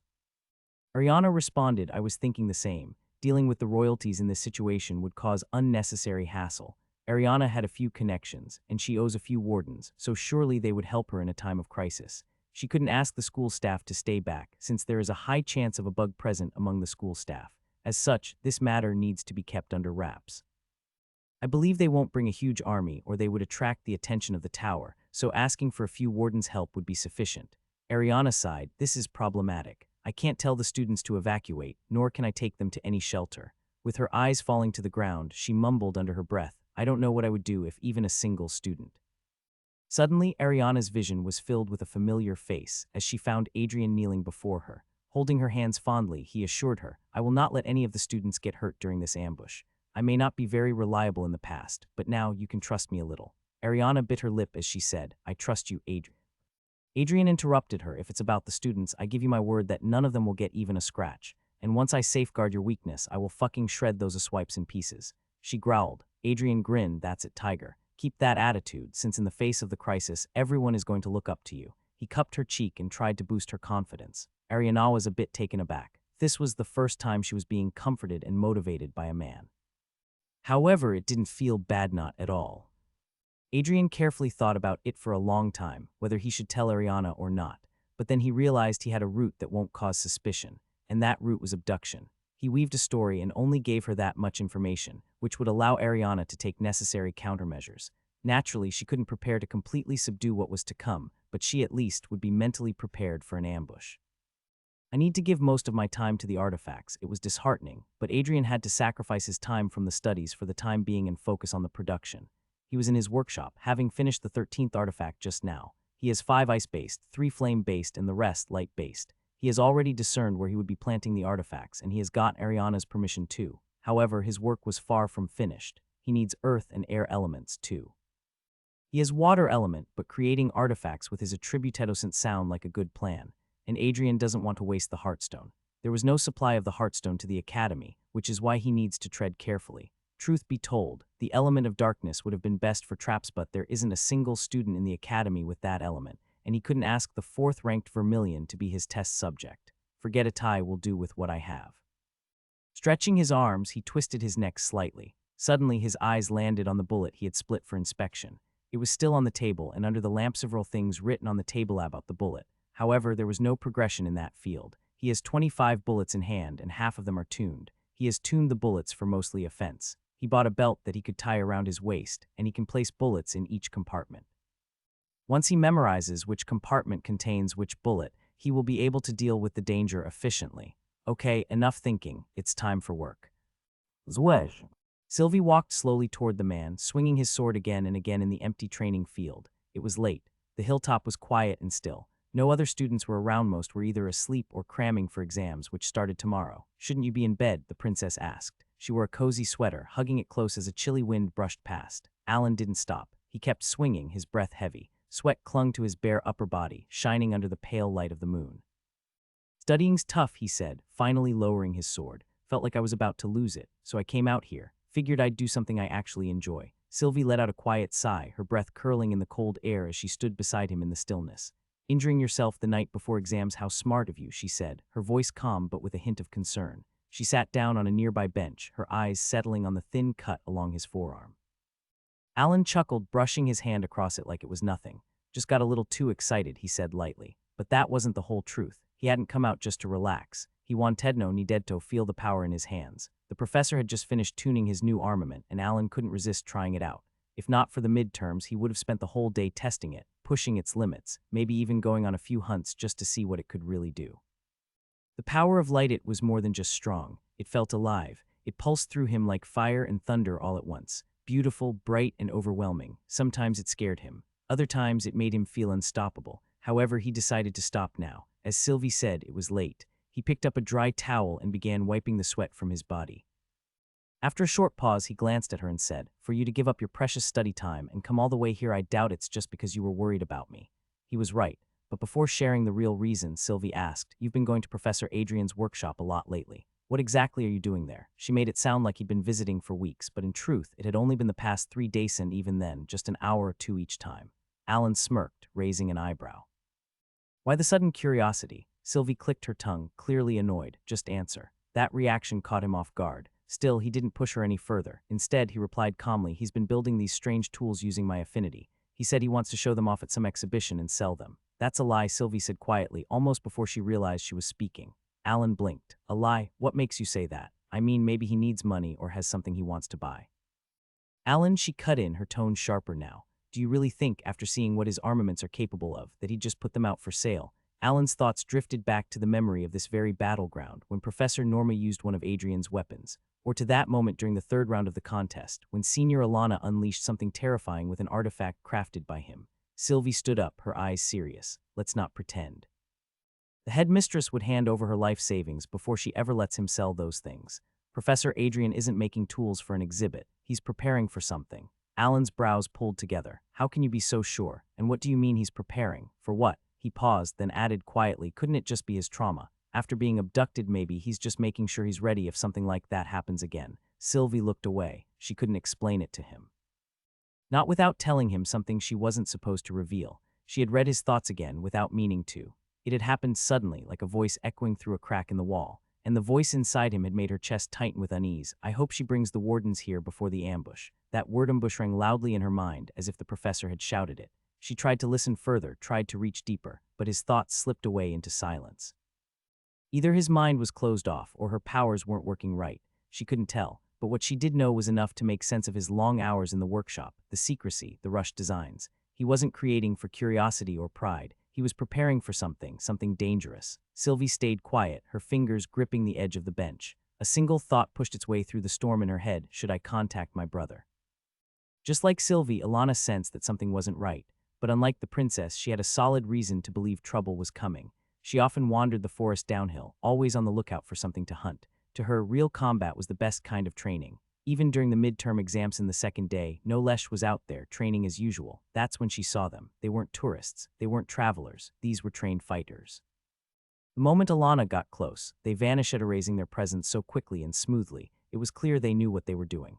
She couldn't catch them, and the Academy's security hadn't found any trace of them either. That's when it clicked. If they weren't hostile and hadn't attacked, then they must have been invited. And the school only brings in outside help when the headmistress believes something truly dangerous is coming, something even she can't handle. So Alana had started preparing herself. "You're really not going home?" Aries asked, walking beside her as they headed toward the exam hall. Unlike most, Aries didn't mind Alana's cold attitude or how she usually kept her distance from others. Alana let out a soft hum, offering no explanation. She didn't have proof of an ambush, and since the Academy had chosen to stay quiet, she wasn't going to start a panic. Aries glanced at her, a spark of curiosity in her dark eyes. "Is it because of the professor?" Alana didn't flinch at the teasing. Her voice stayed calm. "I don't know what you're imagining, but to me, Professor Adrian is just a teacher." Aries giggled, her smile widening as her eyes turned to crescents. "But I never said which professor. Why did you think of him?" "Stop." Blush. Continues. Aries laughed aloud this time. Can there be someone more obvious than her? Adrian was inside the time chamber, deep in Studith's time, focusing on the 3rd thread. Over the past few days, he had crafted 20 artifacts and already placed them exactly where they needed to be. Now he had stopped making more. The Heartstone supply was nearly gone, and he didn't have much time left anyway. It was only the 2nd day of exams. 3 more to go, and then, 2 days after that, the ambush would come.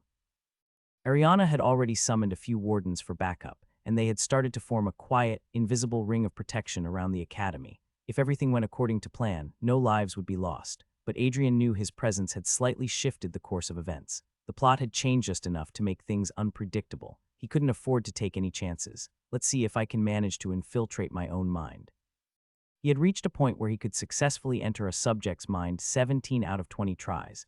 That was nearly 40% of the third thread already. It had been 17 days since the system issued the challenge. He wanted to speed things up. Of course, he wasn't being reckless. He wasn't diving deep, just probing the surface to test and learn. Sitting cross-legged before the mirror, he closed his eyes. People often said tuning their weapons for themselves wasn't effective.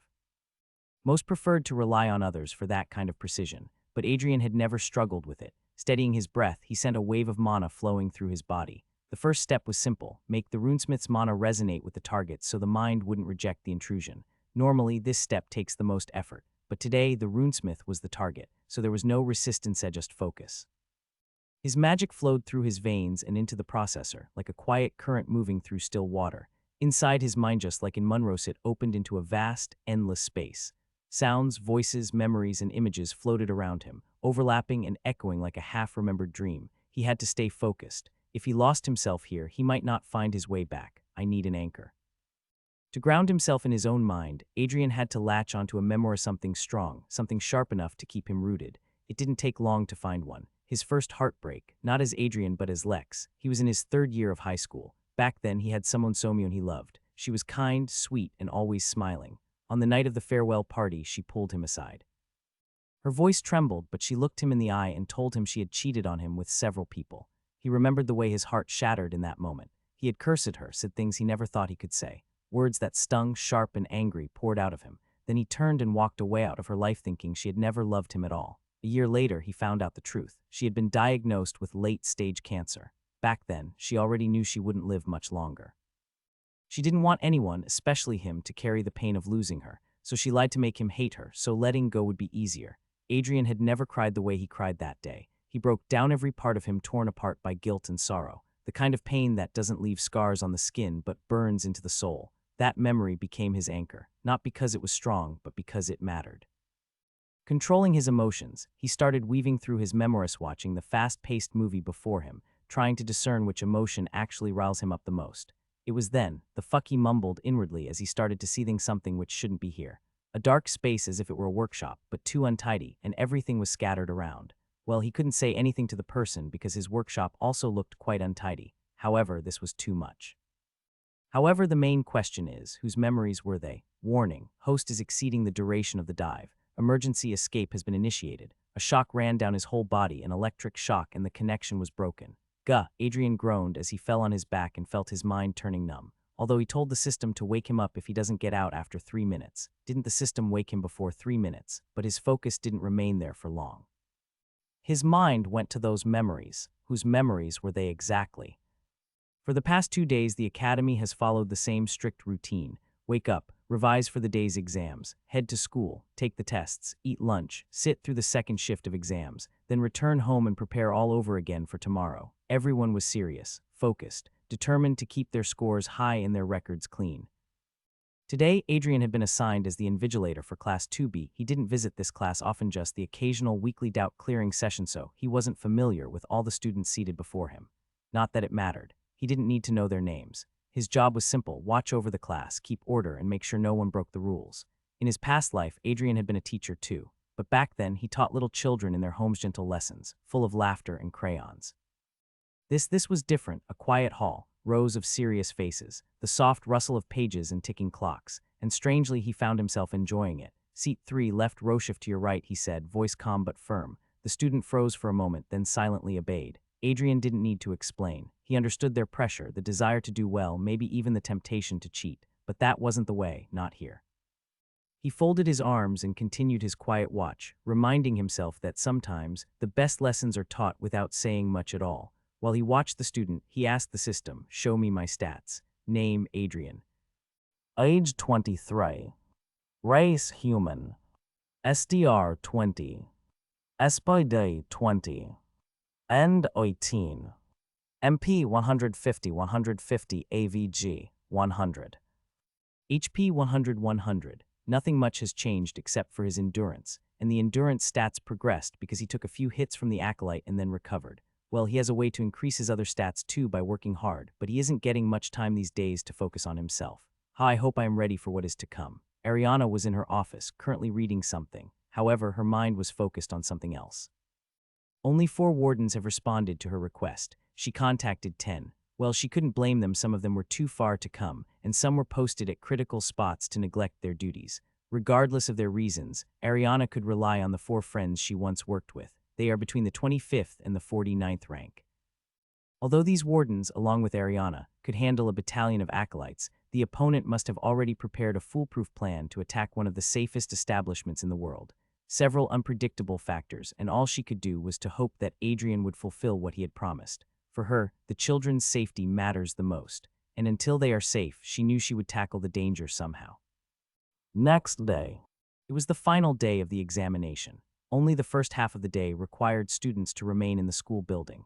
The rest of the day would be theirs to breathe agony until the results, at least. Unlike yesterday, Adrian didn't have a class to monitor. He sat quietly in his office, the soft morning light slipping in through the window. Before him lay the notes he had been compiling over the past few days, details on the 3rd thread. Runesmithing had always been a form of therapy for him.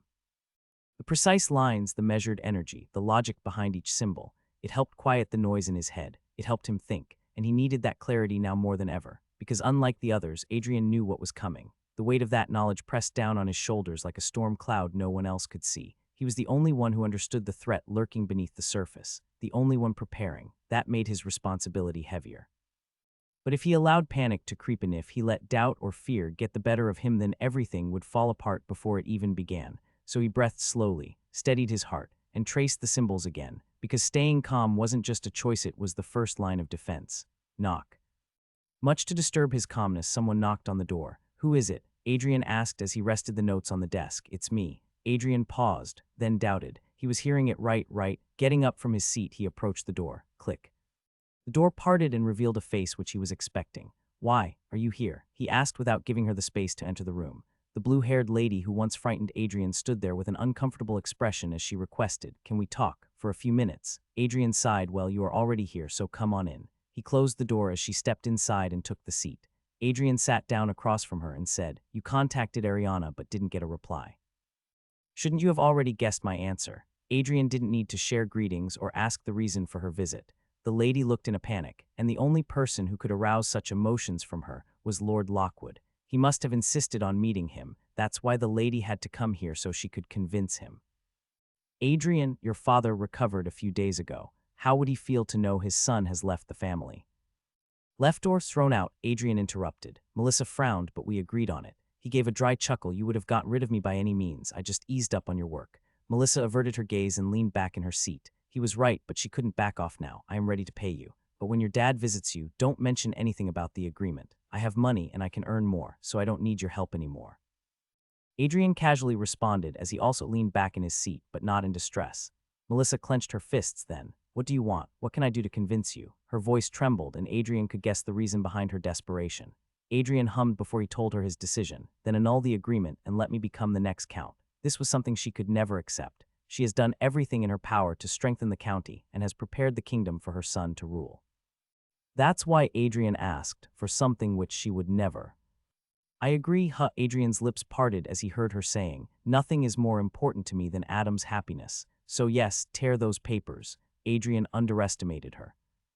A group of 30 black-robed figures stood gathered before a massive boulder, deep within the shadow of the forest, silent, still, waiting. The night was thick with darkness. The full moon hung high in the sky, cold and heavy like an omen cast from the heavens. The air bit at the skin, but none among them moved or sought warmth. They had come with purpose, bound by a command they dared not refuse. Then, without warning, a man appeared atop the boulder. He stood tall, proud, and unmasked. His hair was streaked with gray and black, a sign of age and battles past. His eyes, though wrinkled at the edges, burned with fire, sharp and alive. He looked down at the gathering, and they straightened, drawn to his presence. With a voice that cut through the night, he spoke. "My brothers and sisters, tonight we take back what was stolen from us. Tonight we rise. What we claim will lift us above all others and make this world kneel before the will of our Lord." His words struck like thunder. The forest seemed to tremble. "We will spill blood, we will break lives, but do not falter. The innocent we sacrifice will be guided by our Lord's hand, each death a gift and offering." A roar of mana exploded from him, rippling through the trees and into the hearts of every robed figure. Their chests swelled. their eyes lit with frenzy. "This is no mere act," he cried. "This is war. We may fall tonight, but we do so chasing the dream of true freedom. No more chains. No more gods watching from above, holding us down. We are not their servants, we are their end." The silence shattered. Yehhh, freedom through blood, all hail Lord Erwin. The forest echoed with their cries, and the moon, high and cold, watched the madness below unfold. Thereafter the staff, Ariana said quietly, her eyes clouded with worry. Adrian stiffened, trying not to let his instincts take over. "What staff?" he asked, though he already knew. He just couldn't show it. Ariana leaned in closer, her voice barely a whisper. "About 50 years ago, a war broke out near the southern border close to where the academy stands now. Back then, Sir Eden was the headmaster. He was also my mentor." Adrian gave a small nod.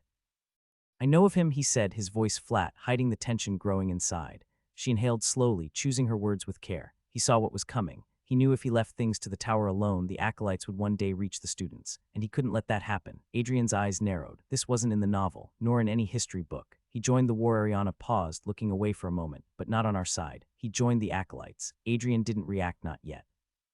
He felt the urge to, but instead he stayed still, listening, watching her face. He had an affinity for darkness, she continued. One night he vanished, slipped into one of their main bases. Everyone thought he was lost, but it was all a lie, a setup. By the end of that night, the base was destroyed. A man was caught Somion wearing Sir Eden's face, but it wasn't him. Her voice grew softer, more uncertain. The real Sir Eden had already gone deeper into the heart of their stronghold. No one knows how he got in, no one knows how he got out, but when he returned, he had something they'd kept hidden for centuries. "The magical staff?" Adrian asked. Ariana nodded, her voice barely above a breath. "Yes, something they were never supposed to lose, something tied to their lord himself." She trailed off, and for a moment, only the sound of the wind tapping against the windows remained. After a moment of silence, Adrian asked, "How important is that staff to them besides the fact that it belonged to their cult leader?" Ariana leaned back in her chair, her teeth gently pressing against her lower lip as she searched her memory. "From what I've heard, it can create multiple teleportation portals, quite many at a time. With it, the acolytes could appear anywhere in the world without warning, without being tracked." She paused, her voice growing quieter. "So yes, that staff must never fall into their hands." Adrian already knew all of this. In the story, this was the arc where the staff was stolen from, but he had to hear it from her. He needed to confirm it really existed in this world, the same way it did in the book. Ariana exhaled slowly, as if the weight of old secrets had tired her. "Then casuala may be too casualish," added, "although it's still in the—" "Aria, no," Adrian cut her off sharply, his voice firm, almost stern. She blinked in surprise. His tone wasn't angry, but it carried a heaviness that made her heart skip. He leaned forward slightly, locking eyes with her. "This is critical information, something the former headmaster shared only with you. Don't tell anyone, not even me." Ariana stared at him. For a heartbeat, silence settled between them like fog. She trusted him more than anyone, yet what he said was true. The more people who knew, the greater the danger. And if the acolytes ever found out Adrian knew, he'd become a target. Her voice was soft now. "All right, I won't speak of it again." Adrian gave a single nod and started to rise, heading toward the counter to make some coffee for them both when suddenly, BMMMMM, a deafening alarm roared through the air. Both of them flinched. "This alarm," Ariana gasped. Adrian's face turned sharp. "It's from the forest in the north. Someone's broken in." Without wasting a second, he rushed to the window and threw it open. Cold air hit his face, but what caught his eye was far worse. Smoke, thick black smoke rising between the trees. "There are wardens out there," Ariana said, her voice shaking, then her eyes widened. "Oh fuck," a deep, guttural roar shook the sky. From the forest, a massive shadow burst into the open. Branches snapped like twigs as a dragon rose into view, its wings spreading wide and powerful, tearing through the treetops. Its scales shimmered with heat and its yellow eyes burned with rage. It opened its huge, jagged mouth, and fire erupted out, pouring across the trees like a wave of death. Adrian's heart pounded. It started. BMMMMM, another alarm, this time from the west. "They're surrounding us," Ariana growled, already storming toward the door. "Wait," Adrian called out. "Don't step out of the academy, there are traps set all around." She paused, confusion flashing in her eyes. She didn't understand, not fully, but after a second's hesitation, she gave a short nod and kept moving. Adrian rushed to the window and leapt out. He landed with a thud, knees bent, and looked around. Instructors were already scrambling across the courtyard, some sealing the academy gates, others shielding the student dorms. "Professor Adrian," a voice shouted. He turned to see Professor Norma, her red hair tied back, running toward him with urgency in her stride. "You and Professor Newt cover the south wing," she said quickly. "Watch the fence line, and make sure no student sneaks out through the back door." Adrian gave a sharp nod, then caught her just before she turned away. "Take this." He flicked his hand and a staff appeared in a flash of light, sleek, darkwood, and glowing faintly with runes. He tossed it to her. Norma caught it with both hands. She blinked. It hadn't been there a second ago, and yet it felt warm alive, attuned perfectly to her. "I won't let you down," she said, voice steady. "Good, go," Adrian replied, already turning back toward the battlefield. Ahead, the wardens were locked in combat for them, holding off wave after wave of beasts and acolytes, but it was too much. The enemy was pushing through with sheer numbers and dark magic. Adrian's jaw tightened. They're breaking through. Sure enough, a monstrous creature lunged past the warden line, tearing through what remained of the forest barrier.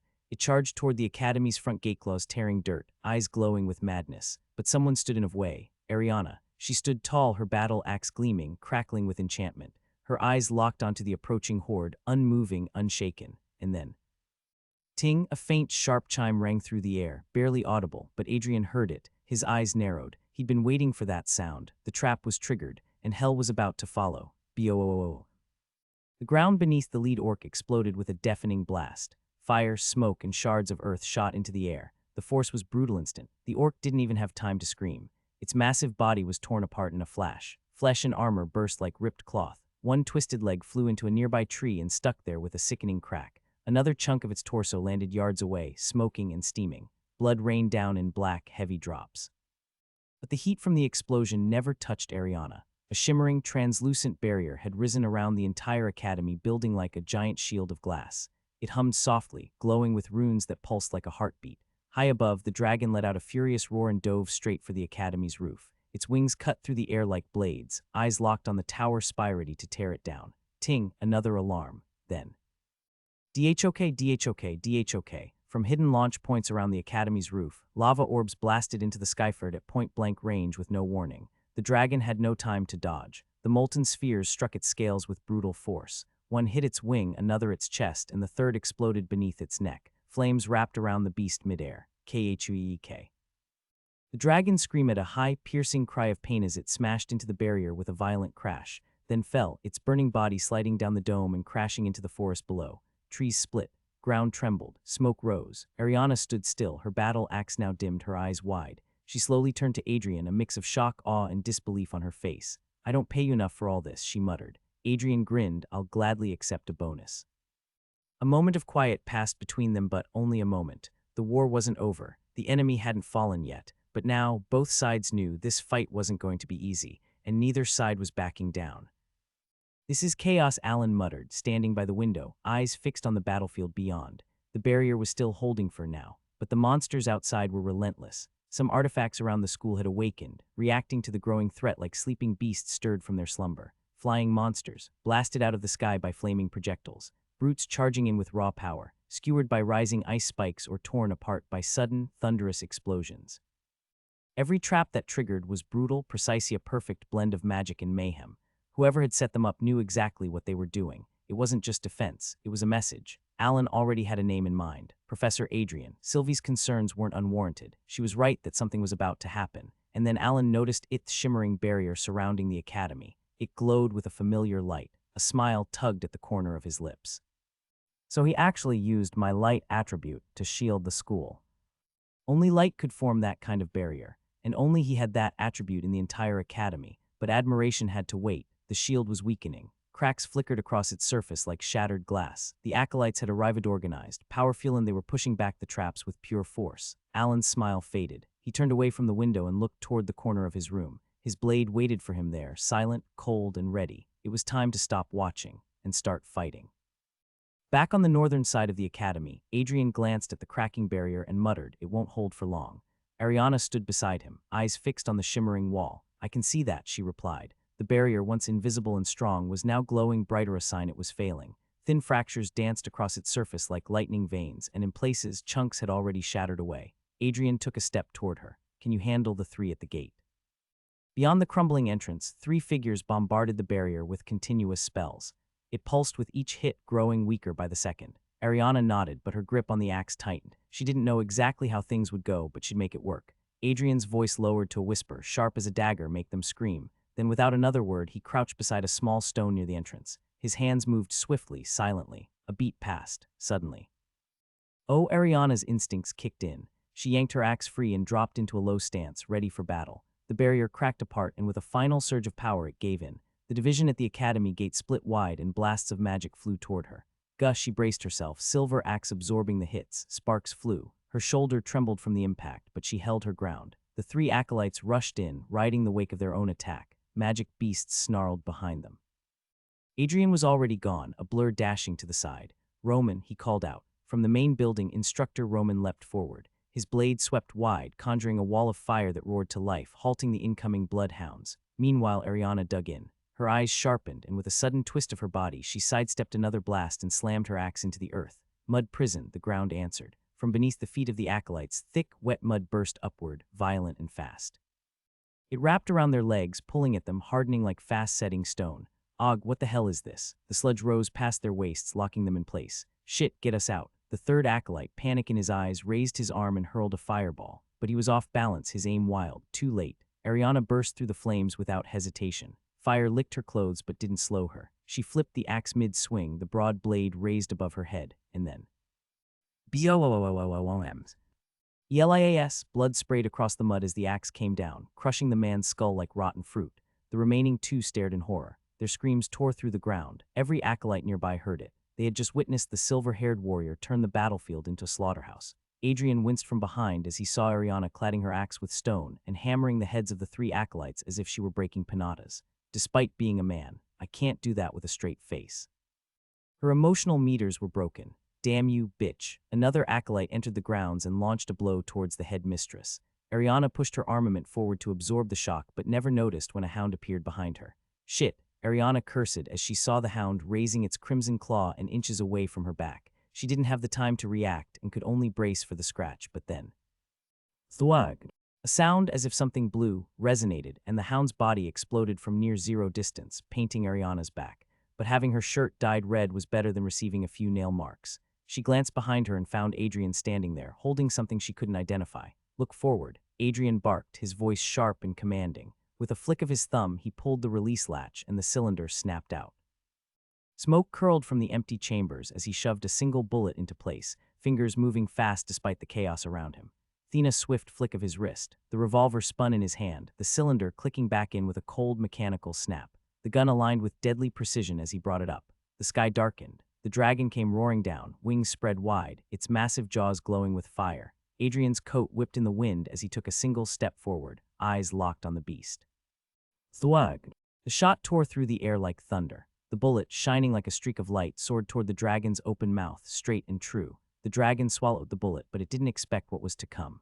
"Oh damn," Roman whistled as he saw it. The dragon's mouth followed by his stomach, and slowly his whole body turned frosty white. "Is it sorcery? How is he using magic?" One of the acolytes muttered as the dragon kept falling toward the barrier, and that much weight would shatter the barrier completely.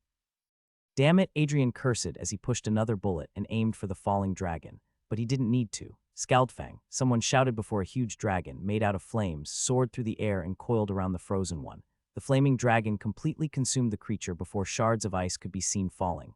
Adrian turned towards the person who intervened just at the right time. "Told you not to come out," Adrian sighed. Alan grinned, "Can't miss the action." "We're losing soldiers." An acolyte burst through the tree line, panting hard as he reached the clearing where Commander Dante stood. Dante's gaze snapped upward, just in time to see the great winged beast crash down, its body torn apart midair by a serpent of flame that coiled and exploded like a vengeful spirit. The sky itself seemed to shudder. Something was wrong, terribly wrong. They were supposed to catch the Academy off guard. Yet every step, every move they made was being countered, like someone had written the battle before it even began. His jaw tightened. "There's a mole. There had to be no other way they could be this ready. Forget it," he snarled. "Send out Kerberos." Now, the men behind him moved instantly, stepping into formation. Three figures with heavy cloaks raised their staffs, each one different, topped with strange ornaments that pulsed with dark light. Dante turned. "What about the wardens? 2 are gravely injured." "The other 2 are still holding the eastern wall," the acolyte replied quickly, blood staining the hem of his robes.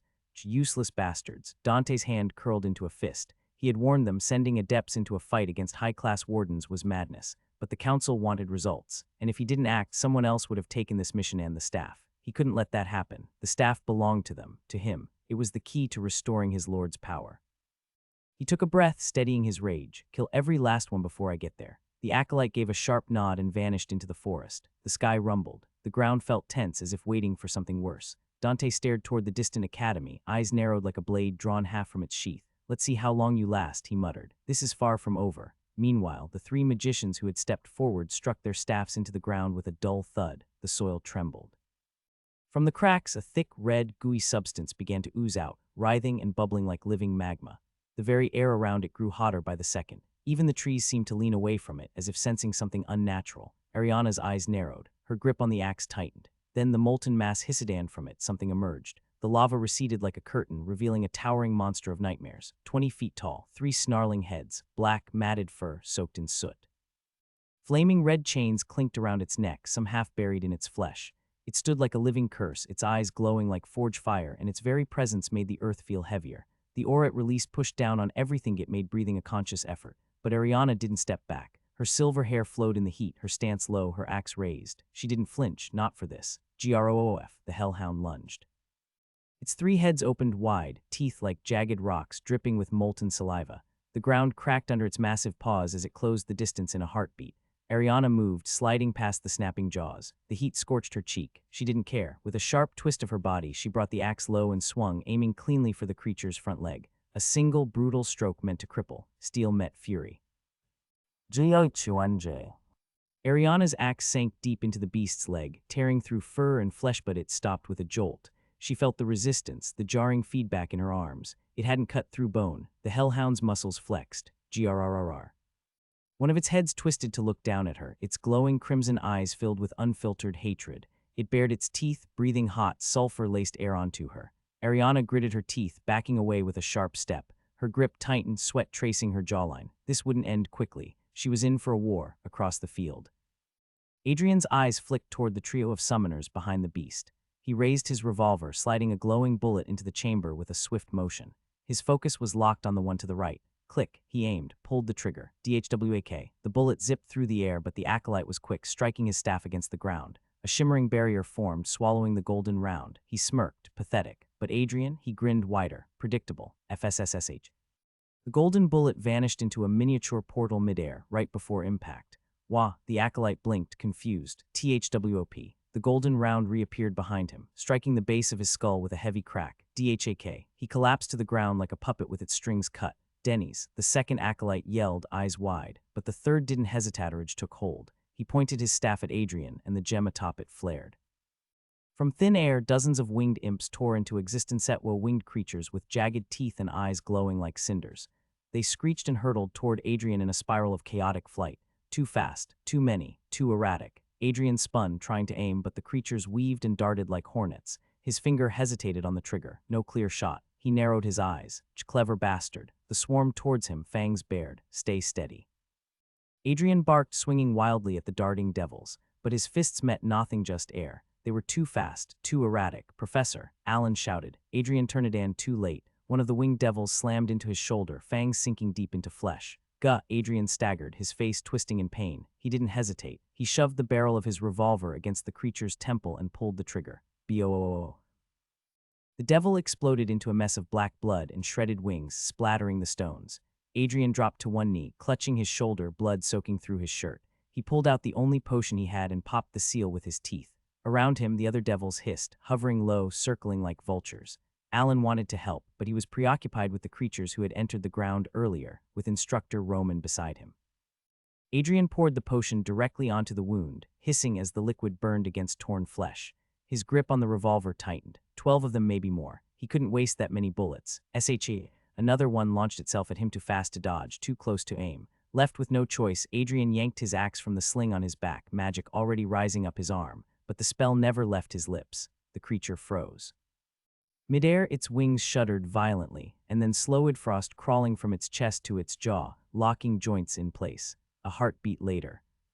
Crack, its body turned brittle, and gravity finished the job. Thud. A frozen corpse hit the ground beside Adrian's boots, its once writhing body now a broken sculpture of ice. Not only that, the other imps also started to freeze, as a cold blizzard swept towards them at a pace which was impossible to dodge. Crackle, crackle. Slowly, each one of them started to fall and crumble. Adrian looked up, blinking. The only student other than Alan who couldn't care less about her position in the academy has entered the battlefield. While Alan's motive to join the battle was for the sake of thrill, this one has a more concrete reason. Are you okay? Alana asked, her voice colder than usual. Adrian nodded before he turned towards Ariana. She's struggling. Go help her. Alana nodded before joining the battlefield. With the unified force of the 7th, ranked warden and the strongest student of the Runebound Academy, the 3-headed hound was getting pushed back. The battlefield was finally getting under control. The unease on the students' faces who were peeking at the ground from their windows finally started to disappear as they saw the teachers, along with 2 students, dealing with the danger. Alan and Roman were pushing back the demonic beasts using their unified flame attacks. GRUOH. The troll raised its club to attack Alan, but the boy had enough time and strength in his legs to remove himself from the spot. Crack. The club landed on the ground, splitting it, but the hold from the weapon slipped when a flaming serpent coiled around the inhumane creature's neck, scorching its thick skin and pulling a loud cry from its throat. Don't get reckless and look ahead. The warning was heard, and the incoming eagle was intercepted using the sword he held. Og, fuck off. He slashed the blade, pushing away the eagle, whose body got consumed by flames as he activated a spell with the slash. Roman ducked low and cladded his weapon with flames before swinging it towards the goblin. On the other side, Alana swung her battle axe towards the hellhound, sending several spikes in its direction. The creature opened its maw and sent a funnel of flames towards the attack. Ice met fire, smoke erupted, but the hound didn't stop and continued to pour fire. Bad move. Alana jumped away before the flames could have burned her, and from above, Ariana landed on the back of the creature before slamming her weapon with all her might. Dhak. Hammering the skull, she shattered the left head of the creature, making it drop instantly. The other 2 heads howled in pain. The heat rose from its body, and Ariana had to jump away. Her shoes were burning. Damn it. Rubbing it on the grass, she looked ahead. The creature was in pain, and the flames started to erupt from its whole body. However, before the beast could have shown its will to take revenge, a voice rang, "Utterly useless you all are. Boo." A lightning strike struck the hound from above, completely engulfing the being in yellow flashes as it howled in pain. Its body convulsed, and the echoes of mercy continued to resonate through the fields. Many students backed off or covered their ears. Even for them, the cries of the monster were too agonizing, making their hearts tremble. Ariana frowned upon seeing the strength behind the spell. There was no doubt that it was a high-ranking mage, and someone who didn't care about having his identity revealed. A direct subordinate, the hellhound turned into mush and spread on the ground. The other monsters have been defeated, but in the process, Roman and Alan have gotten wounded and tired. Adrian looked at the scene with his brows furrowed. He knew this guy would come, but this was too soon. His other soldiers must have already been defeated. Their biggest weapon was the element of surprise. But with Ariana and other teachers' awareness on the matter, the enemy forces were met by an unexpected and brutal retaliation. The battlefield came to a standstill with only a few acolytes and their commander facing the professors and 2 students. Alana and Ariana, who were in the front, were ready to attack. Dante gritted his teeth as he looked at the 2 women. First and last warning, give me the staff, and I will go back without harming a single soul here. Ariana chuckled after getting your ass whooped. You're negotiating now, eh? She doesn't curse around her students generally, but this was an exception. The acolyte chief narrowed his eyes. They say the right thing. You are not fit to be the head of the academy. Ariana's grip around her axe stiffened. Dante continued, to protect something your old boss gave you, you are risking the lives of hundreds. Such a foolish woman. Ariana growled, you are taking nothing but your dead comrades' bodies. Stones started to coat around her arms as she prepared to strike. However, before her foot could have left the ground, her vision turned white. DOOM. The staff of the commander tapped on the ground. Just a light tap, and something erupted from Ariana's back. It was her flesh and bones. Adrian's eyes widened as he saw Ariana staggering on her feet, her armament falling to the ground before she fell. Senior, move, Alan shouted, and Alana had already launched away just as the man attacked again. However, she wasn't fast enough. BOOM. Alana's eyes widened as she found something. Hot. She couldn't remain airborne for long before she dropped to the ground, but didn't land on both of her feet. There was something missing. Anna, Professor Adrian called out. Why was he shocked? Now she realized. DHAK. A cold sweat ran down Adrian's spine as he saw the 2 strong warriors who were pushing away the enemy forces single-handedly, falling before his eyes. Dante snickered. This is the result of being overconfident in yourself. You ignorant fools who believe you are the mightiest. Several beasts started to dash into the ground, standing behind Dante as if they were under his direct command. The confidence of the other acolytes suddenly elevated as they also stepped forward, seemingly assuming they had already won. Dante's staff rose and fell again, tapping against the ground as he cast another spell. Several dark clouds started to form in the sky. Og, what is this? Several cries arose as the greenish-black raindrops fell on their bodies and burned their skin. Alan had to move away, trying to find a cover just like other teachers, since the rain droplets stung like acid. However, other than the acolytes and the beasts, only one entity remained standing still. The fool has lost his senses. He might cry now. Dante scoffed, and the other joined in the fun, laughing at him as if the greatest joke of the era was spoken. didn't affect Adrian. He stepped forward, silently and very comfortably. Rain burned his skin, made his face red, and his clothes burned, but he showed no haste to cover himself. This was not over, not until he finishes it. Very calmly, he pulled the latch and summoned a specific bullet he didn't believe he would use, but the circumstances demanded it now. Seeing the man filling his weapon, Dante was about to use the same spell he used on Alana, but then several cuts started to appear on his robe and his face as someone launched a wind attack from the side. He glared at the princess, who had appeared out of nowhere with her mace in her hand. The slight distraction was enough. Click. The chamber was locked and the gun was pointed. Without missing a beat, Adrian pulled the trigger. Thwack. The bullet burst from the muzzle. The golden bullet ripped through the air. Instinctive reaction urged them to summon barriers. However, barriers couldn't stop what was to come. The bullet didn't hit the shields. It exploded into thick, dark mist. The mist slithered like a living thing, curling through the air, reaching toward the acolytes and the beasts behind them. The torches flickered. Shadows screamed across the walls. Then everything went silent. A shape began to rise from the mist. It had no eyes, no face, no form that stayed still. Its limbs twisted wrong. Its spine arched like a scorpion's tail. Every second it changed beast, man, demon, god, none of them real, all of them terrifying. Every soul that saw it felt the same thing, it had come for them. Dante fell to his knees, eyes wide, lips trembling. He tried to speak, to pray, but no sound came out. The being turned its head toward him and that was enough. His barrier shattered like glass. His skin paled, then grayed. He clutched his chest, gasping. Then it began. The soul didn't fly out in a flash. It peeled away thread by thread, dragged from his mouth, eyes, and chest like a slow, burning thread pulled through a needle. He didn't scream. He couldn't. All around him, the others followed. One beast slammed into the wall, clawing at its own face. Another tried to run, but the mist was already inside its lungs. The creature moved without moving, closer, somehow everywhere. Its mouth never opened, yet they all heard it speak. You were never meant to see me. The air turned cold. Bones cracked from the pressure. The acolytes' bodies collapsed to the floor one by one. Their souls were gone. Only silence and smoke remained. And in the center of it all, Adrian lowered the gun, eyes locked on the fading mist, breathing slow, calm, and unshaken. A spell which can even make a chanter shudder. The Satan's wrath, a spell of darkness which can only be chanted by a 5th-grade armament. Thankfully, he has prepared it just in case. The world seemed to be fading before her eyes. Ariana couldn't move. If she did, she would lose consciousness, and that would be the end. There was no turning back if she fainted now. She has lost too much blood, and a gaping hole has been blasted through her stomach. She could no longer feel the pain as she remained motionlessly sprawled on the grass and waiting for death to claim her. Those cries, hearing the acolyte's cry, provided relief to her heart. At least her enemies have received a dog's death and the students were safe. Adrian fulfilled his promise. Excluding Alana, who volunteered to help her, the other students were safe. And an ambush on this stage, incurring only one loss, was a great achievement. Ariana has a few regrets about leaving the world soon, but she knew that in her absence, there were people who would take care of the academy and continue the legacy. Her father would be sad. But well, he has a son to comfort him, so it would be all right. The only person whom she sees getting lonely without her was Adrian. Adrian, her bully, her friend, her cousin, and the only man whom she came to like. She had things to tell him, to express her feelings, but she always thought it was too soon and that she needed to first sort out her feelings. But then it felt early, and now it felt too late. She was dying. How lame was that? Any last wishes? A voice, a familiar one. A weak smile lifted the edges of her lips as she saw him standing over her. Hiding her from the piercing moonlight, he has his brows raised and is doing something with his armament.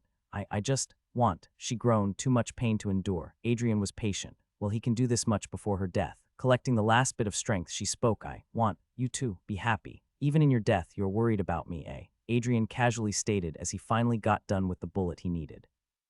Ariana didn't react when he pointed the armament, which has only caused harm and agony to others until now, at her. She trusted him, more than anyone. Closing her eyes, she accepted whatever he had to give her. Professor, Sylvie muttered in a low tone, worried about what he was doing. However, Adrian ignored her and pulled the trigger. Thwack.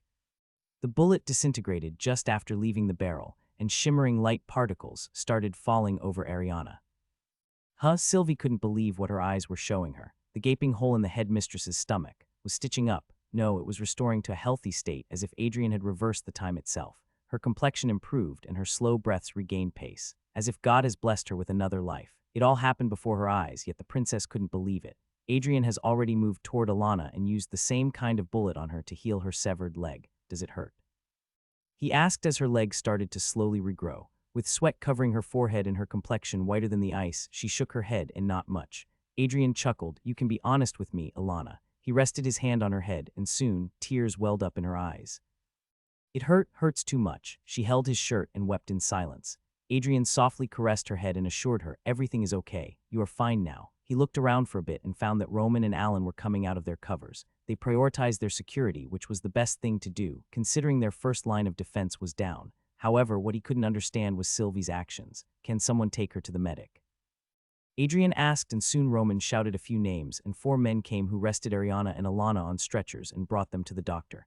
The other instructors were clearing the dead monsters and checking if there were any more acolytes left in the forest. Meanwhile, Adrian got up and approached the princess. With his brows slightly knitted, he asked, "You didn't have to come out of your hiding to chant the spell. Why did you take the risk?" This was no playground or trial where students were getting examined in a controlled environment. This was a real battle where anyone could have lost their life, and the bullets Adrian utilized on Alana and Ariana cannot bring the dead to life. Sylvie's shoulders dropped as she asked, "Will I get scolded if my reason turns out to be childish?" "Yes," Adrian bluntly stated. Sylvie lowered her head and honestly stated, "I wanted to experience the same pain as you." Adrian's eyes turned cold. "You are foolish." "I am sorry, Professor." She mumbled but was interrupted. "But you were helpful. Without you, I might not have survived. You chose the right time to intervene." Adrian didn't have a second plan if Dante actually had launched a spell before him. That's why Sylvie's help was very vital in that situation. The princess didn't smile, but she felt relieved. Looking up, she gazed into his eyes. There was not indifference but warmth. Ever so slightly, but it was there. She felt happy. Soon, Adrian helped in cleaning up and went to check on the wardens who came to help. It turned out they were encaged in a barrier and were guarded by a griffin. With the instructors, the griffin was defeated, and the wardens were rescued. Not even a single professor or warden died during the incident, and all the acolytes were dead. Looking at the academy, which was barely affected even after all the chaos, Adrian couldn't help but mutter, "I used my knowledge for a good cause, and my plans worked better than I thought." There were many more challenges to come, but with his system and his knowledge about the future, he knew he would somehow overcome them all.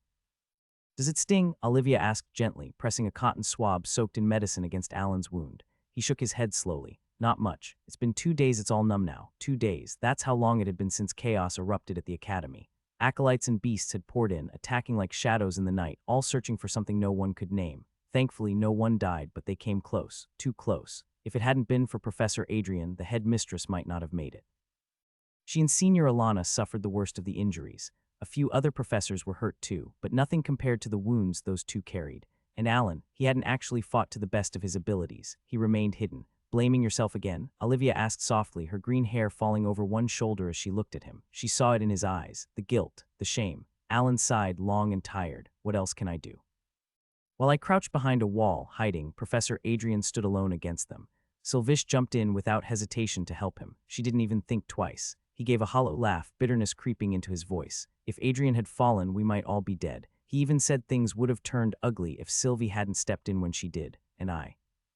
He looked at her, his voice cracking. "I could have helped. I should have helped. But I just sat there, injured, crying, hiding like a child." He yanked at the bandage on his arm with a snarl. "Fucking coward." Olivia didn't speak. She just sat there, her shoulders slumped, lips parted. She wasn't surprised. She wasn't afraid of what he'd said. She had known she'd seen this eating away at him for 2 days straight. And now, finally, he was breaking. Alan hadn't forgot. He couldn't. The look in the headmistress's eyes as she fell, the way her body hit the ground, it had burned itself into his mind. Their strongest shield had been shattered before him, and all he did was watch. He had come to this academy to search for the truth about himself. He had made a vow to destroy the believers of the evil god, but when the moment came, he couldn't move, couldn't breathe. He had leaned so heavily on others that when one of them collapsed, he fell with them, and what could be more pathetic than that? "If you consider yourself a coward, then what should I call myself?" Olivia asked. Alan frowned. "It's different between you and me." "What is different? Am I not a warrior? Am I not here to fulfill my dream? Or am I not capable enough to stand on a battlefield?" she asked, her tone unusually heavy, and the girl seemed like she had been wronged. Alan usually would have coaxed her and apologized, but he was too wounded at the moment to say anything nice. "Look, Olivia, you are interpreting those words in the wrong way, and I am not in the right head to tell you what I meant." Olivia stepped past him wordlessly and left the room. Alan stared at the door, his fists clenched as he picked up the lamp, held it high, but then he stopped himself. The lamp was expensive. He threw a pillow to vent. Adrian was currently in his office, working on the midterm paper. The news of the ambush has already been released to the world, and he has been hearing things from many places. A letter from the tower arrived, addressed to him, to ask about his well-being. The tower has provided additional security to the academy, and so did the capital. There was a high chance that they would come here to meet Ariana and discuss the incident. And that would be quite hectic. For now, Adrian sent a letter to his father telling him what happened recently and using the opportunity to delay the meeting. He still hasn't decided what he would do with his family. The recent visit of his stepmother allowed Adrian to know more about her character. After Adrian's disappearance from the story, the Lockwood family gets barely mentioned, 1 or 2 times in the whole story. That's why he couldn't have expected her devotion towards her husband. Genuinely, he felt nothing towards Melissa or any of the Lockwoods. There was compassion for his father, but just that. Considering his safety, Adrian wanted to remain away from the Lockwood family. However, now that he has a means to defend himself, should he actually meet his father once and get done with it? He was thinking of having some coffee to recharge his head when suddenly, someone burst into his room. Trouble. Ariana was panting and looked pale. Adrian instantly got up and asked what happened. He thought there was another ambush, but the matter was more serious. Ariana shook her head and first closed the door. Approaching him, she spoke in a hushed but panicked voice. The staff, it is stolen. Huh? Adrian's eyes widened as he heard those words. Ariana gestured to him to stay silent as she said, I went to check the locker, and it was gone. No evidence left behind. Adrian's brows drew closer. Did you check properly? Ariana clicked her tongue. Of course I did. It's not there or anywhere around. The locker was broken, so naturally someone stole it. Adrian looked down, a contemplative frown marring his face as he asked, did you share the locker location with anyone? None. I have always been silent about it, except for the last time. Last time she was about to tell him about the locker, but Adrian stopped her. That means the information was only limited to her. As such, an acolyte stole it. While they kept us busy with an ambush, someone went to the vault. Ariana nodded. It must be the case. She couldn't believe it, though, that someone reached the locker so easily. But whom she could blame when only she was the living entity who knew where the staff was. In my opinion, they had a way to sense the staff. After all, they are better at magic. Adrian shared his conviction. Ariana nodded. I also think so. A brief moment of silence passed by before she asked, should I ask for the capital's help to bring the staff back? Adrian shrugged. You can. But did they know that you had such a tool until now? Ariana paused. Shoot. Adrian continued. If they got to know that you were hiding a tool which could have helped them research more about magic. Forget about the capital. The tower would conduct interrogation on you. Ariana grew troubled. You are right. I am fucked. She covered her forehead, now feeling completely helpless. Adrian got out of his seat, holding a glass as he said, look, don't take any rash step which could put you in trouble. We both know that the tower is looking for a way to cast you back into the hunting field. Ariana took a few small sips of water before asking, so, what should I do? Adrian suggested, don't do anything right away and wait for them to strike first. No one has the evidence that you had the staff, so even if they use the magical staff to attack civilians, they won't be able to blame you. Ariana's eyes widened. Do you want me to? Yes, Ariana, I want you to wash your hands of this matter and wait for the right opportunity to take the staff back.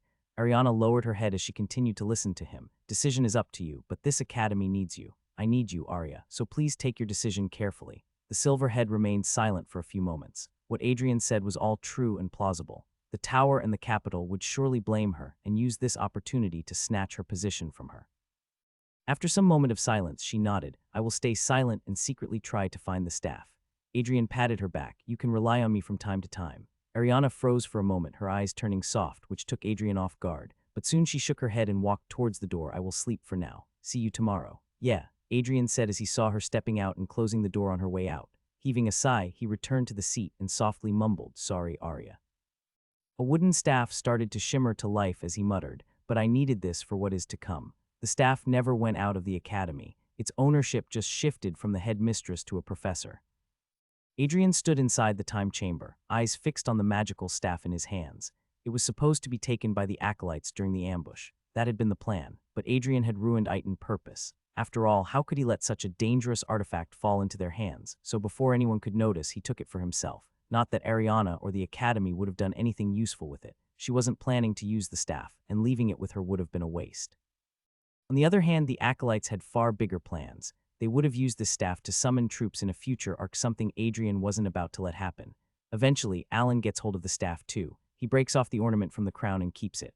That tiny piece turns out to be far more important than it looks. See, in this world, sorcery is something reserved for those who follow the evil god. But mana is everywhere. Everyone has it. So if someone has a proper catalyst, like this ornament, they can cast the one spell it's built for.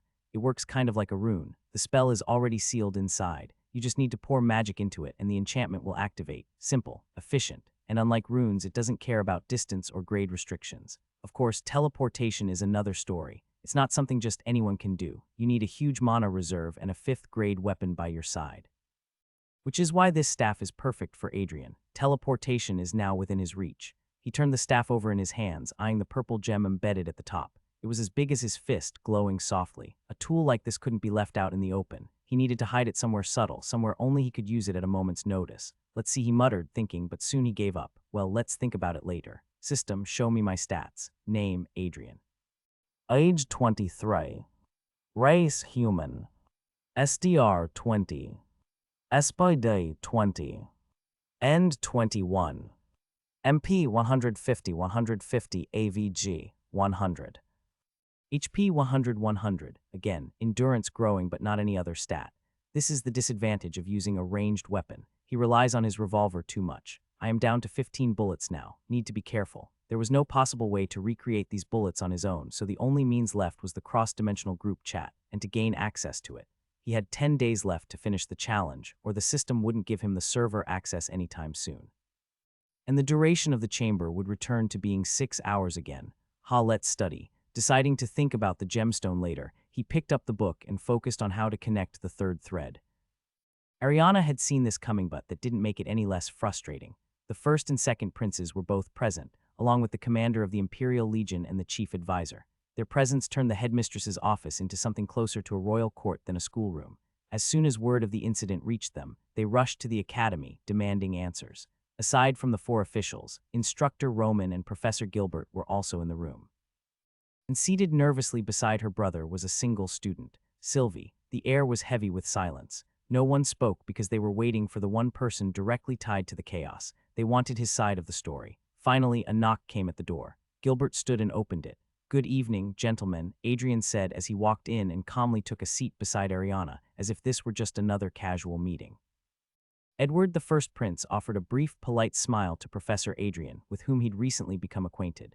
The second prince, Augustus Valmorin, simply narrowed his eyes at Adrian, clearly not pleased. Adrian wasn't surprised. He'd heard things about Augustus. Like most of the Valmorin family, he was deeply fond of Sylvie, and that alone was enough to explain his presence here. The chief advisor rose to speak. He was tall, with a strong frame and neatly combed black hair. If Adrian remembered right, his name was Theodore Odwer. First of all, Theodore began, his tone even and composed. "Let me congratulate you on your victory against the evil god worshipper. What you achieved took both bravery and strength. It's something to be proud of." His words were clearly meant to ease the tension, to bring some warmth into the cold room. But with the younger prince wearing such grim expressions, even kindness struggled to breathe. Still, the advisor continued. "To ensure the safety of everyone at the academy, we've temporarily assigned a number of soldiers to guard the premises. This will remain in place until a more permanent defense strategy is approved." He looked at Adrian then, expectantly. The weight of every eye in the room followed. Ariana didn't say anything on the matter since she herself feels that there can be another layer of security. In the past, she didn't think the school would be targeted by such a huge number of acolytes. That's why she deemed herself enough to tackle any kind of trouble.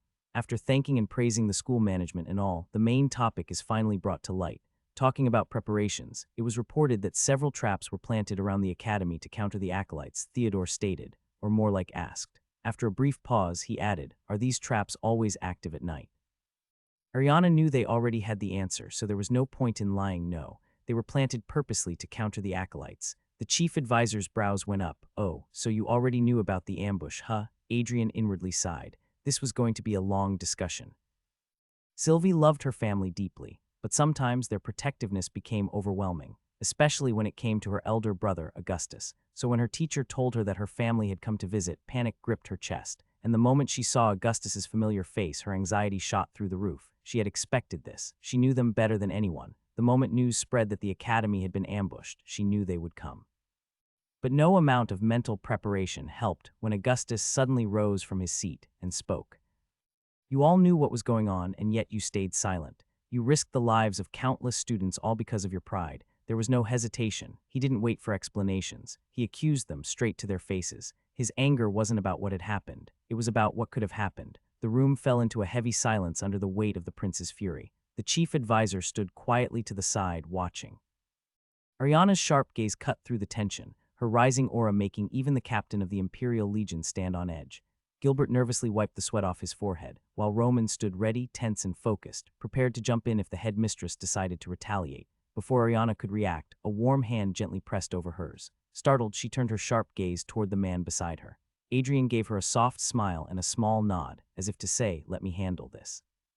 To everyone's relief, Ariana listened. She leaned back slightly, allowing him to take the lead. With composed grace, Adrian crossed one leg over the other and spoke in a calm, clear voice. No offense intended, he began, but may I ask Sir Edward where exactly was the acolyte's hideout found? Edward, the first prince, paused for a second, surprised. Adrian had been the one held captive in that very place, after all. Still, he answered, it was inside the capital. Adrian gave a slight nod. Then we must face the truth. These magicians have dug themselves deep, right into the heart of our nation. That's not something we can afford to treat lightly. Then, locking eyes with Augustus, who was still brimming with anger, Adrian added, so keeping that in mind, could we really risk alerting the capital? What if even one of their spies caught wind that we were already aware of their ambush? Augustus scoffed. You underestimate us, Professor. We wouldn't have let them find Altivan if you had informed us. His tone dropped dangerously low. Don't try to cover up her mistake. Adrian didn't flinch. I'm not covering for anyone. In fact, it was my decision. I advised Ariana not to inform the capital. The room stirred. Edward blinked in disbelief, and the two Academy staff members exchanged shocked glances. Augustus's voice rumbled. Then you'll take responsibility for the damage that was done.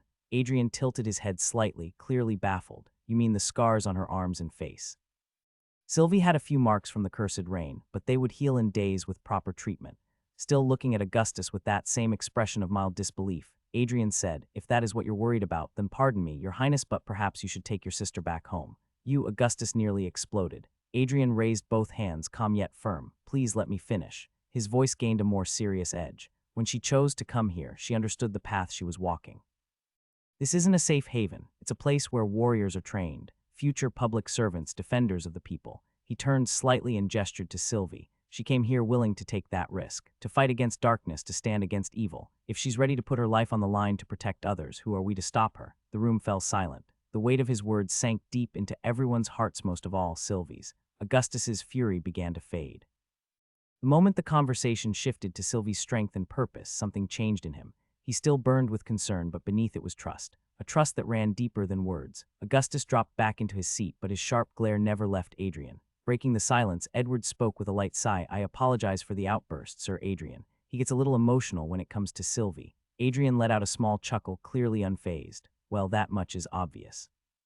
He didn't take it personally. To Adrian, Augustus was still a child in many ways, and children sometimes threw tantrums. Being protective was one thing, but when it crossed a line, it stopped being care and became a burden. She had wanted to step in desperately, but when she saw how calm and confident he looked, how steady his words had been, she decided not to interfere. And as expected, Professor Adrian had handled it all effortlessly. He really did have a way with difficult people.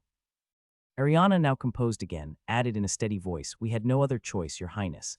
One wrong move and we could have triggered something far worse. We had to be careful. Edward gave a thoughtful nod. I trust your judgment, Lady Ariana. Still, I'd like to suggest a few ways to strengthen the Academy's defenses. Leaning back in his chair, he added with a soft smile, I know how strong you are, but even you have your limits. Ariana's eyes lowered slightly. She had heard those words before from him. Back when they were still students, and her answer hadn't changed. I don't like relying on others. Edward's brows lifted, his smile slowly fading. He remembered those quiet days, the late-night duels, the unspoken bond back when things hadn't yet turned cold between them. An awkward silence crept into the room. Only Adrian knew the reason. He had read the story, after all. He knew how close they used to be, but this wasn't the time for nostalgia. He cleared his throat and shifted the conversation forward. I think we need to focus on the forest perimeter. The enemy was able to surround us too easily because the territory is wide and exposed. Edward blinked, shaken out of his thoughts. Yes, you're right. Let's go over the defenses. Adrian interrupted things. What was on his mind? What could this be? Next day. How do you feel? Adrian asked gently, his voice soft as he sat across from the familiar silver-haired girl. He was here for counseling. After everything that had happened, several teachers were checking in on the students, especially Alan and Alana, to make sure no lasting scars were left behind. Alan seemed to be handling it well. Gilbert, his counselor, had mentioned that the boy wasn't traumatized, just upset with himself, frustrated that he couldn't do more.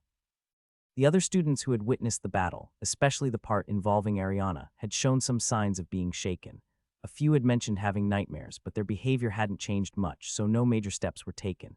And now here was Adrian in his office sitting face to face with Alana. The girl gave a small shake of her head. I'm okay, teacher. Like I said before, I've experienced real combat before. This isn't something I can't handle. Adrian smiled at her, warm and understanding. Teachers are like parents, you know. Even a small scratch on their child makes their heart ache. Alana didn't know how to respond to that. Should she feel happy that he cared or sad that he thinks of himself as her parent? In the end, she just gave him a faint smile. There was a quiet moment before he spoke again. Would you like to take a few days off and go back home? She shook her head without hesitation. No, sir. I've written to my parents. They know I'm fine. There's no need for me to leave. Besides, being away for even a few days not seeing her favorite professor, that to her would be the real trauma. Adrian was about to ask if she wanted some warm milk when a sudden knock echoed through the room. Who is it? It's me, sir. Norma. Alana's eyes narrowed instinctively. Her first thought was to say go away, but she caught herself. She wasn't his wife yet, not officially. Just a few more months. Just wait. Adrian walked over and opened the door, letting in the red-haired professor. Yes, he asked, stepping aside to allow her in. Norma smiled gently, a faint blush dusting her cheeks. No, I only came to take Alana. Her father's here to see her. Alana blinked. Father. They'd exchanged letters over the past 2 days and he hadn't mentioned anything about coming. Was something wrong? Adrian, meanwhile, understood exactly what this was about. He turned toward Alana, his voice soft but firm. You should go meet him. The silver-haired girl paused, then slowly nodded as she stood. Just as she took a few steps toward the door, she heard his voice behind her. I hope I can see you graduate, Alana. She froze. Her brows twitched slightly, caught off guard, almost confused. Why would he say something like that? Did he think her father, like the royal family, had come to protest? To say that her life was in danger and she should leave the academy? No. He must know by now her father wasn't that kind of man. Then what did he mean? The question sat heavily in her chest, but she couldn't bring herself to ask. So instead, without looking back, she walked out of the office in silence. Following Norma, Alana made her way toward the admission desk where her father was waiting. Norma quietly stepped aside, choosing not to follow her in, giving them space. Alana walked into the room and instantly spotted the familiar figure. He was sitting with his arms folded, his posture proud and unshakable. Short silver hair, a trimmed mustache, and a beard framed his strong face. The sharp lines of his jaw and the broadness of his shoulders spoke of years spent in armor, not behind desks. Duke Nolan Ironheart, their father, a man who barely had time to sleep, let alone visit. Not just because he was the kingdom's only duke, but because he served the country with his life, military affairs, national defense, political pressures. He carried them all without complaint. A quiet smile bloomed on Alana's face. Good morning, father, she greeted gently. His stern features softened in an instant, the cold weight in his gaze melting as he looked at her. How have you been, Eli? Your leg, it looks better now. Alana nodded and moved to sit across from him. I told you, didn't I? I'm fine now. He hummed in response, but his eyes lingered on her longer than usual. You've lost weight. Are they not feeding you properly? She couldn't help the soft laugh that escaped her lips. Mother told you to say that, didn't she? Nolan gave a slightly awkward smile. You know I'm not good at this sort of thing. Alana nodded with warmth in her eyes. Yes, I know, so there's no need to worry. Her father was skilled in many areas: battle, strategy, and command. But when it came to small emotional details, to soft words or quiet comforts, he often stumbled. He was a great warrior, but not always the best at being a father. Still, Alana never held that against him, because she understood his role was bigger than just being her father or her mother's husband. He was the wall between peace and chaos, the blade that stood in defense of countless families, the name that gave others the courage to sleep peacefully at night. As long as Commander Ironheart stood tall, people knew danger would not reach their doorstep. And for Alana, that meant more than missed letters or clumsy conversations, because while he may not have always been there for her, he had always been there for everyone, and that mattered. They spoke for a while, catching up between pauses. Nolan asked her about the ambush incident, concern flickering in his eyes. Alana told him everything, how the professor stood his ground alone and protected them till the very end. Adrian, Nolan leaned back, rubbing his chin. Wasn't he accused of being a fraud not too long ago? Alana scoffed lightly, the corners of her mouth tightening. It was a false accusation. He's not just a runesmith, he's a brilliant one. The tower is practically on its knees, begging him to join.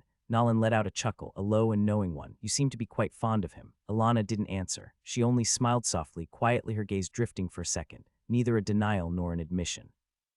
And sometimes silence says more than words ever could. After a brief pause, Nolan finally revealed the reason behind his visit. Eli, I recently received an invitation from the neighboring kingdom. Alana's brows elevated in questioning. Nolan calmly told her it was the King of Grimville who invited us for a dinner. Alana frowned. Across a nation, he surely wouldn't have called just for a dinner. She suddenly realized. The prince. He told her that they would meet again soon. Nolan realized that Alana had understood, and just as he thought her answer was, reject the proposal. I am not getting married until I don't achieve my dream. I know, and I won't force you to make any decisions, but to maintain our relationship with our neighbors, we can't ignore this invitation either. After all, they never mentioned anything about marriage. Alana grumbled. What a mess. Adrian sat in his room, quietly flipping through the notes he had compiled after leaving the time chamber. Today, he'd spent a full 8 hours inside and not a second had gone to waste. no distractions, no thoughts outside the page, just study. He had 8 days left now, and he was on the third step, just one more phase before he could finally move on to experimentation.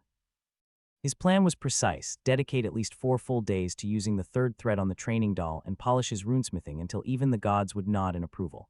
He couldn't afford to slack. Not now. Not when the cross-dimensional group chat was at stake. He gritted his teeth and focused harder. Click. The sound of the doorknob turning interrupted his concentration. He didn't lift his gaze. Knocking doesn't exist in your dictionary, does it?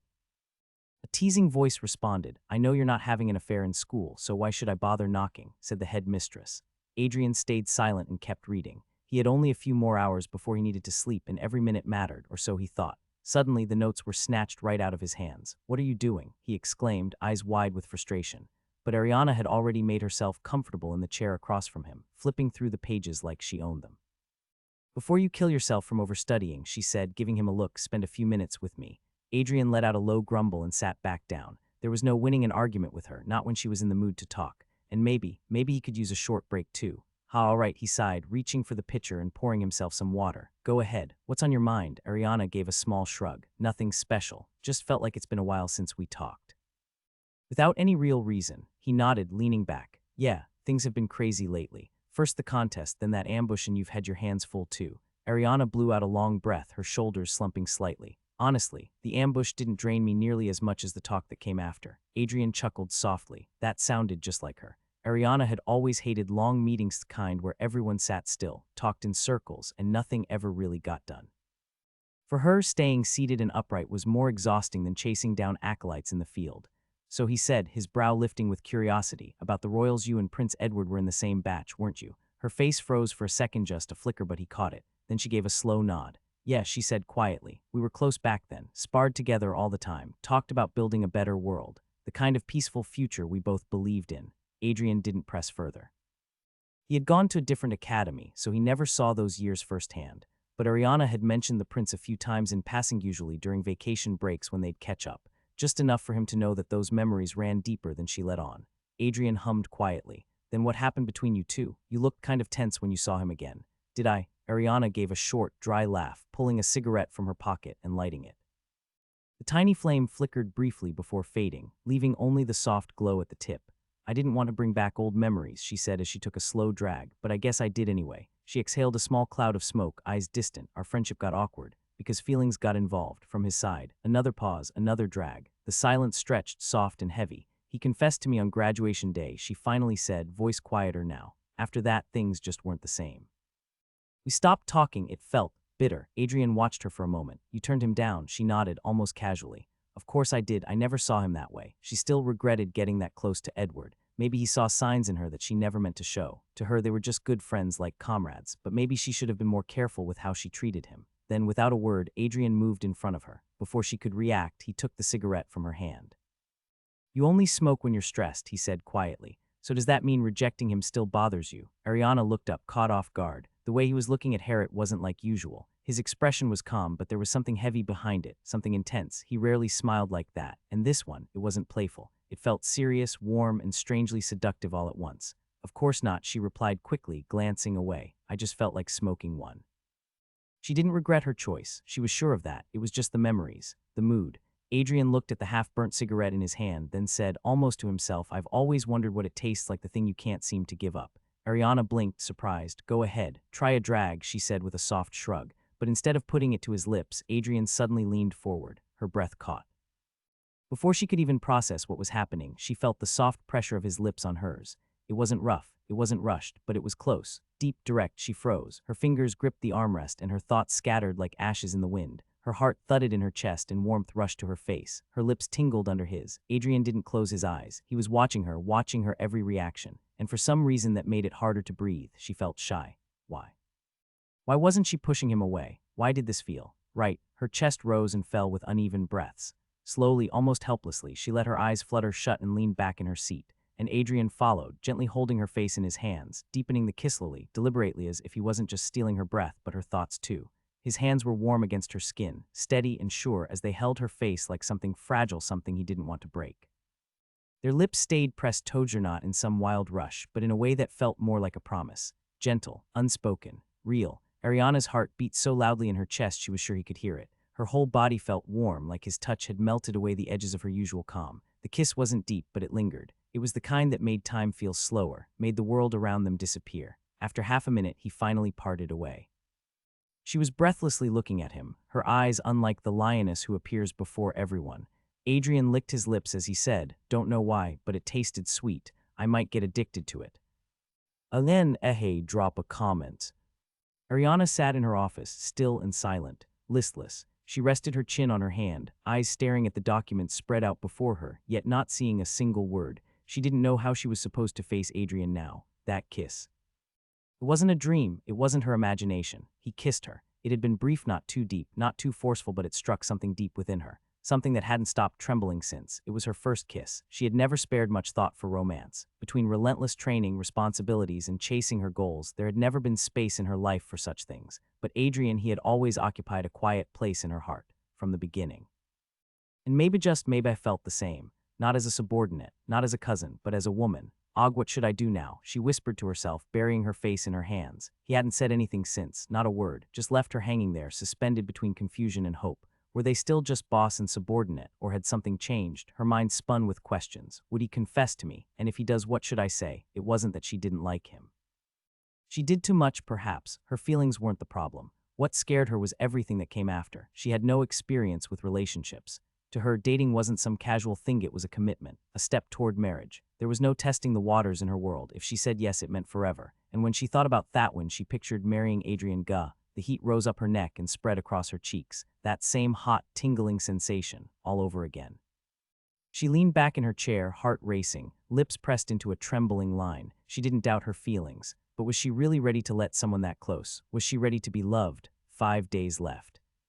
Adrian was in the time chamber, finishing his research about the third thread, the emotions that trigger a person the most. Dwell into their minds, find an anchor, go through their memories, see which memory makes them react the most, pick that emotion by going through the memory, and write the rune based on the records. That's it. It sounded easy, but by no means was it. He has already dove into the minds of several variations of the training doll, so he knew he could successfully jump into one's head without faltering or letting them know what he was doing. Anchoring was also now easy, as if breathing. His main concern was going through memories, watching so many impactful memories without letting his emotions waver. That's a very difficult task. If only there were a way to block all my emotions. There is, sir. The system replied. Adrian blinked. There is. How do I get it? It is available in the shop. Of course. Useless. He couldn't access the shop anytime soon anyway. He sighed, hope flickering in his eyes. Is there any offer you can make? Please, just like the time with the cross-dimensional group chat. Maybe the system would make another exception. There was a pause, then. I can't help it. Adrian's eyes widened as he read the next line. Make a working third-grade armament in 3 attempts. You're kidding, 3 tries, that was all, and he was supposed to perfectly replicate a technique he just learned. He shook his head, chuckling under his breath. Ridiculous. Still, he asked, any penalty if I fail? No penalty. But remember, you won't get this offer again. Figures, I didn't expect you to be that kind. Even so, this was enough. The system had bent the rules once more. That was rare, and more than welcome. And warning, the further content might be disturbing for some, so tread carefully. Adrian rubbed his palms together and walked over to the lifeless doll. A wooden sword lay beside it. He picked it up, then sat down. A deep breath, calm mind, focus. A skill that could silence his emotions was on the line, something he needed perhaps now more than ever. He placed a hand gently on the doll's head. Magic rippled from his palm, flowing inward. The doll's own waves felt off different than before. Maybe that was why it took longer this time. Adrian didn't rush. He carefully adjusted his mana, slowly tuning it to match the doll's rhythm. There was no problem with that. Once he was inside the doll's head, he quickly found the deep, impactful memory where he could put a foot on, and soon he found it. It's unbelievable, though, how can the system put so many different memories every time? Every time Adrian looked inside the doll's mind, he saw something new. Different people, different worlds. Different lives, none of them remained identical to anything he has seen until now. But he didn't let that distract him now. He pushed deeper, searching for a memory strong enough to leave a scar. One is tied to emotion. He held his breath as he searched and searched. Until something stopped him. A memory, he froze. A dark room. A girl, barely 6, sat in the corner, hugging her knees. Her clothes were torn. Blood stained her body. The door in front of her slowly creaked open. Footsteps echoed, heavy, slow. She didn't look up. She just kept whispering something over and over again. Not again. Please, not again. Please, not again. Then a shadow stepped inside. A man's silhouette. His face was hidden, but his presence felt sharp, like a knife pressed against skin. The girl screamed, and the memory ended. Adrian clutched his chest. The connection broke. Adrian stared at the doll for a long time before he asked, "Why did you show me such a horrifying memory?" There was no response. Adrian took a few moments to calm himself down. He knew people have experiences which they cannot tell anyone about or recover from. And he would meet people in the future, too, who might have much worse experiences. And because of that, he must gain the skill. Let's go again. Alana was irritated, but no, it was more than that.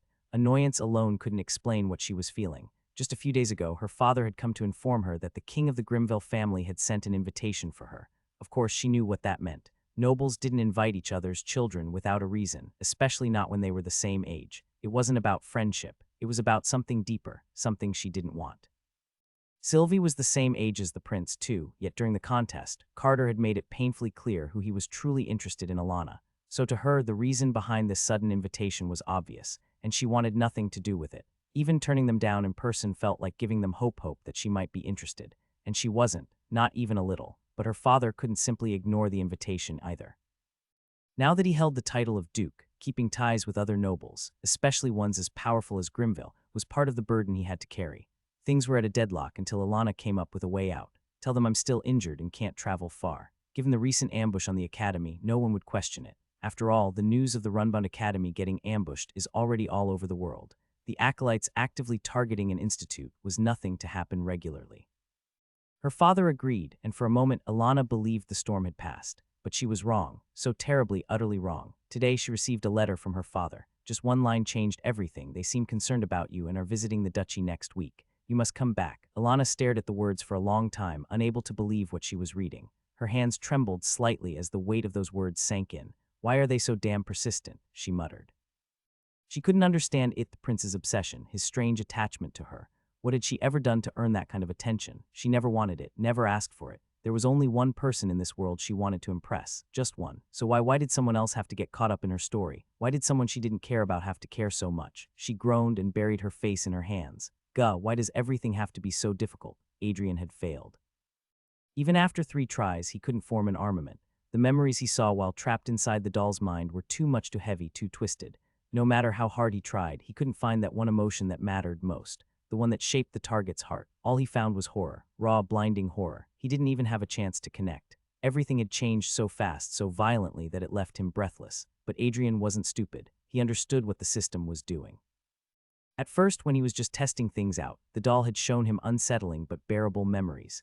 Dark, yes, but not soul-crushing. It was only after the system gave him challenge of skill that everything shifted. From then on, the memories became something else. Terrifying, inhuman. Adrian had grown up in a pretty normal home. The worst thing around him was the shadow of his dad's old debt from the underworld, but that was just a story in the background. He had never faced anything like this before. No wonder it shook him to his core. On his way to class, he let out a quiet breath and muttered under it, "You must be happy now." Of course, the system didn't reply. 3 days remained. And in the 2 days since that nightmare, Adrian hadn't done much. He couldn't. Just the thought of going back into the doll's head made him shiver. Still, he hadn't let go of the dimensional chat. He wasn't ready to give up. The next arc was drawing closer. After this brief encounter with Alana, things would escalate, and when they did, Adrian would need magic bullets. A lot of them. And the only one who could create those bullets was Forgelet. That meant he had to master the 3rd thread within the next 3 days. No excuses, no delays. He had to. "Sit down," he said as he stepped into the classroom, his voice calm but unusually firm. The students fell silent. Alana blinked in surprise, just like the others. Professor Adrian rarely carried such a serious tone, especially not this early in the morning. He placed the book on the desk and scanned the room. Without a word, he reached for the attendance register. The class representative, seated near the front, suddenly felt a cold wave of tension creep up his back. There was something different about the professor, something sharp beneath his calm face. He watched anxiously as Adrian compared names in the register with the students sitting in front of him. No one had been marked present without being there. The rep had made sure of that, or so he thought. "David," Adrian said without looking up. The class rep jumped to his feet. "Why, yes, Professor. You've been sharing the same classroom with her for over months. She sits right in front of you." Adrian paused, lifting his eyes. "And you still don't know how to spell Isabel?" David froze. He had spelled it wrong. A ripple of tension spread across the classroom. However, he was the only one who reacted so visibly. Others believed this was no reason he would have called out a student, not with that serious frown on his face. For the rest of the class, Adrian kept asking questions, and upon not receiving answers, he frowned and said a few words, which made students discouraged and lower their heads. Meanwhile, there was a certain silver head standing outside the classroom. She happened to be passing by and heard Adrian's cold voice, making her pause. Even those who aren't close to Adrian could tell that he was angry at something, frustrated, and from Ariana's perspective, the reason behind his current mood was her. She has been distant from him, nearly avoiding him. He issues it naturally. And inside the classroom, Alana was thinking, did the professor get the news of the Grimville family coming to meet me? Her heart grew heavy. Did they create a misunderstanding between her and her professor by announcing their sudden decision to meet her? Two different minds and two different opinions. However, neither of them could have guessed that the reason behind Adrian's frustration was something entirely different. Fuck you, system. Adrian sat quietly in the garden, the night air brushing against his skin after 4 long hours inside the time chamber. The silence of the late hour gave him a moment to breathe, to clear his mind. He had tried to connect the third 30 times no and had only managed it once. Just once. Unbelievable, he muttered to himself. Frustration twisted in his chest. Why was he this shaken? He knew he could do better. He had done better before, but the weight of those repeated failures. And the shadows of the memories he couldn't shake. They pressed down on him, harder each time. If I don't figure this out soon, I'll lose the dimensional group chat too. The thought made his heart sink. With a sigh, he stood up, deciding a cup of coffee might help. As he rose from the bench stuck between 2 tall, overgrown bushes, his view widened, and he noticed something odd. A figure is slowly making its way toward the pond. He frowned. It's almost midnight, he said as he walked closer. What are you doing out here? The figure stopped. Then, startled by the voice, Sylvie turned around quickly. I was just getting some fresh air, she replied, a bit flustered. She wasn't lying, but even she knew that no excuse would really explain why she was out here at this hour. Adrian shook his head. Strolling around at this hour is prohibited. Come with me, I'll walk you back to the dormitory. His voice was firm, leaving no space for questions or excuses. Sylvie had no intention of pushing back. She simply lowered her head and fell in step beside him. The girls' dormitory was on the far side of the academy grounds. She had deliberately chosen to wander this area to avoid the warden's usual patrol routes, but tonight luck just hadn't been on her side. As they walked in silence, Sylvie glanced up at Adrian. His face looked tense, as if something heavy was weighing on his mind. Even earlier during class, he hadn't seemed like himself. Distant, distracted, maybe even frustrated.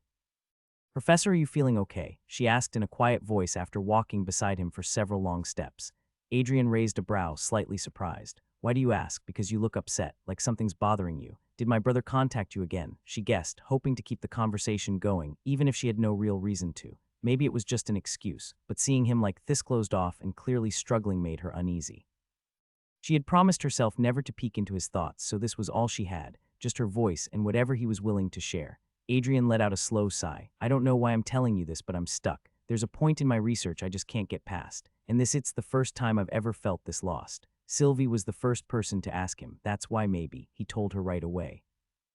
Ariana was ignoring him recently, for some obvious reasons, and Alana seemed to be troubled because of her own matters. He can't blame either of the two. Sylvie, meanwhile, didn't respond instantly. She somehow understood what he might be feeling. Since being a research enthusiast, she also sometimes feels annoyed when she gets stuck on a topic and can't make any progress. They crossed the school building and were now approaching the dormitory section. Sylvie finally found her words and let them slip out. Professor, you can do it, she said softly. After a full minute of walking in silence, of searching her mind for the right thing to say, that was all she could manage, but it carried the weight of her belief. Adrian's step slowed. He turned slightly toward her. And why do you think that? Sylvie came to a stop as well. For once, she didn't look away. I accused you once, she said, her voice steady. More than half the school sided with me. They believed I was right, and yet you proved all of us wrong. Her eyes didn't waver, not this time. During the contest, everyone assumed the other professors would win because they were older, because they had more titles, more experience. But again, you proved them wrong. She took a deep breath, and it wasn't luck. It never was. It was your effort, your persistence, and the love you have for runesmithing. I've watched how much you pour into your work, and I've learned something important from that: when passion meets hard work, it creates someone unstoppable. Her voice softened, but the words were sure. No matter how big this obstacle is, I know you'll overcome it. I believe in that. I believe in you. Adrian didn't move for a few moments. He just stared at the little girl, as if he were staring into a complex painting, which needed deep contemplation to discern. Her words rang in his ears and kept repeating again and again. In the end, he just turned and started walking again. Naturally, Sylvie also started to walk, but her face was slightly red now. She was embarrassed. Did she speak too much? Did she overstep her boundaries? Both individuals had their minds filled with thoughts, but neither of them uttered a single word until they reached the gates of the dormitory. Adrian gestured for her to go inside, and Sylvie instantly nodded and started to walk, only to hear him say, Sylvie was too muddle-headed to react properly, so she ed and stepped inside the dormitory building. Adrian instantly turned on his feet and headed towards his room. Click. Opening and closing the door at an urgent pace, he stripped off his clothes and headed toward the bathroom. He first needed a long bath to get his mind on track. The clock was about to announce the beginning of another day, and once a new day begins, he would master the third thread. I feel so much like a shonen protagonist right now. First step, match the magic wavelength. Done. Second step, get an anchor by attaching the thread to an impactful memory. Done. Third step, get a grip on one's mind first by thinking of a sweet little incident. Done. Fourth step, weave through the memories, small and big. Done. Fifth step, find the one memory that stimulates or triggers the subject the most. Done. Sixth step, once made sure, draw a thread describing that single emotion that affects the subject the most. And done. Adrian opened his eyes and saw the rune slightly burning on the metal blade. Anger, it was written. There was no dialect but just simple words in the runic language which was connected with the target's mind. And every time the target, intentionally or not, feels anger, the power from the rune elevates the strength of the armament, allowing the target to use a variety of spells. Adrian was breathing normally. There were no traces of sweat or tiredness in his eyes. He just smiled fondly at the blade he had given life to. Looking at the training doll, he slowly whispered, "Sorry for hitting you." A few days ago, when he was failing constantly, he punched the doll to hide his incapabilities. The doll naturally didn't respond. Adrian rested the sword beside the training doll and got up. Besides the doll, more than 55 armaments were lying, all of them connected with the third thread and ready to use. However, the beauty of the third thread is that it cannot be touched by anyone whose mental connection isn't tied to the weapon. He smiled proudly. Out of the 45 attempts, he has failed only 5 times, and the result of his persistent efforts. Congratulations, host. You have learned how to connect the third thread. Plus 3,000 IXP. Cross-dimensional group chat unlocked. Thud. Adrian fell to the ground, with a smile never fading from his lips. For the past 8 hours, starting from midnight in the outside world, he has been focused on making tools, one after another. At some point, when he was around 20 attempts, he believed he should stop. However, when he thinks back on Sylvie's words, the consequences of not having anything to back him up during the third arc, and the danger Ariana might get surrounded with, he has the motivation to continue. To install the server, it would take some time. Estimated time left, 12 hours 59 mins. Ding, 8 hours have expired. The host will be transported back to the real world. There was no frown on his face this time when the system informed him, because he has finally done it, in the evening. Ariana was in her office again. She was supposed to go on a round and check the classicone of the most basic things a headmistress must do. However, she was occupying her seat. Her whole office was filled with smoke as she leaned against the chair and stared at the ceiling for no reason. She wasn't approaching Adrian. For some reason, she probably wouldn't be able to define it if asked. Adrian also seemed quite frustrated and busy these days, often locking himself up in his office and only getting out to attend classes. She didn't know what was going on with him, but she had a feeling that it was related to her. After all, he made himself clear with that kiss. He didn't just see her cousin or his boss. He had special feelings for her. It was Ariana who was still too muddled-headed and couldn't muster her courage to face him. How should I take some advice? However, the problem was that her advisor was the cause of this predicament. Where should she go? Knock. A knock, she jolted. Is it him? The thought made her squeeze deeper in her seat, not answering. But she was wrong, much to her disappointment. It's me, ma'am, Norma. Hearing the familiar voice, she sighed and sat straight up in her seat before telling her, come in. The doorknob clicked open before the person stepped inside. Ariana was about to pick the nearest file to appear. She was busy. But then she froze. Ah, what? She couldn't believe that she was deceived. Norma indeed was present there, but she just waved at her and walked away, leaving a man behind. The man who made her want to disappear and approach him at the same time. The man who was everything she could think of these days. Click. With his eyes directed at her, a smile tugging his lips, he locked the door behind his back.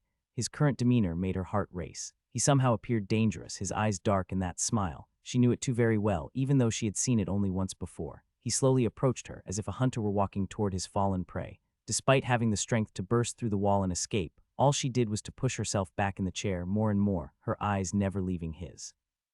More like she couldn't look anywhere else. Adrian took a chair and planted it before her. He didn't sit down immediately, rather. He held the armrest of her chair, lifted her with the chair, and brought her closer. Tack. Once he settled her inches away from him, he leaned forward, arms resting on his thighs and eyes drawn downwards. I have been ignored these past days by the only person whom I call my friend. A voice that was barely above a whisper sounds dangerous. She held her breath and heard him adding, do you feel regretful of what happened? Angry at me for stealing your first kiss? Ariana's brows elevated as she tried to maintain her usual demeanor. Why do you believe it was my first? Adrian chuckled, his hands caught hers as he said, I know about you more than you know, so stop pretending and tell me. He looked up, his deep hazelnut eyes spellbinding her as he asked, do you hate a cousin who looks at you as a woman? He pulled her closer, she willingly drew close to him. Do you hate that subordinate who has another, a very intimate emotion other than respect for his boss? Their faces were now inches apart, their breath colliding. In such close proximity, she heard a few words that broke all the spirals of confusion for her. Or do you hate a friend who no longer just wants to be a friend but wants to become something more? Ariana didn't respond with words. She leaned forward. The restraints went out of the windows. The troubles which could arise between their families were all forgot. Stress about the future melted by the heat their bodies were producing, and all she was conscious of was those lips. She was confused. But not anymore. She knew what she wanted. They were still in her office, though Ariana had chosen a different seat than before. On the couch, Adrian sat with his arms gently wrapped around her waist. There were plenty of places to sit, but in the rush of emotions, that soft, stolen kiss had made them forget everything. Somehow, Ariana had ended up in his lap like it was always meant to be. With her head resting on his shoulder, she whispered, what does this make us? Her voice was as soft as a breeze, brushing warmly against his ears. Adrian pulled her a little closer, his breath slow and steady. I guess we're lovers now, he said, but only if you want it too. I won't hold you to anything. Then he gently lifted her chin, making her meet his eyes. But whatever you decide, he said firmly, don't shut me out again. A small, helpless smile tugged at Ariana's lips. It's not like I wanted to, she murmured. I just didn't know how to face you. Everything felt so confusing. Adrian let out a quiet hum, thoughtful, and now. Do you still feel that way? His gaze was steady, full of quiet certainty. He wasn't holding back, and that only made her heart stir more. Ariana stood up, walking over to her desk. Her fingers brushed the surface absent-mindedly as she turned to him. Do you see a future for us? She wasn't a teenager anymore, the kind who'd cry from happiness just because her feelings were returned. Life had taught her to think of the hard parts before dreaming of the sweet ones. Adrian leaned back slightly, his voice calm as he asked, are you scared I'm not thinking ahead? She looked at him, leaning gently against the desk now. That's not it, she said softly. I'm scared of what our parents would think, what they'd do. Ariana's father was the adopted brother of Count Lockwood. There were no blood ties between them, but since childhood, she and Adrian had grown up Toger calling each other brother and sister, sharing moments, memories, and laughter. So now to suddenly tell the family that they were in love, it wasn't just shocking, it sounded like the kind of thing that could stop a heart. Adrian let out a quiet hum. Uncle Roger's not the strongest when it comes to surprises. If we just show up hand in hand one day, he might actually faint. He stood up, walked over to her, and gently took her hand. But there's one man who can calm him down. Uncle Adam. Ariana said the name without thinking. Adam was younger than Roger, but he had always held a calm authority. Roger respected him, deeply listened to him in ways he rarely did with others. Yes, if anyone could ease her father's worries, it was him. But then a thought hit her. Her gaze turned serious. Didn't you cut ties with them? Adrian nodded slowly. I did, he said. But for you, I'm willing to swallow my pride and face them again. Her heart skipped a beat. She looked at his hand holding hers warm. Strong again, she gently gripped it in return and spoke with certainty. I don't want you to sacrifice your self-respect for me. Adrian leaned in, looking into her eyes. They were bright but conflicted, full of hesitation and care. To him, she felt like light-soft, untainted. He couldn't help himself. He kissed the corner of her lips and pulled her into his arms. Don't worry, he whispered. I won't let anyone walk over my pride, and nothing in the world could separate us. It was strange. Just a few days ago, Ariana had believed she didn't need anyone to feel whole. Comfort, assurance, strength. She thought she had all those within herself. Depending on someone else, especially a man, had always felt unnecessary, even laughable. But now here in his arms, hearing his voice, his promises. It felt safe, it felt right. She couldn't even explain the feeling. It ran deeper than words. Wrapped in his warmth, she didn't hold back the whisper that left her lips, soft and honest, meant only for herself. I love him. Next day. Adrian had a soft smile on his face. Yesterday, something happened, something special. Initially, he just thought of Ariana as a close ally who stood by his side even when everyone was against him. She gave him shelter when he was on the verge of being kicked out of his house, and she was ready to take the blame and let others trample over her pride just to protect him. He was thankful for her, but he didn't think his feelings would shift like this. He didn't know when it happened. Maybe the time he first saw her, begging him to leave, or it was one of those random meetings they had in her office. He couldn't tell. However, after staying away from her for the past 5 days, he realized how much she mattered to him. When he thought back about the past, that Edward and Ariana were quite close, his heart ached. And when his mind wandered to the uncertain future where Alan and Ariana may end up together, he felt annoyance, even anger. He never felt anger toward Alan because of Olivia, since she never mattered to him, but the very thought of him getting closer to Ariana burned something inside him, something akin to hatred. and these many signs were enough to tell him that he was in love with her. He didn't need to find any reason or make any excuses. He didn't need to contemplate the past or worry about the future. All he cared about was Ariana's perspective on their relationship. And once he confirmed that she also liked him, there was no chance he would have let her go. Today is our first date. It's not a date, actually. Ariana was going to buy new armor and Adrian was accompanying her, but still, he was considering it as a date. He was about to get up and take a bath when suddenly ding, cross-dimensional chat is now online. Tap to open the chat box. Excitement built inside him upon reading the message as Adrian readily commanded, open it. Current users online, 4. Caution: disclosure of personal information or details regarding the host's world is strictly prohibited. Any such content will be automatically censored. The familiar message from the system flashed before his eyes, making Adrian frown. Why is it so hell-bent on hiding him from the others? Regardless, he just wanted to explore the group chat. That's why he didn't argue with the system and told it to just open the Pandora box. Dark Knight, is that you XXXX? He read the message in another censored word, making him sigh. Forgelet, you are back. I started to fear you might run away with the debt. Reading those words stated by the familiar name, Adrian hurriedly spoke. I didn't mean to. The fact is, that time I got a special offer. He relayed truthfully. Raven, since when my husband became so polite. The message in purple shade flew to him, startling Adrian. Husband, the hell with the situation.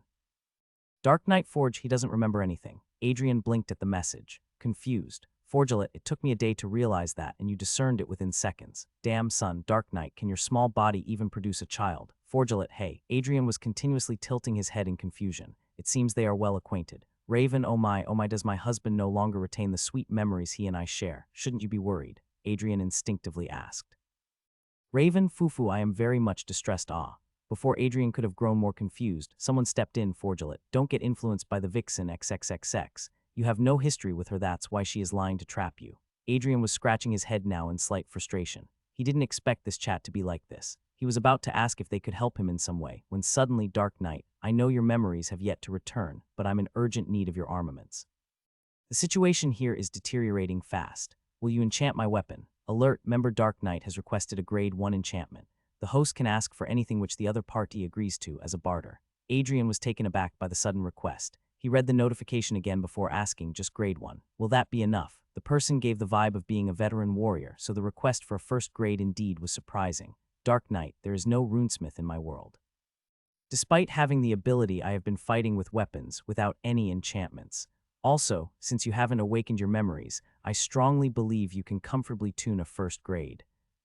Is this some kind of challenge? No, the person seemed serious. But well, Adrian didn't want to tell him that he could actually tune a third grade since it would appear as if he was boasting.